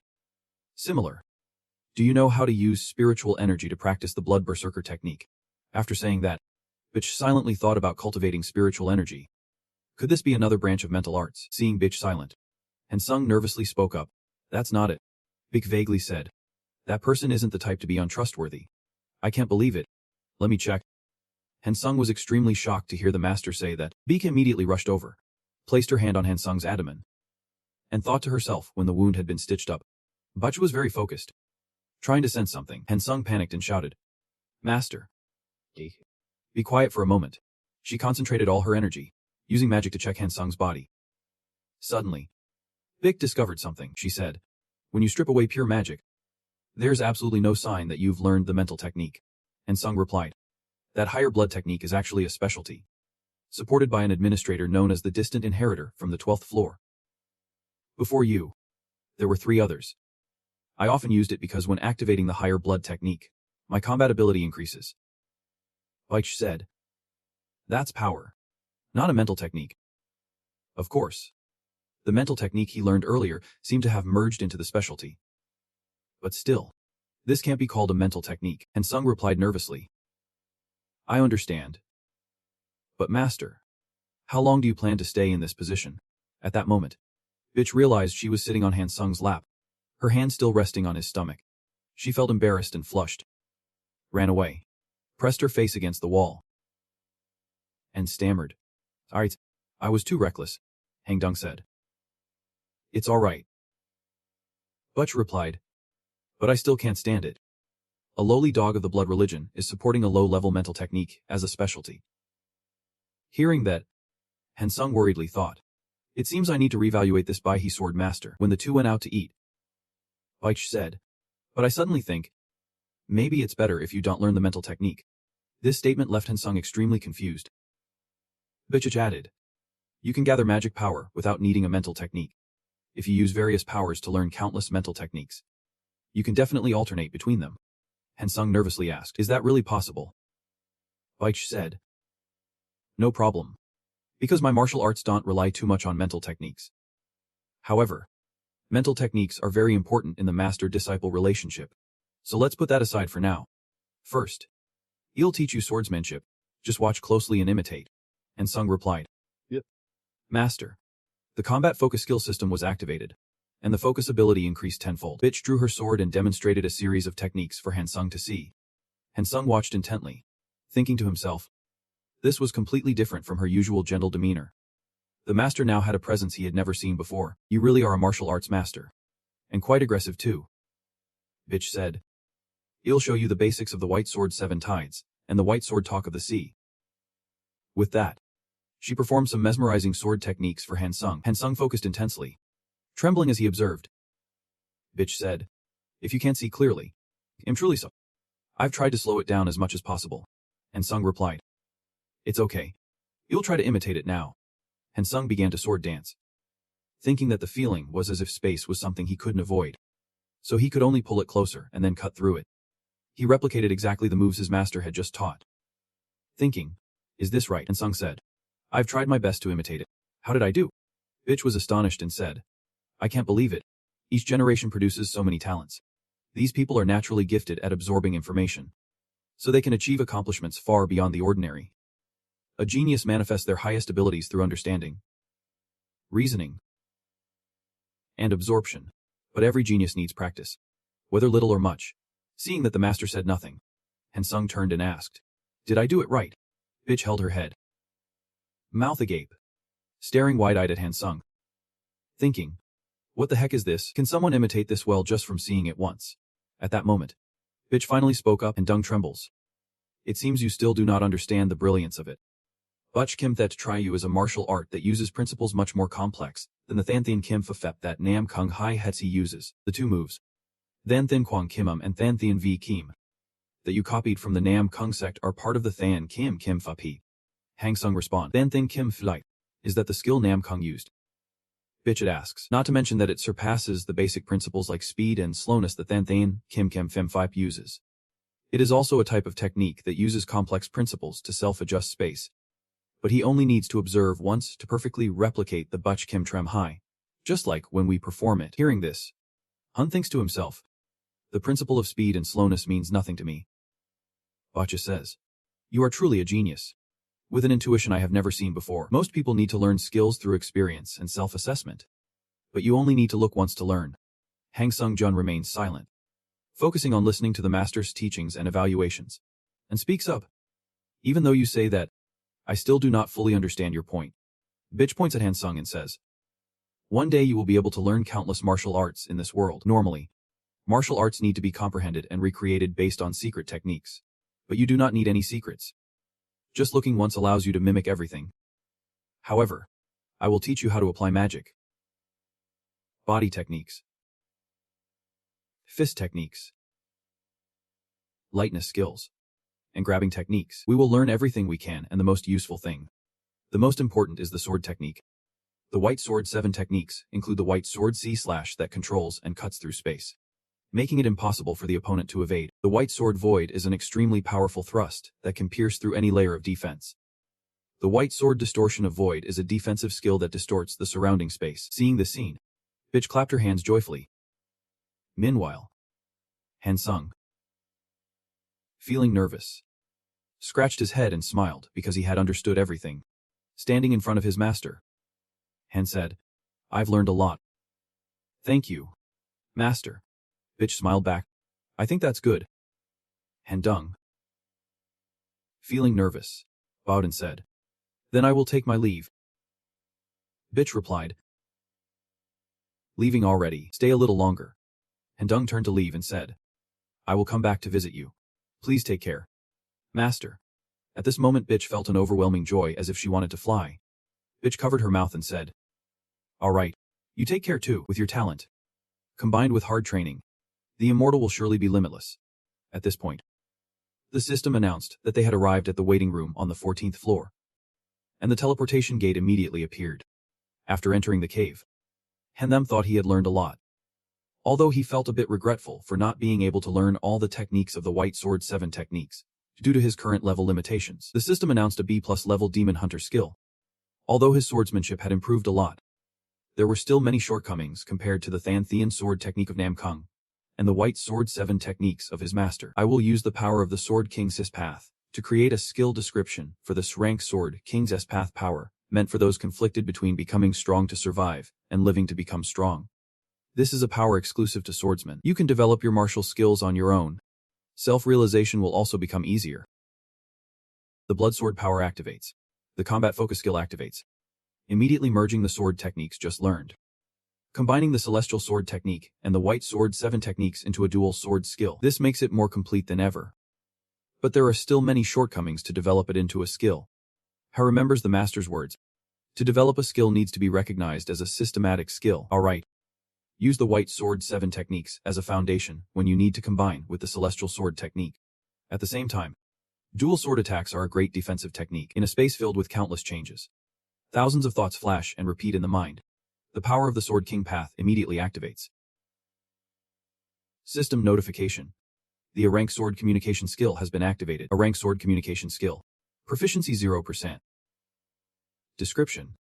Sword techniques developed through the combination of the White Sword 7 techniques and the Celestial Sword technique. Basic effects when using sword techniques. Basic moves will be supplemented and modified. The effectiveness of basic moves will be enhanced. Detailed effects when using the dual sword skill. Attack speed and power of some basic moves in the White Sword 7 techniques will double. Reading this, Hen chuckles. A skill has already been displayed. Although I like these changes, it feels a bit slow. Reward stash for challenge level 13. The A-Rank random skill book allows you to randomly receive a B-rank skill. This skill can only be used by challenge participants and cannot be transferred to others. Let's give it a try. After all, you have nothing to lose. He immediately opened the book. System notification. You have used the A-Rank random skill book. You have received a random B-rank skill. The hero's blessing is being activated, and your luck stat will temporarily increase. The Blood Spirit Demon Sword skill B has been activated. Blood Spirit Demon Sword skill. Proficiency 0%. Describes a mysterious sword technique that only the heirs of the Blood Demon sect can learn. The basic effect when using the sword. Demonic energy will seep into the blade, causing destructive effects on all living beings. Detailed effects when using the basic moves of this skill will trigger special combo effects. The effect of the basic move will be doubled.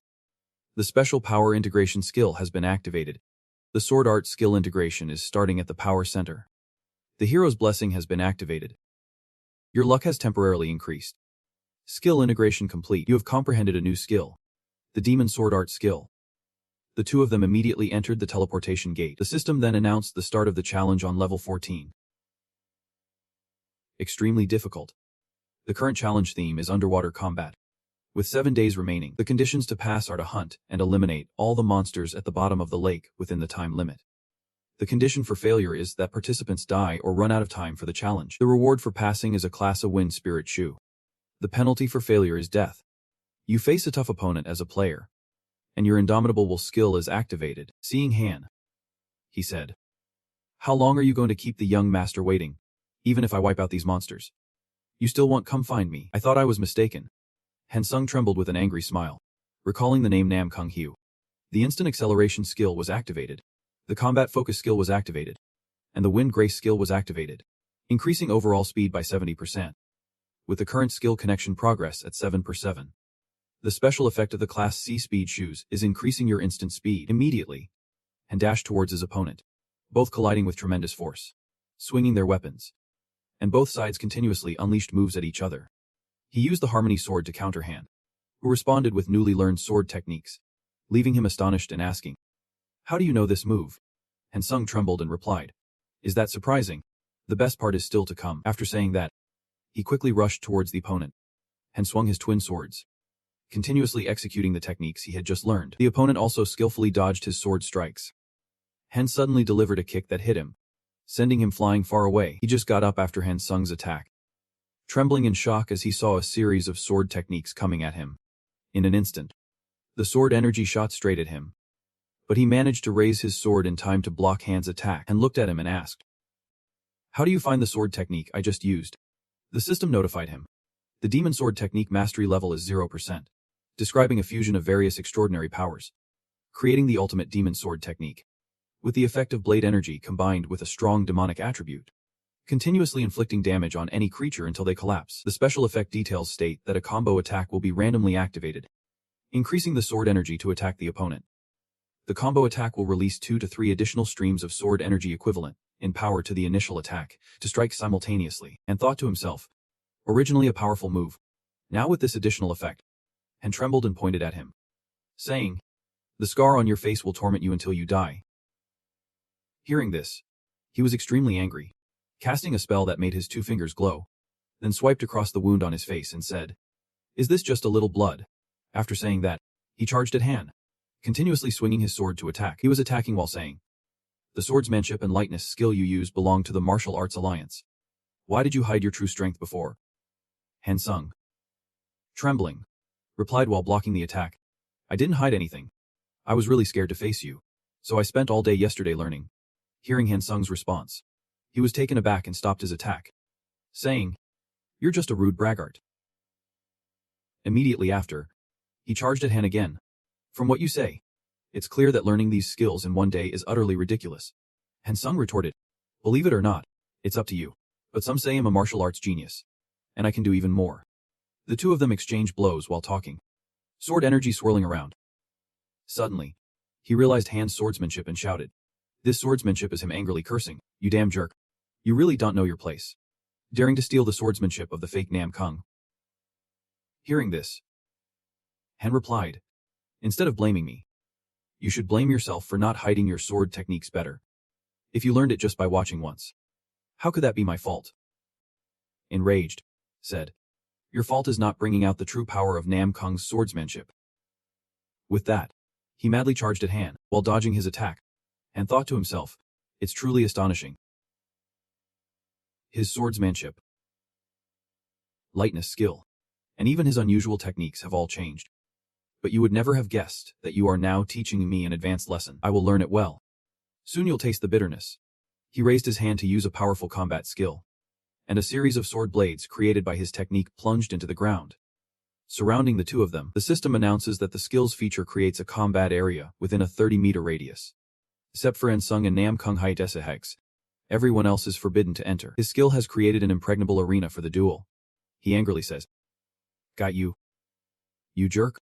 Han Sung nervously raises his hand to cast a technique, saying, "Do you know what people on Earth call your recent action? It's called killing 2 birds with 1 stone. Saying that, he points at him. He blocks Han's magic, saying, "You learned martial arts, and you still use magic."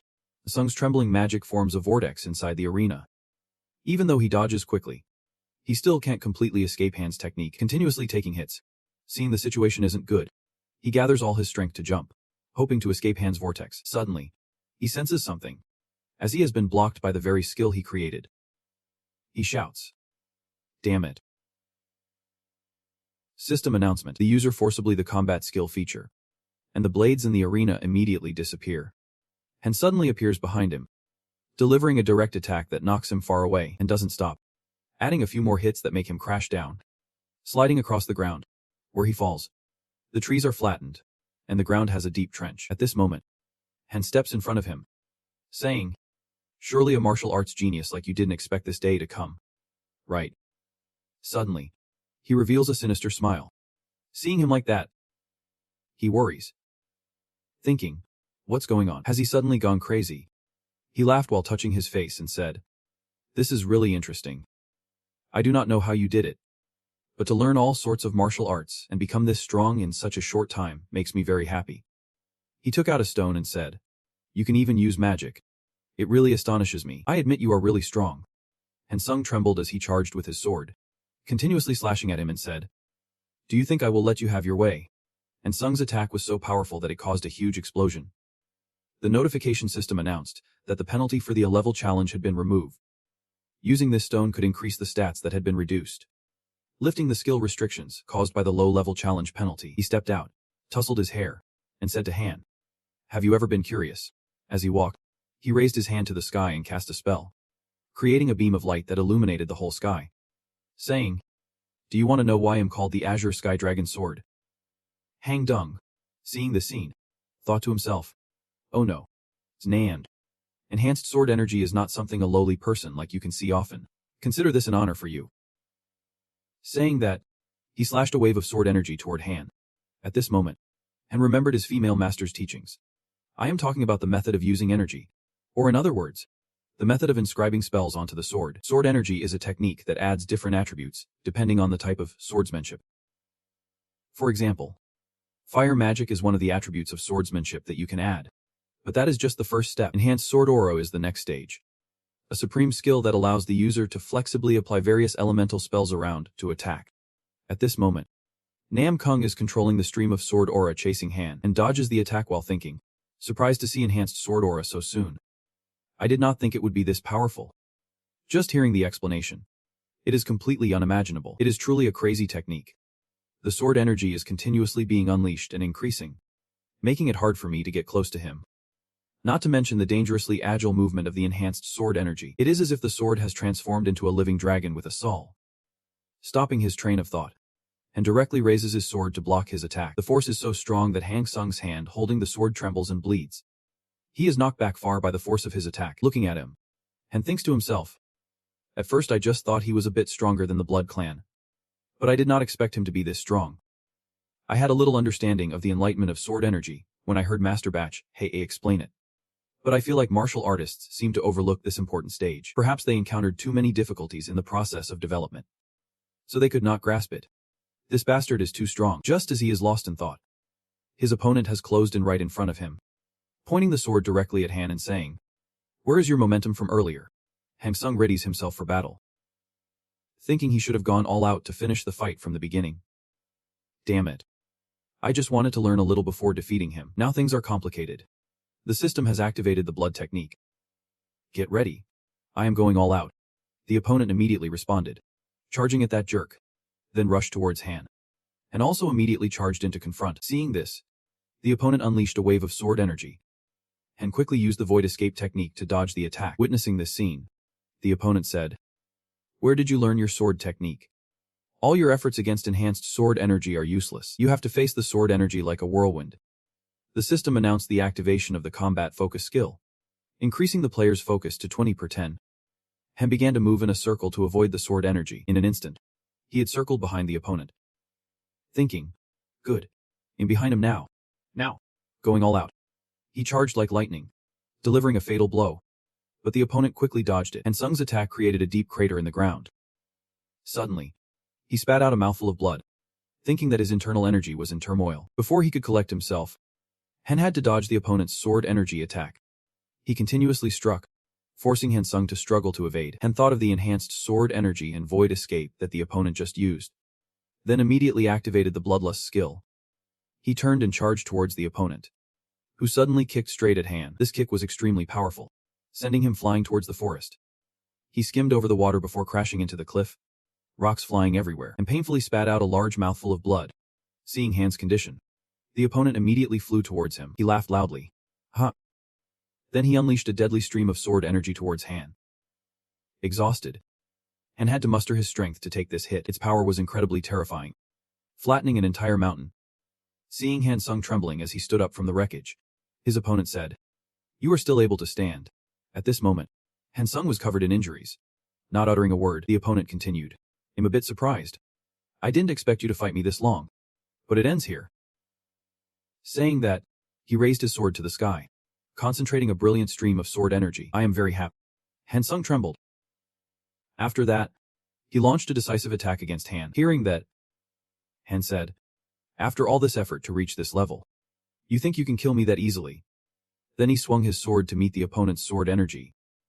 The system announced that the counter shield skill was activated, releasing all accumulated damage. Thanks to the power of the counter shield, the opponent's sword energy was reflected back, creating a powerful counterattack. But he easily dodged it. He charged straight at Han, stabbing a sword into his neck. Laughing loudly, "Ha! This is the face I wanted to see." Then he swung his deciding strike. "I'll chop off your head." Han Sung's head was severed from his body, and the system announced the activation of the dying skill, nullifying all fatal damage. For a brief moment, all senses were enhanced. Proficiency in all skills maximized. The cooldown time was a week, and Han Sung's head automatically flew back to his body. In an instant, the head and body reconnected, and silently thought, dying was the reward for the skills he received on challenge level 12. When mortally wounded to the point of life-threatening danger, the damage would be reversed. He never expected to have to use it in this situation. Seeing Han Sung still alive, the opponent panicked and asked, "What the hell is going on?" Han Sung trembled as he remembered there was still another reward on level 12. The system announced, Ancient King's Crown a rank, in addition to the unique B rank magic skill. When using the crown, the user's mind will become hazy, and the mental power like solid rock will be activated, and you was all in. He put on the crown.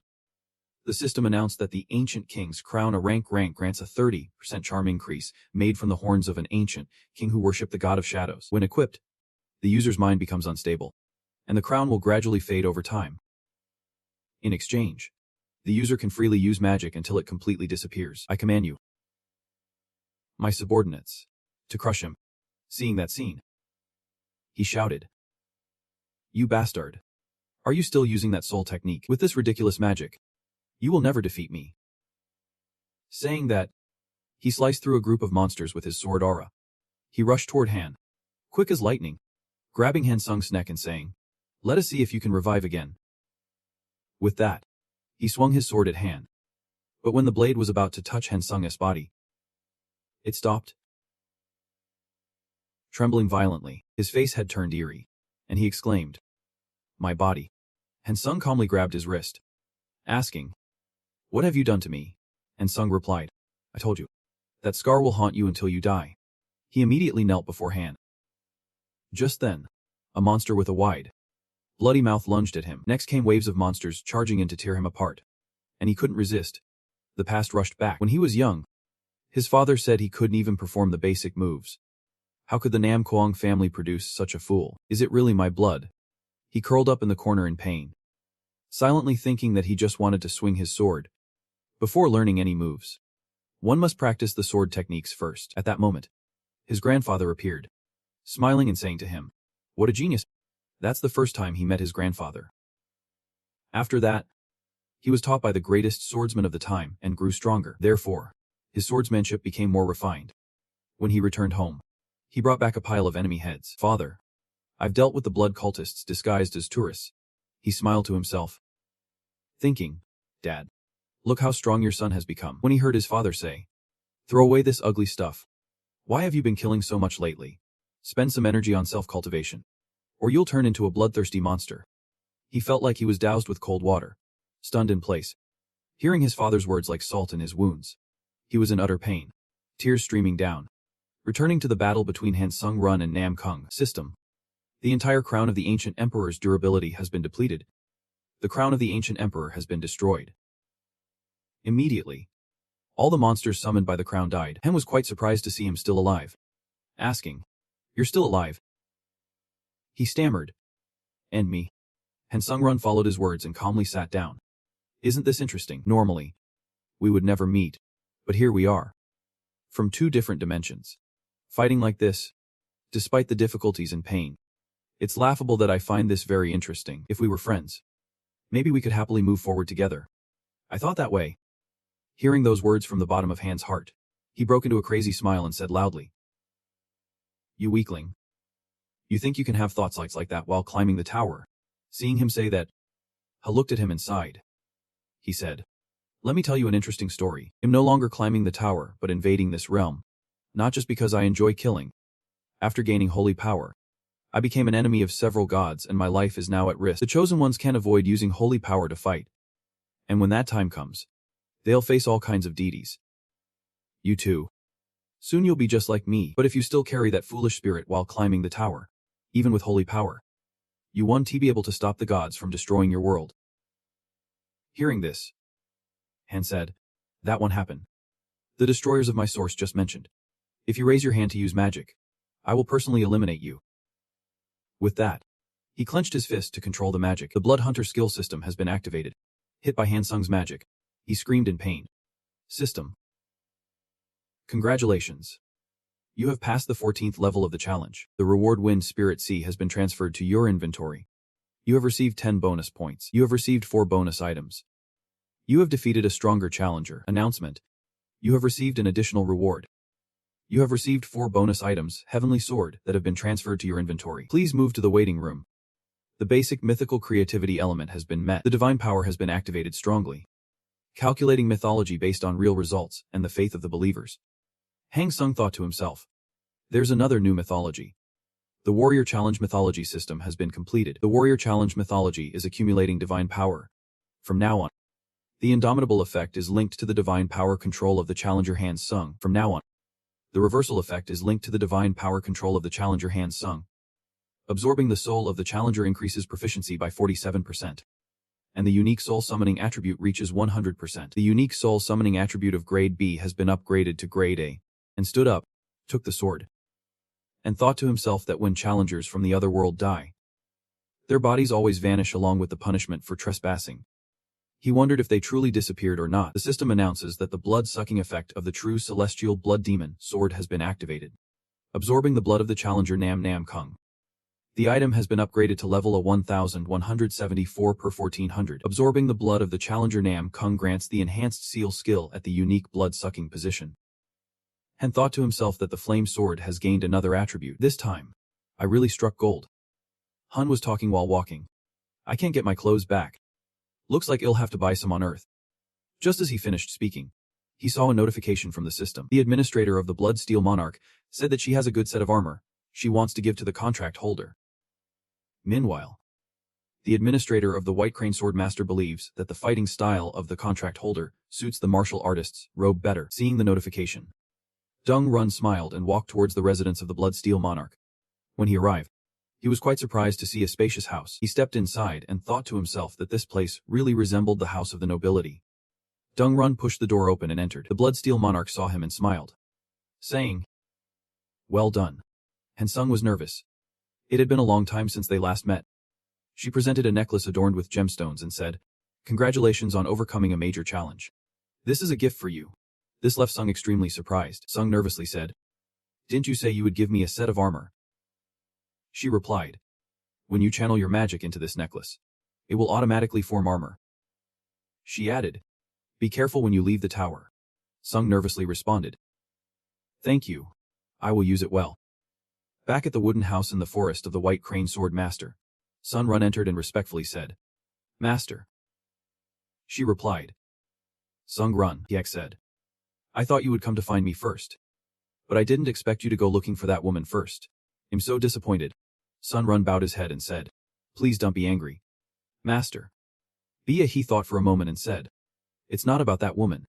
But this master wants to ask you for a favor." Hearing the master say that, Run felt confused. A big question mark arose in his mind. He blushed, awkwardly saying, I want to cut your hair. Sung Run was startled. What? Don't you know that you need to find a professional for prescribing medicine and cutting hair? I can do that. I don't have the tools either. Bacha drew his sword and said. With Butch Kim That's enough. If you move, you'll get hurt. So stay still. Sun Run, trembling in fear, raised his hand. Wait a second. After a while of sword dancing that sent leaves flying, Sun Run looked in the mirror and was quite amazed. He smiled and said, You're really talented. I like. Bacha shyly replied. That's great to hear. Then he pushed him out the door and said, Sun Run. This is an item that helps you wear the martial artist robe more easily. Wear it when you leave the tower. Then she smiled, waved goodbye, and wished him good luck. Noticing the unusual behavior of the master, Run thought to himself, what's wrong with her? That's suspicious. At that moment, the system displayed a notification. You have entered the waiting room on floor 15. The system began to finalize the task order. From now on, the challenger can receive a portion of the administrator's task to replace the personal challenge based on the context of the administrator. After completion, rewards assigned by the administrator can be claimed, but only one task can be received per floor. Sun Run stood reading the notification and thought about the task. So the administrators were treating me well because they wanted to hire me for a task. There are so many things to do now. I need to think it through slowly. First, let's check the new mythic phone I just received. The system notified. The Warrior Mythic Challenge has activated the Indomitable effect, linked with the governing divine power. The Indomitable effect mechanism can unleash maximum strength in all situations. The counter effect is linked with the governing divine power. When activating the reversal effect, the benefits you gain in battle will outweigh the drawbacks. Sung shivered with quiet joy. The exorcism effect from the previous Vampire Hunter's myth is still limited, while the Warrior Challenge myth is more practical. Also, the Soul Summon ability has been upgraded to level A. The system notifies the properties of the A-level Soul Summon. The detailed effect of the 7th. The death quality has been unlocked, and the divine power has been activated. Sung shivered sadly, wondering why this was happening. Even activating it changes nothing. Death. Never mind. Let time answer. Break Heaven Sword. The system notifies that the attack power of Break Heaven Sword increases by 10%. Damage increases by 10%. Attack speed increases by 10%. And magical damage increases by 10%. The sole purpose of enhancing this exorcism sword is to destroy the celestial realm. The greater the difficulty of destruction, the more it will be enhanced. When there is magical power, the unique Break Heaven effect will be activated. At this point, the sword will gain destructive properties. Every swing of the sword carries a fusion of damage and magical power. When the sword's proficiency reaches the highest level, the unique sword sense effect will be activated. It will then grant the sword master a beneficial skill. This skill is always suitable for the current situation. Sung shivered, thinking that Break Heaven really matched the sword energy. Now the sword sense is no longer limited by skills. Therefore, it can develop according to the user's abilities. The system notifies you have defeated a stronger challenger. You receive an additional reward. Sung Run thought it was really cool to have these effects. Because I defeated Nam Kung, who is stronger than the difficulty of the trial. Sung Run held the Phi-Theon Kim, and the system immediately notified that you have reached the Unity Realm. Through the unique effect of the Phi-Theon Kim, the sword sense has been activated. You can transform a unique effect of the sword into your own skill. The selection is complete. The sword sense skill has been fully absorbed. Remaining uses of sword sense. Dung Run smiled to himself. This is really useful. Thanks to the sword sense, I have learned 3 skills already. The system notified that the unique effect of the sword sense of the Phi-Theon Kim has been activated. You can transform a unique effect of the sword into your own skill. The selection is complete. The skill of the Phi-Theon Kim has been fully absorbed. Remaining uses of sword sense. 0 per.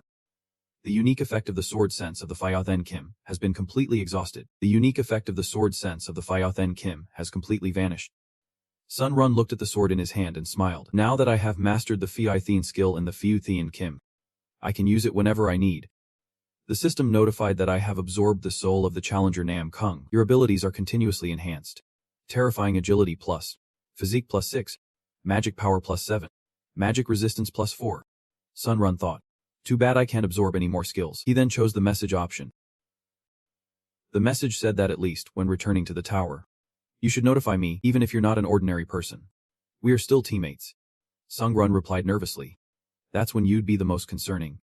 I'll report it next time. Sung Run felt uneasy reading the message. 9th floor lobby. Sung Run. I don't know what happened in the tower, but I have some news. The tower climbers from the other world have appeared. It's one who caused the great massacre in Long City. Sung-run immediately thought. Is this an invasion from other dimensions? He'll never be able to stop these earth-destroying gods. Damn it. Dong-run was furious reading those lines. Long City showed unusual lights. The monsters were surrounded by those lights. They suddenly fell. The monsters began to break through the halo and charged towards the people. They frantically attacked the civilians. This is the second multi-dimensional attack on Earth. The video shows the situation in Long City after the attack yesterday. It all started with a mysterious black sphere appearing in the sky. After the first massacre, those monsters suddenly disappeared. Then that deadly sphere remained unchanged, silent until today. But today, that mysterious black sphere is rapidly growing. It's very likely that a second massacre will occur. A series of monsters will emerge from within it to prevent this horrific disaster. We believe that all Korean hunters will unite for the common good. Why is the Korean Hunters Association so active now? They used to prevent shadow hunters from dealing with the Shinjuku incident. That's because doing so will be more beneficial. Korea's position will be elevated after the Shinjuku incident. Doing this will help the Korean Hunters Association gain a lot of benefits. When people saw Sung, they said, "Isn't that the ghost sword from the Shinjuku event?" That's him. Just changed his hairstyle. Dun-run said to the girl. Long time no see. Sorry for climbing the tower alone without telling you. The girl replied. It's okay. At least now I know. From now on, let's treat each other like true teammates. The girl asked. But where's your weapon? Sung looked nervous and placed a hand on his chest, saying, It's here. Isn't it? Suddenly, someone shouted loudly. Is there anyone here who volunteers to support the London teleportation event? Please head this way to the transport. We would love to have more volunteers join. Hearing that, Sung said, We should go too. The girl pinched Sung's hand, saying this time it wasn't necessary. Saying that, she led Sung to the rooftop. There were already many hunters waiting there, the girl said. Because inside the tower, I also received some equipment and learned space support magic. The learning process was quite tough. But as long as I have someone to help, I can teleport there immediately. The association has already approved it. Hearing the girl say that, Sung thought of teleportation. A notification appeared. You have been chosen as the target for teleportation support magic. You will now be transported to the designated location. In an instant, the two gradually disappeared into thin air. At this moment in London, the halo began to reappear. The monsters began to break through the halo. The hunters shouted loudly. The magic monsters have appeared again. A man shouted. The second wave of attack is about to begin. Protect the magic tower. The monsters immediately opened their toothy mouths and charged towards the hunters. Someone shouted loudly. Everyone just needs to focus on the entrance. If those aliens get into the tower, we're done for. A trembling hunter replied, but didn't notice a monster appearing behind him. Just as it was about to pounce on him, the entrance suddenly lit up, delivering a fatal blow to the monster. The monster fell, leaving the hunter utterly astonished. What shocked him even more was that Sung was trembling, and a girl suddenly appeared in front of him. The girl asked, What are these magical monsters? The gentle hunter bowed his head and replied, Sorry, we're still not prepared with enough manpower. The girl said, It's okay. Thankfully nothing happened. When do we start attacking? Trembling, he said. Well, lend a hand. A loud voice said. Thank you both for coming to help in this difficult time. Given the dangerous situation, we hope you understand that we can't host you properly. Leave this area to us. You two go help the others. He told another person. You take them down below. The hunter replied. Yep. Please go this way. He led Sung Jun and his companion down the stairs. Meanwhile, at a meeting, Sung Dun thought to himself that this time the World Guild would surely send more hunters for support. But what is with the attitude and atmosphere of the British Tower mages? The people outside are fighting for their lives. While the senior leaders are here having a meeting, the old mage saw Sung and was incredibly surprised, exclaiming, I didn't expect to see you here. It's an honor to meet you again. Sung trembled. The girl asked, Do you know him? Sung froze in silence, thinking, Isn't this the old wizard I saved on the 13th floor? That huge black orb has a barrier. Even hundreds of wizards channeling magic couldn't destroy it before, when it was still a small orb, not having absorbed too much magic. You almost succeeded in destroying it. But what about now? Did the first attack stop because of that collision? Sun said. Then when the black orb absorbed more magic and grew larger, no matter what you did, you couldn't harm it. Isn't that right? The old man replied. That's right. Exactly. Everyone was in a panic, discussing excitedly. Some said they couldn't believe the elder had given up the position of the head to that challenger. Someone else asked, "Who is that person?" Another said, "I know. Isn't he the hunter who went to Japan? They met during the challenge." The old wizard looked at Sung and thought, giving up the position of the head, even kneeling down, is nothing, as long as it helps England get out of this crisis. You may not understand, but I know very well how strong this guy is, the old wizard said. What do you think is the best course of action in this situation? Sun Run replied seriously. I will destroy that black orb. The old wizard asked in astonishment. Can you really do that? Everyone began to murmur, with some saying, this is too much, while others questioned, is the elder being too hasty? Sun Run interjected, but I have one condition, the old wizard asked anxiously. What condition? Sun Run said. If you all here can pay me a reasonable fee, I will destroy it. The people around him angrily exclaimed. That's ridiculous. Who do you think you are? The old wizard replied. I need to discuss this with the other representatives first. But he thought to himself that this request was indeed a bit excessive and said, I don't mind waiting. But given the current situation, if we hesitate any longer, there will be nothing left of London. Sun Run thought to himself, in a moment of crisis, he could act without needing a reward. But what deserved to be earned must still be claimed. The old wizard stood by the window looking at the orb. Longya was deep in thought for a moment, and then the old wizard spoke loudly. All right. I agree. He pointed toward the orb and said, make sure to destroy that damn thing. Upon hearing this, everyone became agitated. Elder, you can't decide so easily. Dungrun smiled, picked up a stone, and said, I accept this mission. The stone in front of his chest immediately shone brightly, and in an instant, a suit of armor was equipped on him. Run swung his sword and unleashed a powerful strike. The force of it shattered the windows of the meeting room. Suddenly, a girl ran up calling out loudly. Sung Run. Be careful, she said with concern. Sung Run looked at the girl affectionately and replied, You be back soon. With that, he stepped out into the open space outside. The system announced that the wind spirit sea effect had been activated, and Run glided like a gust of wind towards the orb, leaping between rooftops like a flash of lightning. In the astonished gazes of everyone, there were whispers of discussion. He was almost there. Could humanity really achieve this? After a while of leaping between rooftops, Sung Run finally set foot on the black orb. Standing on the orb, he said, It's quite big. He withdrew his sword, preparing for an attack. The system announced, Heavenly Destruction Sword A+, Proficiency 0%, Basic Effect. You can use magical power to enhance the destructive effect of the weapon. The damage dealt will be increased. Detailed Effect. You can cut through demonic energy, but the harder the object to cut, the more magical power is needed. He immediately swung his sword to attack, saying, It's time to go hunt those pests. The system announced that the Heavenly Destruction Sword skill had been activated, and the limit on destructible objects had been removed. Sung Run gathered all his strength to slash at the black sphere, the tremendous power causing a huge explosion. Two swords plunged straight into the sphere, creating trembling cracks that transferred an even greater force into the swords. He thought to himself, a skill that can cut through anything is indeed a good skill.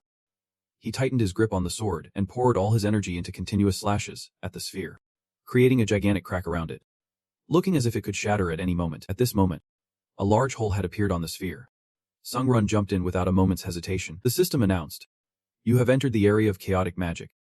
Sung Run thought to himself, Is this area of magic another dimension inside the barrier? The system announced that the skill Spiritual Eye had been activated. And suddenly, countless gigantic monsters appeared around Sung Run. The system announced, Anyone who is not the master of the area will see terrifying illusions that cannot be erased by skills, and will lose their sense of direction. Abilities related to sensory perception that are sealed will face penalties, with an attribute reduction of 18 points. Seeing the illusionary monsters rushing to attack, Sung Run immediately swung his sword to counter. They frantically attacked Sung Run.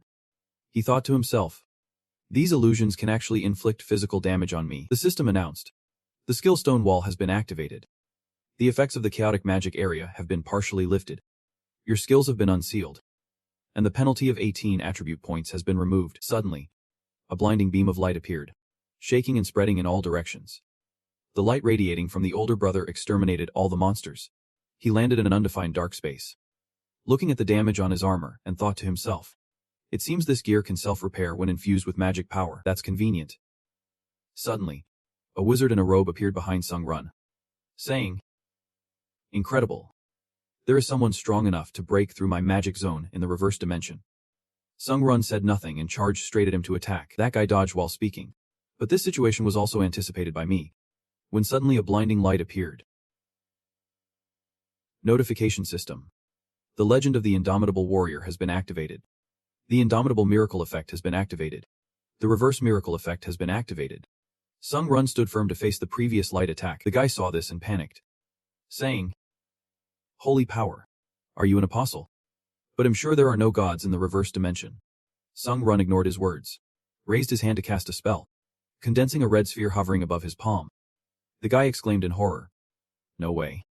Sung Run opened his hand to control the magic to attack him. Sung Run's magic destroyed all the clones created by that guy. The shadows gradually vanished after being hit. He said, "Even if you are an apostle of the divine, as long as you invade my magic zone." Sung Run thought to himself, "Seems that's also a lie. I'm curious to know where that guy's true body is." He created a swarm of monsters and commanded them to attack Sung Run, saying that he would not escape death.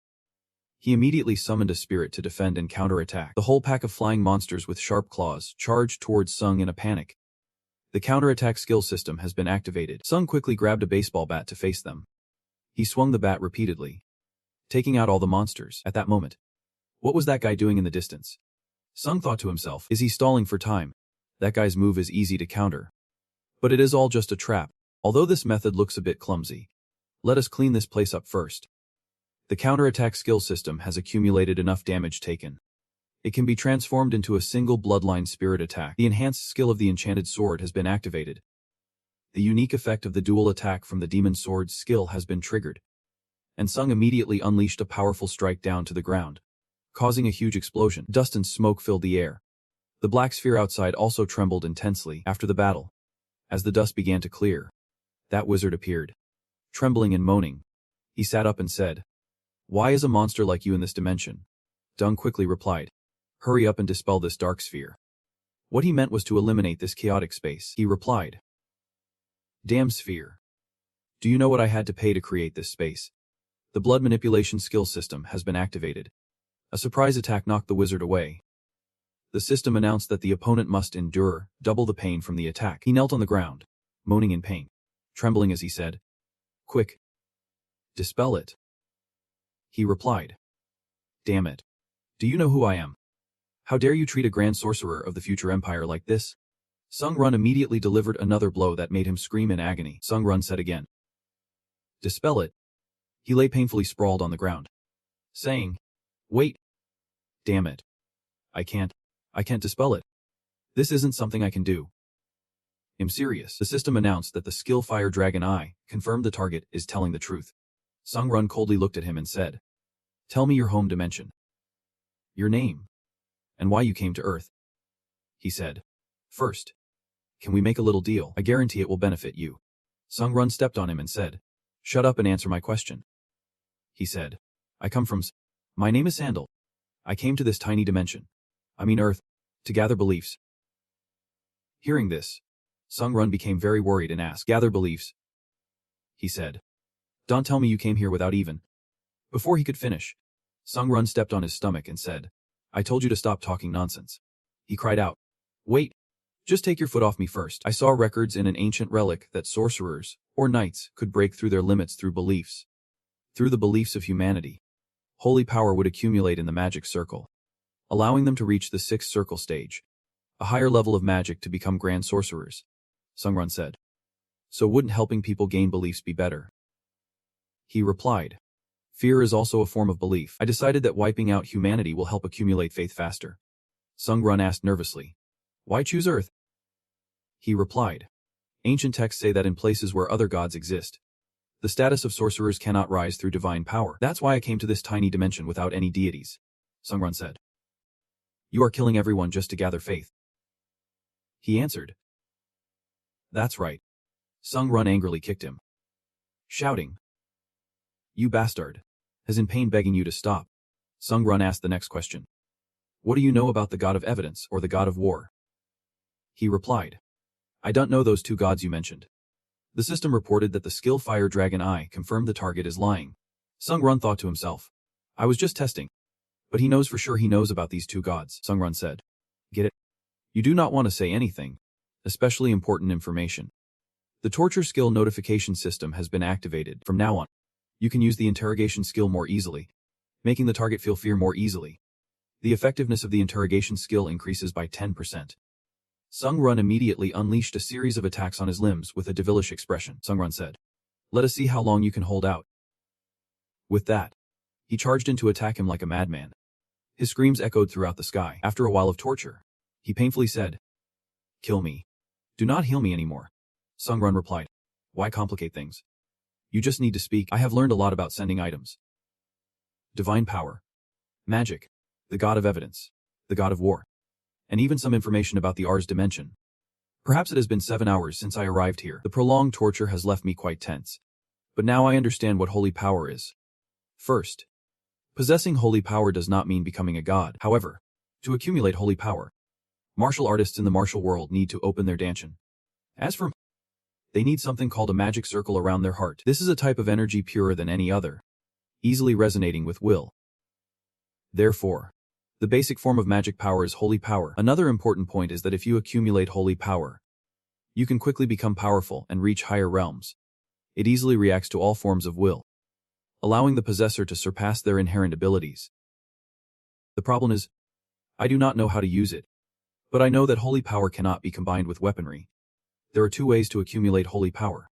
One is to gradually separate and refine magic power. This method is extremely difficult and time-consuming. The other way is through belief, which can be divided into 2 forms: worship and fear. Once there is enough belief, who receive the belief will accumulate holy power through their heart.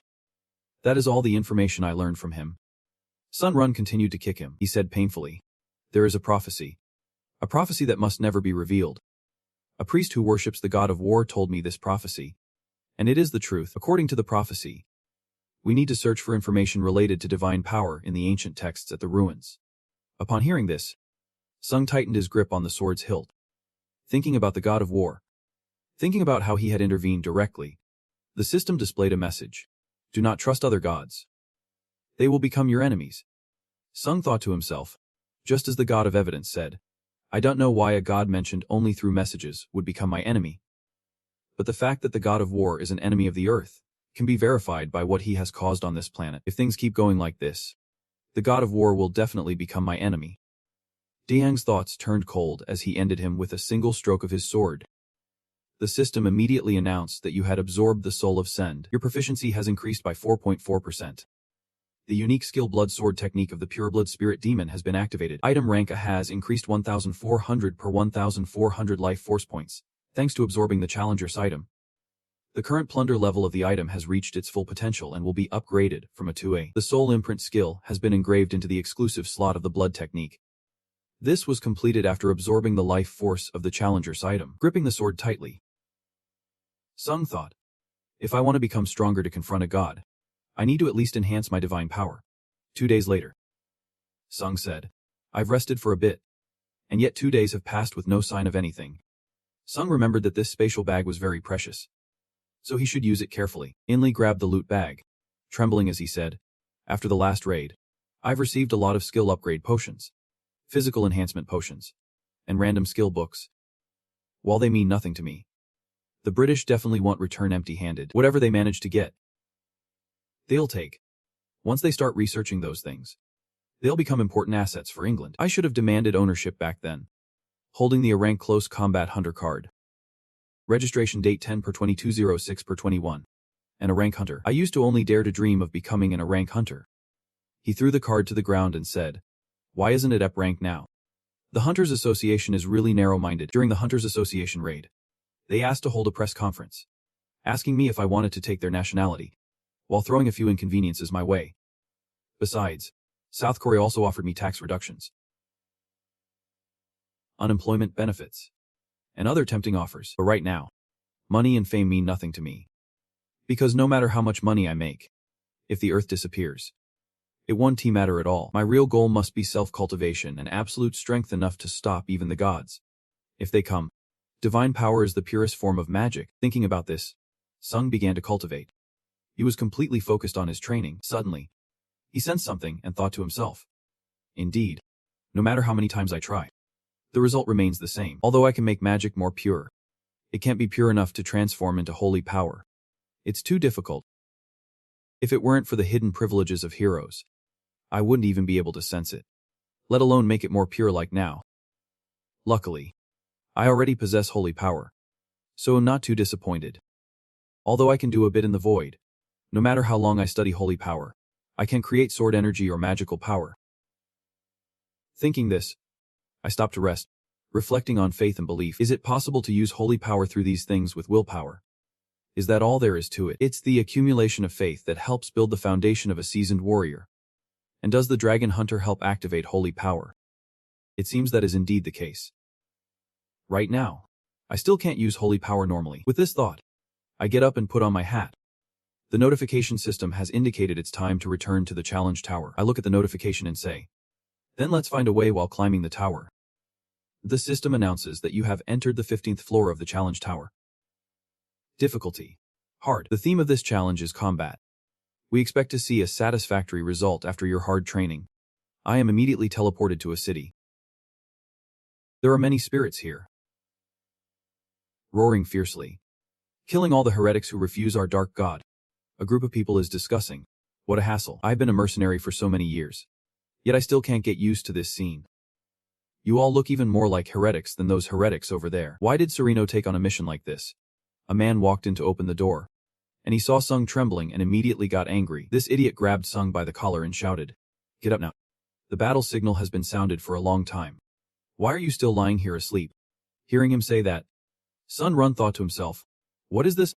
I can't even tell if as a person or an The man glanced at Sung and said, what kind of gear is that? The holy war is about to start. Where's your weapon? Dung Run thought. Holy war. Is there a religious war going on here? He looked out at the battlefield and only saw a cloud of dust. The system announced that the challenge for level 15 has begun, with 17 days remaining. The conditions to pass are to complete the holy war objectives reasonably within the allotted time. The conditions for failure are that the challenger dies or runs out of time. The reward for passing is the guardian's blessing from the nameless god, while the penalty for failure is death. At this moment, a large number of soldiers rushed into the battlefield. Seeing this scene, Dung Run thought to himself, it seems the enemy has thousands of troops. A woman rides into the battlefield, shouting, soldiers, if we win this holy war, people will remember us forever. One soldier hears and says, support Reno at all costs. Sun Run asks, who is The other replies, yep. Shiz, the commander of our mercenary brigade. Renault. He grins viciously and continues, a user aura. A guard on the tower spots the enemy and yells, those damn heretics are here. Everyone prepare for battle. Sung Run thinks to himself, it's time to judge these fanatics who worship the god of war. All right.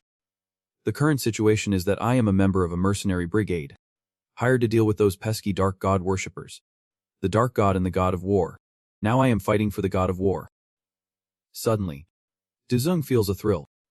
The system announces that the special mission The Path of the Guide has begun, recognized by the mercenary corps as an excellent leader.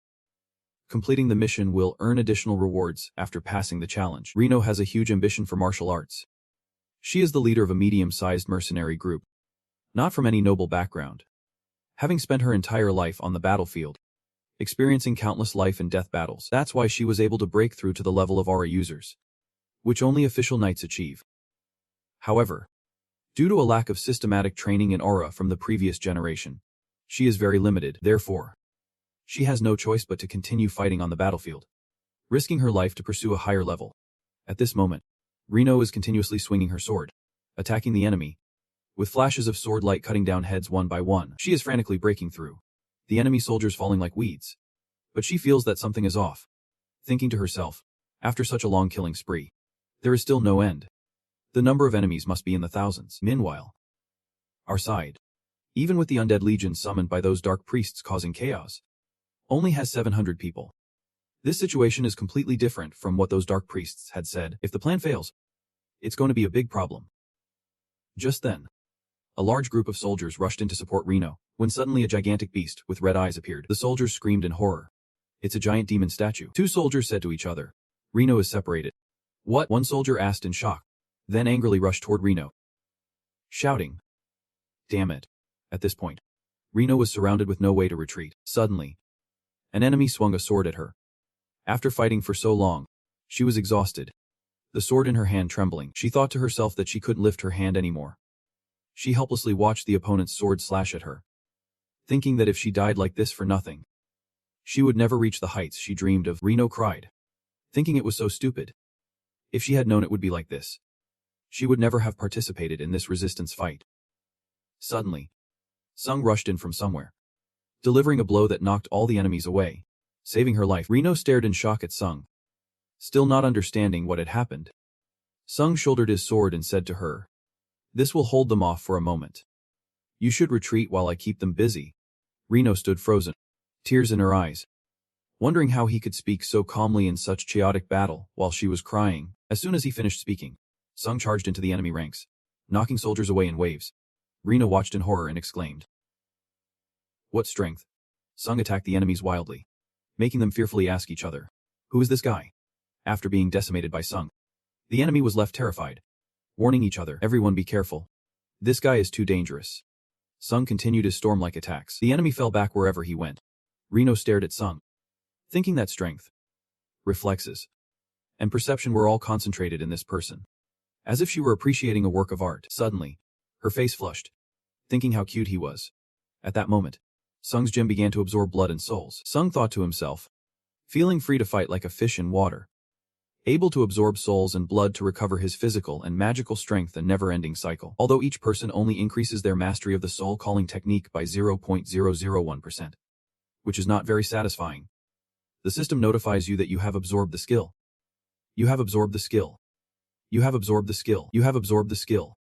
The skill absorption based on probability is still quite useful. Trembling, he slashed his sword down to the ground, sending hundreds of enemies flying into the air. The enemies, seeing this, were extremely terrified, shouting at each other, "Step back a bit. One person is casting a spell. Do not face that madman alone. Set up a giant golem in front." Before the words finished, a group of giant golems had blocked Sung's path. They rushed towards him, and he immediately used the white sword's 7th form. Sung charged straight into the golem with the white sword, delivering a slash that split the two giant golems. The soldiers were stunned, exclaiming in amazement. One strike had sent the giant golem flying. Is he really human? Reno witnessed this scene, thinking to himself that it was this skill that saved his life. It couldn't be mistaken. It seems he has pulled space towards him and distorted it. This has gone beyond the realm of swordsmanship. At this moment, the body of the golem fell to the ground. The enemies were shaken and panicked. They screamed in horror. He defeated the giant golem summoned by the essence of magic with just one blow. Never heard of this before. The enemy commander immediately shouted, "Don't make a fuss.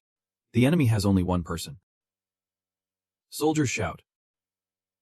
Priest Mobin, prepare the secret weapon of the Olam sect. Set up formations to weaken his effects. The completed incantation can temporarily imprison a dragon. Just need to catch that bastard, and the victory of the holy war will be right before us. At this moment, Sung Run continued to fight fiercely, killing numerous enemies. He charged straight into the enemy's formation, slaughtering them right in the midst of it. Seeing this, the enemies became even more terrified and uneasy.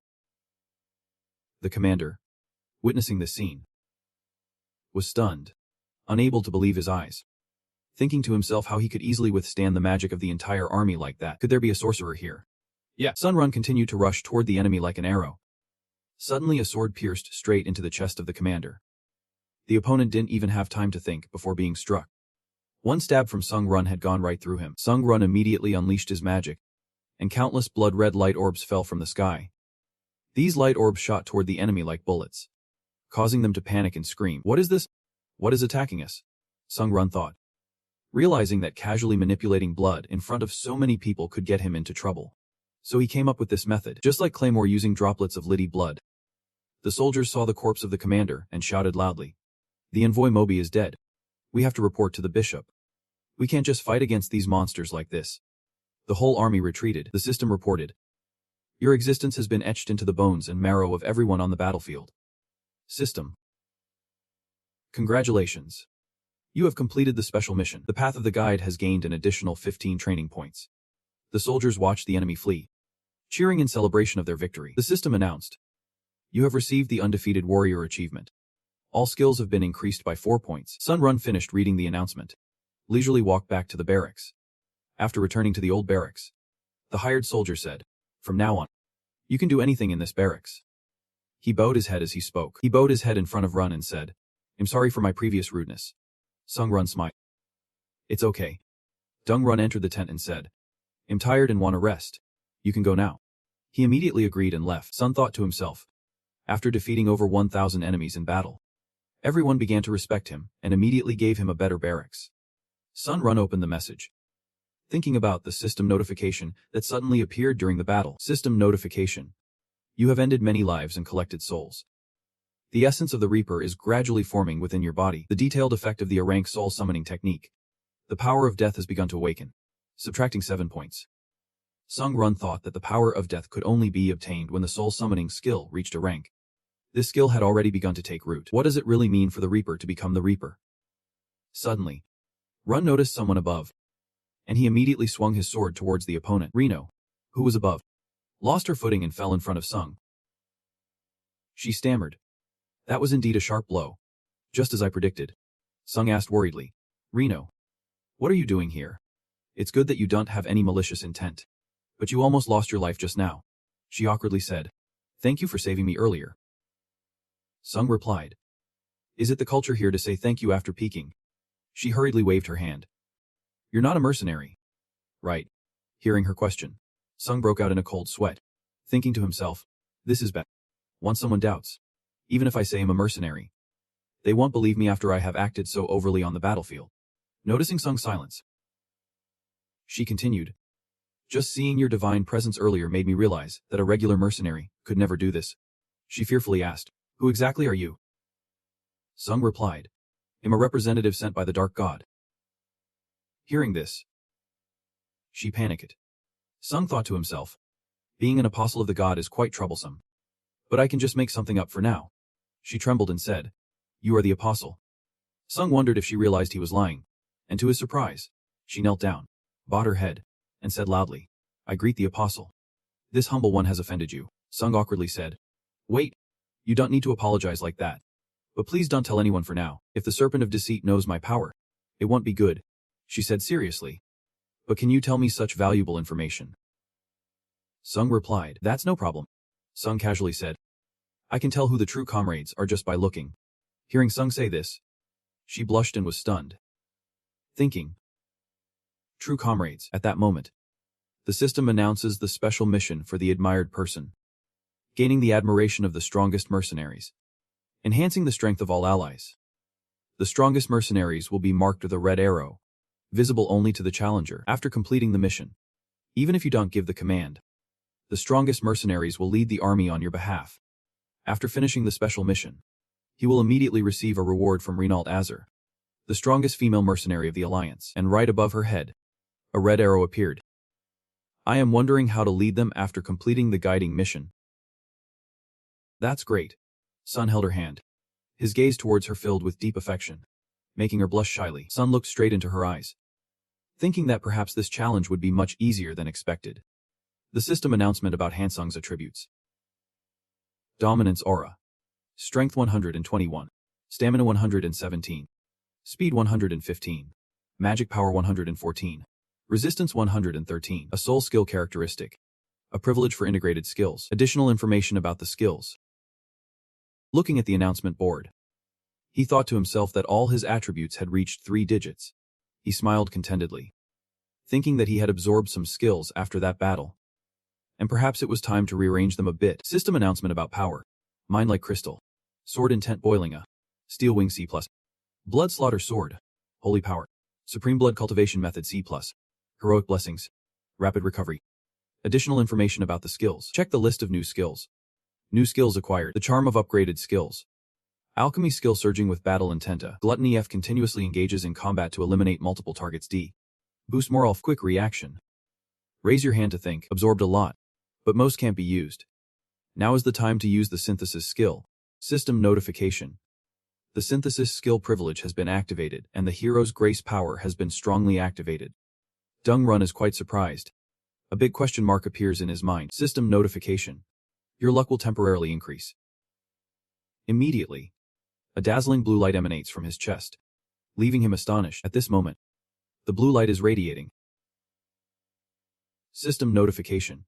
Absolute charm skill activated. Dung Run smiled, thinking about the power activated when he synthesized the demon sword last time. Unexpectedly, the hero's grace is also this useful. I still have this. System notification. Bloodline enhancement C+. Talent enhancement B.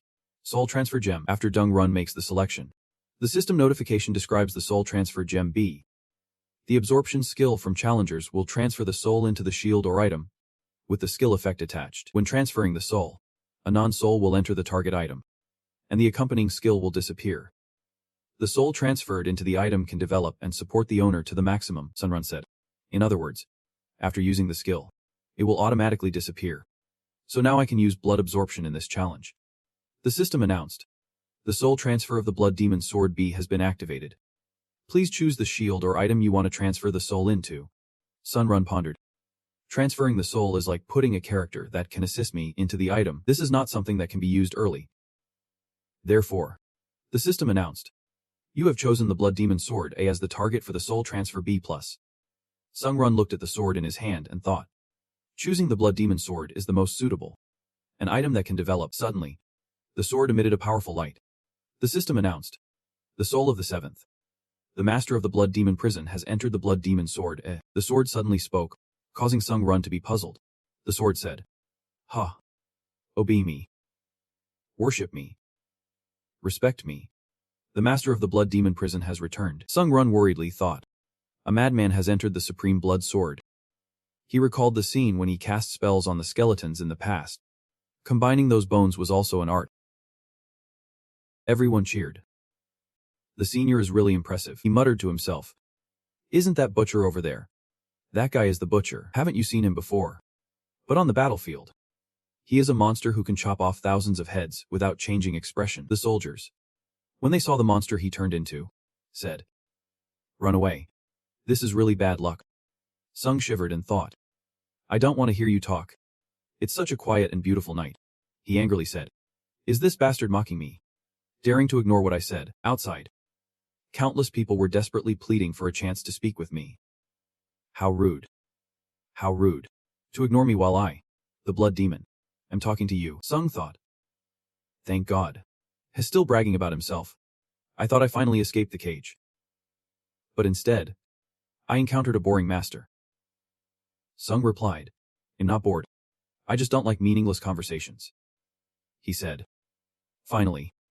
You are willing to talk to me. Sung realized there were no more guards around. And the Blood Demon said. You're stupid. You don't know how to use your mental power. I thought you were like me. Sung looked at the sword and said.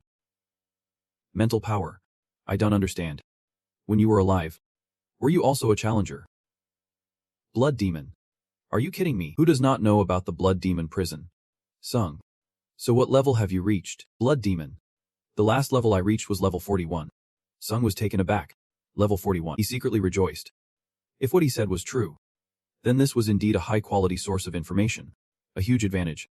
Wait. If he reached level 41. Sung said. I thought challengers who died at level 40 or above would be resurrected by the administrator. Why didn't you? The Blood Demon snapped. You think I would live in the tower like a dog? I absolutely won't do something disgusting like that. Shivering, right? Sung thought to himself. The arrogance had consumed his mind. Sung coldly looked at the sword and said, I understand that in your time you were very powerful. But now you are just a soul in my sword. While speaking, he drew the sword. Not forgetting that fact, as the sword came out of the sheath, a sword aura surged up into the sky. Blood Demon said, I know what you're thinking. Do not worry. I will help you in battle. Blood Demon thought to himself. Does he want to establish a master-servant relationship, stubborn as I am? I thought, even when I was alive, I could not show much power. But I am a genius in both martial arts and magic. No matter what you want, I can do it. For example, like this. Sung swung the sword to test a move. And the sword aura instantly sliced through a row of ancient trees. Sung was quite amazed by this unexpected situation. When he sheathed the sword, the entire forest collapsed. It seemed he had found a powerful ally. What's with that robotic face? Damn it. You are not in the same dimension as me. Are you, Sung? I come from Earth. Maybe you have never heard of Blood Demon.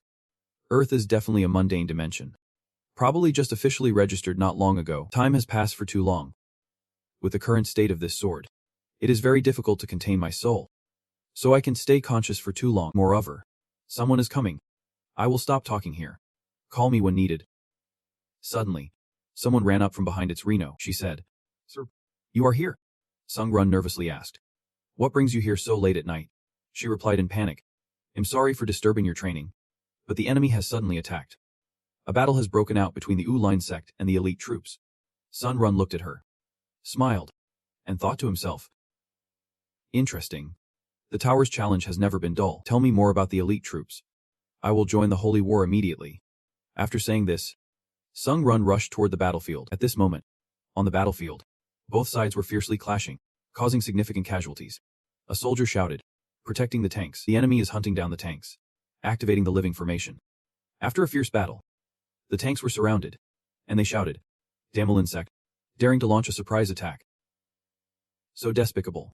At the same time, Sung and Reno rushed like the wind toward the battlefield. Sung thought to himself, compared to before, their numbers are not many, at most about 100, but they are much stronger than before. The most important thing is that the enemy is also using holy power. Of course, for me now, it's nothing at all. The Yulin Theng army surged forward, slaughtering without mercy, killing and screaming, all of you die, you filthy worms. Reno was horrified to see her soldiers being slaughtered mercilessly. She thought in shock, how can there be such terrifying power? Suddenly, Sung put his hand on her shoulder, pushed her behind him, and said, Reno, I have a request. No matter how strong the enemy is, no matter how desperate the situation, please trust me. Sung smiled and said, I trust Reno too. This made Reno blush, stunned in place, and Sung said, all right, reorganize the formation, protect the tanks. We need the tanks to end the holy war. Reno was still dazed from Sung's earlier words, and after a moment, she stammered, Yep. My lord, I will definitely protect them.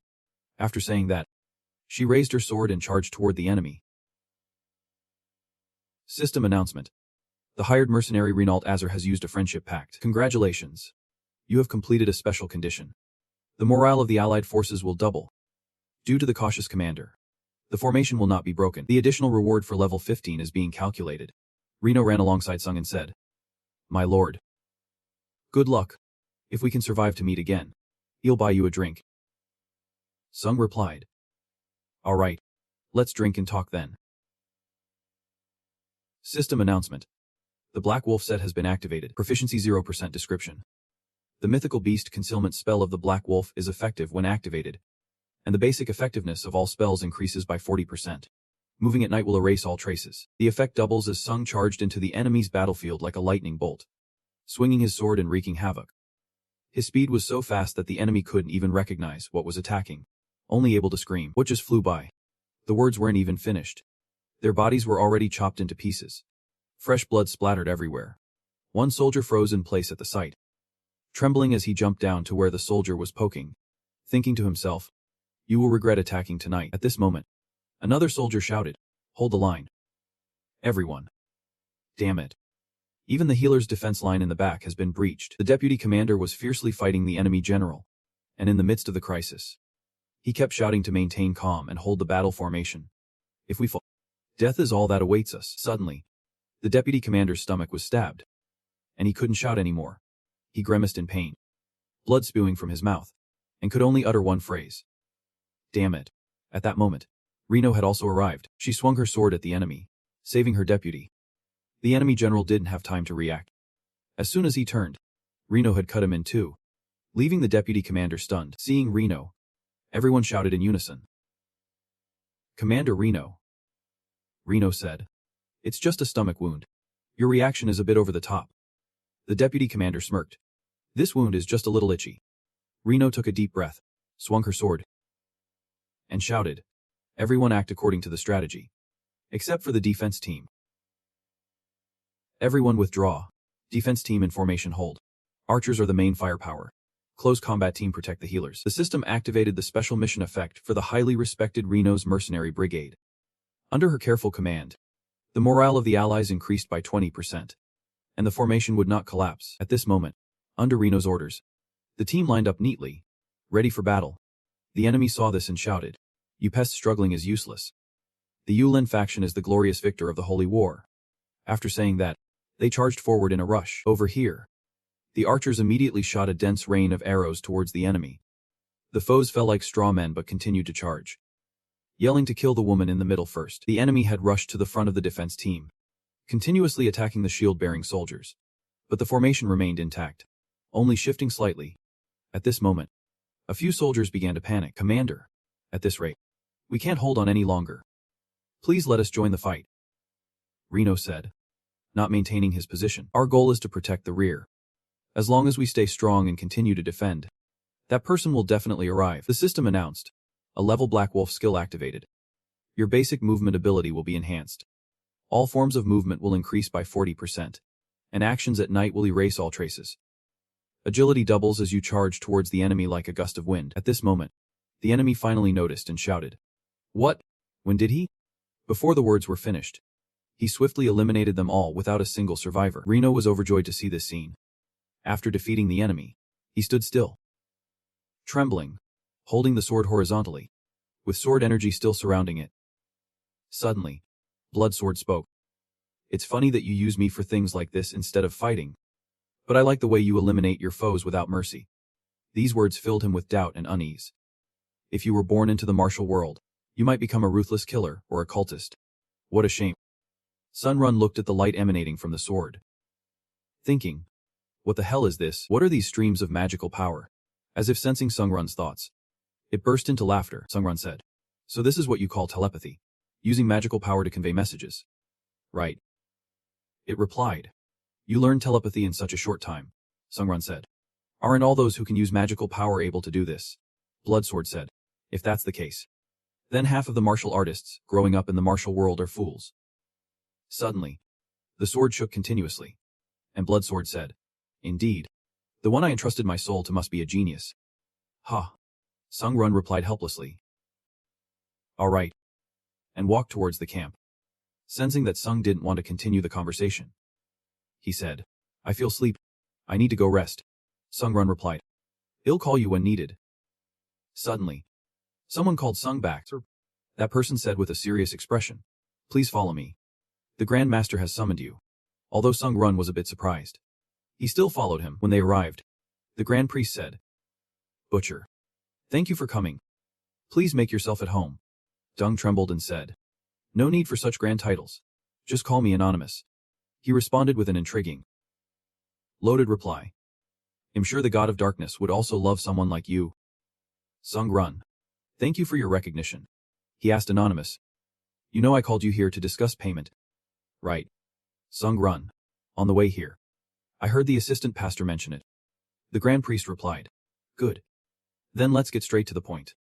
Tell me how much you want." Sunrun, "Then allow me to ask you back."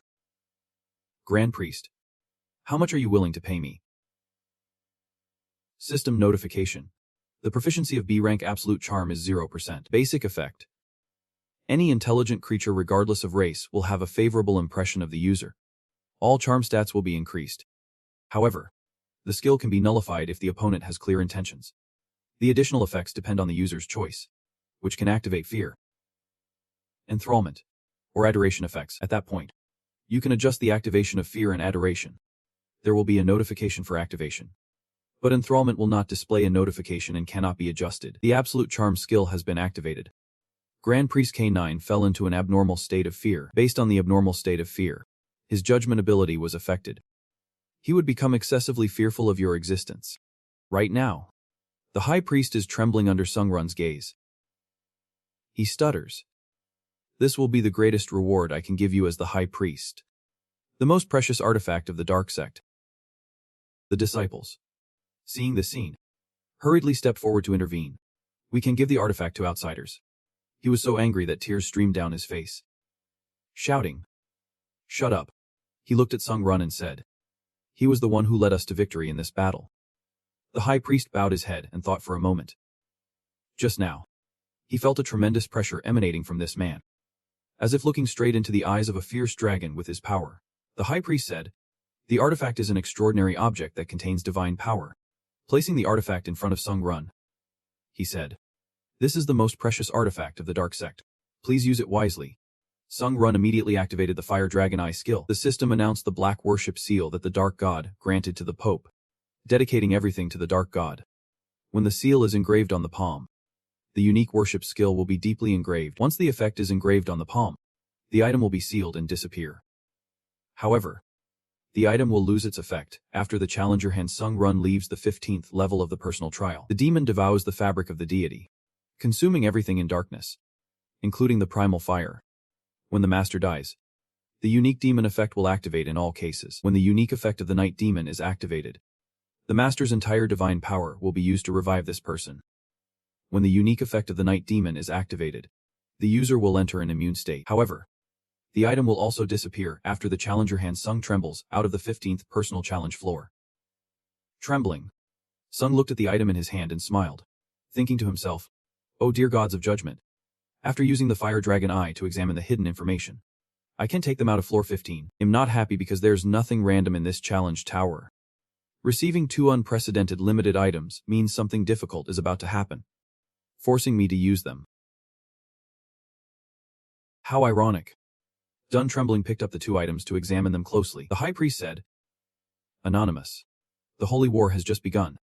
Show the strength worthy of the reward you receive. I'm just reminding you to be cautious. But if you dare to escape, the god of darkness will punish you." Trembling, Sung smiled in response. What kind of small person would dare to receive a holy artifact and then run away? Sung turned and said, "Well, I'm off." He trembled and replied, "Yep. Dear High Priest." After Sung took the holy artifact and left, he held his face and cried out loud, "My holy artifact, my holy artifact." Receiving these powerful items, Sung happily hummed a tune while walking. Suddenly, a voice called out, "My lord. It turns out Reno is standing in front of you," smiling and saying, "Was your private conversation with the high priest smooth?" Sun happily replied, "Yep. Thanks to you. Are you really standing here waiting for me the whole time?"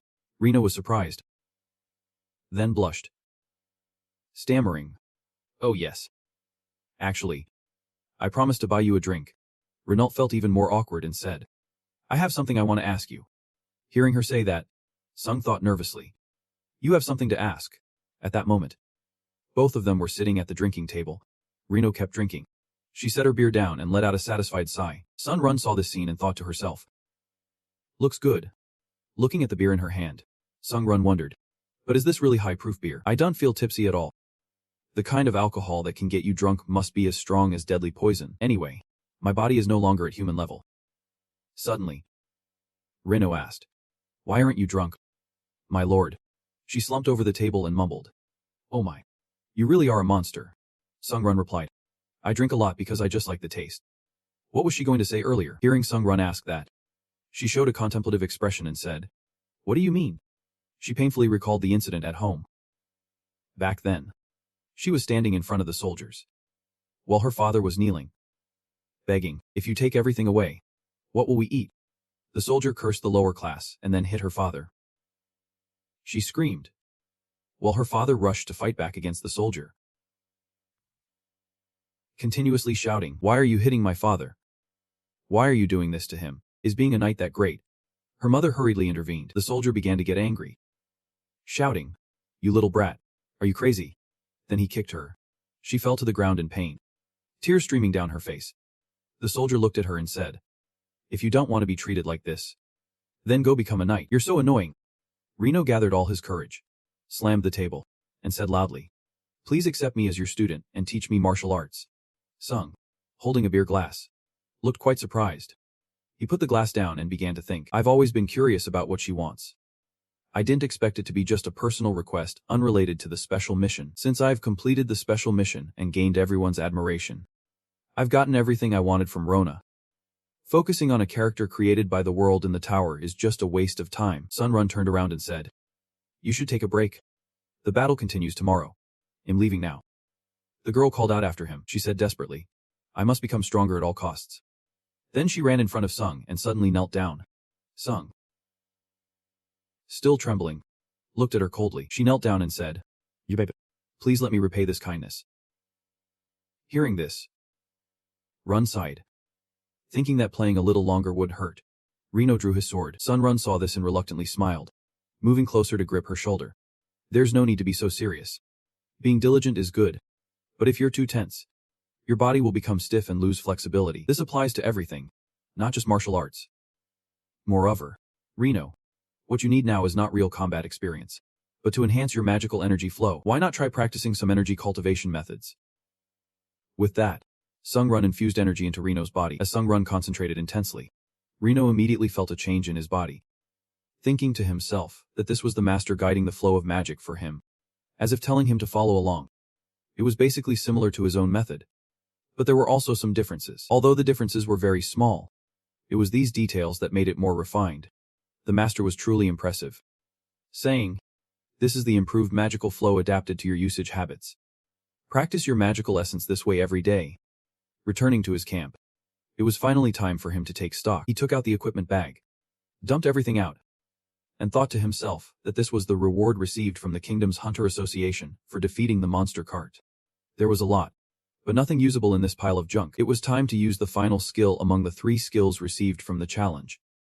The notification system for skill B had been activated immediately. An iron mask was fitted onto Sung-run's face.